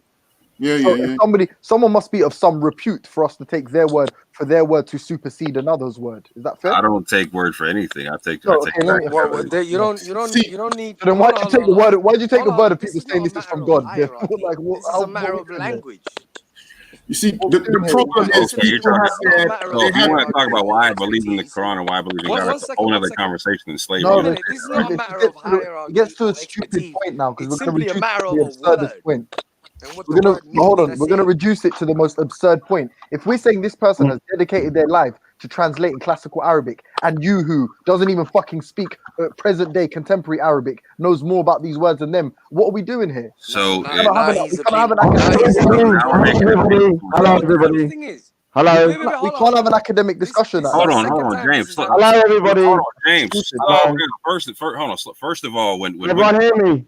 hold on, real quick, Brother Moore, real quick. this is the second time it's Can happened. you hear me? Yeah, I got you, Raj. Hold on, give me 2 He seconds. Give me 2 appealed seconds, to Raj. Islamic scholars, and now James is doing that as well. Desperate beyond Right. belief. So Since James, when were they You get your scholars? Quran from the When same were they people your who say lie scholars? about the Hadith. Stop it. Stop it. If they James, lied about the no. Hadith, When they were could have they your lied about your scholars? Quran Why are too. you appealing to them? Use your brain. James, are you a Television, former the Muslim, school of Raj? Is that what that Islam. is? Because, like, bro, Why we are can't you have a appealing conversation to? with you here right now. What's Sorry, going no, on? I'm sorry. He's talking. Sorry, Mo. Sorry, I respect. Go on, bro. So, all right. So I'm trying to say, like, so like, when Witness brought the verse to me yesterday, like I didn't know if it said I bid or not, right? He said that it did. I'm going to the verse and it doesn't say that. I'm not rinsing your man out. We're just having a conversation, right? It's all about the information at this juncture, right? Okay. You know what I'm saying? It don't got to turn into nothing emotional on this, right? No, it's not emotional. I'm saying, what are we doing? If I'm asking you, I just asked you a straight up question, what I consider to be a rational set of premises, i.e., if somebody has some eminence or repute in their field, Do you can we mind if I say answer that? that question for you real quick? Huh? Say again. Do you mind if I answer that question for you real quick? Okay. You ain't finished it. Though. So again, so the people who have eminence in this so-called field, they will translate a manahum like 3 or 4 different ways, and they'll give it words that's not even in their own lexicon. All right, but if I'm saying Hold on. consensus. Can we not get? Are we not like? So I said. So- So let's say you two are both Quranists that have not a great understanding of Arabic, for example, contemporary Arabic, and maybe a fair amount of classical Arabic. So I And would let's say argue that my understanding of classical Arabic is completely different than the average Quranist and or the scholars, because I also use previous language in this. James is genuinely. Can I ask a question? Can I ask a question now? So you're making an appeal to authority, right? We can always Yo, make appeals guys, to can I ask a authority. question now? No, but the whole point, sorry, Banquet, the whole point of me bringing up this verse is to, and this Islamic law in jurisprudence, is simply to ask the question which no one has really understood. If people are claiming that slavery and slaves do not exist in the Quran, why does that Islamic jurisprudence law exist, and why have they made the claim that it's based on Surah 24, ayah 33? Obviously, slavery was Easy. It's called an agenda. That's very easy to answer. It's called You an know what? It's agenda. so stupid. Hey, no, boys, I have to say this, yeah. This is my closing statement on this, emotional or not. The same people you believe are so conflicted with agendas and have all these fucking nefarious motivations, they're the same people that conveyed the message you claim is from God. So the second I stop believing them and stop believing, He's now using the hadith argument. the second I When you stop, say the same people, hold on, the Quran was shut not up, man. contained by Shut specific, up when I'm talking all the specific time. limited What's wrong with you? Hey James, I want you to answer me a question. I want you to answer. Since you got please. You got a North African on your. Oh, when can I speak, man? You've not been speaking for hours. I've been waiting and waiting. You might have to wait a little bit more, Roger. That ain't your channel, bro. So Come on, man. James, I want to contribute, man. I want to. You got the nerve to have Hannibal as your icon, right? So I'm gonna ask you a question, since you should know about North Africa. Did the Quran recitation reach the Moors first, or did the Hadith reach the Moors first? I don't know, bro. Very well If you said. I don't- was going to say a similar thing. Oh, wait, hold on. I was going to say a similar thing. When we talk about hadiths and it being forged or whatever, we're talking about specific things. You see The that? Quran was not conveyed. The Quran was not conveyed by limited, specific set of people. So that was a dumb argument, James. So let's Can I ask a question then? Yeah. Let's just agree then. This is based on interpretation. Yo, people, can I ask a question? Is different, so we just accept that. What was that, Bank Boy? Let me ask a question. Everything's different. To let me have. I haven't been on it. I've been waiting like 2 hours in the back. Can I say something? Orthodox more. That wasn't a good refutation in my opinion, because it's this exact same principle. If at every single stage, every time something doesn't agree with you, people, you say it's an agenda, it's some kind of nefarious machination, then ultimately we can say the exact same thing for all of the levels that it's been conveyed. And if at any point there is a similarity amongst your Quran and people that recite the Hadith Quran, then we can say that they're just lying and you're lying as well. Like it's a circular set of premises. You can use at any time. You can just reverse them on you. That doesn't follow at all. Oh, let me It doesn't follow at all. Because it's something to do with this issue. Let me say something. How is it getting away with it? Oh, Ahmed, just read the Quran, man. Come on. That doesn't follow at all. So Like, you can't say, because So, let me. yeah, go and let Raj go, then I'll respond back to Anthony. Oh my God! Talk over more, man. More, just talk over. Fuck it. You know what I mean? All right, so No. Go, Raj, go ahead. I'll address things when he's done. I don't want to shout today because I had a lot of winning yesterday. I'm tired from winning yesterday. You know, yesterday was Hey, you know it's Vellemy car, Raj. You know we can be rude to each other. Yeah, I know. Yeah, I'm okay. So this thing about right hand possesses, the reason why I'm so kind of against it, because it actually was used against the Sikh people in the 1800s. So my gosh! Yeah, shut up. So what happened was So what happened is that they used to capture, during wars, they used to kill the men, then capture the females, or they'd raid villages, the Islamic conquest of the Mughals, and then they would capture the females and use them as concubines, right-hand possessors. Now, there's a saying in India, it's kind of a joke, but it's got a serious meaning behind it. So we're just going to talk shit now? So, all right, so I'm going to ask my question now, yeah? Let me ask my question. Yo, emotional cry. My question is, I'm in the middle of a serious story. Why do you let me go on something emotional? Just literally being here for I'm trying to be polite, you know. Let's make it madness. Let's make it a madness. All right, so basically, can you be pro-black? Let me finish my sentence. Let me finish my sentence. Let me finish my sentence. Let me finish my sentence. Let me finish my sentence. Man, just keep going. Let me finish my sentence. He's upset with us. He's gonna kick someone. Let me finish my sentence. Gonna be Raj, so just let me finish my sentence. Let me finish my sentence. I will go on all day if I have to, and I'm not even lying. Yeah, go on, let me finish my sentence. Something, man. Let me finish my sentence. Backboy. Let me finish my sentence. I can hear you, Backboy, if you speak, by the way. Yeah, so let me finish my sentence. I know. Let me finish my sentence. I'm stressing him out. Yeah, I am just. This is worse than an American panel. You understand? So you have to let me finish my sentence, and then you can carry on. Let me finish my sentence. I'll let him finish his sentence, man. You're gonna get sentenced soon, bro. Let me finish my sentence.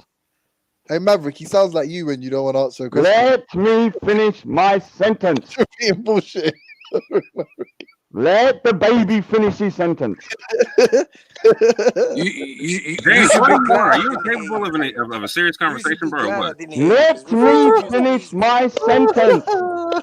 I was in the middle of a very serious story about my people. Just talk, man. I was in a very serious topic about my people. All right, so it's not a joke because the Sikhs used to get captured because they were a minority. They were only made up like 2% at that time of the population, and they were being. I don't think we're interested. I'll shut your mouth. I'm very interested. Raj. I'm very interested. Let me finish here, because it's a serious. Because you wouldn't talk about your female getting raped, would you? You wouldn't talk about your females getting raped, would you? If you was telling a story about your females getting raped in the past, I wouldn't interrupt. I wouldn't be laughing either. I'm sorry. It's a serious topic about my people being persecuted and raped What you and said, killed. It's not a autistic? joke. The same way you don't find slavery a joke. I don't Autistic find this people a have been joke. raped. Autistic people are Yes, getting I'm raped. autistic. Big deal, Padita. Now what, Kunjan? Now Who what, you- Kunjan? Who's your people? Raj, you know, like you still ain't finished this rascal sentence you're supposed to be finishing. Yeah, because these guys do not allow me to finish without going, Well, finish it then, innit? Just talk it. Just talk it out. Finished 5 minutes ago. If you let him finish, just let him tell his story. Literally 2-minute story. Yeah. So in the Indian past, the Sikhs have been persecuted for maybe 200 years, and during that time, there was bounties on the Sikhs, and the Sikhs were a minority, so they were being killed, and their women were being kidnapped. Nobody cares. Is that it? All right, James. Next time you talk about slavery, I'm going to mock you. I don't talk about slavery. No, because what you're doing is disrespectful. Was that to the, it, Raj? Because, Raj, no, was it's that not. it? No, it's not it. Because I'm not even finished the sentence. Literally, I don't care. No, sorry. Bank Boy wanted to ask his question first. And you just cut him off anyway. Finish my sentence. No, but why should we care? Bank Boy wanted to talk before though. You cut him off. Actually, I gave Ross the floor and I didn't respond to you, James. So can you mind? If he's first, and then after he's done, can I say my piece without you crying and bitching like a goddamn woman? All right, one more request, and then can Moore say something as well because he just said he wanted to say. So Bank Boy, Moore, and then you. Is that cool? Nah, actually, Raj can finish. I don't mind. Go on, Raj. I'm fucking now, after all that, now you want me to finish. All right. And don't start mocking me because I'm telling you, I know you find rape funny, James, but you know, it's quite serious, you know. Raj, let's finish up, Raj. Yeah, so the Sikh women used to be captured, and what would happen, they would be used as right-hand possessors and be made concubines by the Mughal rulers. Now, what would happen is that the Sikhs used to have to get together as kind of guerrilla tactics, and at 12 o'clock at night, they used to try and rescue their women. So right now in India, there's a joke that goes, Bala Vijaya, Sikhs Pagal Honde. That means Sikhs go mad at 12 o'clock. So although this joke has been going around for a long time, what people don't realize is the joke has a very serious kind of meaning behind it, because the Sikhs have experienced the right-hand possessors for a long time of our history. That's why there is one verse in the Quran. I don't really criticize the Quran too much, but there's one verse I have to criticize, which is right-hand possessors, because it is sex slavery. Yeah, it is 100% sex slavery. If you can't leave, so if somebody captures you and you can't leave, you're a slave. Is that not correct? If you can't leave voluntarily.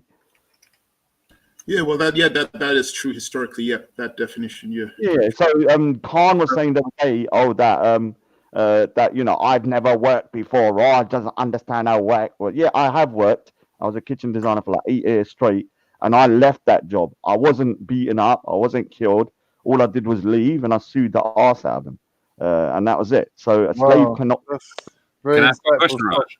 Is this still part of your story, yeah? Of course, it's part of my story. What do you think? Did I finish talking? Have you finished the sentence? We have to be careful though, because he's talking about his ancestors being enslaved. Right, 100%.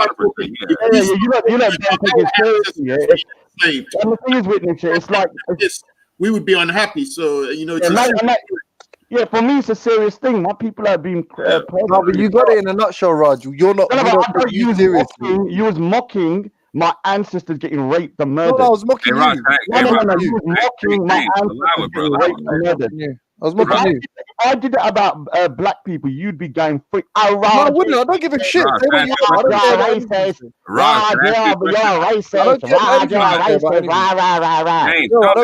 you say about. Yes, you do. Yes, you do. What have you ever said about me that's offended me? I don't care. Well, I'm saying that you'd be crying to Raspik fingers. Raj, this is what Raj said about me. I don't get, bro. Raj, I've said horrible stuff to you. You've said horrible stuff. I don't. Yeah, remember when you said you want my mum to die? Remember that? That's a lie. I mean, I didn't say that. Remember you said that, and you've apologized to it about publicly, That's and a you lie. said you think that autistic people should be killed at birth. That is a Remember that lie, one? bro.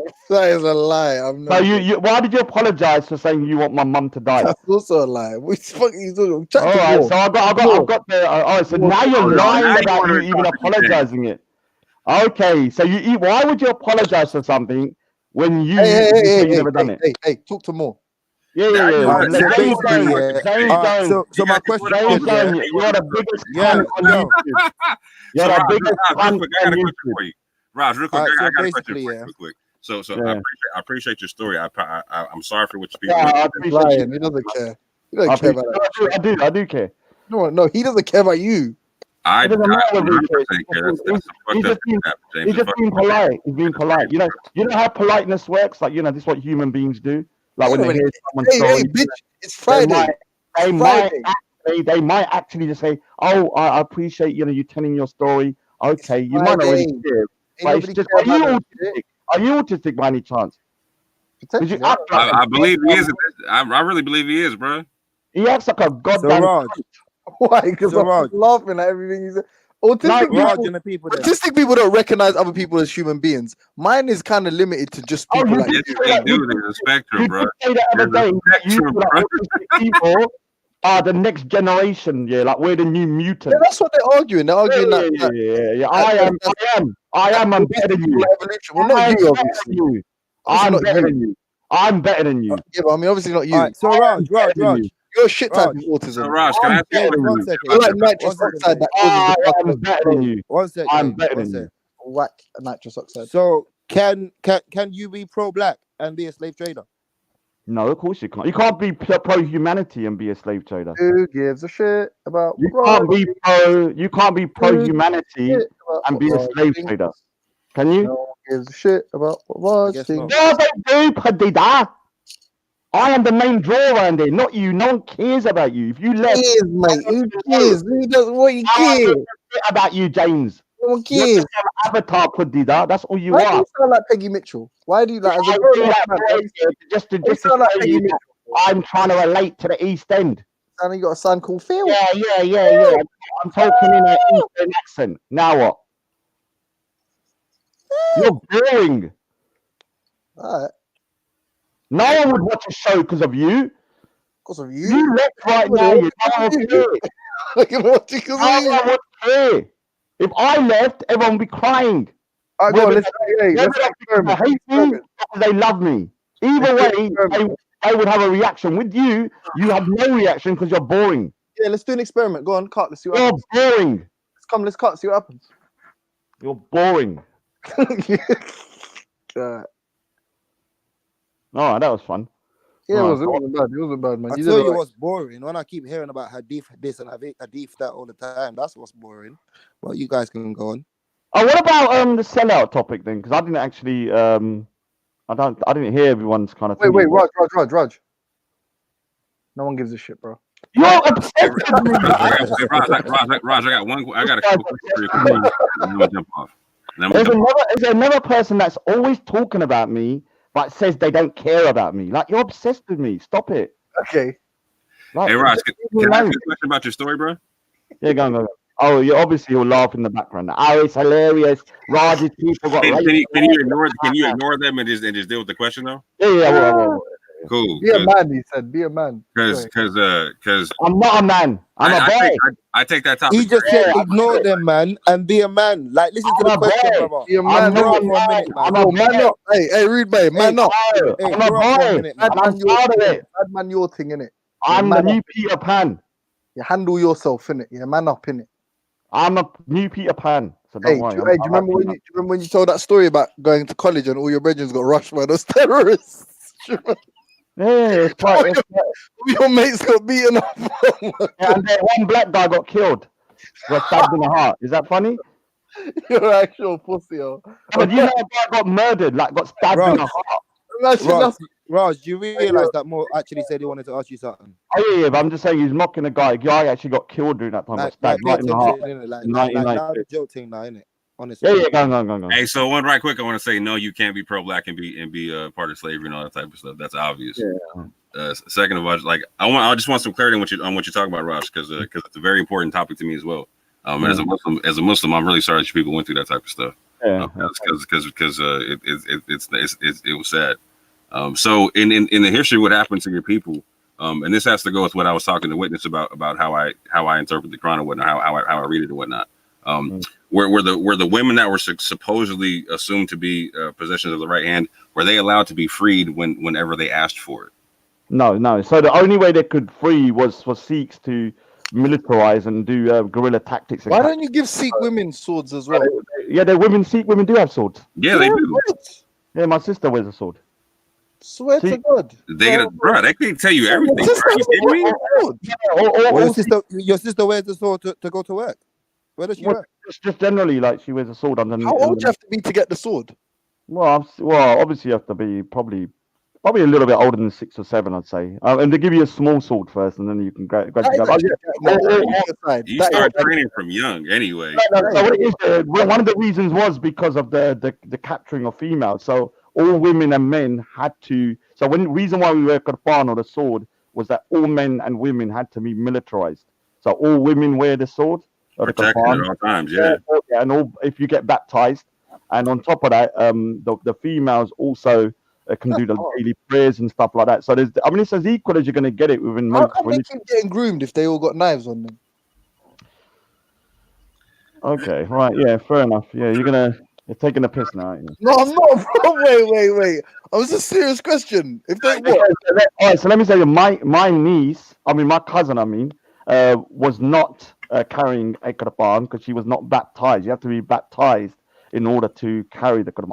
I don't carry a Quran. So not all. Big up, go to Jacob, by the way. Go to Jacob, big up. You. It's funny that you don't have a knife. You actually are one of the few people in the world that needs one. I know I don't need one. If I get killed, I get killed. What a big deal. Fair enough. Well, no, I mean, I'm not even gonna lie. I you'd be happy with that. You'd be. I was gonna say it works out better for me. No, keep the knife away from you. Don't worry about me, man. I don't need a knife. All I need is to know that I'm doing the right thing. That's it. Don't promote knife crime. Yeah. I know. I'm not. Yeah. Well, he's the one that's promoting it. I'm not promoting. I'm saying why. It's news to me that women carry knives. I mean, mashallah, it's good for them. You know what I'm saying? Yeah, well, I mean, the best knives that they rock are the necklaces, man. Like real talk, I've seen some of the illest knives in a necklace, bro. Like craziness. Like you wouldn't even know it's a knife at all. In the 21st century, you can just walk into a store and buy a kitchen knife and walk around with it.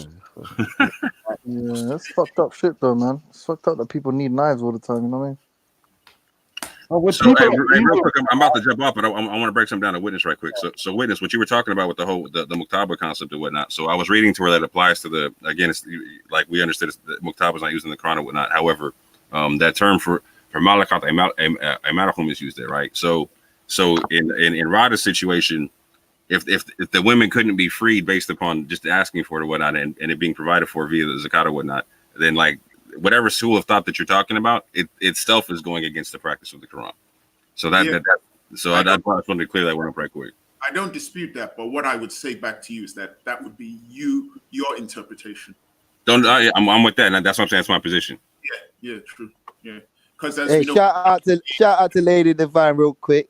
What's up, baby girl? But that's a baby girl. Is that a love blind date thing? What's going on? I guess so. Don't worry about it. Mind your business, man. Mind your business between me and Lady D. What's wrong with you? I know that. Big up, Big Boy. Big up, Panel. Big up, Lady Divine. All the black sisters out there. Don't know. Yeah, that's what's up. Man comes on the panel and starts giving out sweet love messages, and he says, "Mind your business." I'm on the panel. Mind your business is between me and Lady D. You know, like that. Yeah, baby. Stay out of grown folk business. Exactly. School him, teach him. Fair enough. I've forgotten what I was going to say. Yeah, it's an interpretation, as you've admitted. So fair enough. Yeah, I mean. Yeah, 100%. Just like I'm saying, like the interpretation of it being able to mean the right hand possesses is also an interpretation. So like it's all on that level. You know what I'm saying? So anyway, I'm gonna leave it right there. I'm gonna jump off the panel and make room for someone else to get on. Big up the panel. Big up Vellemy. Big up more, man. Sorry about that, bro. Bless up, my G. Hey, James. James. Don't be sorry, you're savage. I'll civilize you. Don't worry, you're savage. Hey, James. We'll have a conversation one day about the Quran and versus the Hadith, etc., etc., etc. And what. More, yeah. You need to civilize this savage, yeah, because this guy's got no morals. He's a right cunt. So make sure you work on him a bit. You gonna pay me? That sounds super gay. I'll pay you with baked beans. Are you okay with baked beans? Hey man, you put it on toast and we got a fucking deal. Hey, I'll send it over by post. Hey, did you see? Hey, Raj, did you see that comment when Hetero Sapien said all of your women are two-dimensional? That was really funny. Hilarious. That's real funny, isn't it? Oh, it's hilarious, James. You know what? I don't know. You should do stand-up. Has anyone ever told you should do stand-up? I'm trying to let you in on a little secret. Yeah, why don't you do it? That's my job. If you was ever a stand-up, man, I hope people have got tomatoes in the audience. Why? Why do you think? I mean, you were just saying you was my mate the other day, bro. What happened? Bro? What's going on? No, what it is, sometimes I like the fact that you stick it on people, and then I go, okay, but then what I realize, you're an uncivilized cunt. No, but at the end of the day, mate, yeah, this is who I am. Do you know what I mean? You got to take it or leave it, bro. Yeah, I know. There's no. So that's you can't say wait. You can't say you like me some of the time, and then say you don't like me now just because you're the one in the firing line. No. Hold on. I don't like most people most of the time. You look like a chicken shop burglar in your and big deal. You look like you work in a chicken shop by daytime and you come back. And what I do, I rob the business at night. Rob the business and what and what and what. You look like a chicken shop SG. Yeah, and what? Yeah, I am. I work at a chicken shop all day, all night. Now what? I said, man, looks like a chicken shop burglar, you know. Yeah, I am though. Now what? Yeah, I got chicken all over the place, man. Do you want some? I'll send it. That's funny. Yeah, man. Just a bit upset because of how I ruined finger spec yesterday. He's a little bit upset. No, you Are you listen. upset, I'll give you a credit. James? Yesterday, you got a dub. You rarely get W's because he usually just slaps you about in the back chat and that. But yesterday, you got a clear dub. Never slap me about. Are you crazy? You know, you better say it's only the reason. No, the only reason why you feel I beat him is because it was about slavery, something close to your heart. If it was about anything else, you probably give a shit. So, you know, people call me a sellout. You do realize that? Like, you think I'm this guy? Like I'm out here whining and moaning. I don't talk about slavery like you think I do. I'm not. You got the wrong guy. Listen, you know that me and James was included in the 10 hyenas that he was talking about. Oh, was it? Well, he said rape apologist.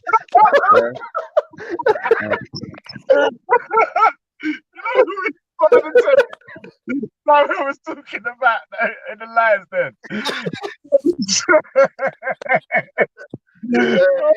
Are you not going to go back into the? I didn't really go through the topic. Well, about being a sellout. Are you just going to leave that, or are you going to allow people to answer that question? Yeah, it's a new day, bro. It's a new topic. What's wrong with you? I mean, there's not really a topic. The topic is basically Vellemy culture. Yeah, Vellemy culture, bro. Yeah, so if I want to just say that, if I want to say my piece about that for 2 minutes, then why not? No one's stopping you. I mean, you're going to start crying on What did you think about Vellemy culture? I'm saying today's a Vellemy culture, so you can speak about stuff. But this James is going to start crying and bitching like he's on a period or something. Listen, if I choose to interrupt you, it's Vellemy cow. There's no rules. There's no rules, baby. There's no rules. Okay. No, there is rules, but yeah, obviously I'm a hypocrite and I'm biased in it, so not one to use them. Can you find love on G Block? I don't know about that. Still depends what sort of love you. You want Lady D to jump on or something? Oh yeah, Lady D, man. Big up La Queen D. Queen Divine. Did you say La Queen as in like Queen?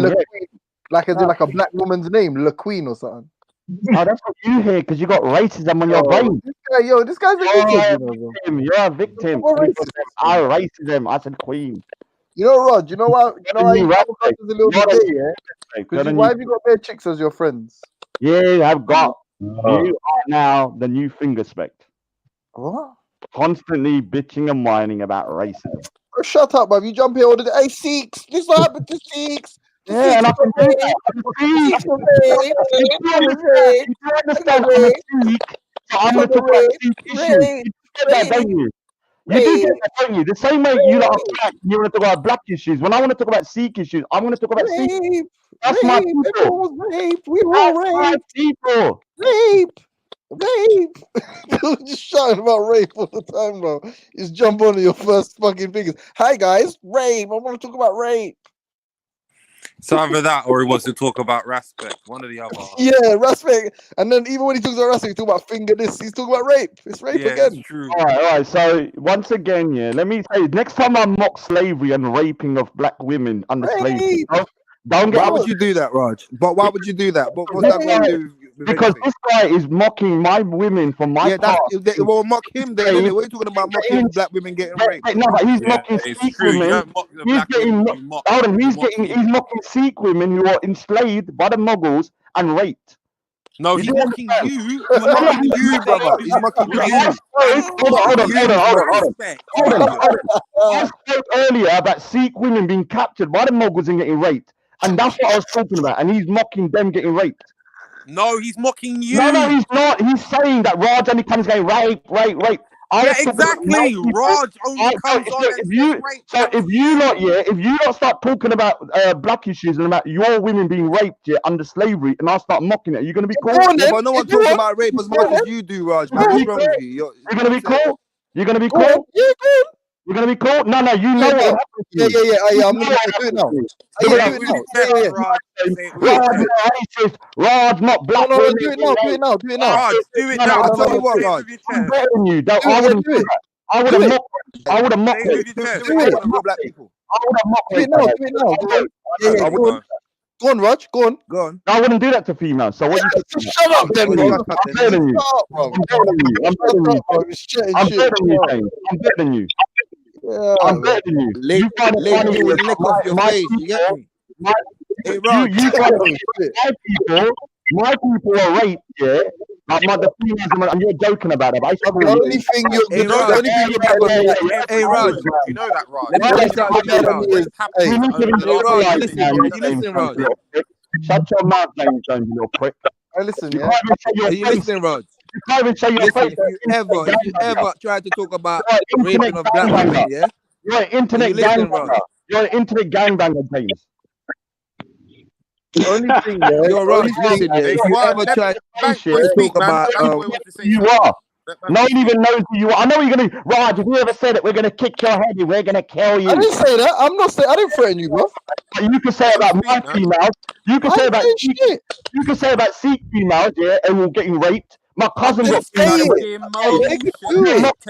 my cousin getting raped. Do it, nigga. Do it. Right, so when my cousin got raped, do it, nigga, you was mocking my cousin getting raped when she was 14. What about you mocking that for? Hey, Raj, if you ever tried that shit, lady do knock you out. We're gonna kick your head and you be killed. Rah. No one's saying that. Hypocrisy, man. Hypocrisy. If you want to be a sick man. So when you're mocking so let me ask you a question. Let me ask you a question though. Do you know my cousin? When my cousin got raped in the background. When my cousin got groomed and raped when she was 14, is that funny? No, man. Yeah, so why do you talking about drowning, right? Yeah, it's a real situation to me. So don't think you can talk like that and I'm not going to react here. What am I saying, bro? I'm laughing. I'm saying that I'm talking about rape. You talk about is rape. What do you want me to say? Oh my lord! Someone. No. You guys are hypocrites. Let me tell you one thing. When someone says something to another community, you are okay with it. But if anyone says something against the black community, you guys are mad. You're racist, you're this and that. So you take my community, and I'm gonna sit back and go, okay, cool. What's wrong with your religion, yeah? Why don't you give them pepper spray? Is that the way it works? Only you guys could be oppressed. Why don't you give your women pepper spray? Streets should not be oppressed. Yo, Raj, where's your pacifier? Weak women, yeah, could not be oppressed, but you can mock that. But if we mock black women being oppressed or black people, it's racist. No one mocks women, yeah. If you're women, no one mocks your women. Why you generalizing? He did. He kept on mocking grooming. My cousin was groomed. I'm not mocking grooming. Well, mock James then, innit? Mock James then, innit? Mock James. Don't say it you lot. You're a freaking listen, can I respond to that? Yeah, and that's slander. That's slander because you're a cunt. I feel like I'm not mocking. You said that my mum should die. Remember? I didn't say that. Oh, don't go back there, bro. You actually apologize after recording it. The past is the past. Your past. You're a freaking goddamn beast. You're an animal, man. I tell you that straight now. The way you talk here about rape, oh my, black. Yeah. Someone in the chat said you do mock black people though.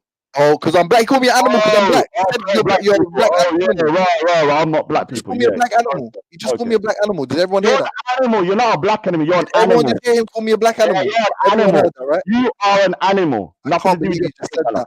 I was only laughing about. You are a goddamn cockroach. You're a cockroach. Wow. I'm black animal. Did you say black animal? Remember when you said that people should be killed? You're a black animal, guy. Also on top of it, you mock the. Oh my lord! You're a black animal. You're a freaking savage, man. I tell you that now. Raj, listen. No one mocked your family. Hold on, man. Shut up for a minute and listen, man. Just shut up for a minute. Raj, 2 seconds. Raj, 2 seconds, man. Allow it, man. 2 seconds. Listen, this is the explanation. So you understand that we can just calm down and move on from this situation. No one was mocking rape, nor your family members. What they were mocking was because I laughed at you, is you and how you come on and the first thing you say is rape. Rape. Yeah? We're not mocking you. We're not mocking your family. We're not mocking. So if someone mocks you, mock them back. Like, hold your nuts, take the piss out of them, and then it's cool. No, I'm not. Let me answer. When I'm talking about the history of my people being persecuted, hold on 1 second. I've got to check something. 1 second. Hey, Lady D, shut up. Let me finish. Who said that? Who's that?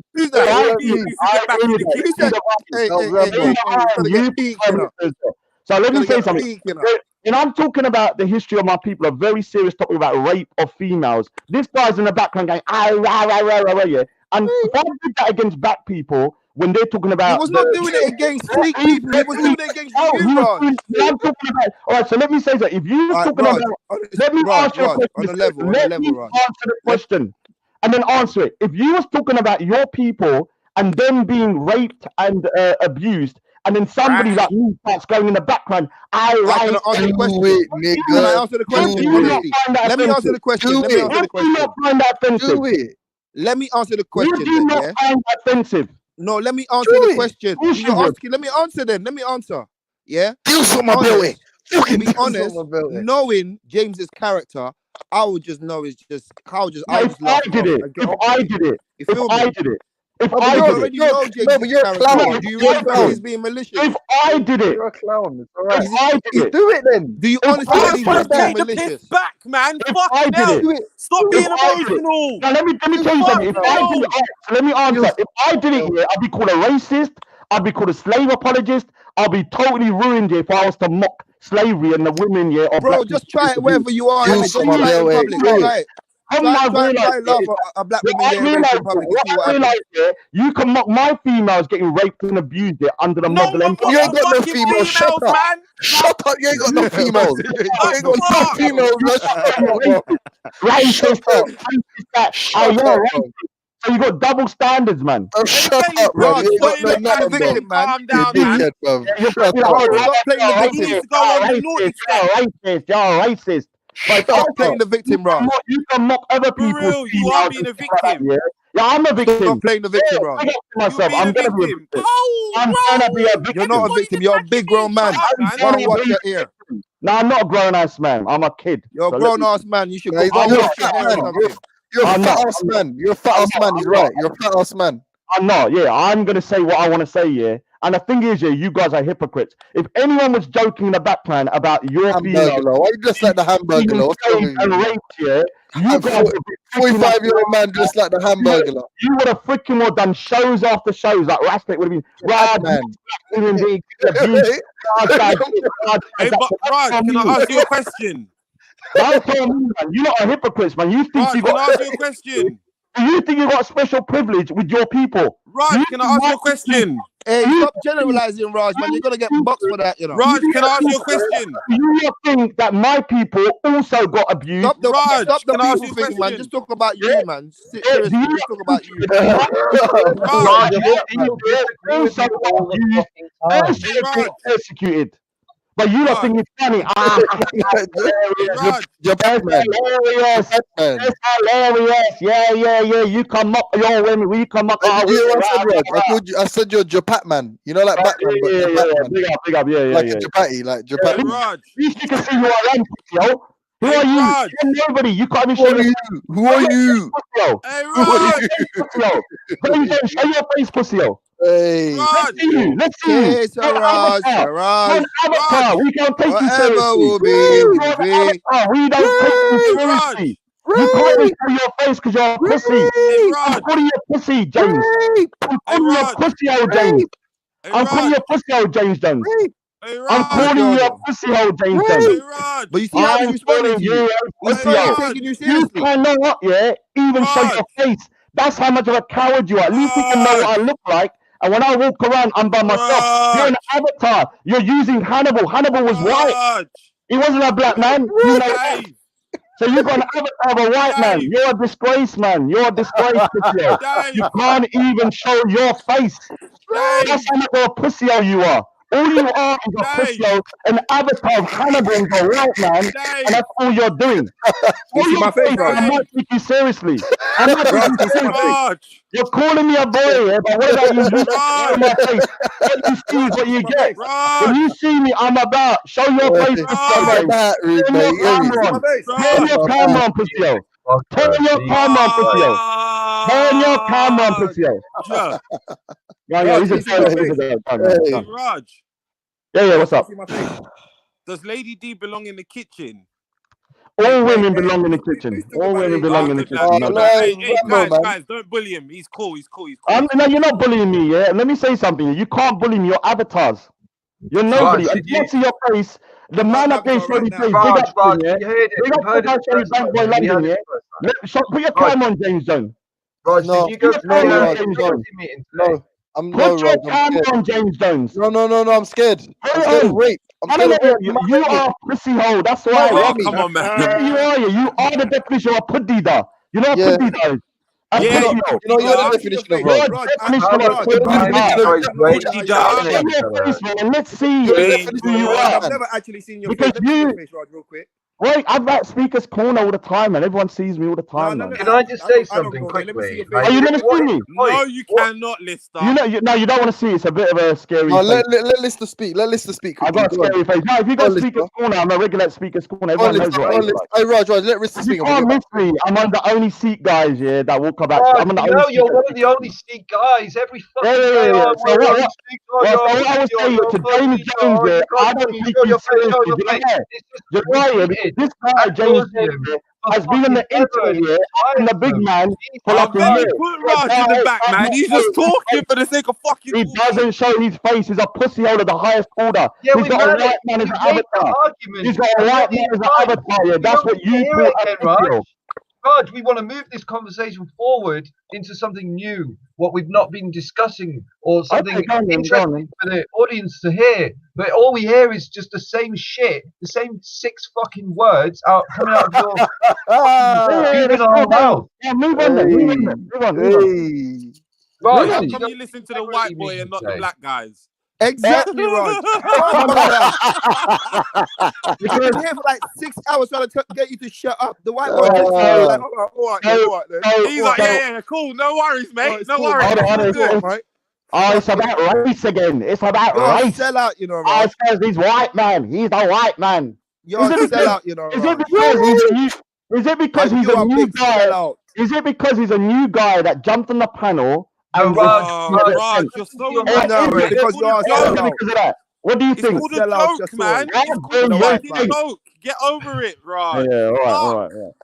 Oh, Yeah. come on. Well, move on then. Raj, did you go to the integrity thing today? What's that? Raj, did you go to the integrity thing today? I'm not really part of all that kind of stuff. I'm gonna Steve's in it. Steve did a speech for it last time. Oh, integrity. Are you talking about the movement, Raj? Are you finished? You done? Yeah. I'm not. Raj, if you weren't there, Amy beat you on the bill. Based Amy. All right, so let me say something. I'm not. You know, Steve, like. You know, Steve's like Raj. He just talks about rape so much, man. We can't bring him anywhere. It's just rape. Well, at least they can see my face, pussy. Oh, you're just some little avatar. Yeah. So okay, so let me explain. Raj, you play blackjack in casinos. Let me explain my situation. You have a grey suit and do Rain Man impressions. Dude, you are obsessed with me, man. Why are you obsessed with me? Yeah, but see, this is how everyone feels when you go on about you like fat cheeks. Is that what it is? You like fat cheeks. Raj, be like 3, 4, 5, 75, 72, 33, 33, 19, 19. You fancy fat seat men. Is that what you're saying? You fancy fat seat men. What it is? You're obsessed with me. You're obsessed with me. You can triple your money. You can triple your money. You get on red. Queen of diamonds. Queen of diamonds. You are obsessed with me. Calm down. I know you're God. I know you see me as a celebrity. Raj, on some real shit. Are you on the spectrum, brother? Yeah, I've got Asperger's. Big deal. I've got Asperger's. Okay. No. I just said it's more understandable. You get all the card references. You know what he said to me? He said autistic people should be killed. This is the type of guy he is, man. No, autistic people should play blackjack professionally. No, you didn't. I got the recording. You jumped on. You said autistic pigeons, meaning me. I'm a pigeon. Should be killed at birth. That's what you said. Are you a pigeon? Well, I call myself a pigeon as well. So you know what's funny? Yeah? You know what's funny? You should be a Muslim to die as well. Remember that? Yeah, Muslims believe in to die as well. Muslims believe in winged horses. A nasty piece of work, man. Like the way you talk about autistic people, like you don't understand. I don't tell people I'm autistic, but this guy's always going on about how Raj is autistic. Are you obsessed with me being autistic? How can you be a pigeon with no chest? I've got no I've got no wings. I've got no wings either. Now what? I've got no wings either. Now what? Now what?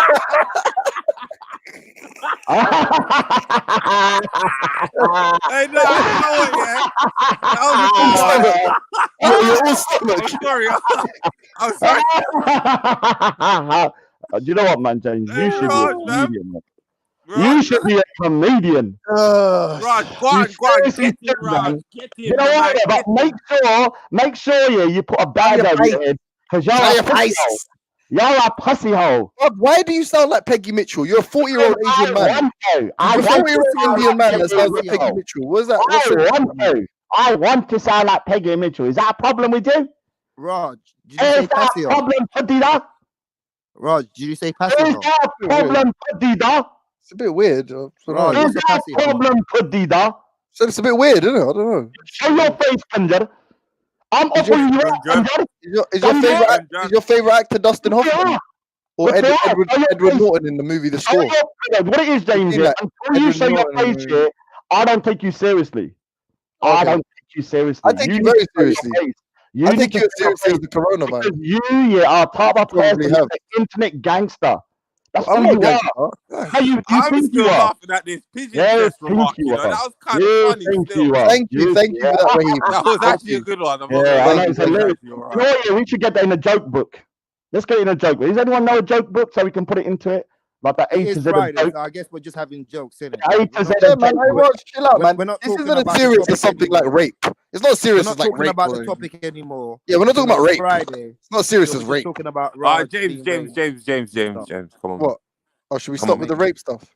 Okay. Yeah, man. Come on. Let's go. Rape isn't funny, but you know what I'm saying. Go on, man. Obviously, your word. Hey, Raj, man. No. Let me respond. He's actually, you know what it is? He's actually finger specs little dog. So what he's trying to do is work for fingers. So yeah, he's a kutta. You know what kutta is? A dog, a bitch. You're kuttia. You're actually a female bitch. Go back to the kitchen. Wash those dishes, bitch. Make sure they shine. Make sure those dishes shine. Raj. What's up? Do you think that you could be pro-black and still be a slave trader? Of course not. I've said before, you can't be pro-humanity and be a slave trader. Hey, do you hate Africans that like herd cattle and stuff because all the cows are holy? You do know I'm a Sikh. That's so Hinduism, man. Fucking hell, James. Oh, sorry, I apologize. Very ignorant. I'm sorry, Bang, but he's Very racist. racist. I'm sorry. I actually take that back. I know nothing about Sikhism. Yeah, well, you have to realize I'm better than you, though. That's for sure. Yeah, definitely. You're better than me at blackjack. You're better than me at rainbow. Yeah, everything. I can even show my face, and I'm a goddamn weakling. Go on then. I can. If people know what I look like, I'm actually do it right now. Do it right now. The difference is, we're all so sad. Do it now. I can't even fight you. I can't even fight you, and I'm a little weakling. If you but do it, at least I walk around my face showing you. With you, you're a pussy-o. You can't even show your face. It's embarrassing. If you do it right now, do it. You do it right now. Do it right now. Open your camera, then. Show me your face, then. Let's see who you look like. I'd love to. No, you do it right now. Do Boy, it. what are you doing, fam? You do it right now. Do it. Jump. I know it's getting too much, but don't jump, fam. Come on, you got more to live for. Right now. Do it. If you do it, I'll do it. I swear on my life. If you do it right now, brother. It's all right. Do it right now. Right now.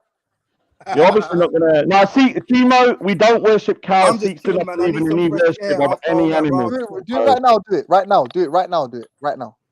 Well, do you want to masturbate over my picture? No, but if you do it right, if you want me to, why do you want to see me? I don't want to see. But I say if you do it, I'll do it. You're like Raj. Shall I put your camera on? If you do it, I'll do it. If you don't do it, I won't do it. If you don't do it, I don't do it.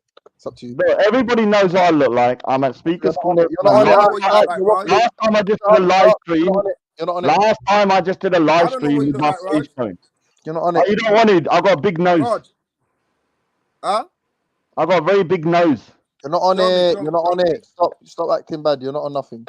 Dude, I'm not bad, but I'm badder than you because people know what I look like. No, because I said, I'm right now. I'm a pussy-o. Do it right I'm now. a pussy-o. I can't even say it. My hands are like girly hands. I'm still badder than you. You know what? You're not on it. You're not on it. I walk up you and I show people my face. Listen, I don't give a if you do it. He said you can't say this guy is not a bad. He's a pussy-o because he talks, but he can't take the consequences. We'll call him out. If you do it, call my bluff. Call my bluff. That's why you exactly. He said he'll do it if you do it. No, I don't need to because at the end of the day, everyone knows. You're on it. Oh, come on. I'm famous. You're not on it. I'm famous. I'm only joking. Hold on, Raj, 1 second. Honestly, I need to address Velley. Velley, Lister's trying to get back in. When Lister comes back in, because he wants to probably say something, do you mind putting Raj in the back chat, please? Thank you, brother. Oh, you're so triggered by me. Yeah, dude, you know what? Yeah, I actually think it's a compliment. Hey, James, you're an arsehole, man. You're an arsehole, bro. Alright, so what is it? This guy here, James here, I'm like his god. Yeah. And that's why he's intimidated. But he's an atheist. So, he's so many levels. He's an atheist that believes in God. So yeah, he's a contradiction, like the same way he thinks he's a bad man but can't show his face. He's a walking contradiction. Like, when you say words like contradiction, then you don't. You're a walking contradiction. You think you're a bad man, but you're an avatar. Sometimes you sound like Peggy, but it's not. It's when you say a bad man. You think you're a bad man, but you're only an avatar. Do you know how much of a pussy-o you are? Even Zabida and all these other females show their faces, but all you do is talk. Everybody that wants women can be pussy-o. Everyone that wants to see my face. Only women and James Jones. That's very sexist of you. Yo, I'm very sexist. Yes, go to the kitchen. Wash those dishes, women. But you know what it is, yeah, Roger? Everyone that wants to see my face is stressed out right now because you've got the opportunity to actually make me show my face, but you're just wasting it away, bro. Hey, Raheem. More for you. No one cares about you. You're nobody. Hey, guys, beefy. You're nobody. Hey, Raj, man. 1 second. Yo, 1 second. Raj, I want to speak to you. Raj, do the Sikhs condone caste system in India? Well, are you going to allow me to speak, or is this going to be some kind of like shouting over and not allowing me? Reggie, just speak, man. No, because before I start, there's no point answering a serious question. Raj, answer the question, man. People are going to, Raj. I reckon the question is going to be like at the top, me, at the bottom, rape. Sorry, that's the last one. Carry on, March. Yeah, it's gonna be the last one. Obviously, James. Yeah. Yeah, Well, you're probably gonna be like, thinking answer the about it. question. I'm done. I'm sorry. I'm sorry. I'll answer the question when I want to. Yeah, go on, man. I'll answer it. Go on. Yeah. All right. So the Sikhism come about to abolish caste. It was one of the main things. One of the things that they were against was caste, and a lot of other practices by Islam and Hinduism. Wait. The caste system was there before Islam, yeah? Yeah, so Hinduism has been around for around 4,000 years in India. Now, one of the things is the caste system was created probably around 3,500 years ago. And originally, the caste system wasn't as rigid and as oppressive as it was. Yeah. So when they first come about, you could move caste up to a point. So you'd have the 4 castes, starting with the top, which was the Brahmins. Yeah, go on. Then you have the people. Please, wait. Slow down. Yeah. What are the castes, please? And tell me where the black people fall in the caste. Well, I mean, they'll call them the Dalits. At the bottom. Yeah, and the Dalits are actually one of the most oppressed people in India. They're actually out of the caste system, and it's actually a form of they're called untouchables. Now, I'm not saying they're all. When you say black, I'm not. I won't say they're black because a lot of people from that caste are actually quite light, medium color, and there are people from the top caste that are actually darker than them. But it's where you're born into. Yeah.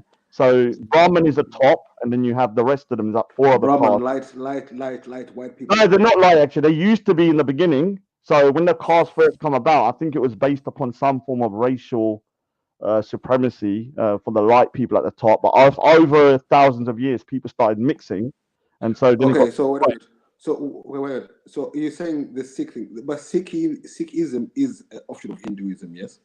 It's not an offshoot. Sikhism is a totally new religion. Yeah, but it came from Hinduism. Came from right? Hindus. No, it didn't like come. Buddhism, right?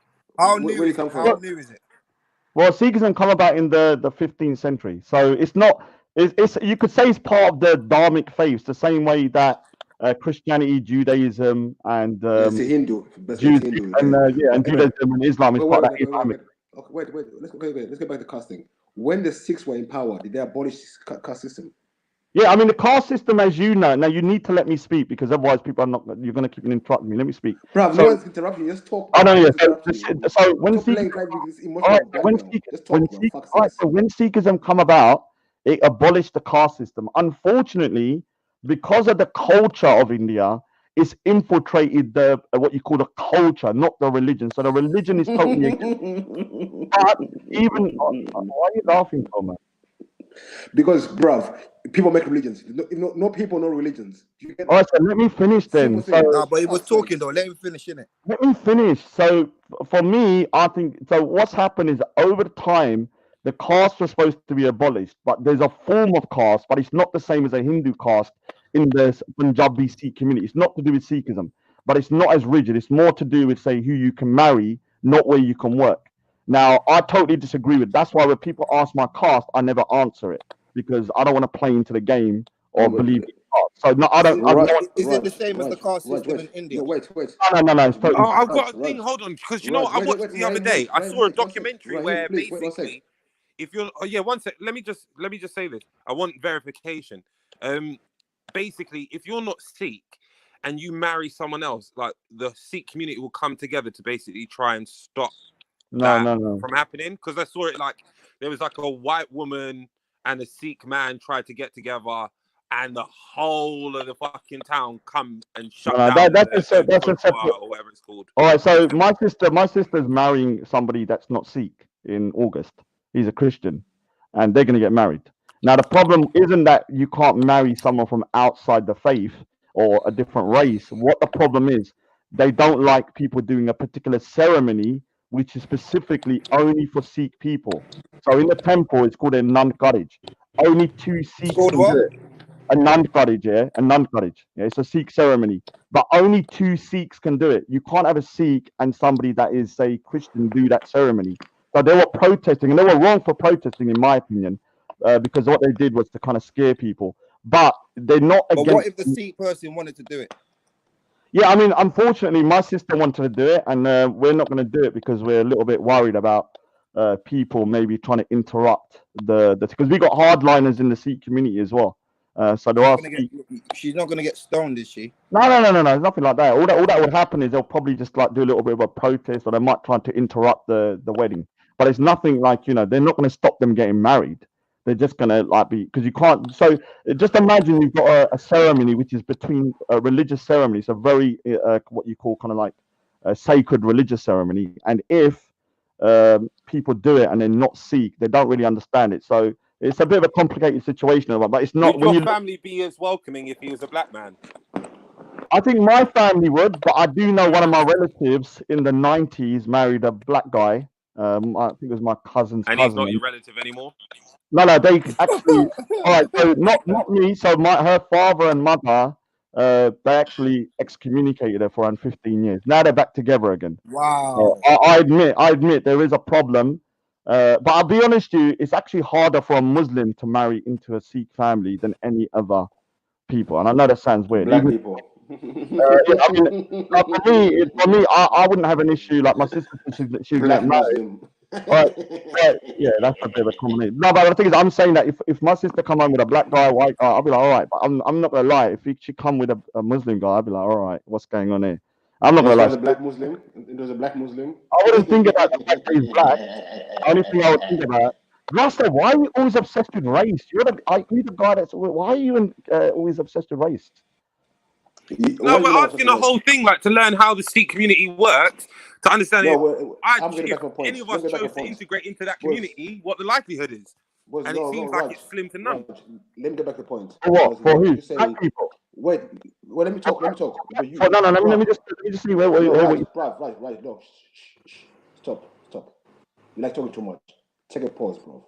Listen, what I want to know is, you said the Sikh people came to abolish the caste system, but I've got a bit confused because you said, I've heard you say the Sikhs were in control of the Punjabi area for a long time, and then the caste system became more rigid.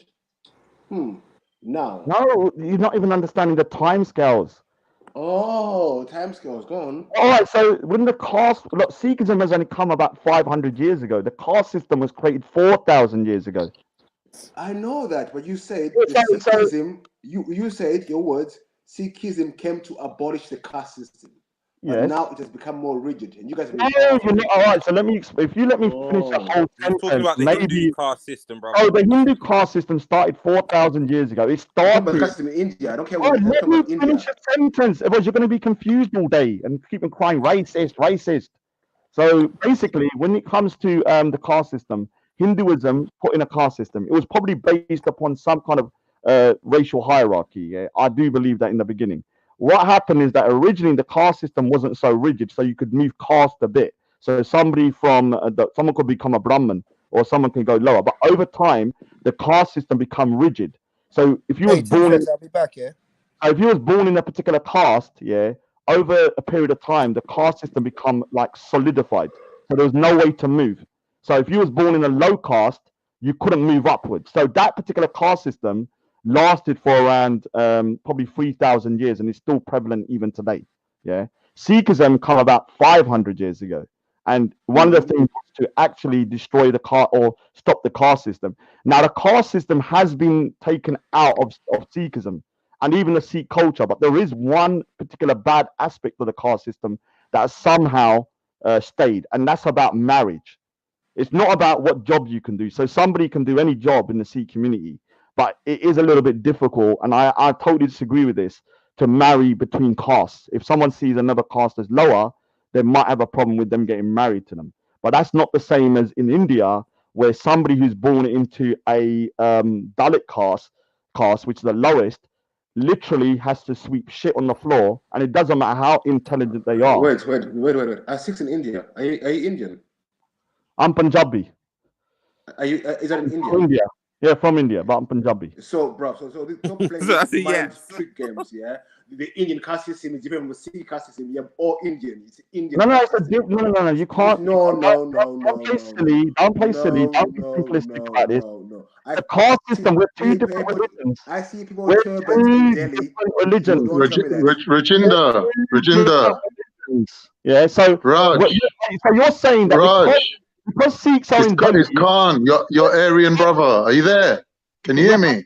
Pakistani, I thought. Yeah, are you there? You said you're Right, Pakistani. Raj. Let me just point out a slight hypocrisy in what you're saying. I was in the middle of a sentence. Okay, I'll wait. Manners, you're Pakistani, aren't you? Yeah. Are you Pakistani, yes or no first? Pakistani, I'm your granddad, I'm a lot of things. You know, your great-granddad bought a slave. Your great-granddad bought a slave, remember, and married her. Remember? That's your great-granddad, not my granddad. You remember that in the Ottoman Empire where he went up to a ship full of slaves and brought a black lady with a slave? Yeah, And so, I got you know, booty calls going on here. strange. People trying to call me. I ain't got all day. All right, so StreamYard's taking over my whole phone, so are you saying that, Grassley? Fucking hell, I can't even hear nothing now. Are you saying because? What the fuck? I'll join back. I'll get some proper Wi-Fi, not Pakistani Wi-Fi. God's sakes, man. Upgrade. That's so. racist. So are you saying, yeah, that because there's Sikhs in Delhi and they're a separate religion, that they are following the same caste as the Hindu caste? No. Listen, I said What listen, people. Listen very carefully. Don't try to put words in my mouth.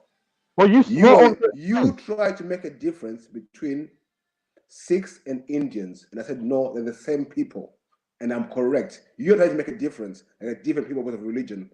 You're still the same people. That's what your religion doesn't make no difference. You're still the same people. And before you were Sikh, you were Hindu. So yeah, I know. Or maybe even Muslim. You could have been Muslim or Hindu. I don't know.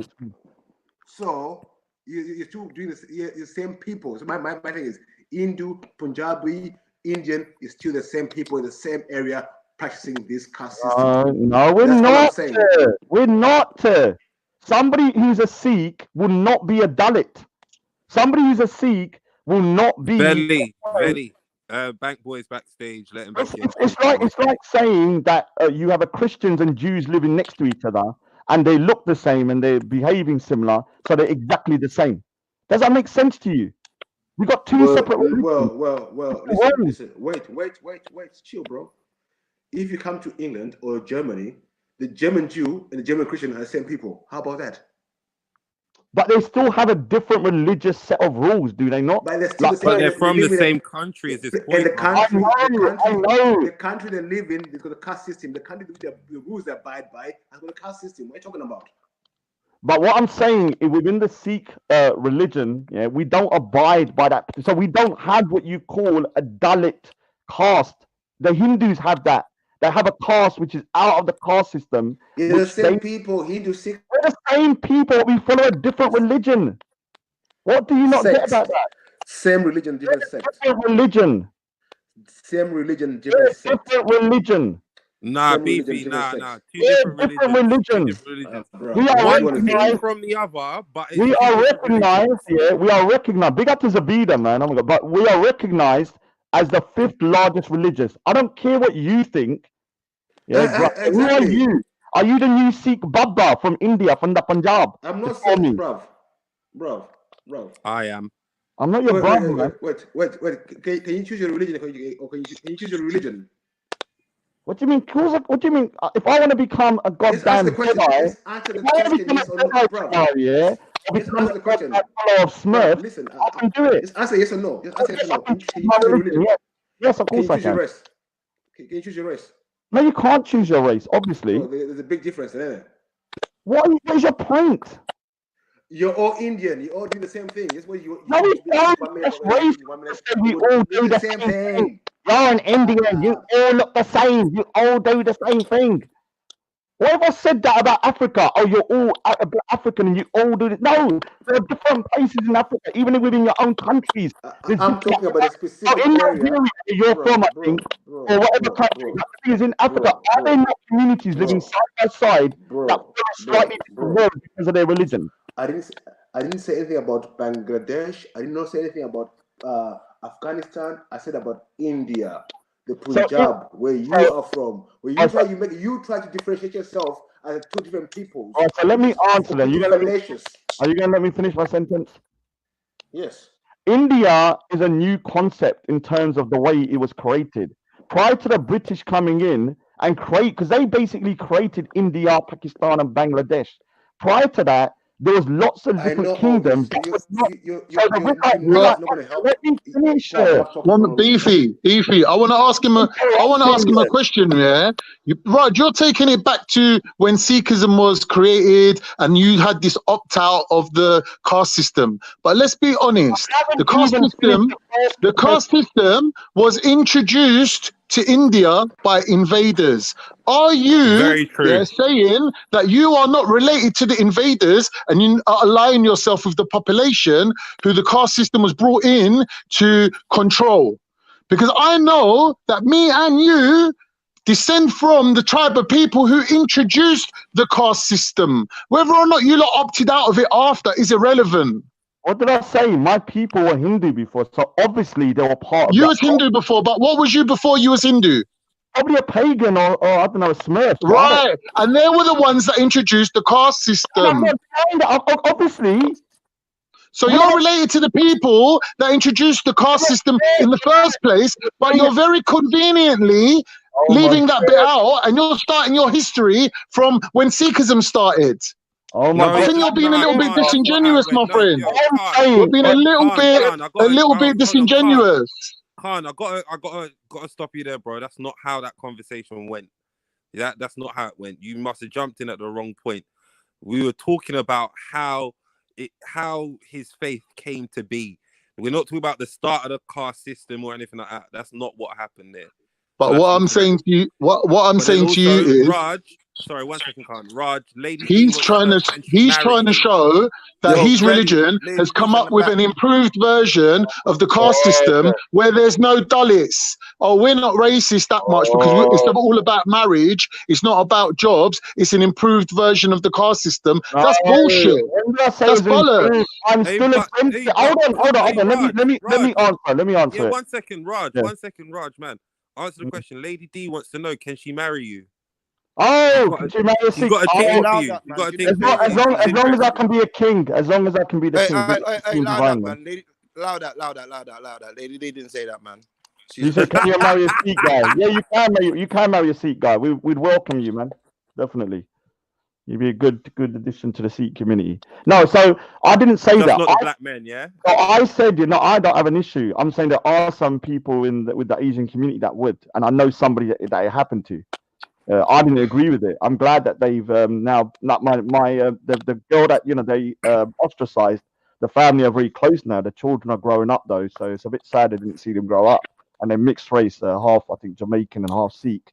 So yeah, and the family even regret it. Yeah, they regret that they didn't speak to them for like 12 years because they missed all the growing up of the children, and now they're grown up. But I've seen them together, and they seem like they're very happy. So even their own, because look here, I'm not going to deny. But Raj, depending on what way this whole Brexit thing pans out, they might have to change their position. Brexit don't affect no Asian or black people, man. So let me. All right. We'll see.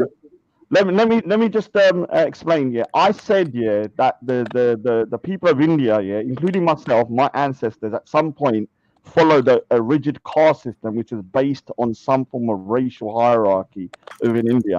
Now you can't see it because everyone's mixed together, so we look very similar now. But at some point, a couple of thousand years ago, I think there were invading forces that come in and they created some form of caste system. There used to be a population in the Indus Valley who had one of the greatest civilizations at the time, 4,000 years ago, which were probably the Dravidians, who are the darker skinned people.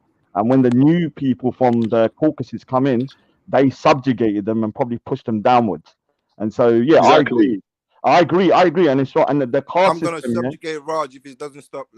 And the caste system, then when it was pushed down, the Dravidians. Then what happened is that Sikhism then come about because the caste system was very brutal. Can I say something though? Can I say something? You used a very politically correct way of saying white people came into Asia and then gave you the caste system. I don't know. I mean, I don't want to say white people. The Dravidians were the same race as the people, the Aryans that came in after, but they just happened to be darker. No, they were darker. All right, so look, well, let's not get into it. But basically, no, the people of India, the indigenous population, were basically what you call, if you look at South India now, South Indians that are original people of India, they're much more darker. And they mean have like the Ralpeshes, like the dark skin? Yeah, so when you're the more south you get, you're like Ralpesh. So the further down. Ralpesh's dad is almost black. So Khan, what are you saying? You're saying that Raj's ancestors are more than likely mixed? No, our common ancestors.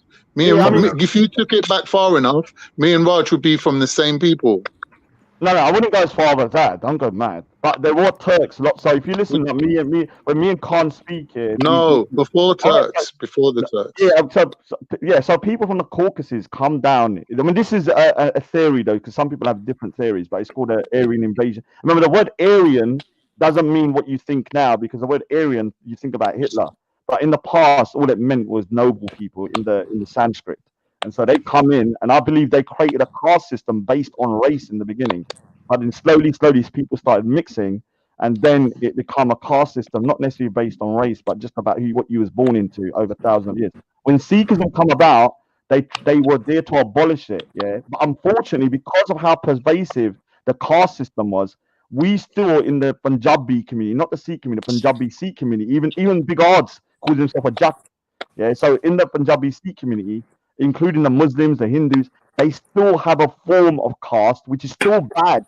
I don't even tell you. Have you ever heard me talk about my caste? I don't answer it because I don't want to play into the game of being into a caste. So when people ask me, I'm like, well, I don't have no caste. So they then had a different type of caste system, which was not based upon what you would say about what you can work as, what you can do this. It was mainly to do with marriage. Like, you can't get married to a different caste. And that is also being destroyed as well, because I know a lot of people that are now marrying different castes, and that's something that I'm happy about. Did that make Except sense? for black people. I love black people. Just wouldn't marry one. I'd marry anybody, but I don't want to get married. I love black people. I just couldn't eat a whole one.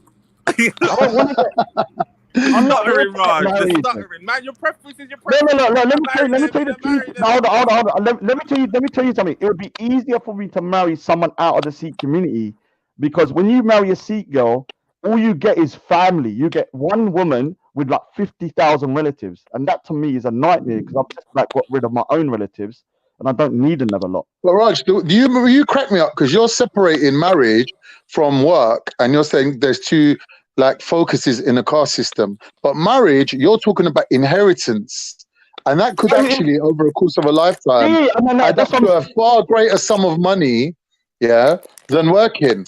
That's what I'm saying. I'm against that as well. That's why I don't answer what caste I am. Yeah. So I'm against all forms of it. So I don't even say what caste I am, because I believe it's wrong, and I believe people should marry whoever they want to marry. Yeah, as long as they're not Pakistani. Yeah, obviously. But what about your inheritance? Raj. What about the money? Yeah. Ain't Pakistanis from the Punjab region the exact same people as the Sikhs from the Punjab region? Yeah. I mean, basically, if you was to take the turban away from, some Sikhs don't wear turban, they just look like Pakistanis. We're literally ethnically, and we speak the same language. We have a similar culture, but it's different because of the thing. Oh, Aris Sid, Gidapadi. Make sure you support this channel, Aris Sid. Support kar de. Paise de. I'm only joking. Yeah, so paise means money. Oh shit, no man. Yeah. No, we need to support this channel, man. You're doing a good job. You're doing a good job. Apart from some savages like James Jones that ruined the country. He's my top shooter, man. James. Yeah, so when it comes to this thing about this is what I was going to talk about, being a seller. I don't see the Pakistanis, Bengalis, Indians, or anybody apart from, say, the Sikh Punjab, the Sikhs there, whether they're white, black, because there's black Sikhs, there are white Sikhs. They're my people. So if I'm selling anyone out, it would be them if I was selling them out.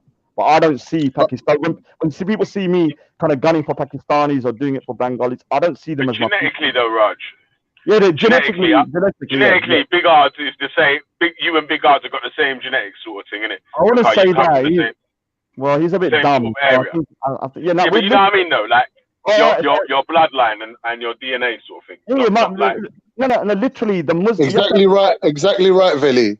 So before 1947 and the creation of India and Pakistan, there was Muslims all in the Indian side that is now Punjab, and Sikhs on the other side. We were actually living here for thousands of years. What happened is that we then had to move, and that's why there's a mass migration resulting in 1 million deaths of murder. Totally disgraceful. So we are pretty much the same people, but they're not. My question ain't about land, yeah. My question is, if you lot were at some point before the Sikh religion was invented, the same people, why is it then when big artists lot decided to become Muslim, you lot didn't follow them and you stayed as Hindus? Why is that? Because when the sword was put to our neck, we was like, nah, we're not doing it. So even you saw them earning more money than you, getting richer than you, getting stronger than you, having more children than you, like you still decided to not join them. I can't believe it's the reason you're saying. No, we are not pussy-holes, man. When the Mughal invasion... No one's saying you're pussy-holes, bro. What I'm saying is the reason... Let me explain. So when the Islamic conquest coming to India, they used to either give you the choice of converting or dying, because they didn't give the jizya in the beginning to people in India, because they didn't see them as people of the book. So most of the people in Pakistan that converted were cowards. Probably converted. All right, cool. Let me ask a question, because I want to learn as well, innit?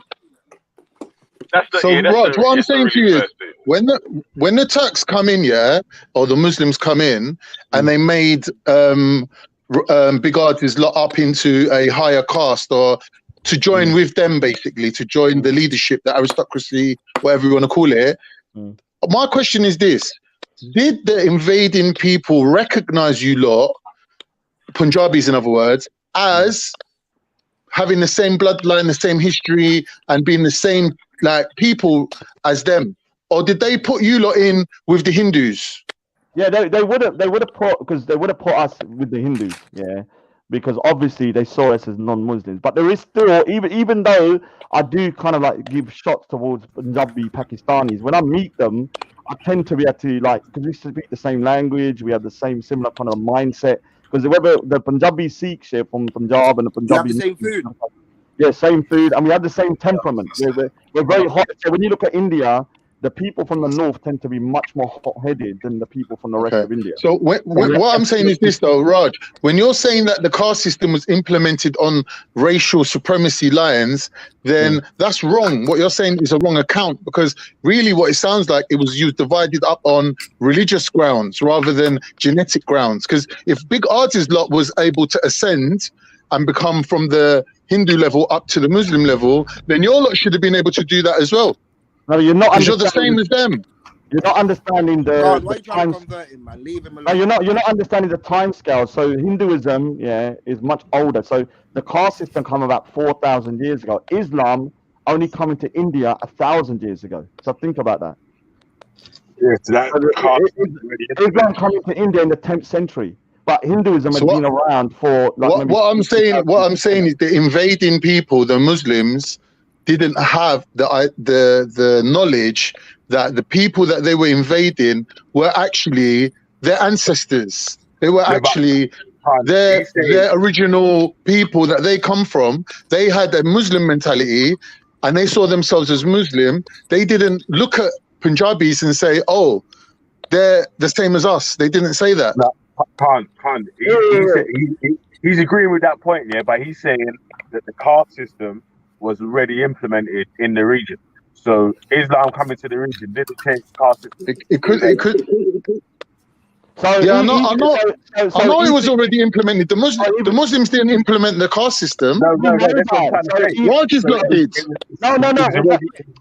You're not understanding. Yeah, the caste system was created around 4,000 years ago. Islam coming to India 1,000 years ago. So in the 10th century, started coming in. When they went into India, they would start seeing the indigenous population not as anything apart from pagans, because you have to understand there was no Sikhs there, because Sikhs don't believe in like idols and stuff like that. So when they went to these temples, and you have to remember, some of these temples had some real racy stuff, like the Kama Sutra and all that kind of stuff all over it. So when they saw these idols, they were brutal in their conquest, especially the Turks when they were going in there. They didn't give the option of jizya because they didn't see the Hindus as people of the books. They saw them as idolaters. So when they went in there, it was pretty brutal. Over a period of time, they started to then come in and actually settle there. And that's when they started converting people. And over a period of time, you then have people that some people might have converted because they were from a caste, and that like the young Ottoman, these people are probably Dalits or something, and so he probably converted because he wanted to get out of the caste system, because the oppressive nature of the caste system is probably just as bad as racism.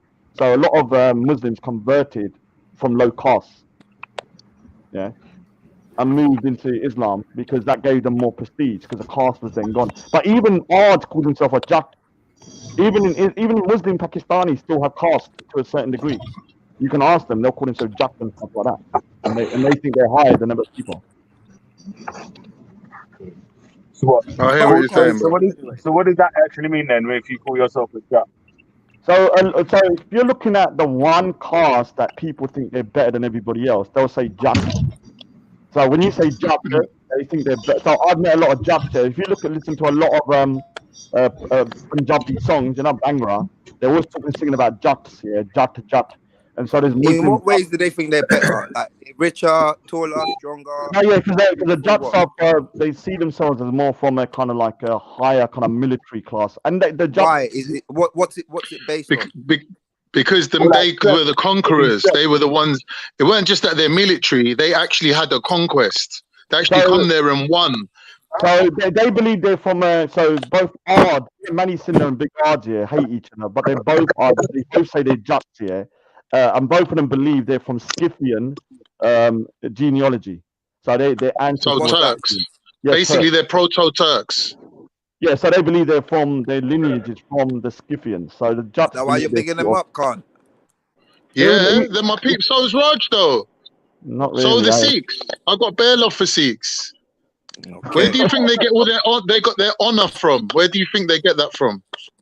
How come you don't have your? Are you saying that the Sikhs and the Turks is YGs, yeah? Look in the chat. There's a guy called They're our ancestors, bro. They're our ancestors. There's a guy in the chat called Jat with the big butt. That's a prime example. He's called Jat with the big butt.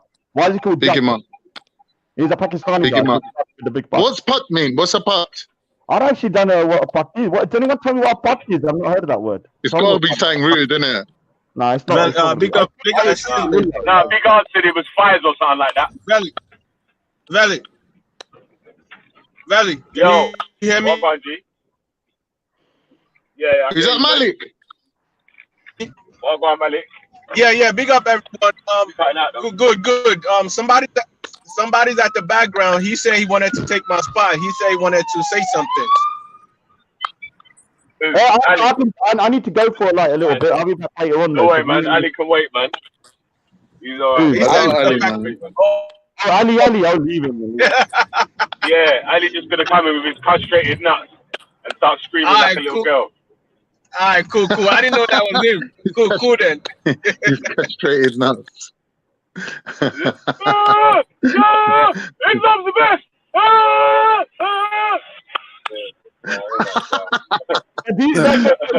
Khan, you were saying that do you truly believe that you're Pakistani? What I was saying is, if you look at the presidential seal of the Turkish president, go and look it up on Wikipedia. There's 16 stars that represent the 16 governments that led us to the Turkish government that you have today. And one of them is the Raj. The Mughals. So, so we will be descendants of the Mughals. So same way we will be Pakistani. Obviously, before the state of Pakistan was created. You're not from the Ottomans then, Khan? Yeah, so Ottomans come from Seljuks. Seljuks come from what they called Oghuz. The Oghuz Turks. The Oghuz Turks, they come from the Aryans. So at that point, we'd be related to Raj and them man there.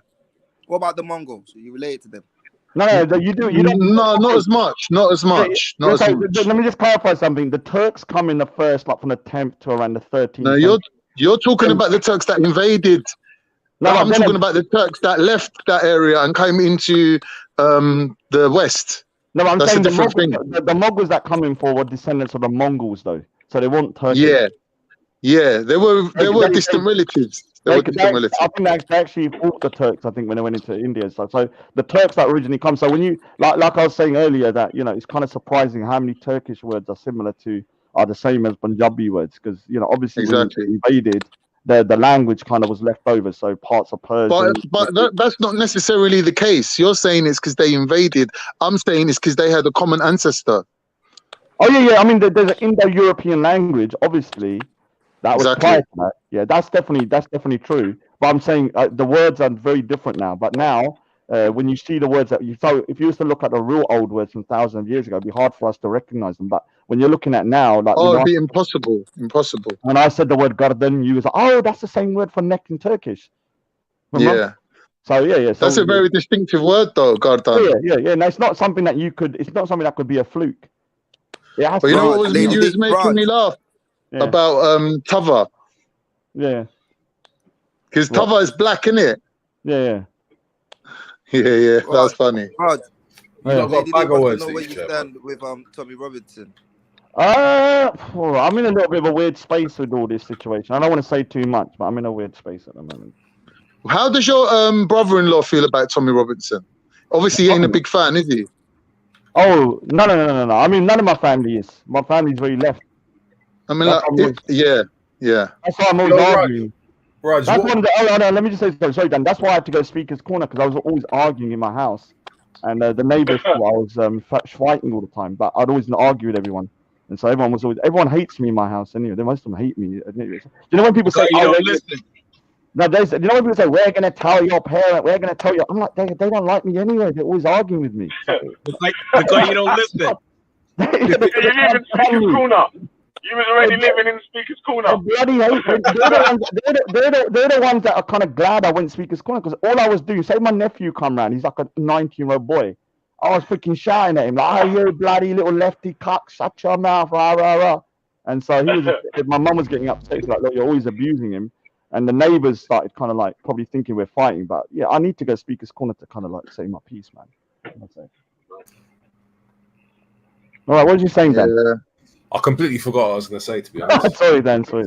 It's all right. All right, it's a bit silent now. What's up? You got a Sikh in the background. Is that actually a Sikh? Who? That's Ali Sanchez. Khan. That's Ali Khan. Yeah, that's what I'm saying. You reckon that's Ali Khan? Ali Khan is UK Sufi. Do you know what? I'm going to jump off. And you lot test out this Sanchez. See if it ain't Ali Khan. If it is Ali Khan, fling him off again, man. Ali Khan posing as Jordan M. It's not me. Yeah, I know that's not you. Jordan M's profile for one. Fuck. He's a joker, yeah. Ali Khan. Jump off for a bit, man. You know, there's a lot of violence in India at the moment. Yeah, Erdogan spoke about it, didn't he? President Erdogan made a speech saying that how can India claim to be, for world peace when in their country they're allowing like Muslims to get violated? Well, they did the same thing to Sikhs in 1984. Yo, hold on. Yo, Aro Sanchez. Yes. What's going on, fam? Yes, good. Raj, I gotta say, man, you're a legend, man. Oh, big up, man. Who's this? Yeah, Sanchez. Oh, Sanchez. Oh, I'm not used to this kind of nice kind of chat. Most people are abusing me. Most people are abusing me all the time. I'm just waiting for you to start shouting at me. No, I'm not going to shout at you. What I just want to say, what Raj is saying is correct. Back in the day, it was about obviously, not all of them, but they used to, unless you converted, they used to chop you up. It's simple, man. It's facts. Are you Punjabi? Yeah, bro. Always. Apna. Yes, apna Punjabi. Same here. Hanji, Punjabi.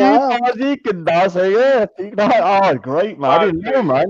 Big up. Let me say something here. Hey, Raj got a new ally, you know. Yeah, the Sikh overtake, man. The Sikh overtake. Let me say something here. Look here. Hold on, Raj, before you say that, one second. I ain't paying that bullshit jizya. Oh no! Oh shit! No! Oh no! Sikh said it, man. Oh no! No, let me do it. I ain't paying that bullshit jizya. You're mad. Oh shit! Oh, big up, man. Let me say something about you. What's your name again? Did you say your internet name? Sanchez. Oh, Sanchez, have you been in the chat, haven't you, for a while? Quite a few years, I think. I can't remember it's you. Or you knew? No, I work a lot, so it probably, I don't know. There's probably other Sanchez's on there as well, so I don't know. Hey, I Sanchez, don't know. and you got like an avatar or nothing. You got an avatar Sorry? on this stick because your camera's on, innit? No, but no. I like to say like this, man. I'm more streetwise than that because you know what happens if you put your face up, you know, you get. No, It's I'm one of them not a real ones. face. I mean like an avatar, cartoon avatar, anything. Man. Yeah, put something up. Put something up like a scene or Sanchez, something, man. trust me, everyone see my face. It don't make no difference. Yeah, use one of my drawings or something, man. Like the Sikhs at Battle of Serengeti, man. What Don't worry, man. Don't worry, man. We can't all look like Vellemy, yeah. Don't worry, bro. It's all right, man. We can't all look like Vellemy, man. You know what I mean? Like, Big up, Vellemy. Big up, Vellemy. You get me? Let my Sikh bra talk. Let my Sikh bra talk. How dare you oppress the Sikh? You know, like what made me laugh. You know what made me laugh? You know, I was listening to, I think it was one of the yesterday's streams, where Raj was talking to, is it Raspect, yeah? And he's talking about slavery, and then now you guys, come on, be honest, yeah. Which girl now, or even back in the day, if you've killed their family, would want to be taken as a sex slave? And he's there, he cannot admit it. It was just hilarious listening to that guy. You can't listen. You know what? I couldn't believe it. I couldn't believe what I was hearing. The hypocrisy. But Badi, you know what I said about before? Bharav just sings Pagal Honda. You know that saying in India? The Sikhs got mad at 12 o'clock. You know the saying. Yeah. I was trying to explain before that, you know, and they were mocking it. You're like, you know, Sikh women were captured and stuff, and they were made into concubines and slexed there. Obviously, James Jones found that hilarious. But I mean, that's the thing. But guys, don't forget what happened to Attila the Hun. He was killed by his wife, innit? He was killed. He captured a woman and married her, and then she ended up killing him. That used to happen a lot. It used to happen a lot in the old days. That they used to capture women. That when one royal family used to conquer the land of another, they will keep their women and they'll marry them to their sons, as like to make a solidified that royal family, like a lineage. And then them women. Go on. Did you say Attila the Lund? Attila the Hun. Lund. Hun. Attila the Lund. What's Lund mean? You know what Lund means? What does it mean? It means dick. Whoa. Oh man. Yeah. Maybe. Attila the Lund. Yeah, that makes sense. But let me say something here. Like, I appreciate a Sikh brother coming on here because I'm sick and tired of all these cowards in the chat here that always moan, Rod. So the thing is, big up for coming on, man. Well done, man. No. Let me say that even if a Sikh brother disagrees with me and buns fire me, I appreciate if they have the guts to jump on and do it. Yeah. Like I'm sick of these. No, Sanchez, big up for coming on, yeah. Actually, I was gonna say, yeah. Let me give man a proper introduction anyway. Yeah, big up yourself, Sanchez. Obviously, welcome to the G Block. Now we do right there. Welcome to the G Block, Sanchez. Have you watched any of the shows before? Yeah. I mean, I've seen some. It's like, you know, like because I work a lot, so it's just sometimes when I got free. I mean, I've got like 15 minutes now, but I'm at work, you see. So it's one of them ones. But yeah, keep it up. Hey, Buddy. Yo, Vellemy. But wait. Before we go in, let me ask him the question of the day. You know, like obviously he's the newest guest and all that. Yeah, like obviously new introduction. So obviously, like we got a question of the day. We do a question of the day every day. On Fridays we have Vellemy Cow Show, where it's a little bit.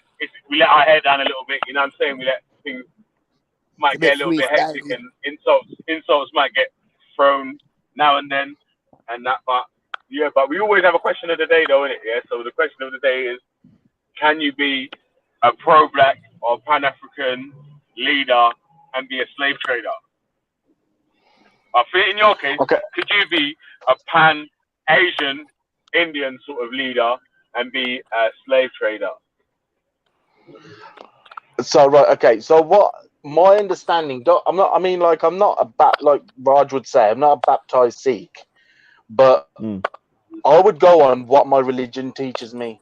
So equality. Okay, obviously if someone's in charge, regardless of their race or religion, they should be treated equally. No slaves, man. No slaves. I mean, obviously, if someone pays, obviously you got butlers or What's the whatever. difference Yeah. between slavery and a caste system, Sanchez? Yeah, but with the Sikhism, hold on. Let me answer this one. Sikhism, yeah, is supposed to abolish the caste system. Because some Punjabis, hold on, let me finish. Because some silly Punjabis still follow a basic form of caste, it doesn't mean Sikhism prohibits it. It's like when a Muslim calls himself a Jat, like Big Arts calls himself a Jat. He shouldn't call himself a Jat. He should just say he's a Muslim. He's following a form of caste himself.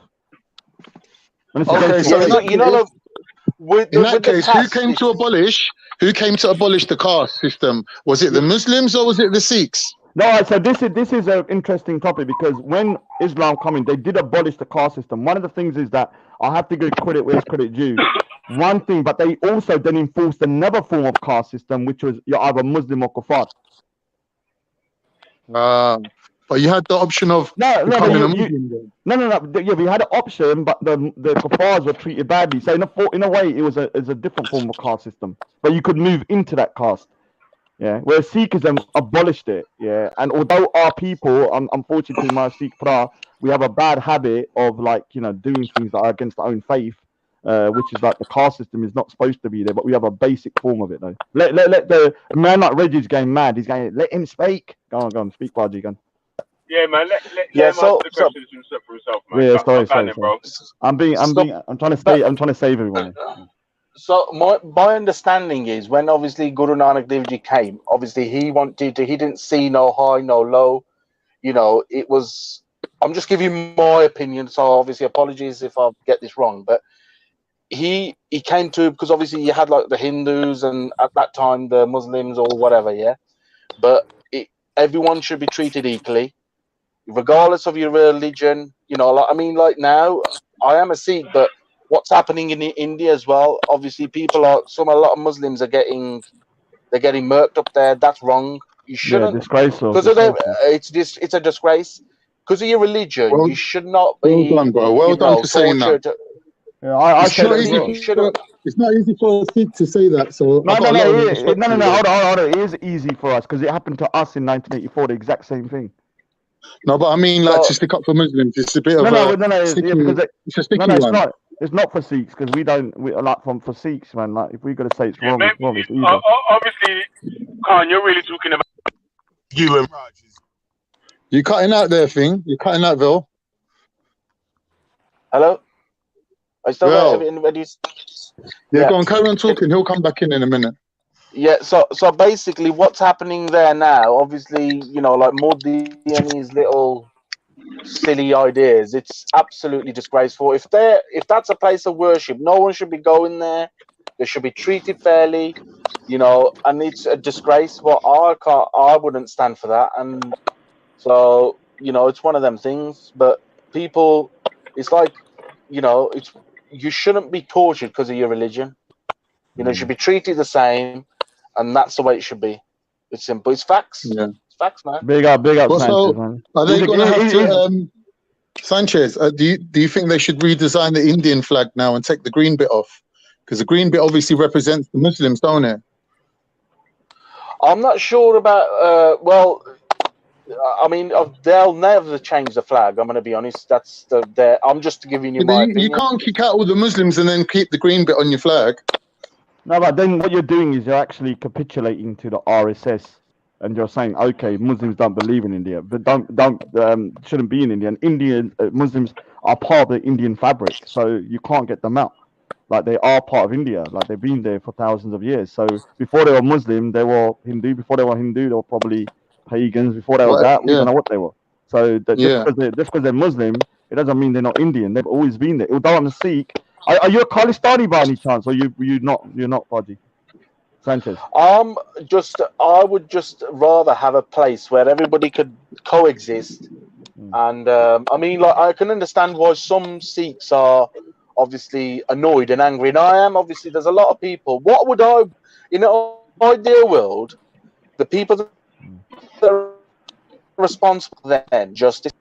It's obviously hierarchy in the Indian government. Yeah. So it's like Trump is a mafia, really, isn't he? These people in power will never. Obviously, nothing will ever happen. Nothing will never happen to him. So you know, yes, I can't. You know what's happening in Delhi now?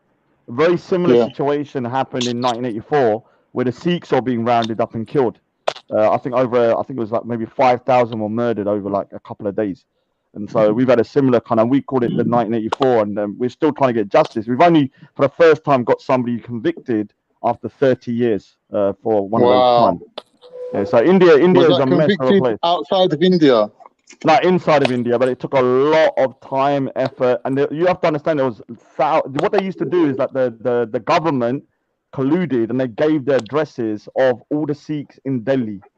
And so what happened is they could just go to the doors, they put an X on there to show they were Sikhs. Exactly like in the Bible, what they done to the Jews. Yeah. So this is why India, I don't classify myself as Indian. I'm Punjabi, and I want a separate state for Sikhs because of all that bullshit. Parji, would you come onto Many Cinders in the next couple of days, Sanchez, when you're free?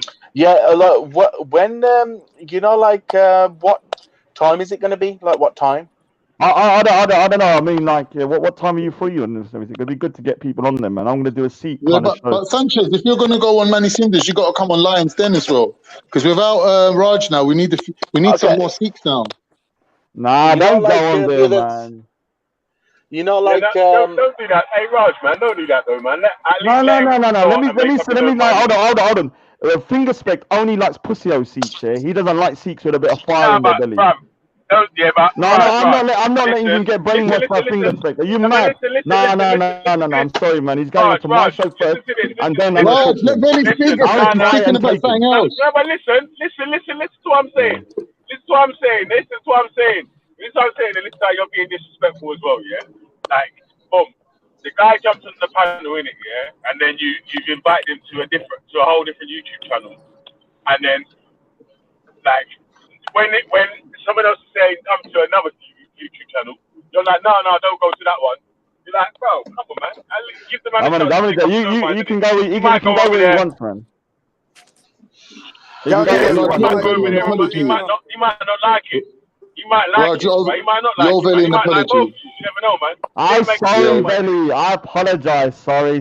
And sorry, Parji. Oh, that's fair enough. I'll let you want, man.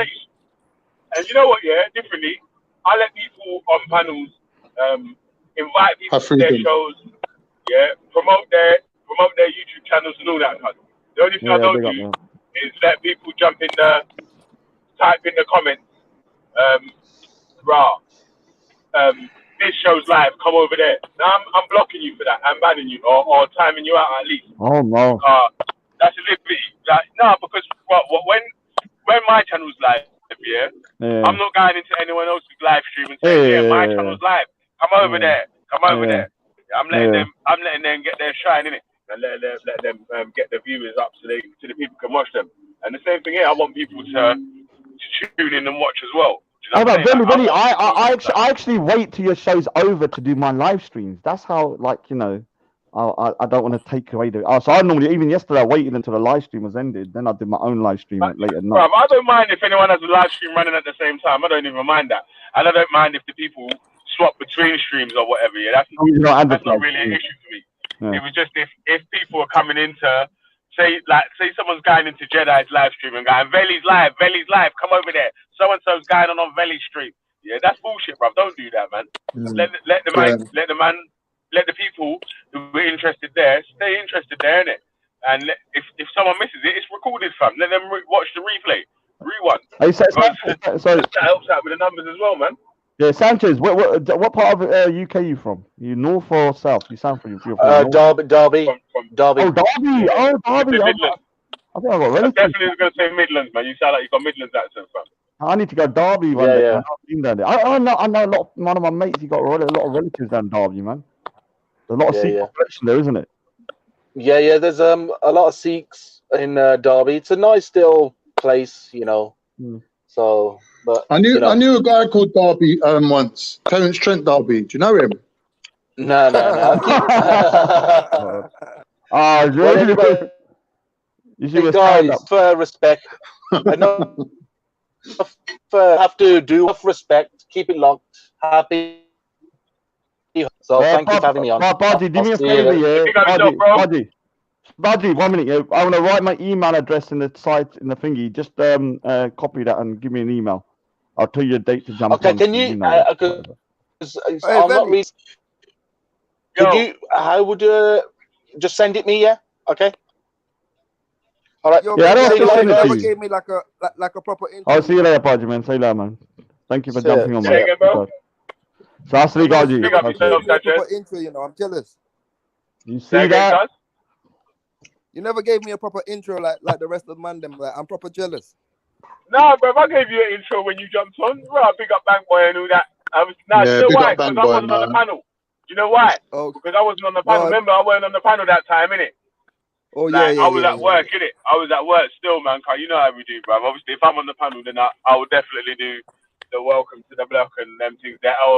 If me, James, or Ultra's on the panel, then we'll give you the G block intro. You get me? Because, yeah. That's no, love. the squad, innit? You get me? So, Big up Queen Divine on the chat. Big up. What's that, lady? Did you hear that? A seat supporting me. Speak to Bangboy, but Raj, I'm not letting you escape. You know, I'm go trying to on. ask you. You're not getting off this panel until you answer the question. What is question? the relationship with Tommy Robinson? Stop. I can't look here. For me, it's complicated. I'm not 100% unsure myself at the moment. I'm kind of like fluctuating from day to day. I have to make a decision. Like, what? What do you mean? What? The racism's taking its toll, man. I look here. For me, I feel like I want to be independent and not aligned with anybody. No, you want to be biased to the white boy. Oh no! Don't worry about the white man. Yeah, they've got a brown man. They got a brown man leading them. Man, I said Raj, focus, Yeah. Raj. Yeah. So from I cannot keep supporting you, Raj, when you're aligning yourself with a Tommy Robinson. That ain't gonna work. I'm gonna have to bun you out. So yeah, I don't mind being bunned out. My family does it all the time. Bun So him it's out, cool. baby girl. You know, my family. You have to understand. I'm used to it. I'm always being told off like 24 hours a day. All my text messages Hey, are Lady moaning D, at me. his house is like Speaker's Corner. Yeah, it was. No, it was. His family's chasing him. His family's chasing him around his house like when Big Arts was chasing him around the park. No. Well, what used to? No. I'm honest here. Look, if I showed you my text messages from my family, it's always telling me off. Rod, you're a freaking idiot. What did you do here? I'm always getting told off 24 hours. So even with the Speaker's Corner stuff, although they don't like you know what's it. funny, yeah? Imagine your family members must see, like, your cousins and shit, must see videos and think, fuck's sake, bro. No. Let me tell you something here. What it is, I haven't seen some cousins for like, because I don't really associate with my cousins. I don't really like most of them, so I'm very straight with them. Raj, yeah, so no, I'm not gonna lie to them. Hey, Raj, do you know what, yeah? That's something you need to fix, you know, like, on a real level. No, but listen. This is what I'm gonna say, bro. Before you say no, at least listen to what I'm gonna say, because you can't say no to something. Like, I could have said, well, you need to brush your teeth every day, and you just said no. So you don't brush your teeth every day now, then, huh? Of course I do. I wasn't gonna say that anyway, but I was like, you should try to have a good relationship with your family members and whatever, anyway. No, look, my close family, I try my best here, like my immediate brothers and sisters. But obviously, I'm always arguing with them. But because they're lefties, man, they're lunatics. But I'm not making an effort with my cousins. Who are they? Raj, when your sister got engaged to that white boy, there's only one or two people that I get on come to you and say, if you fuck this up for me with your right-wing narrative, I will never forgive you. All right, so let me tell you the story what happened here. I just found out recently that they're going to get married. So he come round the house, and you know, congratulations to them. No, but guess when I come after Speaker's Corner dressed as a Rajaniya, and I had all the gloves on. I had all he's sitting there drinking chai. Yeah, and I walked in here, and I just he just looked at me like, who is this dude? Yeah, and I shook his hand. That's karma. What it is, I actually sat there with all the uniform on because I don't want him to think he can mess about with my sister. And what with the GoPros and everything? Everything was on. Exactly how I'm in Speaker's Corner. I walked into my yard and he was sitting there drinking tea, and I just walked straight into the living room. I said, "All right, how you doing, man? Let's have a chat." Bro, you're sliding from the Tommy Robinson, man. Like, oh yeah, the Tommy Robinson. I'm trying. I'm giving you permission. Like, this is unusual. I'm giving Khan permission to smoke you, Raj, if you don't answer correctly. Yeah. So I'll be in the chat listening. Get him. Hey, Lady Divine, me and you done a good job on Afghan. I think it's Raj's turn. All right, so for me, look. All right, so for me, look here. All right, so let me say something here. Tommy Robinson, for me, has done a lot of good. I know you guys don't see it, but for me, like he's highlighted stuff, especially about the grooming. Like you have to understand, when my cousin was groomed, and she's one of the very few cousins that I'm actually close with, that Tommy Robinson was one of the only people that was publicly speaking about grooming of Sikh girls as well. And you could say he was manipulating the Sikh community, but I appreciated that. I remember him doing it like 10 What do years you mean ago. by grooming? No, hold Like, on, hold can on, you Raj. See, explain? that's bullshit, Raj. Okay, cool. Just because he highlighted the Sikh community stuff that's going on with the girls there, but anyone from your community can do it, Raj, and you could be supporting and backing them. Why? No, but why? When somebody from outside your community says, "Okay, yes, I agree," there's a problem, and so when I saw that, and you have to understand at that time, like I hadn't seen anyone really highlight it the way he did. So when I saw him, I was like, okay. And you have to understand, like when I'm talking about grooming, I'm talking about like there were 4 guys. My cousin was 14. They're all Pakistani, and they groomed and got them on drugs and alcohol, and then they did what they did, prostituted her Okay, out. So, Raj, do me a favor. Cool with him. Yeah. This is what you do. You see, when next time you speak to him, ask him what's he doing about the black girls and the kids in Gambia that are getting raped off by the white British men. No, but I'm not cool with him. I hardly know him. Like what I'm doing myself here, even myself here, I'm kind of like thinking that he's run his course, he's done what he's doing, and he's not really got solutions. Like when I hear people like James Goddard saying, "I want to kick out all Muslims," I can't be dealing with people like that. Like I don't even know. But Raj, I think you're not missing my point. My point is he's got all this energy because obviously he knows what's going on. He's not even saying it's Pakistani men. They're basically saying it's the Muslim grooming gangs. Yeah, and that's wrong. That's wrong. Yeah, that pisses me off to the highest degree. If he kept it to where it's supposed to be, okay, cool. He's highlighting a problem going on in his community. But what he's not going to talk about, though, Raj, let's be honest, he's not going to talk about his fellow British white men that are going to Gambia on a daily and raping off kids, buying kids for £2. All right. £2. Yeah. When's he going to speak about that? Lady B. Yeah, I mean, I think. Yeah. You want to hear another point? Yeah, is that what gets on my nerves? Yeah, and I highlighted this first of all on Red Pill Phil's channel. Yeah, on one of his live stream. Yeah, you know that Red Pill Phil, that fucking thing. Yeah. So he was doing a live stream. Yeah, and they kept talking about this grooming thing. Yeah, and I'm like, what pedophiles? Do you care about all pedophiles, all grooming gangs, or just flipping Pakistani or Muslim grooming gangs? Is that like that? Because that's really what they're trying for. And I was saying that, like, really and truly, yeah, if there's the children in care homes that in our country right now here, yeah, today, that go missing on Thursday night, so from yesterday night till Monday night, and they come back all high, buzzing, fucking drunk, fucking been having sex with people. Some come back with money. You know what I'm saying? Like, so they don't give a fuck about. They don't care. They don't care about They don't care about the kids in this country. So how are they going to care about the kids in Africa? So my thing is that, though, exactly my point, though, what I'm saying, Veli, yeah. It's okay you highlighting, and no one ain't saying, because obviously there is a problem going on with the white girls and they are getting groomed. No one's disclaiming that or trying to put that down or not acknowledging that. But the problem is he's only highlighting it because it benefits his cause, which is Muslims. That's basically what it is. And if you don't like him, just say you don't like him and you want him out. Just be blatant. I'd rather just be like a Phil or a Liam about it and just be blatant with it. Don't do this whole hiding behind the young girls thing, knowing that that's not really the cause of the problem. Because if you really cared about them, you would start hitting your government. Really and truly. I didn't even know what they meant by grooming. Like, so why? Because there's only explain it, Veli. Explain it. There's only a certain ceiling you can get to when you're trying. You see how Ralph started to try and clean himself up. That he won't say certain insults. He won't talk to certain people a certain way. Blah blah blah blah. Because there's only a certain ceiling and level that you can get to when you're willing to say how you really feel.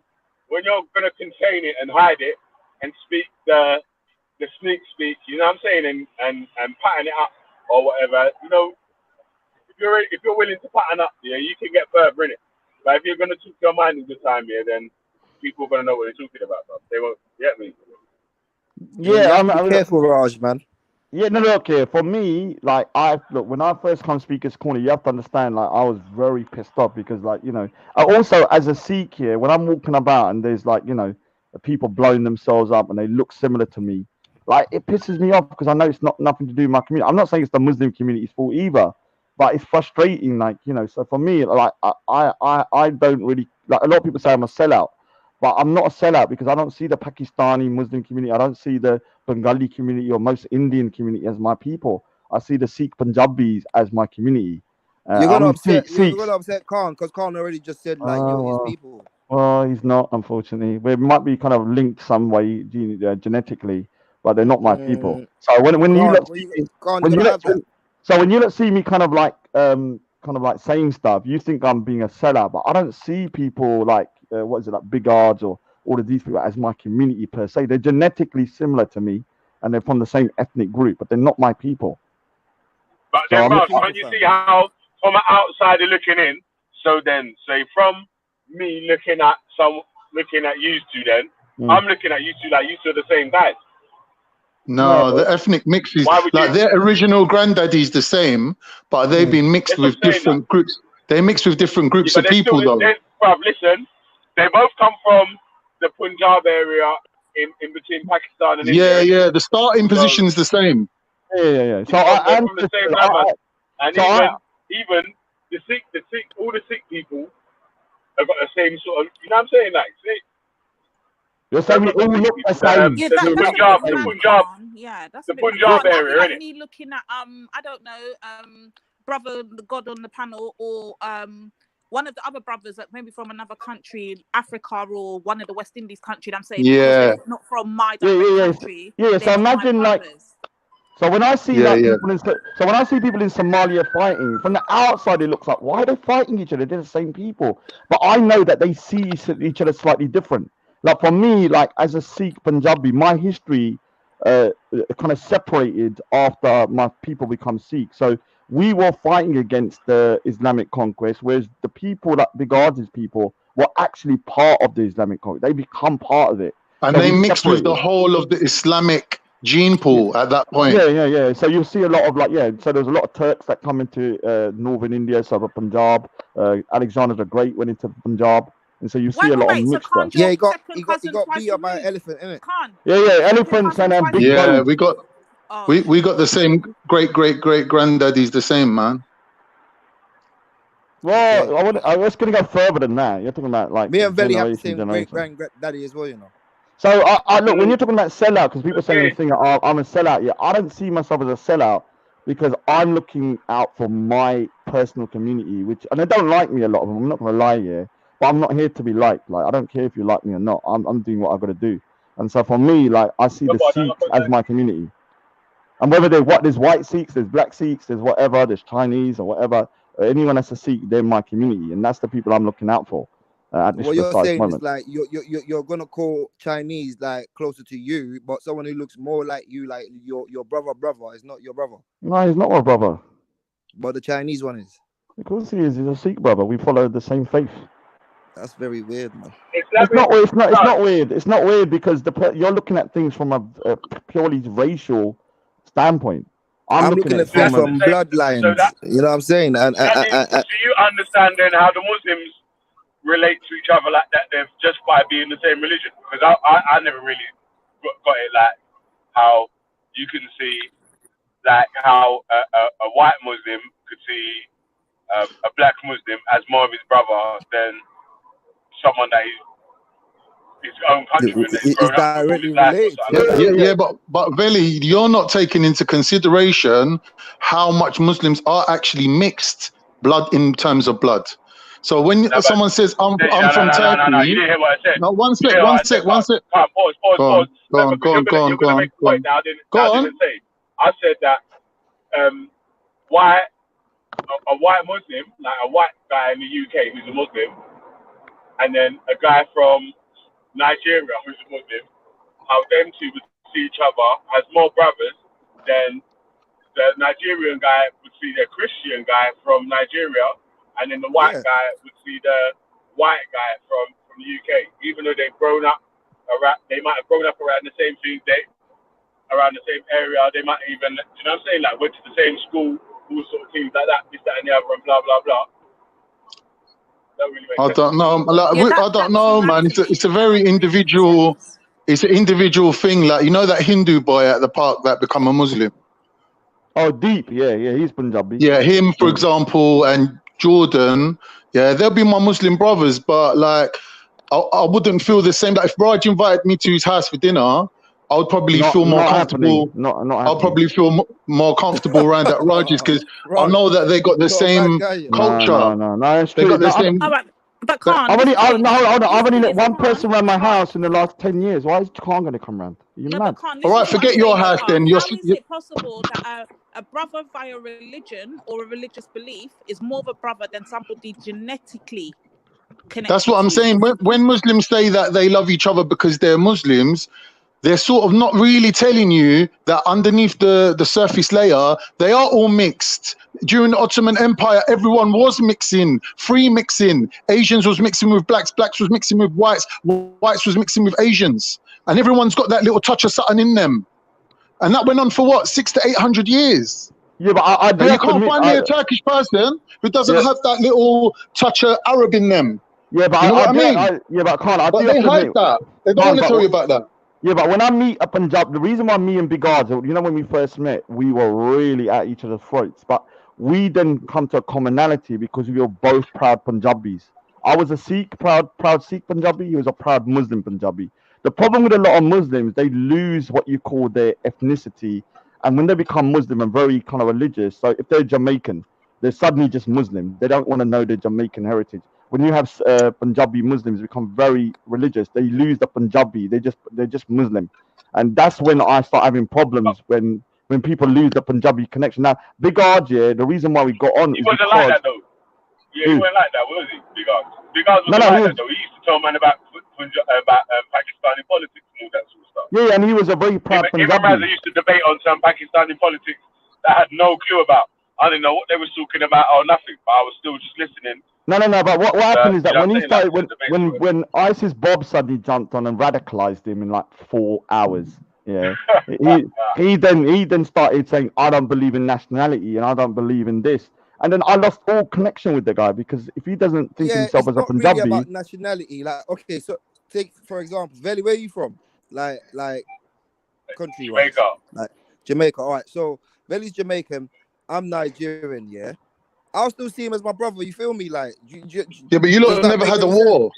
You lot never had a war though. These lot had a war. War or no war, though, You don't know about the war we used to have in school, you know. It's easy to say that, war or no war, but atrocities happen in war, innit? Yeah. So my situation. To say that then. So you have to look at when I was talking about before about Sikh women being kidnapped. Now, although it was the Islamic conquerors, they were using like indigenous forces who become Muslim and stuff. So we have a very like kind of complicated relationship. I have to admit, when I meet Punjabi, Pakistanis or Muslims, like I do have a connection with them in a weird way. I can't help it because of the language, especially, and the way their temperament. They're a little bit more fiery than say, you know, other people from India. You will see it with the Pakistanis. Yeah, because they're a bit more fiery for someone, just because India has been conquered from the north for thousands of years. So people I'm not saying the rest are pussy holes, but there are a lot of pussy holes in India, no offense. Especially the Gujaratis. Shots fired, yeah. Gone. All right, why is this? Yeah, so that's what I'm saying. Like, I don't see. So when people call me a sellout, I don't see when you say when I'm talking about the Pakistan, they're not my community. I don't know why people can't get that in their head. No one's saying that you sold out the Pakistanis. They're saying that you sold out the Sikhs.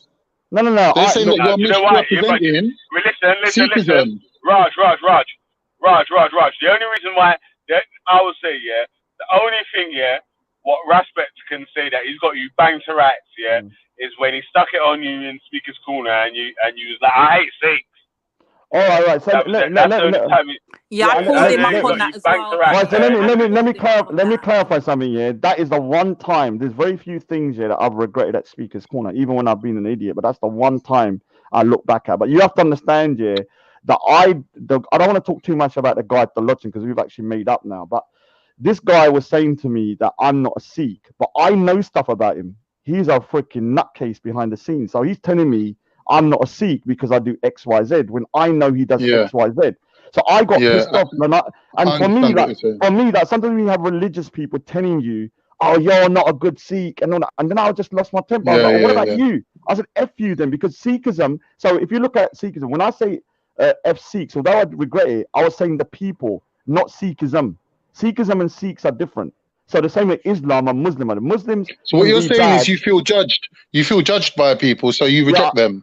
Yeah, I felt judged at that particular moment, and I accidentally said that because I've had that over my life. Where to be honest, I think that if hold on one thing, Lady Divine. If Ruspect was here now, and I said to him, "What's the worst thing that Raj has ever done?" He won't say that it was the Toluchan thing. He would say that it was that Avi Yemeni situation where like the geezer's like an ultra right wing racist. Fucking Tommy Robinson licks his ass. Yeah, that's how bad the guy is. So let me explain that as well. Yeah, I was in the park. That was another one. That's the other time that I regret, because what happened here is I'd seen that guy on the internet. I didn't realize how much of a little prick he was. Yeah, and so when I was walking past here, he was like the center of attention, and I obviously, like, when I was walking, the guy was like a moth to the flame. No, he was a Jewish guy with a little skull cap on. Yeah. So when he said it to me, I didn't know how to react, because it wasn't like there was some white guy saying it to me. It was like a Jewish guy. I didn't know whether to cuss out his head thing on his head or just joke about it. And the thing is, obviously, Fingerspect has replayed that a million times, and I didn't say I didn't say I'm a coconut. I said I'm called a coconut, and they call me the biggest coconut. I didn't say I'm saying they call me that. And even with the Tommy Robbins thing, I don't call myself Tommy Robinson. When I went Speaker's Corner, I didn't go in there saying I'm Tommy Robinson. The Muslims called me Tommy Robinson. And what I did Raj, you do have to hold the L for that one, though, because you adopted the name like it was a good thing. No, but I do the same. No. I do it the same way with the pigeon. I call myself a pigeon. Like, if someone calls me a pigeon, I'm not going to go, don't call me. I'll say, all right, I'm a pigeon. Big deal. I look like a pigeon. And you call me Tommy Robinson. I'm like, okay, well, big up, whatever. As much as I love you, Raj, I'm not gonna lie, that's still a weak excuse what you're using. I'll tell you why. If I was to go by every single time I got a comment from a black person, a fellow black person that's tried to pull me up or call me out or whatever, or switch sides, whatever they want to do, or take sides or whatever, and I turn around and say, well, I hate the black community. That's stupid. That's stupid. No, and it was stupid of me. Everything I stand for, literally. No, but look, you have to understand, I don't like people in general, So when I was saying I don't like people judgment, because I'm a misanthrope. I actually dislike a lot of humanity. So when I saw these guys also, and you have to understand, at that time, I'm not the Rod you know now. This was like 2 years ago, and I was still getting used to the cameras and the pressure. That was like one of the biggest pressure moments, because I had you don't understand how many people are around me. There was like 30 people with cameras in my face. And then you had all these guys. I mean, you're talking about Toluchan and Raspect at the same time. Both of them, I would still say Toluchan is one of the most ferocious Sikhs I've met. So having them both attacking me, and then I just lost my temper, and I just freaking said something I still regret. But how many times I've apologized for it so much here, but people still don't take the apology. And I say, I regret saying it. But I don't really hate Sikhs. I get frustrated with Sikhs telling me, oh, Raj, you're a bad Sikh. And I'm like, okay, what about yourself? Look at yourself first before you judge me. Yeah, but this goes back to what Shakara was saying about someone from outside your community can't really tell you that you're being a sellout to your community. Yo, can you hear me? Raj, I can't let you slide. I can't let you slide. Like I let you dance up my brethren's shirt yesterday. I'm doing the Sufi dance. Yeah, I can't let you slide. Like, that's not what you said, bruv. You said, I hate Sikhs anyway. Yeah. And when I said that, I've had you have to understand, I don't really, and this can sound bad. I'm a type of person that I don't like people judging me. And there's some Sikhs a lot of religious people, unfortunately, they tend to judge people a lot, even in the Muslim community. Like, oh, you're a bad Muslim. Look at you, or they'll be like, you're a bad Sikh. And so when I was saying that, I didn't mean I hate Sikhs literally. I say, the problem with me, I say loaded words a lot, which I don't really mean. I don't really mean hate. I just felt a bit frustrated with the guy. Explaining that, bruv. Right. All right, before you carry on, let me just say my pieces. You know, Turbo and Ozone and Breakdown. Belly, what's his name on? I'm coming off now. But before I go quickly, let me just say, Malik East, I know you keep kissing my black ass. I know the chocolate tastes good and sweet in your mouth. There's plenty of Cadbury's out there for you. The shop's not Oh, do you know what? Someone's at the door. 1 minute. Okay, let Bad Boy on, yeah? I'm out. Peace. All right, cool. While Raj is going to answer the door, I just want to raise one more thing that Raj done was very questionable, is when he was admitting that he suffered from negrophobia. Now, at that point, he was making it out like he was a reformed character. Do you remember that one, really? Was you there then? Yeah, I was there. Uncle Ty got him still. Uncle Ty got him. That was still, shocking. Yeah. Listen, Shocking. Uncle Ty will take you the long way around, yeah, and have you talking of badness still. Yeah, nah, he got him still. Like, Raj, you ain't got still, bruv. You better act. Right now, yeah, you might be on like a little bubble and all that still, fam, but yeah. Yeah, you have been got as well still. And it's like, yeah. But, Oh, someone was just at the door. Sorry, man. Yeah, got delivery.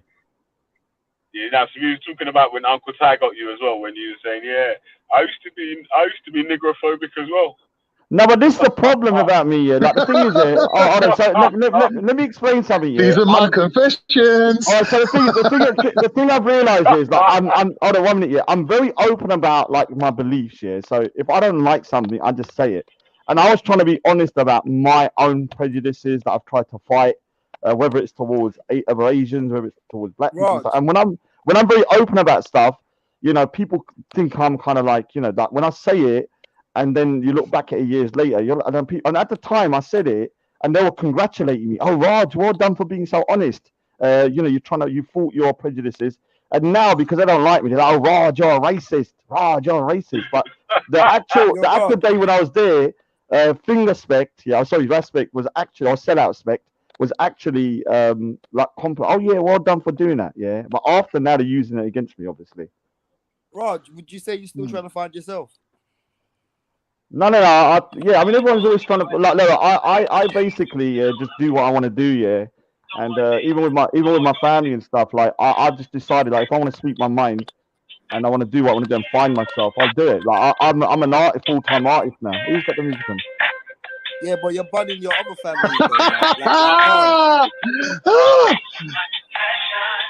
It's in my confessions.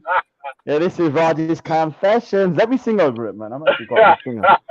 Remember when I rapped over your song saying "Finger dingy"? No. Right. Yeah, sorry, I got like after do that tears there. With the one tear coming down the left eye. I'm gonna start releasing my own tracks, man, on your thing. We need to do like a show though, Vellemy, where I sing over your tunes. What are you saying? Nah, you're singing with shit still. I can't lie. Nah, you're mad as shit. Now, when you was trolling me the other day, yeah, you got away with it still. I can't lie. Like, I know what, yeah. Like that was a lesson for myself anyway. Yeah. What was I doing? Why did I even think that I could add you while I was playing music? What there was no good was gonna come out of that. That was dumb, innit? Like I trolled myself really as well. So. Yeah, I'm still playing that on my thing, man. Yeah, so what do you so Khan, why was you surprised that Sikhs were against Modi and what they're doing in India? No, I didn't say that Sikhs were against Modi and what they're doing in India. I said that this guy who's a UK-based Sikh is actually come online and defended Muslims when he didn't need to. Like he could have just not said nothing. Oh, all right. So I'll rate him for that. Yeah, no, because I mean, you might not believe it, but I'm totally against what Modi's doing and the RSS and stuff like that. So I'm not for them oppressing anybody because they're oppressing Sikhs as well. But you know why it's shocking to me though, Raj? Because you sort of exposed to me what kind of like goes on behind the scenes with Sikhs and like these drawings of Muslims kind of like abusing Sikhs and things like that, and drawing lessons involving, you know what I mean, all this sort of thing. I didn't realize that there was this indoctrination of this culture at a young age. So, you know, like sometimes when I meet Sikhs in real life and they're a little bit aggressive. Yeah, go on. That's not fair, bruv. Like, are you saying that they can't tell their actual story of what happened, and then now that's indoctrination? No, I'm not saying that. I'm saying the fact that when No, I'm saying the fact that when they grow up, yeah, they can then turn around and say, all right, put that to the side. We're still going to speak for what's right. Shows that there is a lot of good in the Sikh teachings that says to them, you got to stand up for what's right, even if it's against your enemy, even if it's against your historical. But Khan, I know French here. If you was under the time of Aurangzeb, one of the worst, you'd be executed. He was executing Muslims like you as well, like people that were more kind of like what you call kind of moderate. So he wasn't just you're looking at the guy. He wasn't your traditional Muslim. He was more of like an ISIS type of mentality. And yeah, but if I lived back then, I might not have been so moderate. Yeah, he would have executed you with your cup of coffee. That's what I'm saying. You don't know, in the innit? morning, you get me? Because we are, that's true. We're a product of our environment, innit? Like I've been brought up in Britain, multicultural society. Like I'm a product of my environment. Yeah, but the thing is that when you're telling the story of like, this is what I find quite annoying, is that when Christians tell the story of Jesus being persecuted by the Jews and the Romans, no one really says you can't tell that story, or oh, why are you telling that story? But when the Sikhs tell the story of how the Sikhs, we're not saying that. Bro, you're getting it wrong. Let me finish. You didn't let me finish. No. I'm saying that story that you just told. That story that you just told was justification for why the Germans were slaughtering Jews, because they were saying to them, "You're the people from the Bible that killed our Messiah. So if we slaughter you in the streets of Germany now, it's all good, innit?" So even the Pope had to issue a paper saying, no, these are not the same people.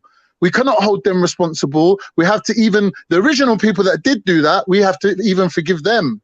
But what I'm saying is with Sikhs, what I've noticed is that even though they get this childhood indoctrination about, Muslims and the boogeyman, by the time they grow up... Not indoctrination, that's a bad word. Yeah, but you should call it their education of their history, man. Even though they got their history, then they know that what bad has happened to them. Right, cool. But what I'm saying is, by the time they grow up, they still have the strength of character to stand up for what's right, and that to me is very impressive.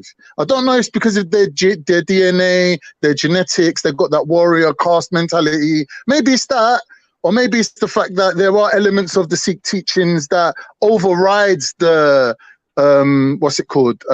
So like. The education, as you put it. So maybe what I'm saying is, like, just because they're receiving that education of Muslims done this to us, they're actually being taught but you have to live in fear and become. All right, so let me explain something. Go on. When it's not just a one-dimensional that the Muslims are bad. We have Muslim saints. So you have to understand when I'm listening when I'm younger. Oh, there's a saint called Baba Farid. Does Farid sound like a Sikh name or a Muslim name? That sounds like an Arab word, Farid. It's a Baba Kabir, another Muslim name, yeah? Mardana, another Muslim name. So we got a balance of, we know there were good Muslims there, and we know there was a bad guy called Aurangzeb who happened to be Muslim and used his religion to persecute the Sikhs. But that doesn't mean that we're taught. So we're actually, like, even the other day, I was watching a program and they had a descendants of Guru Nanak Dev Ji's companion Mardana, and they're still in Pakistan. They're Muslims, Sufi Muslims, yeah, and they're revered. Like, those people are flown around the world by Sikhs here to kind of like do kind of like hymns and stuff. So we got a balance. Okay. That's what you don't understand. It's not just a one-dimensional. We see Raj, why didn't you say that yesterday? Why didn't you say not all Muslims were bad? No, because you do know the Shias were actually persecuted as well by Aurangzeb. No, because he was trying to ban. He was trying to go at Ras, innit? Yeah, I was doing that. I was being quite. So Aurangzeb killed Sufis. He killed. So Aurangzeb only had one version of Islam, Al-Qaqqa's version of Islam, like a real hardline M-Stacks version, and that version. Hey, listen. What? If Aurangzeb would have bust Khan's door in the morning, yeah, he would have caught him with a sausage sandwich and a cup of coffee. On the toilet as well. With about 4 concubines. Yeah, no, but the thing is, so he was killed. He actually killed blow up concubines, yeah. So with this guy, yeah, he killed his own brother because he was too moderate. He killed his own father, who built the Taj Mahal. He imprisoned him, and then. Yeah, his dad built the Taj Mahal, Aurangzeb's dad, yeah. And then you had anyone that wasn't orthodox, like M-Stacks and them lot, yeah, he would execute like people on like mass. So this guy was a real brute, like a proper ISIS. Not all the Mughal or Islamic rulers were like that. Some of them actually even went to the Sikh temple and the Gurdwara and stuff like that. So it was a mixed bag, but towards the end, they become much more brutal under Aurangzeb. Yeah. So, like I said, like when you're hearing it, you know, we no offense to everybody else, but I do believe Sufi Islam is probably the right path for out of all the kind of sects of Islam. I know people find that controversial because we do have Sufi saints in that we kind of like respect and stuff within Sikhism. So yeah. Do you have Christian saints that you respect? I don't know if we have like Christian saints, but do we believe that people like Jesus and people were sent down by God, other messengers? Yeah. That was the right answer, by the way, because you shouldn't believe in no Christian saints. You just believe in Jesus. That's all. Yeah, I'm not, but I don't believe. I mean, no offense, I don't believe Jesus was God. So I'm more in line with Muslim kind of version of Jesus. I know it sounds controversial, but I think he was more of a messenger. The Son of God, though. Yeah, I know. I mean that. Yeah. I mean, I'm not going to go into it because I don't really mind about Christians' belief in it. But I believe if I believe that Jesus was the Son of God, I'd be a Christian. You understand? Okay. So I can't say I'm telling you, he was the Son of God. Yeah. As a Christian, are you a Christian yourself? Yeah, I'm Christian. Yeah. Then you have to. But I don't believe in the Vatican saints. I'm not that kind of Christian. Oh, you're not like a Catholic. I'm not a Vaticanist. Oh, yeah. You know about the Vatican? I don't call them Catholics. I call them Vaticanists. Oh, do you know what? Yeah, we can have a good chat one day, man, about this. I don't want to do it because I don't like inside. Why not, man? Like I do. Why not? Let's go for it. Like, all right. So what it is, when I started looking into Christianity and I started looking into now, I'm going to distinguish between Catholics and the Vatican. Yeah, like you do. The Vatican is a real insidious, quite a really. I don't want to say it, but it's a really bad place. Like institution. They have done stuff that I can't believe. I'm not saying Catholics, but the Vatican. Yeah, I mean, they've been behind some of the most. I mean, have you heard of the Jesuits? The Jesuits order. 100%. All right. Probably on the. And they have influenced the Catholic Church quite a bit. Do you know what I'm saying? And I would call them more the Church of Man than the Church of God. You know, it's also a bank. So yeah, let's not even get into that. Yeah. You got to remember, the Catholic Church is just the modern version of the Roman Empire. When the Roman Empire collapsed, they just transferred it to the Holy Roman Empire, then to the Catholic Church. So it's basically, you know it's more than just a religion. Now, basically, when people say the Roman Empire died, it didn't. It just became. No, it didn't. It just changed. It shape shifted. Yeah, so they started using all the kind of like the sun gods and all that kind of stuff. Even the 10 Commandments, from my understanding, I apologize if I'm mistaken, but there was one of the commandments that thou shalt not make graven images. I think that was number 2 exactly. or number 3. That's right.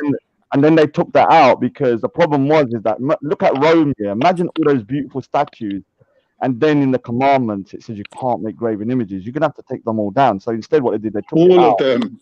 Yeah, then they took them out. And then what they did, they just transferred a lot of the kind of statues over to Christianity. So, you know, like, have you heard of Osiris? What's it called? Osiris? I can't remember what the name is of them.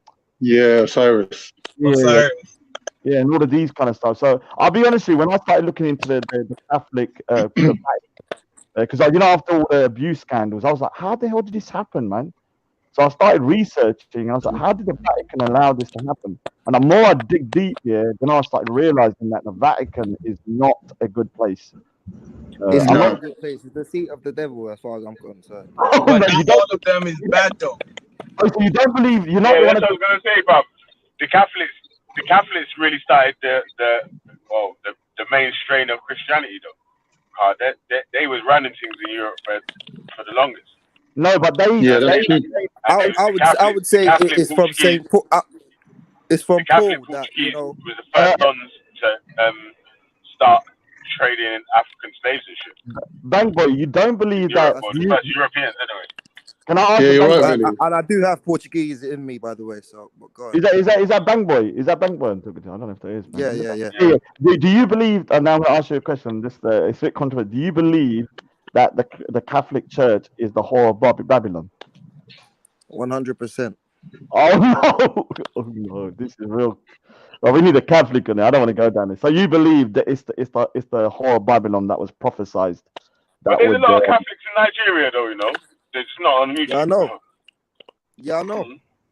A lot. So why do you? Because there is a lot of Protestants as well. They do believe in a, like if you see the premonition or the prophecy, it does kind of match up like kind of quite well with the Catholic Church. I don't know if that's coincidence. So you want to go into a bit more deeper as why you think they're the whore of Babylon and explain why? What's the whore of Babylon? Let's explain what that means first of all. So basically, under I don't know whether it's in the Bible, they prophesied the whore of Babylon, which is going to be this antichrist. Babylon's Iraq, though, isn't it? Babylon's in Iraq. Yeah, but it's just a word. So it's just a word. But they prophesied, from my understanding, there's going to be some form of like antichrist pretending to be the Christ. Yeah. So you understand, like manipulating and controlling people. And this is what I'm saying. That's what the Vatican is. 100%. Yeah.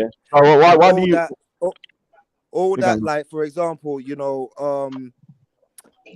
all the graven images that you have to bow down to in the church when you go, and even wearing a chain with some Jesus, some devil Jesus on your neck, all that is part of it, because the minute you do that, you are sort of idol worshipping and you are breaking your covenant.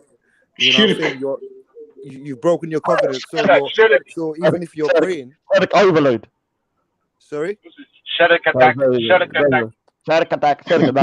In joke, man. Okay, yeah.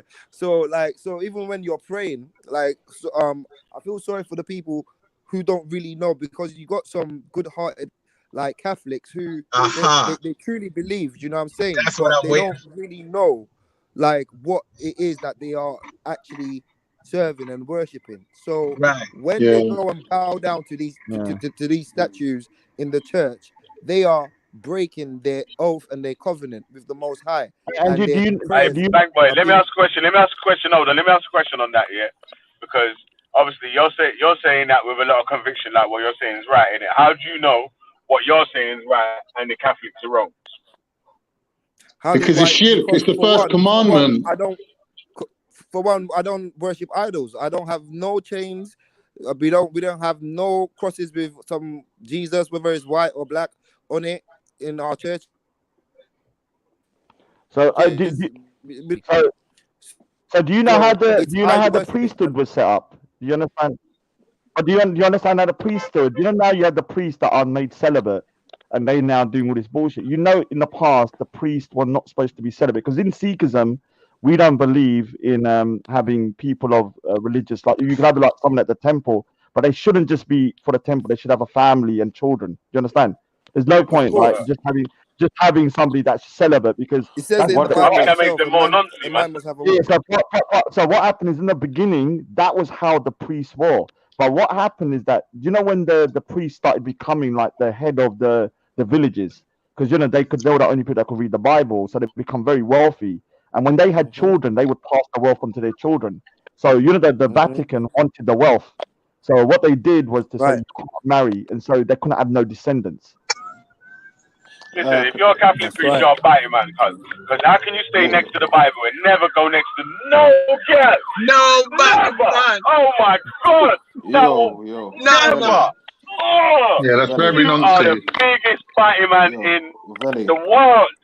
Trust me, you're gonna stay next to the Bible and no girl. I do not condone homophobia. I do not condone homophobia. Simon Cowell's coming out saying, listen, no. Yo, Veli. No. Fire burn them back. You see the Catholic thing, I would say it's more like the Roman paganism religion, like trying to conflate. Roman Can you hear beefy? Can you hear beefy? Yeah, listen. No, jump out and jump back in, yeah, and I add you back in. Can I just say something? We're not saying Catholic people are bad. We're saying the Vatican. So let me just preface that the Vatican are not the same as Catholics. Like the Vatican has a very dark, insidious history, which is run by men. Yeah, and men can be corrupted. So that's why I want to just make the preface on that, though. You know, sleeping next to his Bible, you know. I was all that cuz I'd never get no. And imagine all the women in your church that you see every fucking Sunday. That must be dead. You can't. Really, you think that man there went fucking the nuns, bro? Them can't You do think they that. weren't? You think they weren't fucking all them nuns? Are you mad? What? Really, them Fucking the nuns. can't do that. I'm saying you think they weren't? They're fucking the nuns. Of course they were fucking the nuns, bro. But Khan, Of course they were.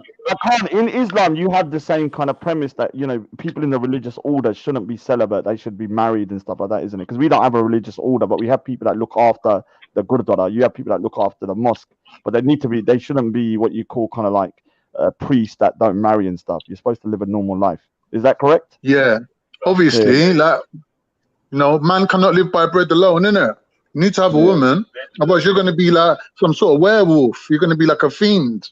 Are you talking about me? No one's going to be safe around you. Oh, are you talking about me? No, I'm talking about me. Oh, you? All right, yeah. So the thing is, like, where's that marriage is something good, but it's not a must. Now, for me, it's a must, bro. No, but if you're that's why they prefer water boys, bro, because they've been looking at girls so long and been fucking trying not to get a boner that they can't even get a boner again when they're with a girl. They're just beating little boys and that, bro. They're biting, man. Deviant.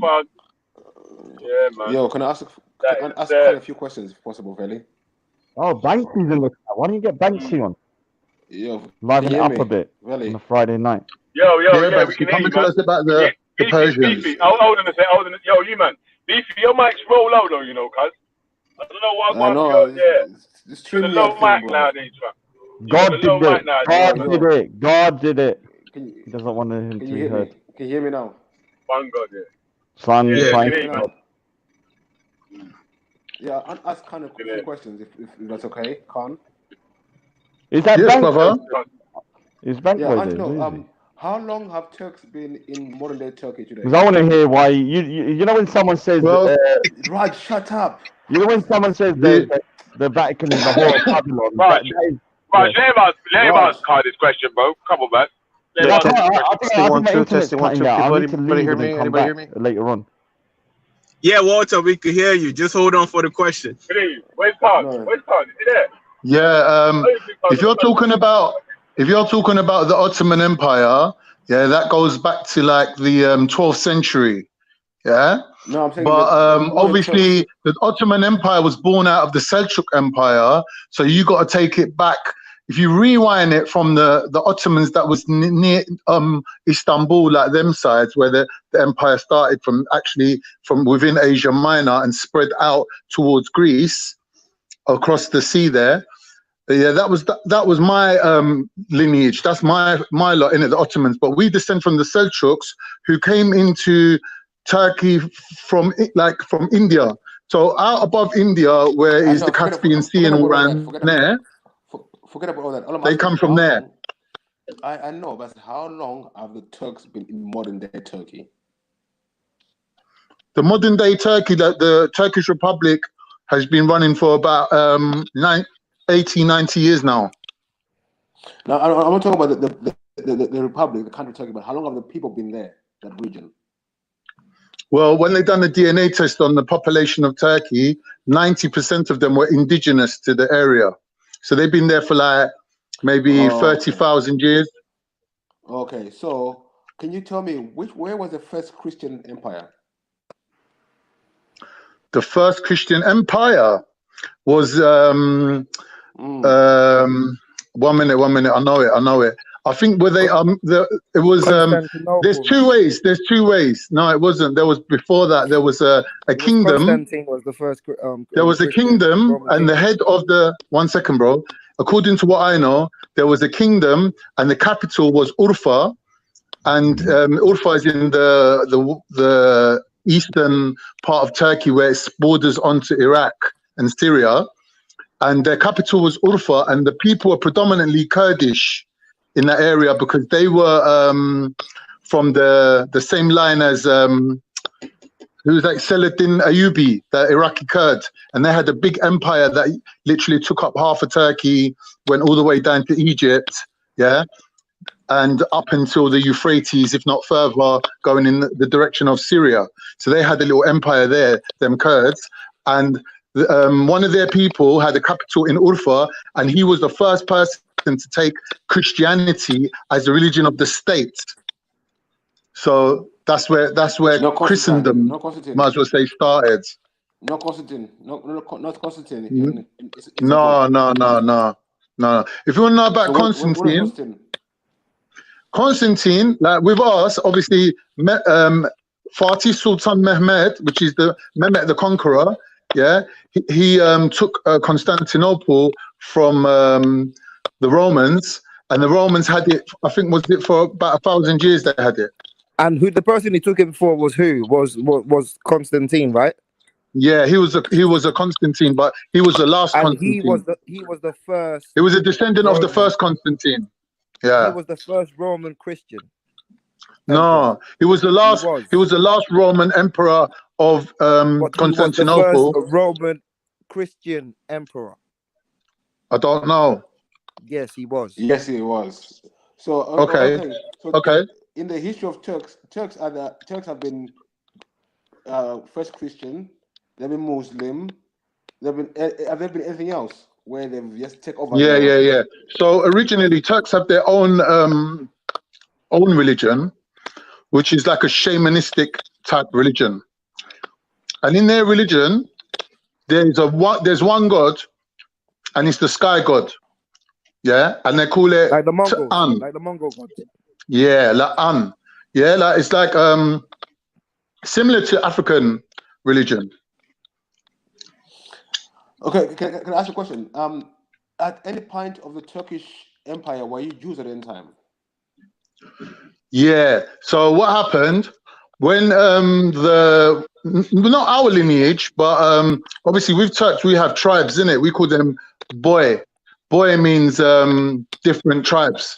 So some of the boy. Come back. Okay, cool. So what happened was when the Romans decimated the Christians 200 years after Christ, them Jews spread all over. And some of them spread to Kazakhstan and places like that, Turkmenistan, and they converted the people there into becoming Jews. So then what you will have is the religious class, the ones who brought the religion to them, and then they will have the lower class ones, which were converts. And the converts obviously grew to massive amounts, like to the whole nation. So then you have people like the Hazars and them, which they were Jews by religion, but they were Turkish by blood. So are you saying you and the Khazars are the same people? Genetically, yeah, we're quite similar. And was your tribe a warring tribe? Can I ask by any chance?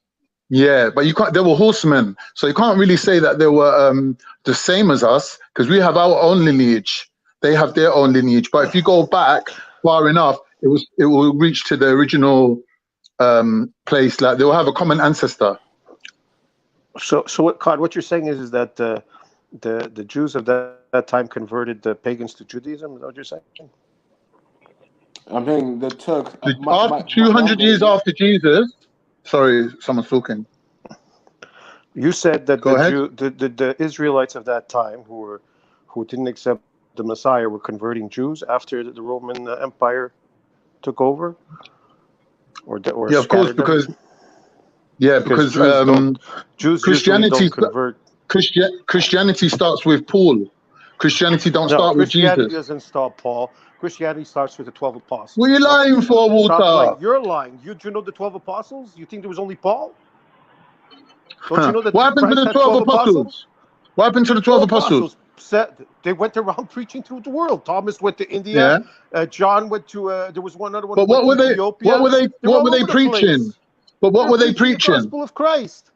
Exactly. The resurrection, death, and resurrection. They weren't preaching Christianity, though. That's what Paul preached. What did you think Paul preached? Paul preached Christ. He didn't preach Jubiloobadoo. He preached Christ, the resurrection. The point is, when the Jews... That's what the apostles were doing. Walter, just chill. What we're talking about is something... How can the Jews convert other people who didn't... Do any Jews convert people today? The Jewish religion, do they convert people? Bro, the Romans killed all the Jews. What? The only Jews that were left were the ones that grabbed the books from the fucking... Listen, they grabbed the fucking Ark of the Covenant. They grabbed the Ark of the Covenant and they hit their toes. They ran for their lives. They didn't take their wives. They didn't take their children, man. They took the Ark of the Holy Covenant and they ran. You were there that day? The Romans killed them all. Oh, you were there that day. That's amazing. What are you, 1,500 years old? Bro. There was a war. That's as simple as that. There was a war. They scattered. How did the world. That's it. Bro, how did Judaism spread to places like Baghdad, spread to places like Turkmenistan? Because the Jewish people of that time that scattered throughout the world did not give up their religion. Okay, they still practice their Judaism. Just because they lost Israel doesn't. I mean, Jews even like to this day still practice their Judaism. Just because you lose your country, there's nothing wrong with that. I'm not saying there's anything wrong with that. There's nothing wrong with that. But you're saying that they went around converting people. That's a little. What do you mean, iffy, bro? Listen, let me tell you how that is known as a fact and not just a speculation. Okay. So what happened is a lot of these Jews, they claim to be Jews. People said to them, "You're not the real Jews." To be Jews now. Yeah. So people said to them, "You're not the real Jews." Yeah. So what happened is a lot of them have illnesses. Yeah. And diseases in their DNA, in their gene pool. We all have it as humans. We have inherent diseases, right? Now, their diseases, there were some of them were due to genetic. We'll call them the disease Jews. Listen to what I'm saying, Walter. Can you listen? Some of these Jews had diseases that were genetically passed on from generation to generation, and it got to the point where you couldn't marry someone who had the same amount of disease as you because your children would definitely have that disease. So they started having blood tests to make sure that they didn't have. Wow, that's amazing. Listen, let me finish, Walter. Wow, cool. Let me finish. So when they started giving their blood, they started, the scientists in the labs also started using that blood to run DNA tests on them. So they had a profile. Come on, listen. Let me say something, Walter. You're not letting me finish, man. No, but listen to me. I need to know. They were doing the blood tests. Vellemy. I've got a 2-second point to make. He's making it last about half hour. You're saying the craziest thing. They had diseases. Water. Wait. Let him finish the point. Listen. Water. You gotta relax a bit, son. You gotta let him finish his point a bit, son. Yeah, let him finish his point, and then answer back after, because then you're not even answering the question that he's put to you. You're just answering half of the thing that he said. He might even correct half of the mistakes. So he might even agree if you shut up long enough. All right, cool. So when these people started having these tests done, the lab started running DNA tests on them to create a genetic profile of this population of people, right? It was at that point they realized that the Cohens, the people that brought the religion to them, didn't really mix with them genetically. They didn't really marry into. Let me finish what I'm saying, motherfucker. I need to know the year of the. They didn't mix in with the predominant populations that they converted. So they converted them to Judaism, and at a very small level, they mixed in with them. But majority of the Cohens, the people who brought the religious class, maintained themselves, isolated themselves, and they kept themselves. Even till today, these people have 2 types of DNA: the DNA of the common people and the DNA of the people who brought the religion to them. I just need to know for my what year were the blood tests started to check the diseases that they would get from one another. I just need to know that year. Yeah, quite recently. What? So they didn't know for 2,000 years that they were having diseased kids? They didn't know for 2,000 years that they weren't really Jews. Oh, that's amazing. Of course it's amazing. Why do you think they're in Israel right now claiming that they're Jews? What a load of fucking crap. What a mug. It's a load of bollocks. It's a load of bollocks, you fucking wanker. 1 minute you're fucking Caribbean, now you're a fucking Muslim. You fucking tosser. You are such a prick. You fucking woman-beating little cunt. Fuck off. Yo, Veli, can you record that and play it over and over? What happened there, man?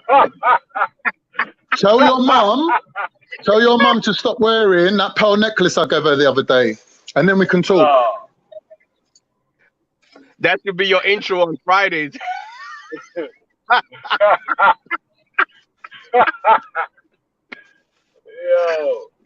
is that what you jumped up to say, yeah? Connor, I just gotta ask you a question. You don't believe the moon is made out of plasma, I hope. Plasma? No, don't get shit for started, man. Don't get him started, B. Yo, I don't really have much to say, but big up Valley, big up Witness, big up Walter, big up Khan. I'll see y'all tomorrow or next week. Hey, big up, man. Big up, bro. All right, big up, bro, have a good man. one. All right. Yeah, fuck it. No, that was mad still. Yeah.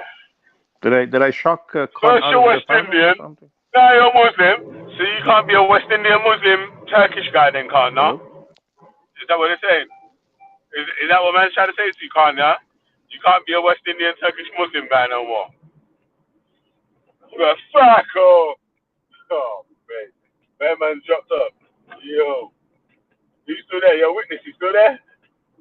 What? Yep, still there? I'm still here. I'm still here. Yeah. Oh, man. Hey, Witness, you got any facials you wanna call out today? I was gonna start sharing some information about the Catholic Church, but I won't do it. So You might as well, man. You might as well, man. Oh, because I'm on? Is that why you're going to do the Catholic Church thing?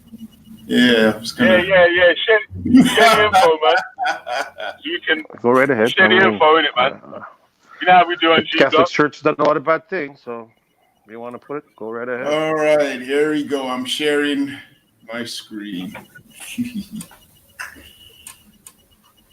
Even though I've lost the enthusiasm, what the hell, I'll do it. Here we are. Can you see this? Yeah. This is a website, the Catholic Herald. Blood of St. Januarius liquefies on feast day. Blood of St. Januarius fails to liquefy.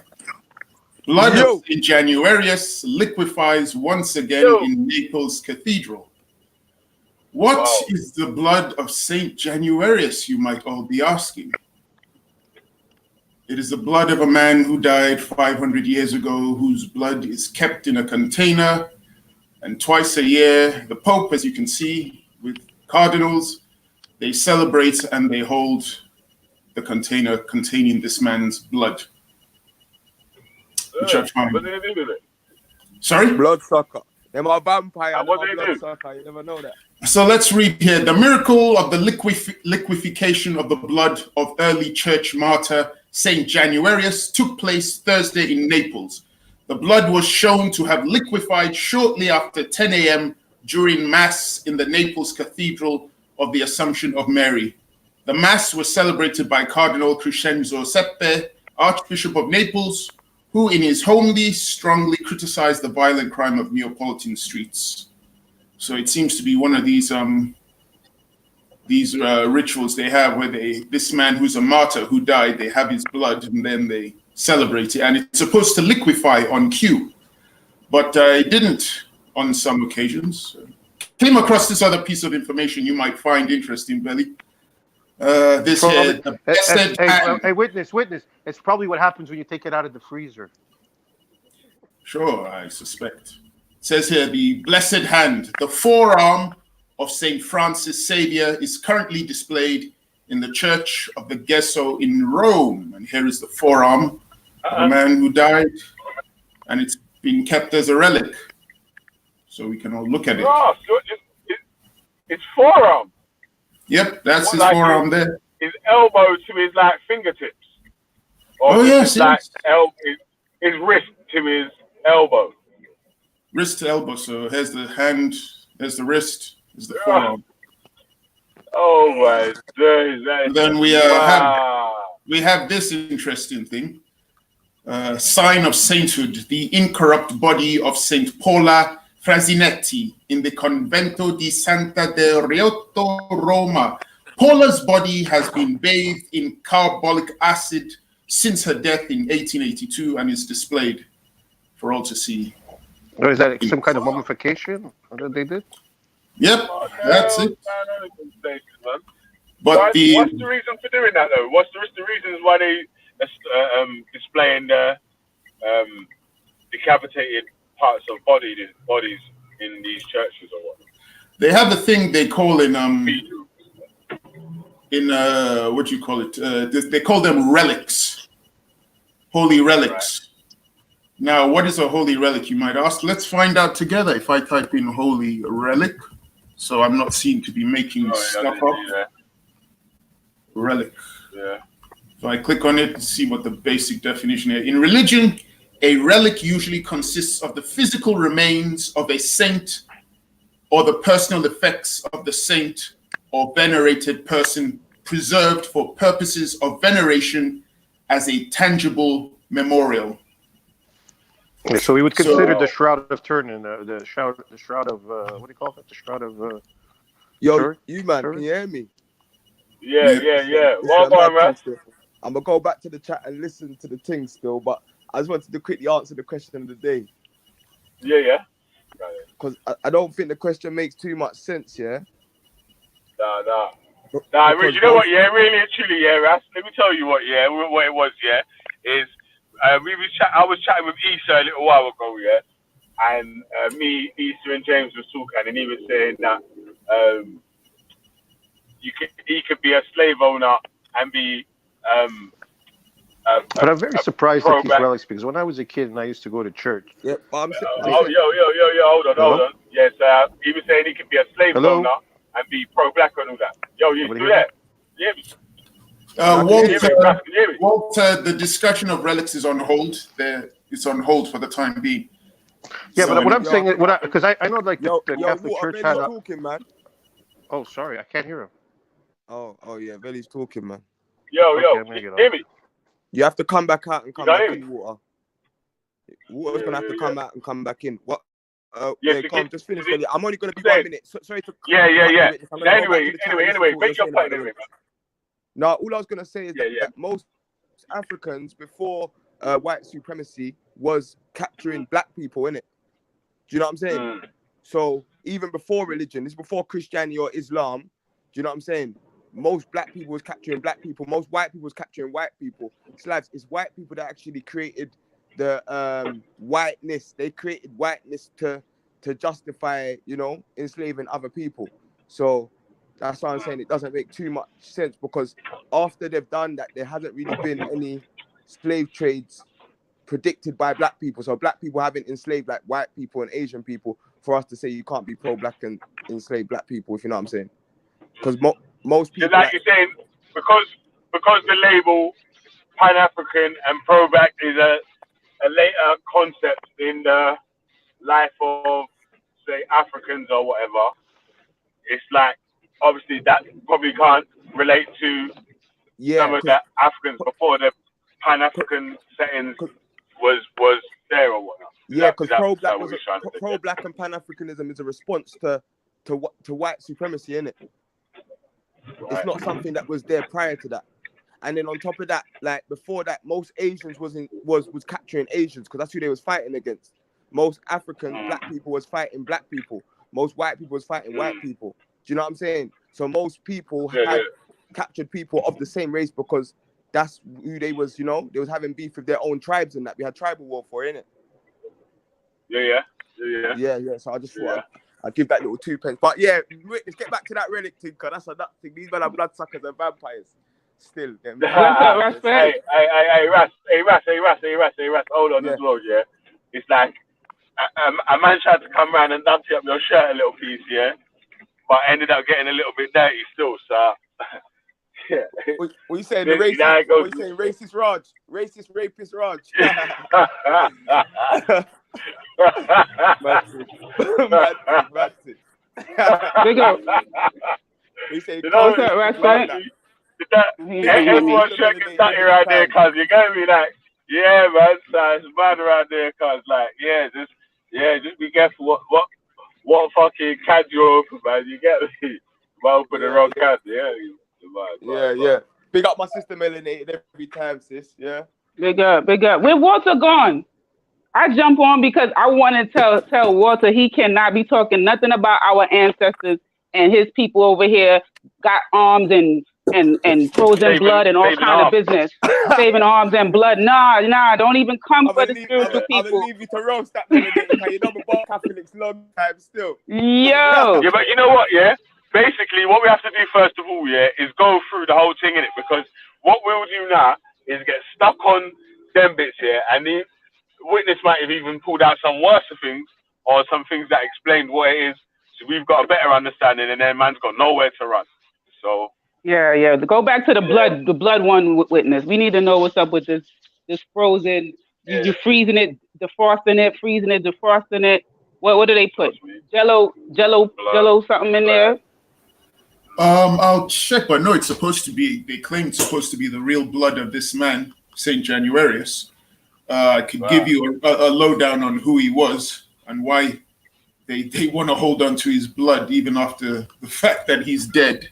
I don't know why, but well, forget about the fact that he's dead. Even after the fact that supposedly Jesus Christ shed his blood for you, so why is somebody else's blood more important than Jesus Christ's blood? I want to know. Christian. Yeah, I want to know. I'll give you what they claim here. I guess he's just one of these martyrs, isn't he? He's a martyr who died, so they believe. So maybe we should all have Malcolm X's blood in the refrigerator. Maybe we should all put Malcolm X's blood in the refrigerator. You know, since he was killed for the betterment of Black people. You know, what kind of mess is this?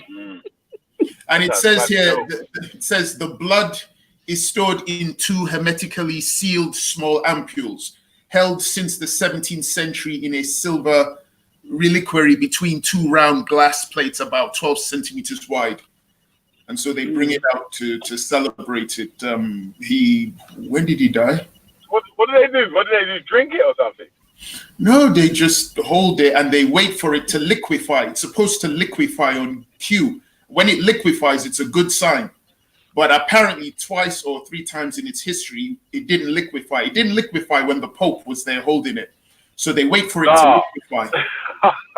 So it didn't. But that's nothing. I've got something else for you that I wanted to show you, which was which is last but not least.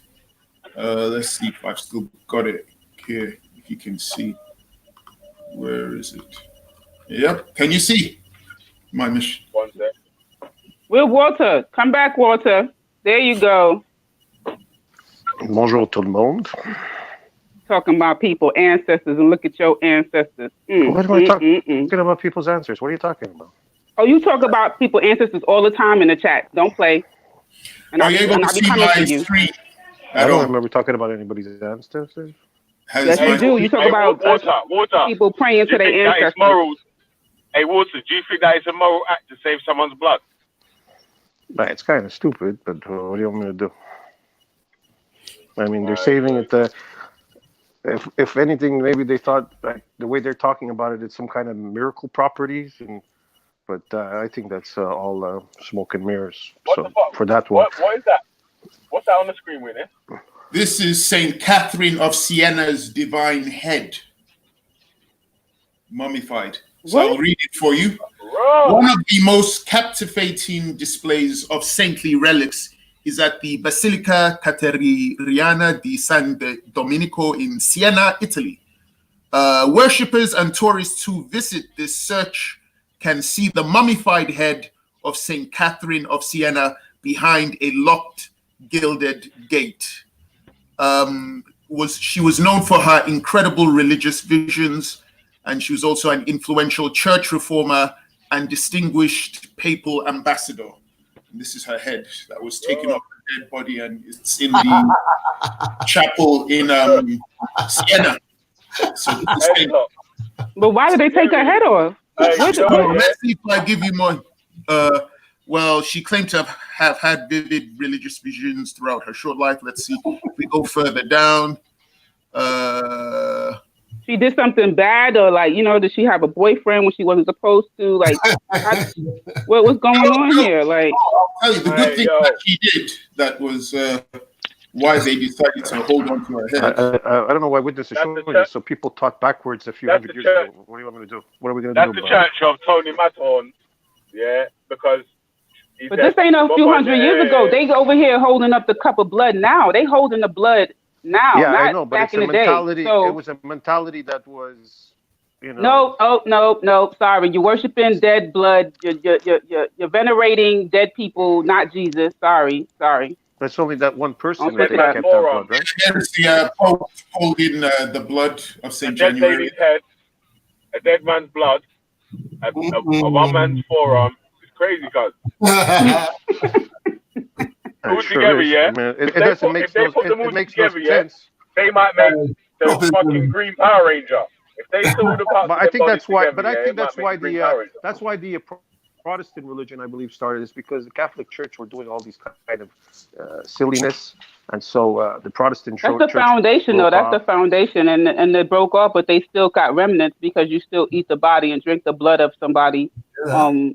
Annually, the blood. So the metaphors of those things are still there. It's still entrenched. So it's no different than the pagan, quote unquote, pagan system that you try to make fun of all the time. Let me There's no explain difference. something about the body of Christ. All I'm saying is stop throwing stones when you live in a glass house. I know the story. You don't gotta no boo boo. This ain't church. You ain't gotta explain the story to me. I know the story. Exactly. It's a pagan spiritual. It's a pagan ceremony. That's all you're doing is just cannibalism. Keep on saying that. But cannibalism. What you're saying is that Christ. Cannibalism. You're saying that what Christ had. It's metaphorical cannibalism. Last Supper. Metaphorical cannibalism. Give me 2 seconds. I don't need you to tell me. I know the story. The book. I don't need you to explain. I don't need you to explain it though. Okay, can I explain it to the rest of the chat? You got 2 more days, boo. You got 2 more days till it's church time. It ain't today. Today's Friday. Listen, there's 100 Belly and Macau, boo. Maybe they want to learn. No, Belly and Macau, boo. You know, if you're cannibalism. Cannibalism. The others understand. I'd rather be ignorant than drinking dead people's blood. Yeah. What the hell you talking about? You don't even understand what's going on. You're just away without any idea. I'd rather be ignorant than having people frozen heads. Like Shifa. What he's talking about, the plasma moon on the screen. How you making fun of a moon and there's a lady's head in the case? No. Water, you can't bring Shifa over to our side here because you're talking about the Bible. He's talking about the Bible. So but listen to me. Wait. Started the plasma moon teaching, and yeah, come from your Bible. Let me cut in and try to explain what happened. Come on, guys. You guys want to learn something? At least let me talk. All I'm saying is that be careful because you be popping off mad shit. I can't expect atheists to understand. You be popping off mad shit in the comments, right? You always talking about somebody else's belief system all the time. Islam. Only Islam. No, not Islam. Oh yeah, the atheist world too. That's right. No, and African spiritual. And African spiritual stuff too. But when voodoo when they were talking about voodoo, stop lying. Voodoo. Oh yeah, the voodoo. The voodoo. Oh, very good. You remember now? Oh, you remember now? You remember how you make fun? I saw James Bond that time when the voodoo guy. Okay. So you making fun of voodoo and you got damn blood in the damn vase for but voodoo is in New Orleans. 300 years. Where is that? In the thermos. I think it's in Brazil also. It don't matter. Voodoo. It don't matter. The whole point is you got people head. Look at the lady head. Well, they kill the chickens and let the chickens run around loose. And then they do a voodoo thing, right? Look at the lady's head right there. Deal with that. Fuck it up. What do you want me to deal with? People mummifying people's dead bodies. They did that in the time of Egypt. So I don't even know what you're talking about. You don't see them pulling out mummified bodies. No, but they're not on display. Well, you can go to any museum. You can go to any museum from Egypt, and you're going to see tons of mummified bodies. Who put them on display? Wait. Hold on. Let me answer. Go ahead, Belly. Let me answer, yeah. But those are exhumed relics, yeah, that was in tombs, that was hidden away. These these are not dead people's heads and forearms that's on display in the fucking front of the church and shit. You get me? You can't walk in. You can't walk into that shit and see a fucking someone's head top and shit. You nutter. That's mad. You can see right now, yeah. You can see some Italian lady's fucking head that's been mummified. That's mad. Guys, it doesn't mean nothing. Yo, she looked like she needed some braces too, son. She looked like she needed some braces back then, boy. You're showing me pictures. You're showing me pictures of mummified pictures of people. Like, what's the point? Yo, that what one. are you trying to get at? I think the woman must have got box in her mouth. That's how she died, isn't it? Oh, listen. This is what atheists do. They attack things and then we want explanations for certain things. You know what do you want me to say? So why is your Pope in our blood? Oh, Paul, let's refer it. Why is the Pope holding this blood, this man's blood? He died 500 years ago. Why is he holding the blood of St. Januarius? Well, that's because they're low IQ. That's why they're doing it. I mean, obviously. Why is he not holding Jesus' blood? Why he not holding Jesus' blood? Why he not holding Jesus' blood? Well, but Christ, how would there be Christ's blood? There's no does this man's blood have power? Does this man's blood have power in it or something? I mean, look how excited this if the Catholic Church. If the Catholic Church is doing wrong by doing things that they're not supposed to be doing onto the New Testament, how is this my problem? Because you're part of the Catholic is on display. I don't do this. A lot of Christians don't do this. In your church. I don't go to Italy. I don't go to Italy and go around the yeah, but listen, are you Catholic?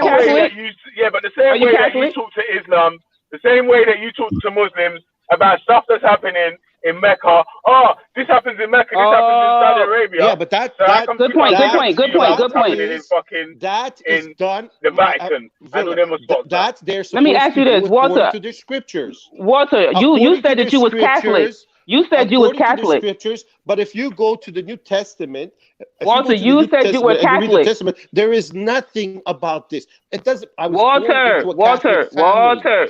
No, so you said you have said that you were Catholic when you identified yourself as Catholic. Yes, of course. So then this is your Pope, son. Well, that's your Pope. But then I'm allowed you can't to say study. you can't say you free from this. But nah. I'm not. Listen, Melanie. Because I'm not ignorant, I go study my faith. See, I'm not just a Catholic. So are you Catholic or are you not Catholic? The thing, I am Catholic. I was born in a Catholic family. Then I read the Bible like everybody else does. So then you would say you're not Catholic anymore. I say, as Protestants, I would say, no, I'm not a Catholic. If this is what. So then, why are you saying you Catholic? No, I didn't say how were you born. If I say, I have to. But you're not Catholic. That's it. I'm not. Are you? Look, I was born to a Portuguese father and mother. Am I not Portuguese? Am I going to say no? I'm not Portuguese. I have no choice. Well, you're not. You wasn't born Listen. See, this is what I don't understand. I was born in a Catholic family. Were you baptized? Were you baptized? Yes, I was baptized. Every child. No. I didn't say Christian. No, I didn't say Christian. No, I didn't say Christian. I'm saying I did the 7 sacraments as per the Were Catholic you baptized in your new faith now? The new faith that you have now. Were you baptized? No new faith. The faith is just Christianity. Your new church of denomination. I'm not in no denomination. You said you was Protestant now. You said you're Protestant now. I never said I was Protestant. I said that's why the Protestant movement started because the church that you attend now, because you really try to act special ed or something. Church. I don't attend church no more. Okay, so you're still a Catholic. You haven't gotten a new understanding. No, anymore. I didn't. So you're still Catholic. I haven't followed any. So if you were going to go to church on Sunday, you would go to mass. You don't even go to church. You're a disco Christian, fam. You're a disco Christian. Exactly, a disco Christian. Okay. With the lights beaming all over the place. Exactly, a disco Christian. So you're a Catholic, then that's your Pope right there, drinking up, kissing up blood. But kissing up blood. A lot of people are followers, and a lot of people learn the things they're following. Okay, now I'm not allowed to study my faith. Listen, if you still falling up under that, you haven't gotten a new understanding. I follow. Listen again. Are you again Methodist? and No. again and Are again. you Presbyterian? No. Are you Episcopalian? No. Are you Pentecostal? No. You ain't. So you I don't know Catholic, nothing bruh. about those faiths. You Catholic, bruh. How can I be Catholic? It's okay. How can I be Catholic? You if I are. don't... You just said. I'm not Oh my Catholic. goodness. You are. You done went to seven let's stages say, of communion. okay, Listen, eat the body, drink the blood, be a cannibal. It's okay. I am Catholic. I am Catholic by nature, but All I I'm don't saying, disagree with a lot of things they do. Listen, is that allowed? Listen, is that allowed? Anybody on these hangouts could say, I don't come against when somebody believes. But if you want to make fun of what people do, then you're gonna get this smoke, bruh.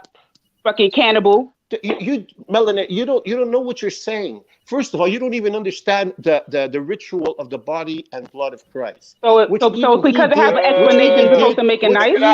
Which he stop. did in the Water. Last Supper.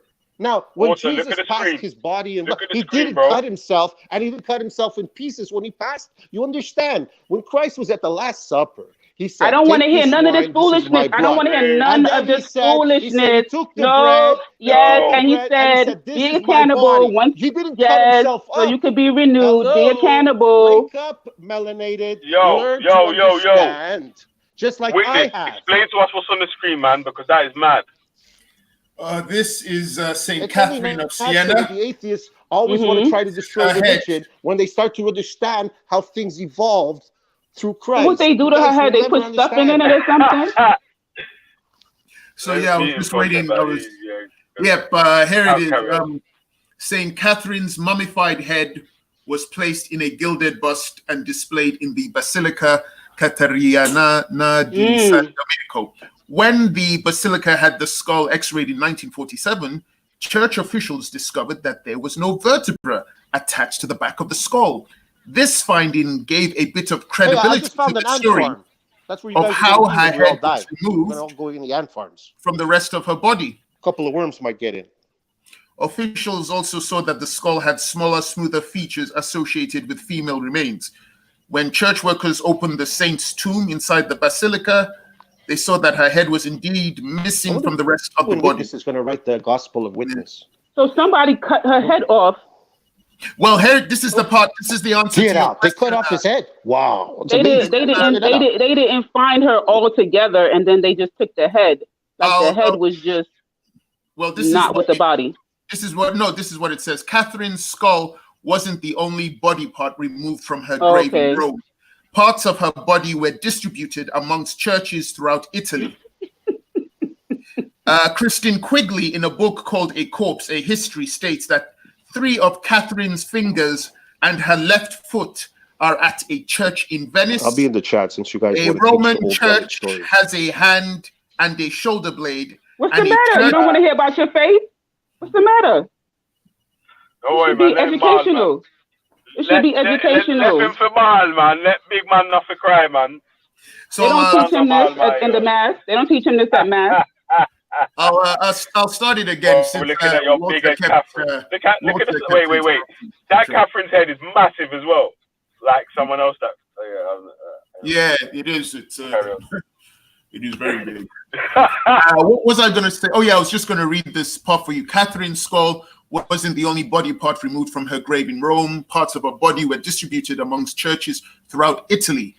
In a book called A Corpse, A History, Christine Quigley states that 3 of Catherine's fingers and her left foot are at a church in Venice. A Roman church has a hand and a shoulder blade, and a church in Florence has a rib.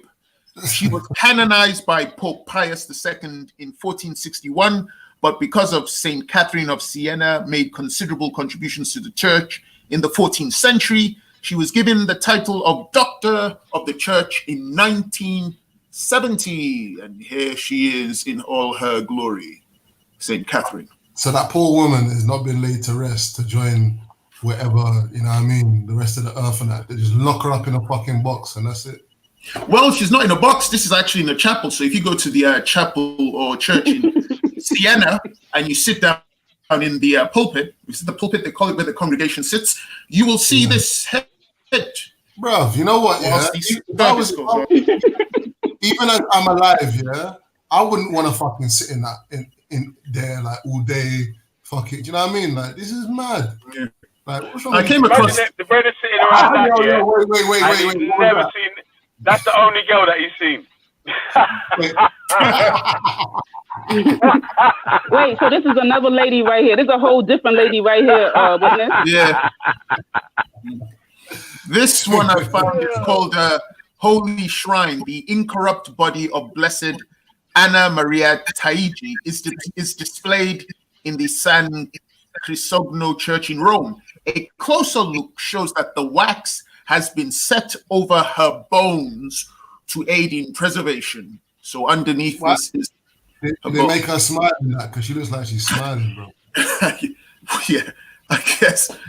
This lovely gentleman here. That one, bro. The incorrupt body of Saint Paula Frasinetti in the Convento di Santa Dorotea in Rome. Wait, Paula's that's a lady? body, yes, Paula's body has been bathed in carbolic acid since her death in 1882. These lot are nuts, man. Yeah, so she's displayed for people to see in the church. There's definitely ghost scenting. Wait, hey, witness. How many Catholics that go to church do you think actually know about any of this stuff there? I don't think most of them know, because there was that argument I had with Bob that your brother recorded on, and TNTS Greek recorded it. I had a debate with Bob about relics, and I was like, it's wrong to use body parts or skeletons, and he said there was nothing wrong with it, and I kept arguing with him. So there were quite a few people, Christians, who were appalled at what Bob was saying. So, but luckily that video, most people haven't seen it. So Bob still gets to come to the park, very confident. Unchallenged. Yeah, even though when you're saying relics, yeah. When you're saying relics, everyone's heard of a relic, yeah. But when you actually showed the fucking gangrene forearm that was just. Oh yeah, this one down here. When you saw it, you was like, "What the fuck? That's mad." Yeah. The forearm of Saint Francis Xavier displayed in the Church of Gesso in Rome. Here it is. I think he's fucking. What's that guy's name? From Marvel. What's the guy's name with the arm with the fucking rings, man? Was it rings or nah? What's the guy's name, man? From Marvel. Wolverine. Not Wolverine. Oh, no, the guy with the glove in it, with the fucking metal. What are you talking about? I forgot his name. What's his name? With Tony Stark's dude, whatever his name is. No. He's talking about the big guy who always clicks his fingers. Yeah. Thanos.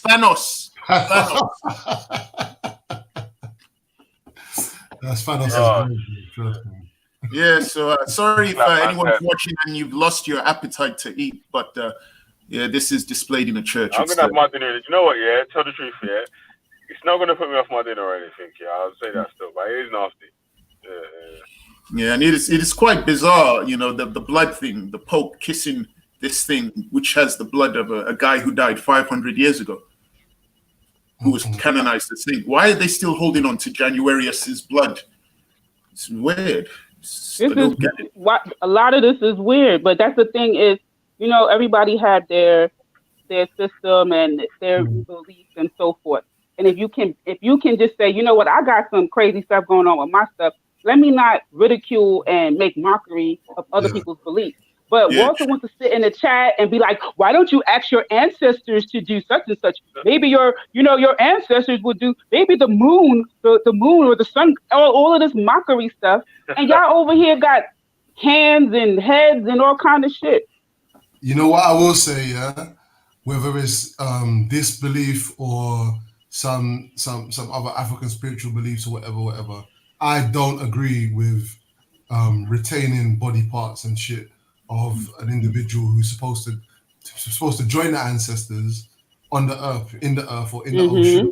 Maybe I don't agree with that. I don't care what system it is or whatever. That's something that I think is an abomination to the natural order in it. So that's my position.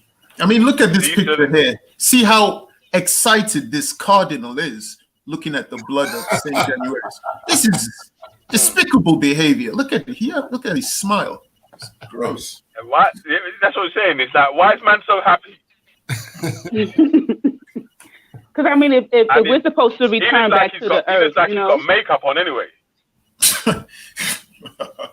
I think he's got some. I think he's got a bit of like a blood clot in his mouth or something as well. Like he's eating something.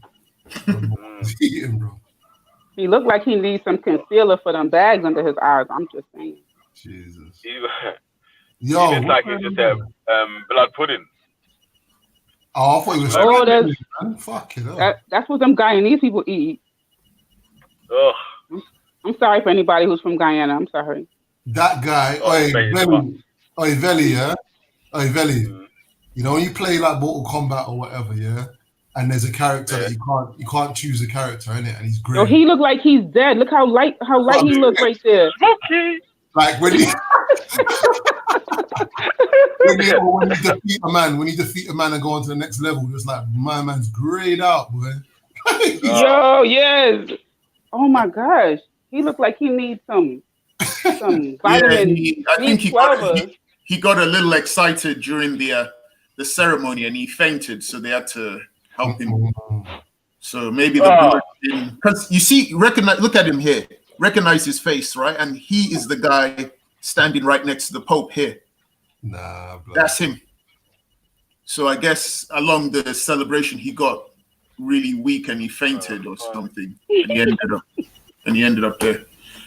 But moving along swiftly from this abominable practice by the Roman Catholics, which is despicable and disgusting, and I would gladly have another debate with Bob about this. But it's on COE and TNTS Greek if you can find it. It's me debating Bob, telling him that it's disgusting, but he doesn't see anything wrong with it.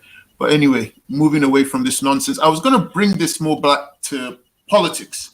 You see this lovely gentleman here, if you can see him, Otabenga, has a very fascinating story. Otabenga was a Mubuti man known for being featured in an anthropology exhibit at the Louisiana Purchase Exposition in St. Louis, Missouri in 1904, and in a human zoo exhibit in 1906 at the Bronx Zoo. Benga had been purchased from African slave traders by the missionary and anthropologist Samuel Phillips Verner, a businessman searching for African people for the exhibition. So this guy was being displayed. Now, the reason I brought him up is because if we read here, as a member of the Mubuti people, Otabenga lived in the equatorial forests near the Kasai River in what was then the Congo Free State. His people were attacked by the Force Publique, established by King Leopold II of Belgium as a militia to control the natives of labor in order to exploit the large supply of rubber in Congo. Now, who were the Force Publique? I'll show you.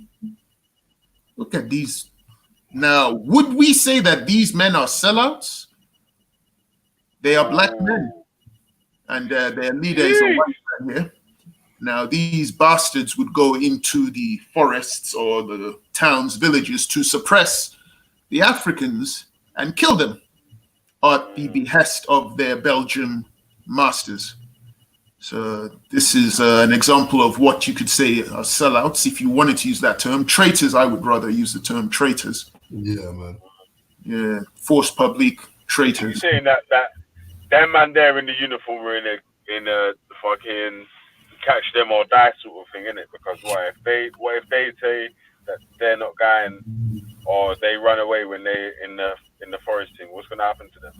That's interesting. Let's see if I can get more info on them for us to talk about. Yeah, Force Publique was a gendarmerie and military force in what is now the Democratic Republic of Congo. Let's see, how was it created though? The Force Publique was initially conceived in 1885 when King Leopold of the Belgians, who held the Congo state as his private property, ordered his Secretary of the Interior to create military and police forces for the state. Now, we need to know, were they forced into it or did they willingly join? They probably used the underlying ethnic tensions, innit, and picked one ethnic group. Okay. Hey, bless up, Durian. Big up, Melody. In the building. Big up, yeah. Melody. The other reason I brought them up, apart from highlighting those guys as an example of traitors, as I would say, this other thing I wanted to mention about him, Benga's wife and 2 children were murdered. He survived only because he was on a hunting expedition when the force publique attacked his village. He was later captured by Bashilele slave traders. Now, who are the Bashilele? Who is the Bashilele? Tell us. Lele people, the Lele people known as Bashilele or Usilele are a subgroup of the Kuba people in the Democratic Republic of Congo. They traditionally live in the Kasai region, but since the 1950s, many have migrated to Kinshasa. So it was a bunch of Africans from a different tribe who captured Otabenga and sold him, and he ended up as being displayed in zoos in America. So those are another group of traitors. The first group are the force publique, and then the second group is that tribe who decided to sell other Africans. You know what I was saying? Do you think that they would? Do you think that they would have? Do you think that you see the way that we're looking at all of the different Africans as the same people now? Yeah. Exactly. Do you think that the people themselves saw each other as? You know, obviously we're looking at each other as all black after the situations happen.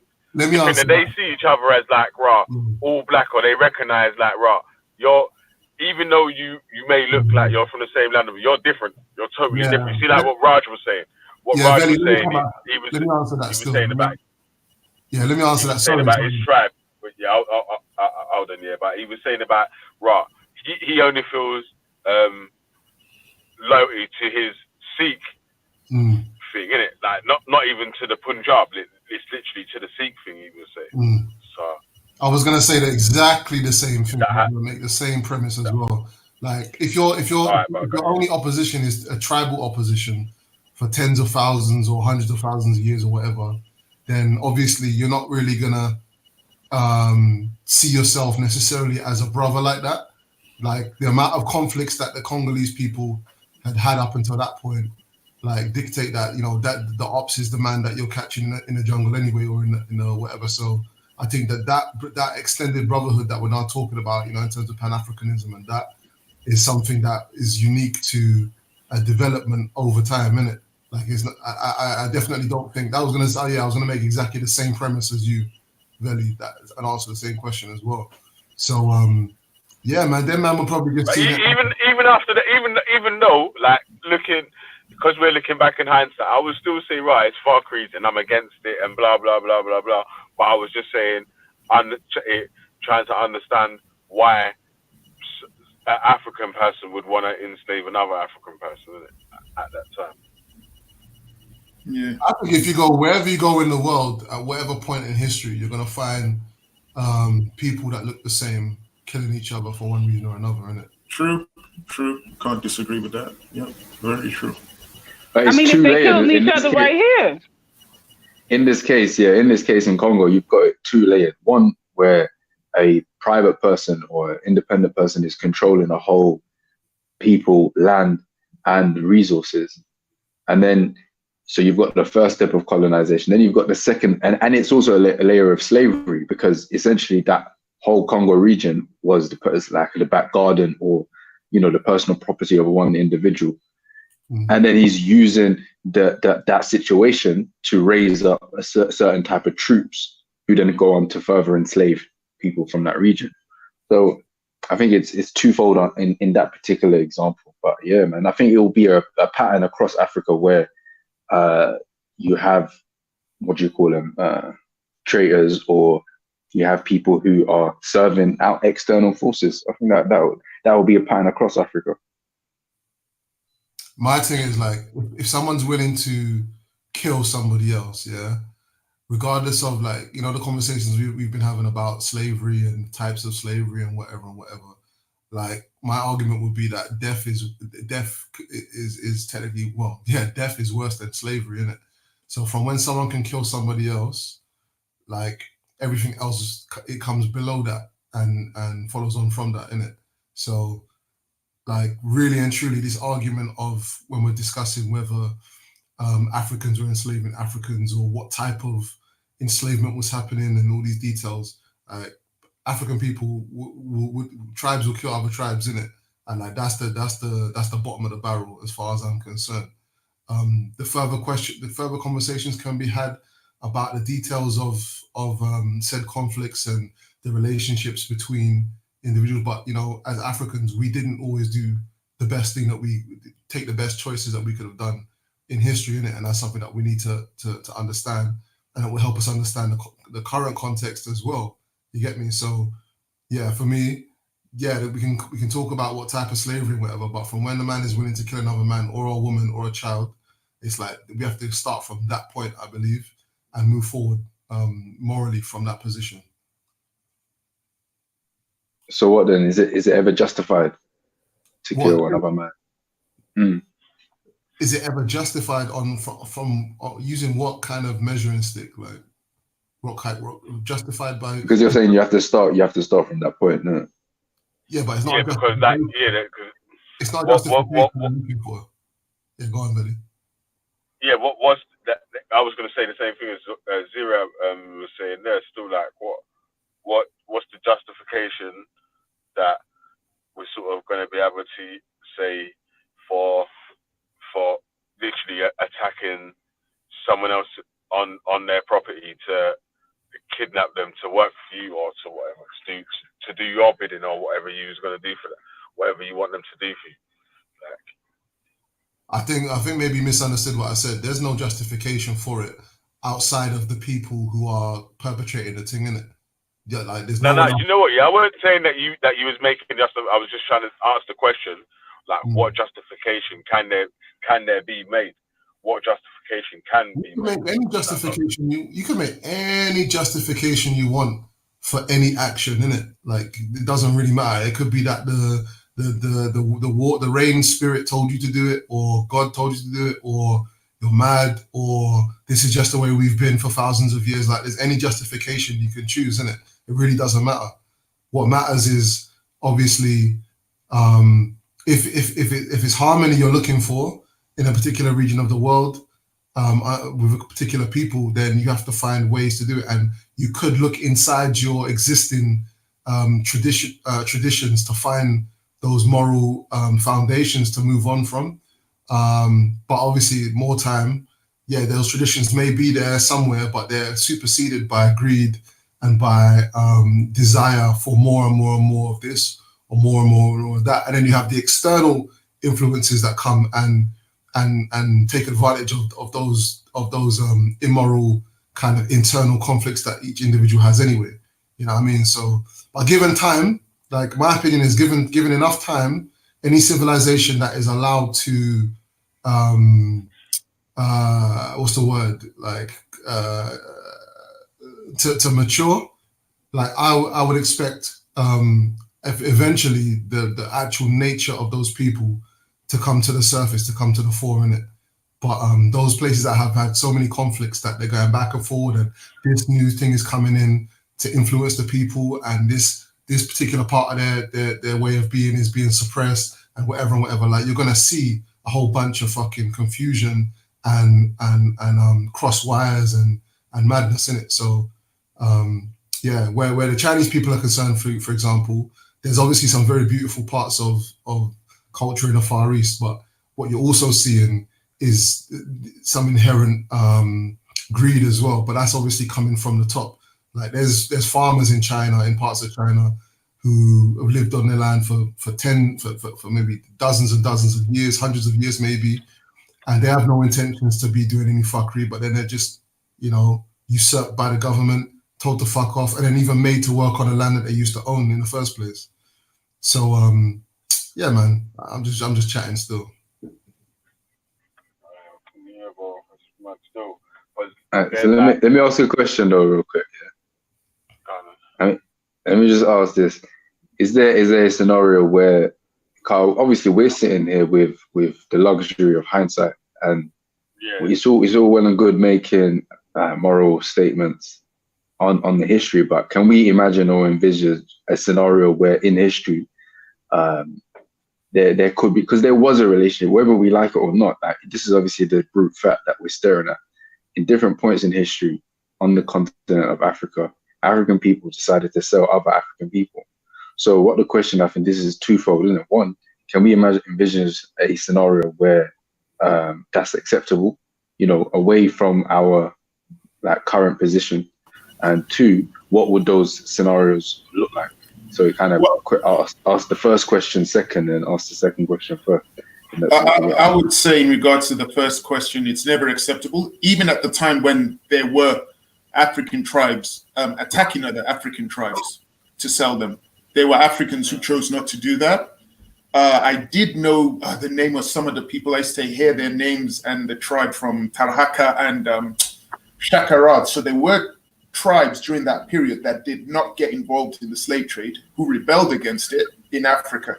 So it wasn't like something where all Africans wanted to do it. So there were Africans whose morality dictated them to rebel against taking part in that trade and to fight people who were trying to implement that trade. It's just I can't remember their names, but I know I used to talk to Shakara and Scattered Minds, Tarhaka about it. They knew the names of some of the kings who were fighting against slavery. So not all Africans did it. So it wasn't like how should I put it? It wasn't like there were Africans who hated it. So it wasn't like everyone was like, oh yeah, slavery is a good thing. It's just business. There were Africans who said, no, this is wrong during that period, not now, but during back then as well. So it was much more complicated than we think. Most people tend to ignore that fact. Not all Africans did it. So that's all I can say. No, that's an important, very important thread. That thread there is very important. Like the way, don't you think, like Ziriab was saying, in hindsight, we're looking at Africa as a continent.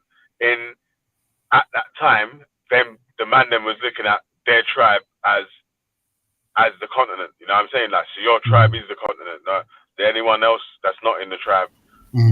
Yeah, absolutely. I mean, you know what I'm saying? Yeah, I would agree like with you. Saying, again, I'm not trying to justify and say it's right or whatever.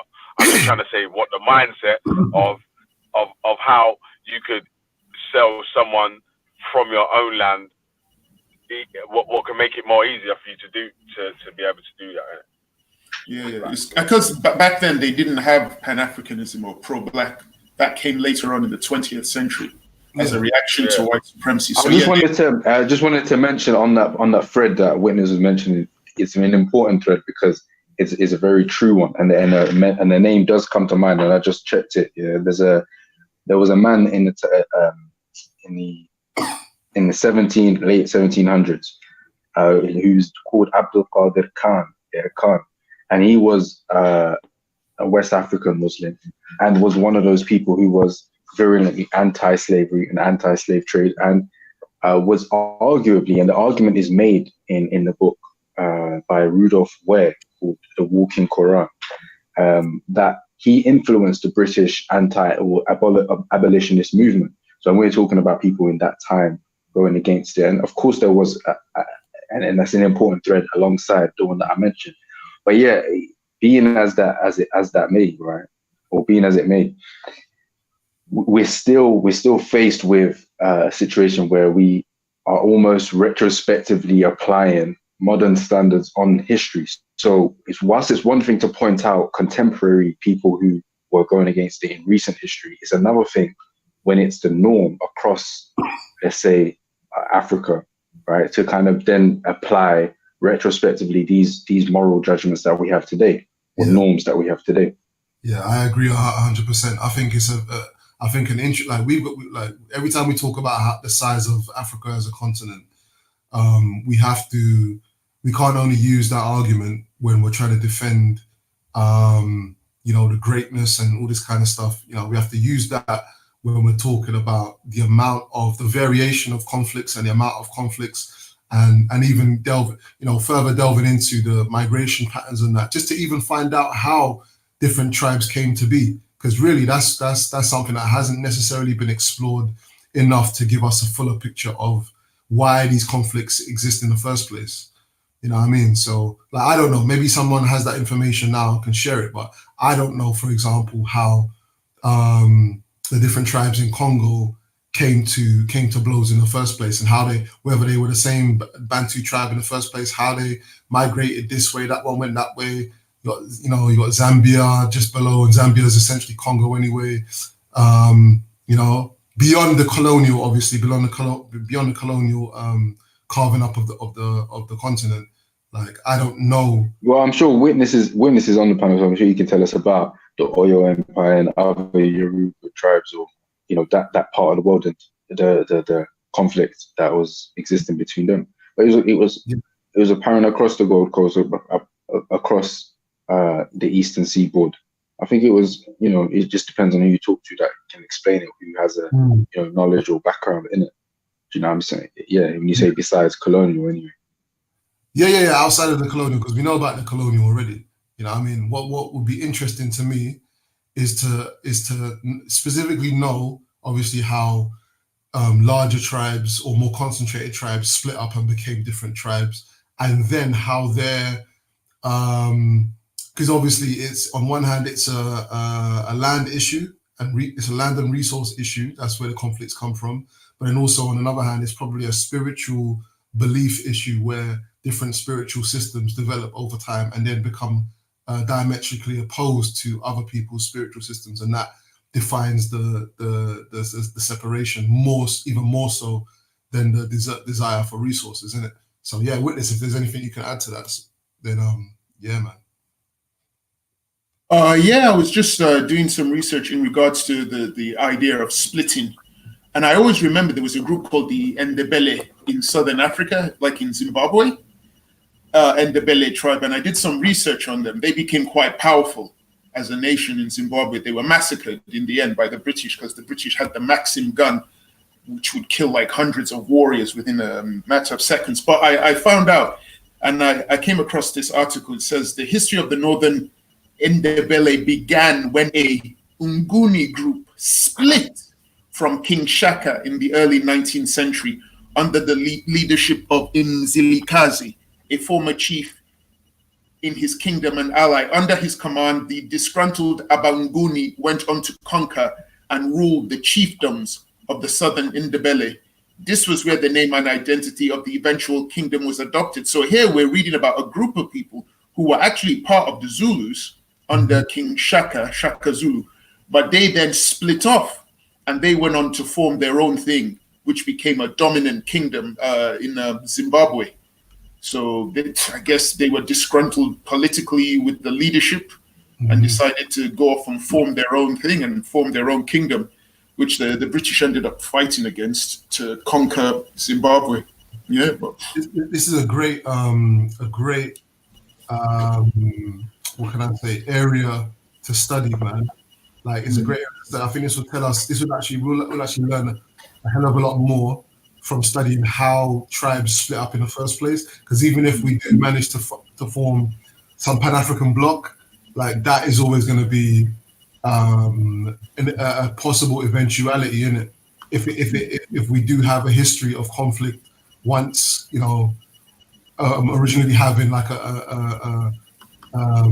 a massive block or massive tribes or whatever, this is something that we could probably learn from it and use to avoid the same thing happening in the future. You know what I mean? So, something that you're interested in studying specifically, bro? Well, yes, I don't have a choice. I'm Yoruba, but when I grew up in Lagos, I knew very rapidly that we have different clans, different subgroups. And when you study the Oyo kingdom, you realize that the kingdom was made of different Yoruba subgroups being brought together, whether forcibly or whatever. They were brought together to create the Oyo kingdom. But over time, after like 400 years, when the Oyo kingdom started going into decline, a lot of these tribes, these clans, they broke off to form their own little kingdoms. And even up till this day, they have their own kings. So they have their own dialects of Yoruba, their own little history of Yoruba, how they ended up gaining their own land. So it seems independence, people wanting to be independent and do their own thing, leads them to break off. Political intrigue where they don't like where so in the Oyo kingdom, it was in Ife, Ile-Ife. That was where the main king was, the Oni of Ife. So it seems all the other people on the outskirts of there were unhappy with the way political decisions were being made. So they want to break off and make their own political decisions. So there's that. And then you can always look at the caste system, where certain tribes might be treated badly and might only be used primarily as slaves or used primarily as, warriors. And they might say, hey, we're just going to go off and do our own thing and have our own independence. We can't really get autonomy with these group of people. So there seem to be different reasons. But independence and being autonomous seems to be there. You want to do your own thing. So you split off and you go and form your own little tribe. And then your tribe becomes a kingdom. So that's how it is. That's definitely how it was for the Ndebele people in Zimbabwe. They just broke off from Chaka Zulu to do their own thing. So. Big up Shakara. Did you want to come in? Oh, Shakara there. Oh, Yeah. Interesting convo. Yeah. You know what? This conversation is like one of the number one conversations for me. Okay. Now, when I say that, what I mean is not that I'm an expert on the details, but in the sense of the fact that it's one of the areas that that we need to study most in terms of how these different various people groups broke up into smaller, you know what I'm saying, so-called tribes, innit? Because we live under the assumption that everybody in Africa was always as we are right now. In terms of and it's just not true, innit? You know what I'm saying? The more we look at language and culture and these kinds of things, the more you realize what was really going on. I'm just in terms of some of the groups that I know in West Africa that didn't engage at all in the, from my understanding anyway, in the enslavement process. One is the Mossi, who are like Burkina Faso, northern part of Burkina Faso, if I remember correctly. As far as I'm aware, the Dogon were not involved either. I don't particularly know of the Dogon launching an offensive though against it, whereas the Mossi did in different respects. But they kind of started though with because they were kind of trying to maintain their peoplehood within when Mali as an empire was quite strong. Yeah, you know what I'm saying, and that kind of thing. So they were launching offensives against certain things from then. At the same time, one thing one key aspect of the history though that people look to is actually the fall of the Mali Empire when they were invaded by the people then from Morocco. You know what I'm saying? So some people look at that as one of the key kind of points at which West into Central Africa was destabilized, because you had a larger kind of, nation state that was no longer, able to kind of exert influence over a larger. Can you repeat that? Can you repeat that again? Say that again. What did you say? I'm saying that I know that one area that people look at in terms of the destabilization. Sorry, what was it about us at different points in history that made us susceptible to being enslaved and that kind of thing, and the breakup of different people groups and then kind of things there, the splitting into different groups.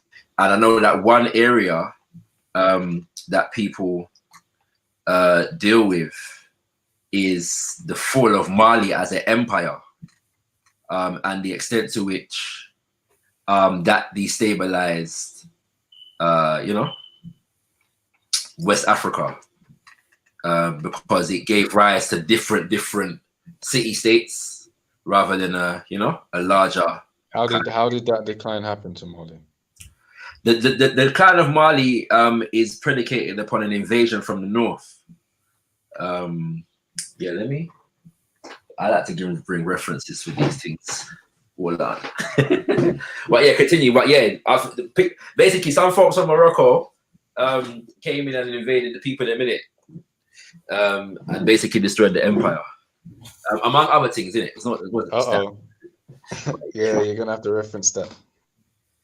What's it called? So wait, that would have been Muslims fighting against Muslims, because the Mali Empire was okay. Yeah. Would they have enslaved the Continue. I'll come back in a sec. We're not letting it wait. Hold on. At this point, he needs to reference it before we move on this particular. But obviously, the conversation can move on. No. I'm just looking.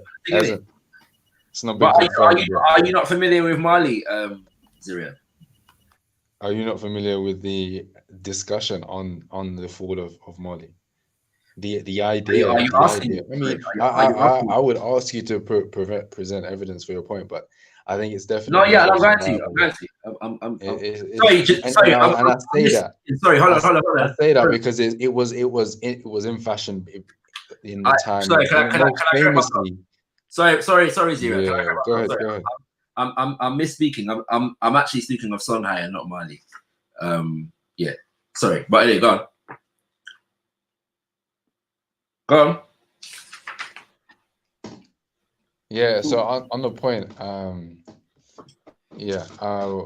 it was most famously mentioned by the destruction of Black civilization. Right? I was going to mention that book, but yeah, go on. Yeah, that is mentioned in that particular book, but I'm gonna just reference a couple. So whilst you get that, what you're saying is critical references, isn't it? So, what you're saying is what I'm saying is referenced in that book. No, I'm just saying it was most famously mentioned in that book. Yeah, I know a lot of Muslims don't like that book, but but no, I wasn't actually neither here nor there. No, the point here is a specific one on the idea of a northern Islamic invasion. That's still to be proven. It's not that it's neither here nor there, but to be honest with you, I wasn't actually going to be referring to that book. I was actually going to refer to when we ruled. Hold on a second. Eventually, you see.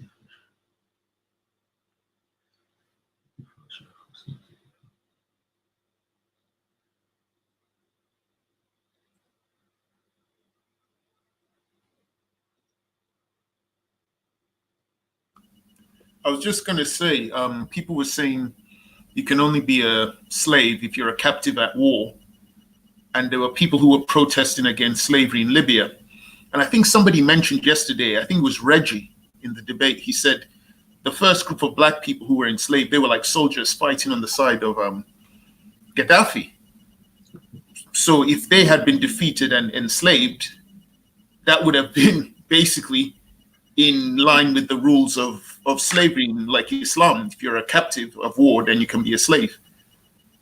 And I thought, I never thought about it that way. Because there were people who supported, you can be a slave if you're a captive of war. So then they shouldn't be protesting against the Black people being used as slaves in the Libyan war. And I thought, I don't know how I would think about that. That was quite controversial. I don't know. But I don't know. You know what's ironic about this particular situation of the supposed Islamic quote-unquote invasion of West Africa, be it Ghana or Songhai, is that the most recent academic discussions on it point out that it's a colonial, a piece of colonial propaganda.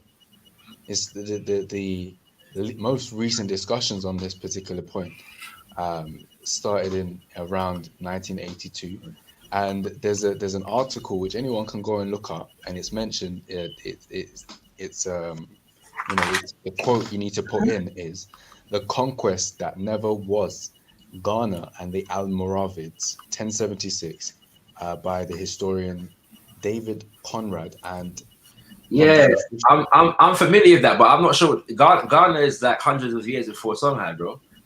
So that's not what we're talking about. The idea of Ghana falling, there's various different things. The idea that Islamic conquest never had anything to do with it doesn't make any sense based upon the fact that the people that eventually overthrew Ghana was Mali and they were Muslim. So the idea of and I don't know if their relationship with the Almoravids is irrelevant, but it's not the only thing that's in there. But it's clearly. Wait, so we're talking about? So you mentioned Songhai, so you don't want to talk about Songhai? No, but you went back to Ghana. I'm just dealing with that point. But yeah, Songhai is something different. I'm just trying to find the actual? There's a Well, particular I'm looking for. there's the information I told you a while ago about the king Warjabi, where it says he was the first Muslim king of Tekur. In the 1030s, he converted to Islam and forced his subjects into Islam. Tekur, as a result of his reign, expanded into the south as his states sanctioned Sharia. As a result of his jihad and Sharia law, the Serer people of Tekur resisted Islam in favor of the Serer religion and were forced out of the country. Definitely, that happened a lot, and in fact, eventually during the 1700s, 1800s, the Serer people actually converted in quite a significant number, but still hold on to their traditional spirituality. But the fact of like, and there's a quote by but in relation to Songhai though, what if it's clear that the people the people of Songhai were warring with were also Muslims, then obviously the thing is not just about Muslim invasion. It's a bit more than that. So I wasn't putting forward the case of exclusively Islamic dynamics mashing up the thing. Although I mean, this is the whole point, isn't it? There were other non-Islamic groups in that region who also attacked Songhai and led to the Mossi was one of them. I said that, but I've said that already. The Mossi was dealing with Mali and Songhai. But having said all of that though, when it comes to Songhai, there were various different kings at different points throughout and scholars and different movements that were very anti anything that wasn't Muslim, and expressly so. You know what I'm saying? Askir Muhammad being one. What's it called? Scholar by the name of, is it Ahmed Babu, who basically put out a call, basically saying that anybody. Ahmed Baba, sorry, not Babu. Anybody, there's a document, now I forget the name of the document, whereby he details who is eligible for enslavement. And everybody that is eligible for enslavement is basically all the different nations who were non-believers, and a few who were believers but not believers enough to let go of some of their traditional beliefs. You know what I'm saying? So yeah, I don't know how we X out that history in it, and that's not to say that there are no other dynamics going on. I would never say that was an exclusive dynamic, but it was one. You know what I'm saying? I don't know how we can deny that. I don't know about Xing off that history. I think the phenomenon of slavery, and this is what I was pointing to earlier, was at different points in time, exceptions aside, a widespread practice. Whoever it's not the exclusive enterprise of one particular religion or way of or system or however political organization, however you want to term it.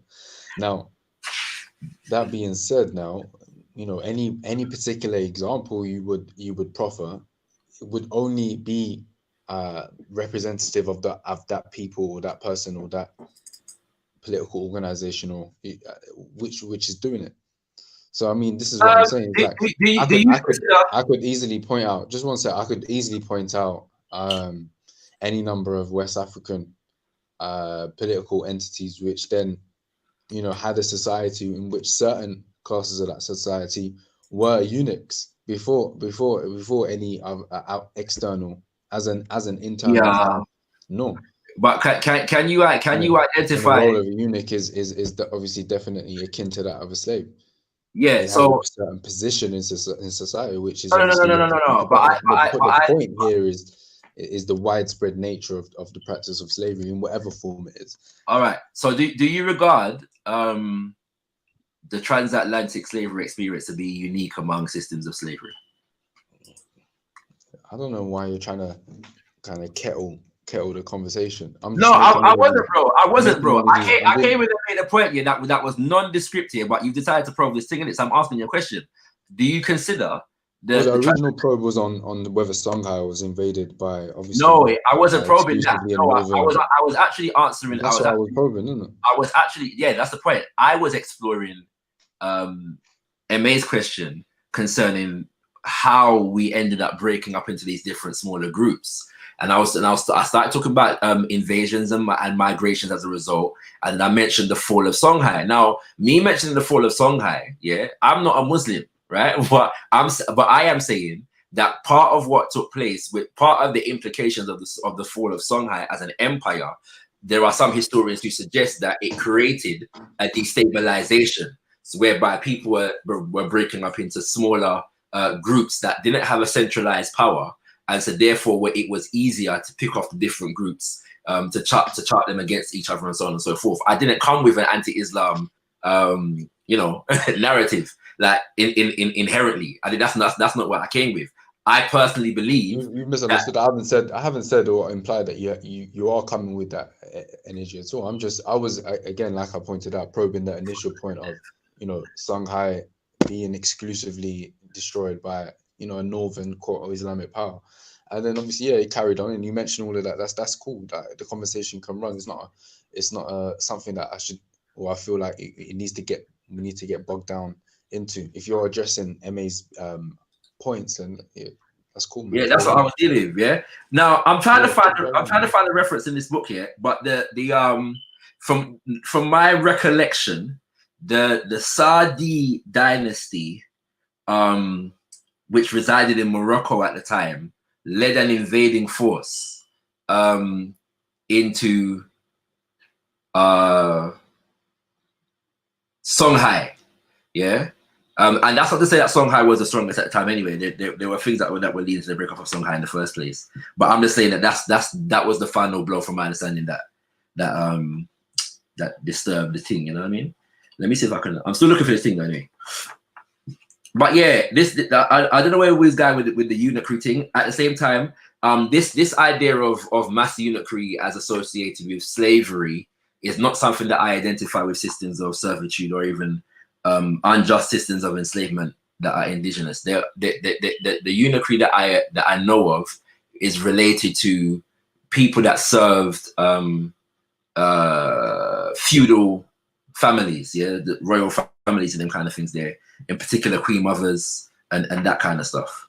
I don't know of an enslavement or servitude system that is indigenous to Africa, whereby castration comes along with the enslavement or the servitude.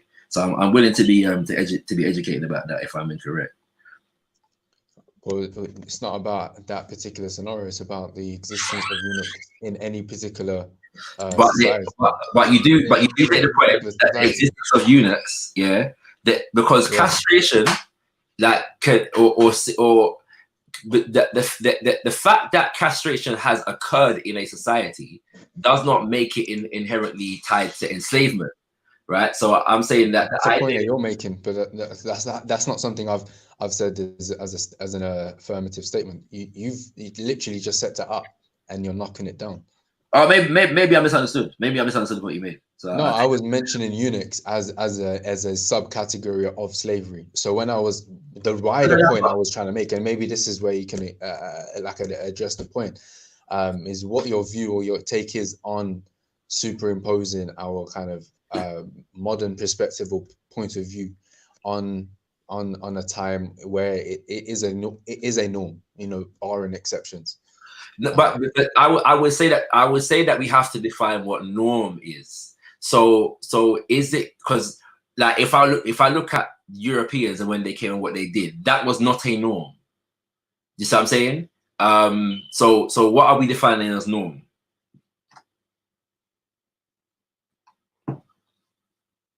Well, the norm is obviously in relation to its environment. Yeah, but in the environment, West Central Africa, what is the norm as regards to slavery and servitude?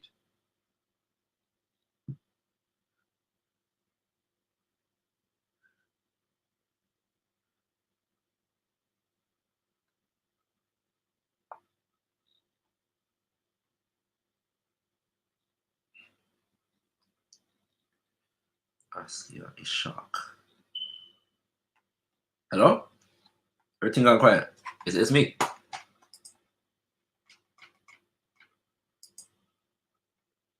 Oh, I'm still here. I was just listening to your discussion. Still here. Yeah, you know what I mean? Yeah. Also, you've been doing some research on the Serer people.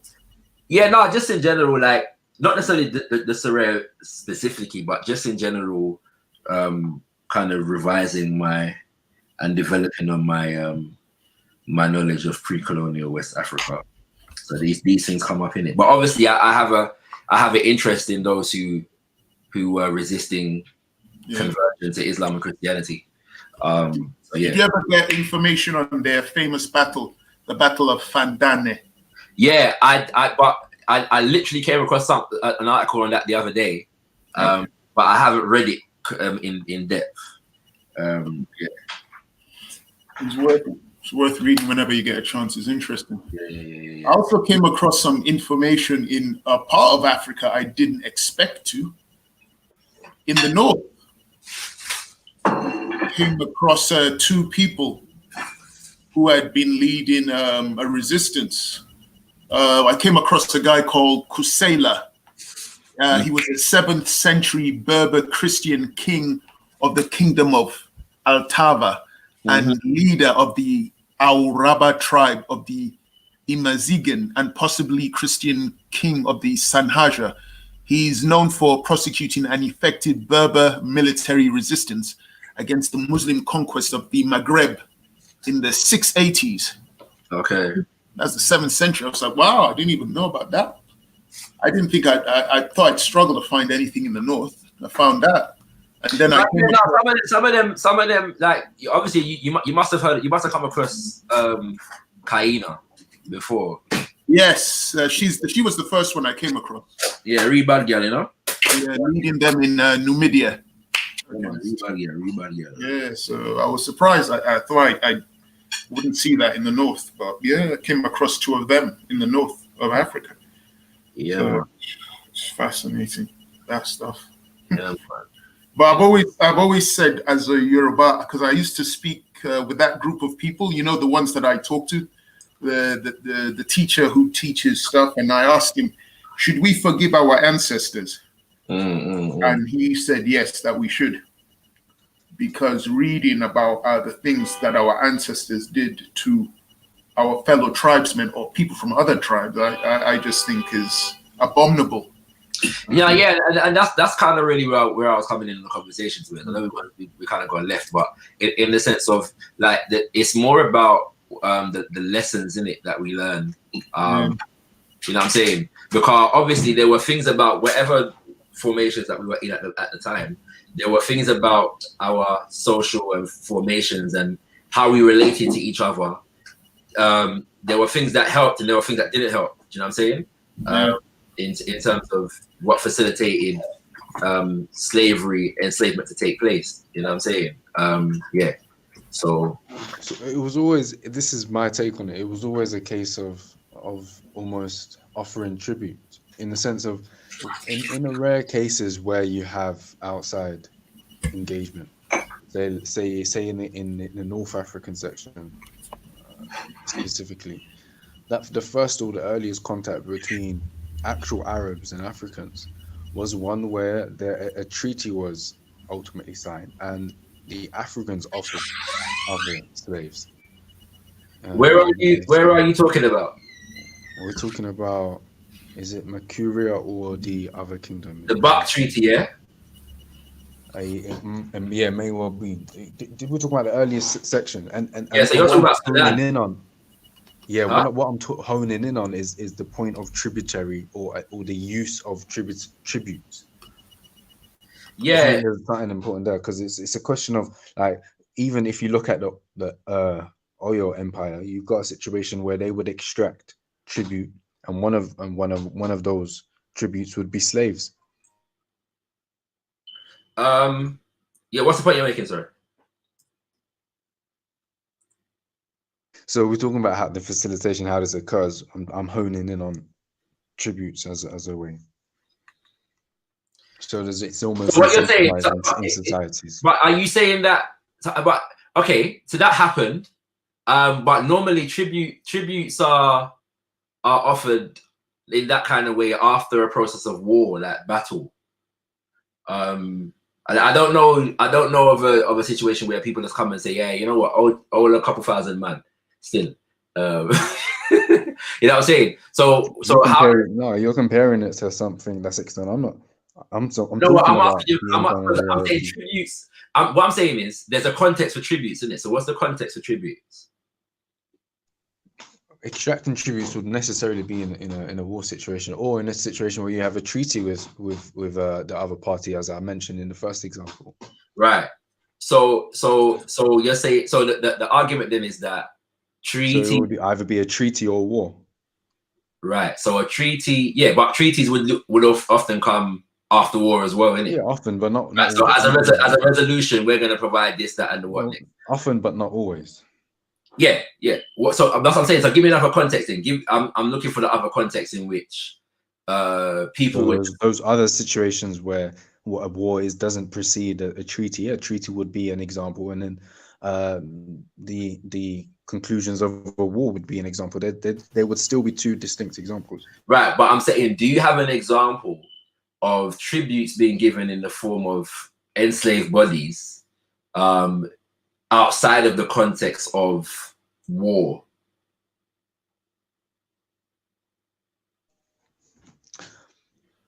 Outside the context of total war.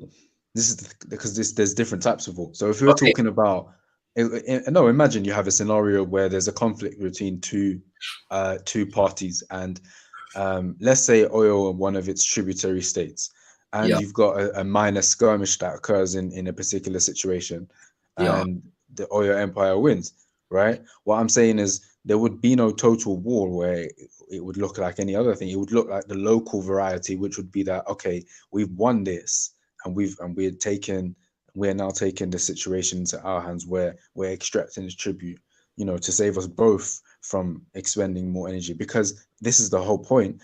Through this tribute, we're extracting a resource that we can benefit from, that you've already got your hands on, or that's already a norm. Do you see what I'm saying? It's not as though they're imposing it on any. And again, this would be true of any other situation. And this is important, especially in the situation of the Eastern Seaboard, which is a somewhat equivalent, because you have in the Eastern Seaboard, whatever slavery and all the slavery that took place was, whether it's in Ethiopia, there would be either Christian raiders of animists or Muslim raiders of animists, and they would extract slaves for all these different points on the Eastern Seaboard, whether it's Zalia or these other points. No, I'm not going to disagree with that. This is the last point I'll make is, what I'm saying is that, especially in the Eastern Seaboard, you have a scenario where outside powers are dealing with sovereign internal powers. So you're not talking about, again, an imposition on the Africans. We're talking about something that's just is being rerouted, and so the relationship is what needs to be focused on, and I think the relationship is fundamentally different. Fundamentally different from what? Yeah, different from, again, any externally imposed situation or scenario, because even in those two examples, I think you're even in those two examples that I just gave, you've got a scenario where we're talking about, in one situation, two sovereign powers, and in the other situation, a sovereign power and a tributary state. In both scenarios, there's no total war going on. There's no like annihilation.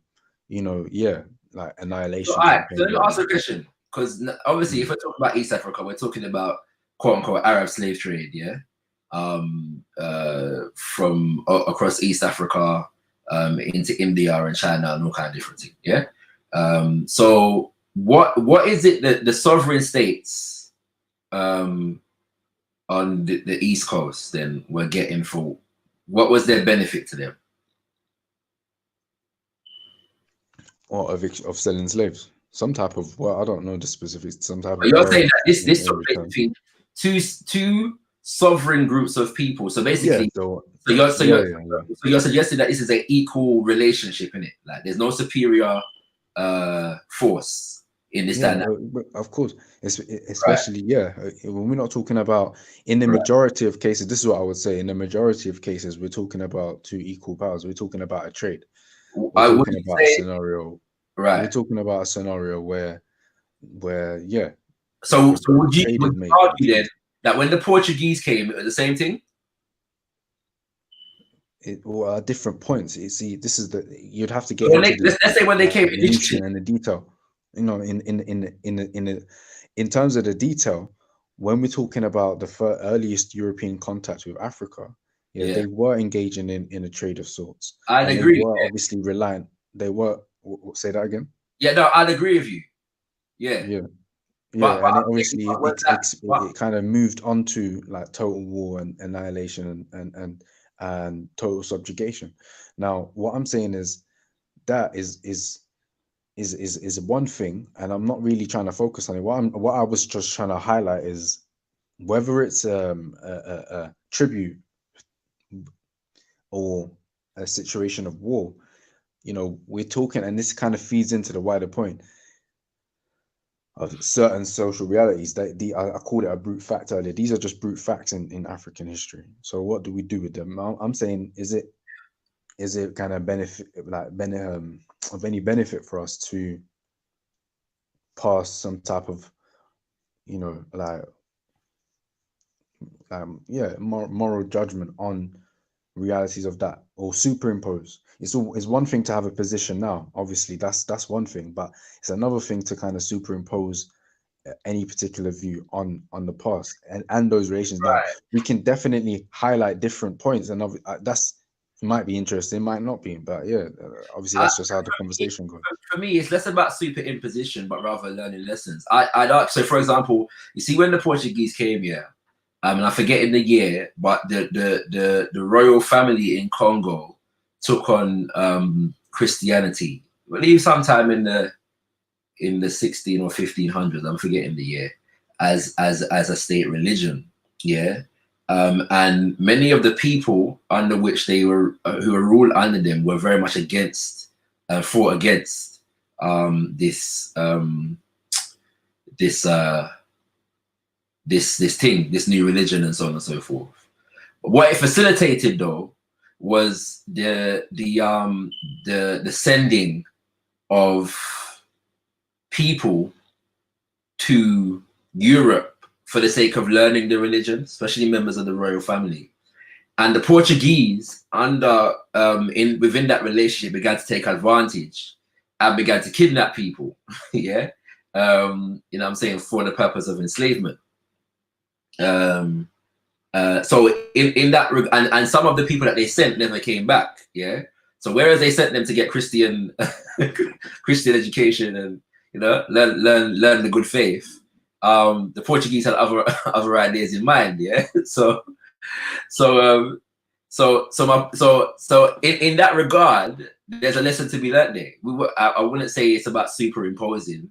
If Oyo and Dahomey are at war, and the result of that war is that it provides bodies for the British and the French enslavers, then there are lessons to be learned for us today from the fact that the Oyo and the Dahomey empires were fighting, were warring with each other.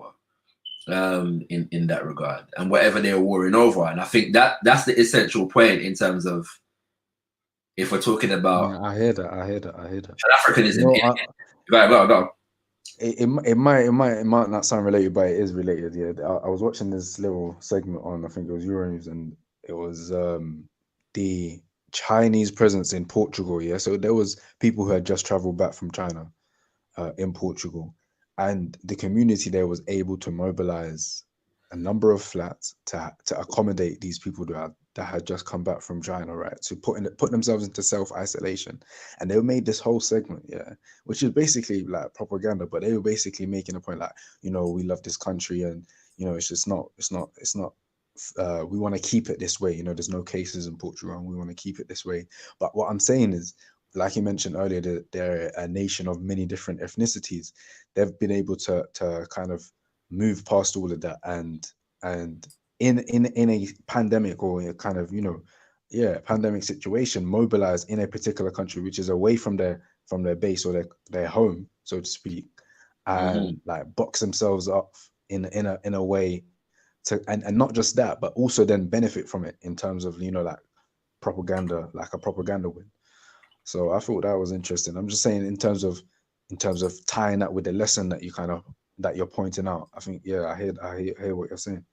Yeah, so obviously there's all kinds of lessons that somebody from my perspective will draw from it. But I think that the essential one is that there were various different divisions among us that facilitated what in wittingly or unwittingly the enslavement process. I think the essential component that led to the fracturing of the different people groups is two things. One, constant invasion over extended periods of time that didn't allow for regrouping and a certain level of the restoration or the cultural continuity, should I say? Yeah. And I'll probably come back to explaining why that is. And then I'd also say, and within that context, the loss of people's history. Just what I'm saying. There's a book called Witness. Is Witness there? Yep, I'm still here. Are you familiar with a book here called How Yoruba and Igbo Became Different Languages? No, I have not read that. I'm not familiar with it. Now, I'm just trying to remember the author. 1 second, I'm googling it now. The author is Bolaji Aremo. Yeah, his name is Bolaji Aremo, and basically he's charting the fact that he's obviously, as the book suggests, the title suggests that basically the Yoruba and the Igbo are basically the same people, the same language. Yeah, and so he's going through exactly how they became different languages. Yeah, but like I please confirm for me today, if the Yoruba and the Igbo consciously behave or recognize that they have a shared origin. No. Right. Not publicly. No, they haven't. Right. You see what I'm saying? And so obviously people are up. So when I say loss of history now, and cultural understanding, cultural continuity, it's the fact that we're operating like Africans in the diaspora do, without a consciousness of where it is that we're coming from and our shared heritage and our shared culture, our shared origin. You see what I'm saying? Yeah. And so that facilitates division, whereby it doesn't need to exist. Like if we understood unity, like our shared origin, would that help to facilitate greater unity? Just what I'm saying? It would definitely. Right, you know what I'm saying? And so because colonial aspiration or history and various different kinds of religious histories kind of replaced the actual history of the people. You know what I'm saying? And so it just facilitated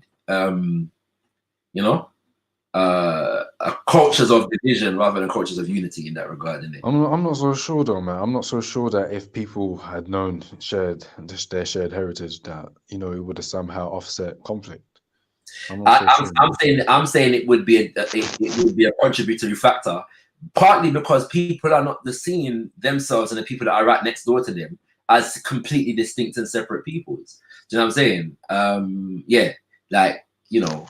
But it comes with a natural kind of development of any society. When they get to a certain point, they will have them and other, like when they come into contact with them. So what I'm saying is this whole them and other. You're saying that intractable problem, which all societies have kind of come across, would be solvable if they just knew their shared heritage. But I'm thinking it's much like more messier than that. I don't think that the simple knowledge of shared heritage. I think you're oversimplifying.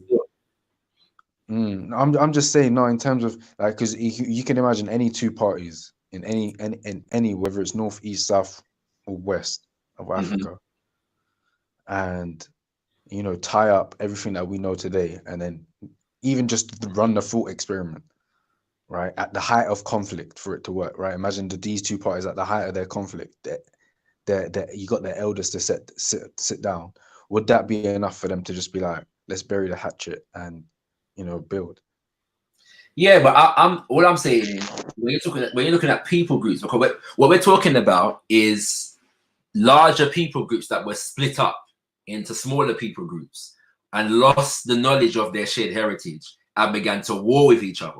You know what I'm saying? So I'm saying that the process that led to splitting up and the loss of cultural heritage also facilitated the war. So the maintenance of cultural continuity by implication would have been would have operated as a unifying factor rather than a divisionary factor. Yeah, I hear that. I'm just you know what I'm saying? Because like there's a quote that I read in a Sheikh Anta Diop book one time, and he was talking about like adopting common languages in different regions in Africa, and he's saying that the difficulty is that each one may be wondering what's going to happen to their own individual language, but forgetting the fact that we like pre-colonial Africa had lingua francas, for want of a better term, already in operation. Yeah, that didn't negate anybody's personal unique group language. You know what I'm saying? But we've forgotten that history. If he said it much more eloquently than I'm saying it right now. If I could find the quote, big up everybody. Yeah, all that. Big up. Oh, sorry. Carry on. I'll wait till you finish, and I'll try and contribute something. Yeah, so you know that's the point I'm making, and I think that loss of cultural unity. Who was it? You? Oh yeah, Ziria mentioned Destruction of Black Civilization, but I think that book kind of breaks a lot of this stuff down very well. You know what I'm saying? But more in details in terms of like the effect of constant invasion and the impact that can have on society and the people. You know, it also has that wrong piece of information about Islamic invasion of Ghana. Let's say the book is not perfect. I'm willing to accept that. You know what I'm saying? But I don't think that he's incorrect in terms of it's evident that there was a force of Muslims who moved in that region. So he may have some of the details wrong, and I can't remember exactly how he lays it out. But definitely the people of Mali overthrew the people of the Ghana Empire, and part of that was done through because there was attempted invasion. Before you make that point, because it's important. There's a thing. The point about Ghana is it has to get addressed and dismissed.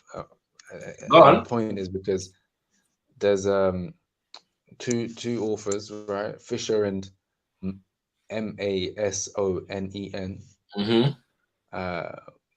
in the Almoravid conquest of Ghana, in the modern historiography of Western Africa, say there is no direct evidence of any conquest, still less a violent and destructive of Ghana. And so what happened then, bro? Historical fabrication. Correct. Well, they addressed obviously they addressed the propaganda and then yeah, but what happened? What actually? So because I don't know if it covers that right, because so the Almoravid people exist here, right? The Tekra people exist here. Now these two groups, all these two groups here, are known to be very and even. And there are no Muslim brothers and sisters that accept this. These two groups are known to be, let's say, more militant, yeah, with their Islam during that period than some other groups, yeah, who are also Muslim, right? So we're not saying that this is the exclusive character of Muslims in that area, but there were groups that operated like that. That's what I'm saying. So are we saying that these groups were not who like books like Destruction of Black Civilization would have said they are? Yeah, we're saying that the people mentioned by Chancellor Williams in his book the destruction of black civilization, is he makes false claims. That's the point. You already accepted it's not a perfect book, but in particular, when we're talking about, he's got a long quote on the issue, but yeah, he's mistaken in who he's fed into. So what happened then, bro? If it was Almoravid, he fed into European colonial propaganda. So what happened then? If it wasn't that, and by the way, if you have you read Destruction of Black Civilization? No, not all of them. Right. So in that regard, because the claim that he falls prey to European colonial propaganda would stand in the face of his documented research methodology in the book, because he's juxtaposing history as documented by these Europeans, but with a whole heap of documentation and oral history, speaking to elders, and you know what I'm saying, these kinds of things, and within the nations that he's talking about in general itself. You see what I'm saying? So like his methodology is a lot more than, oh, I'm reading the history and I'm writing. He's done actual field research and gathered you know what I'm saying, different information in that regard. But the fact of the matter is that my only point is, let's say he's got some of the details. The fact that the empire that comes in after Ghana is Mali, which is a decisively Muslim empire, right? So are we saying that that dynamic has nothing to do with it? No. What I'm saying is very simple. What I'm saying is that the account, the narrative of Chancellor Williams regarding Ghana's fall and its invasion by Muslims or Islamic invaders is a false one, and it's one that, what I'm saying, has an effect, and the effect is animus, right? But more importantly, it's just as simple as, that particular narrative in his book is wrong. When he's writing this, he wasn't, I guess he wasn't privy with different aspects. So kind of coming to your point about what actually did happen, the two authors who kind of made this criticism of that point talk about how this is taken from The Conquest That Never Was, right? Say that a handful of one sec. Well, like this, putting it very bluntly, it says, we have discovered no sources, whether external or internal, which unambiguously point to such a conquest.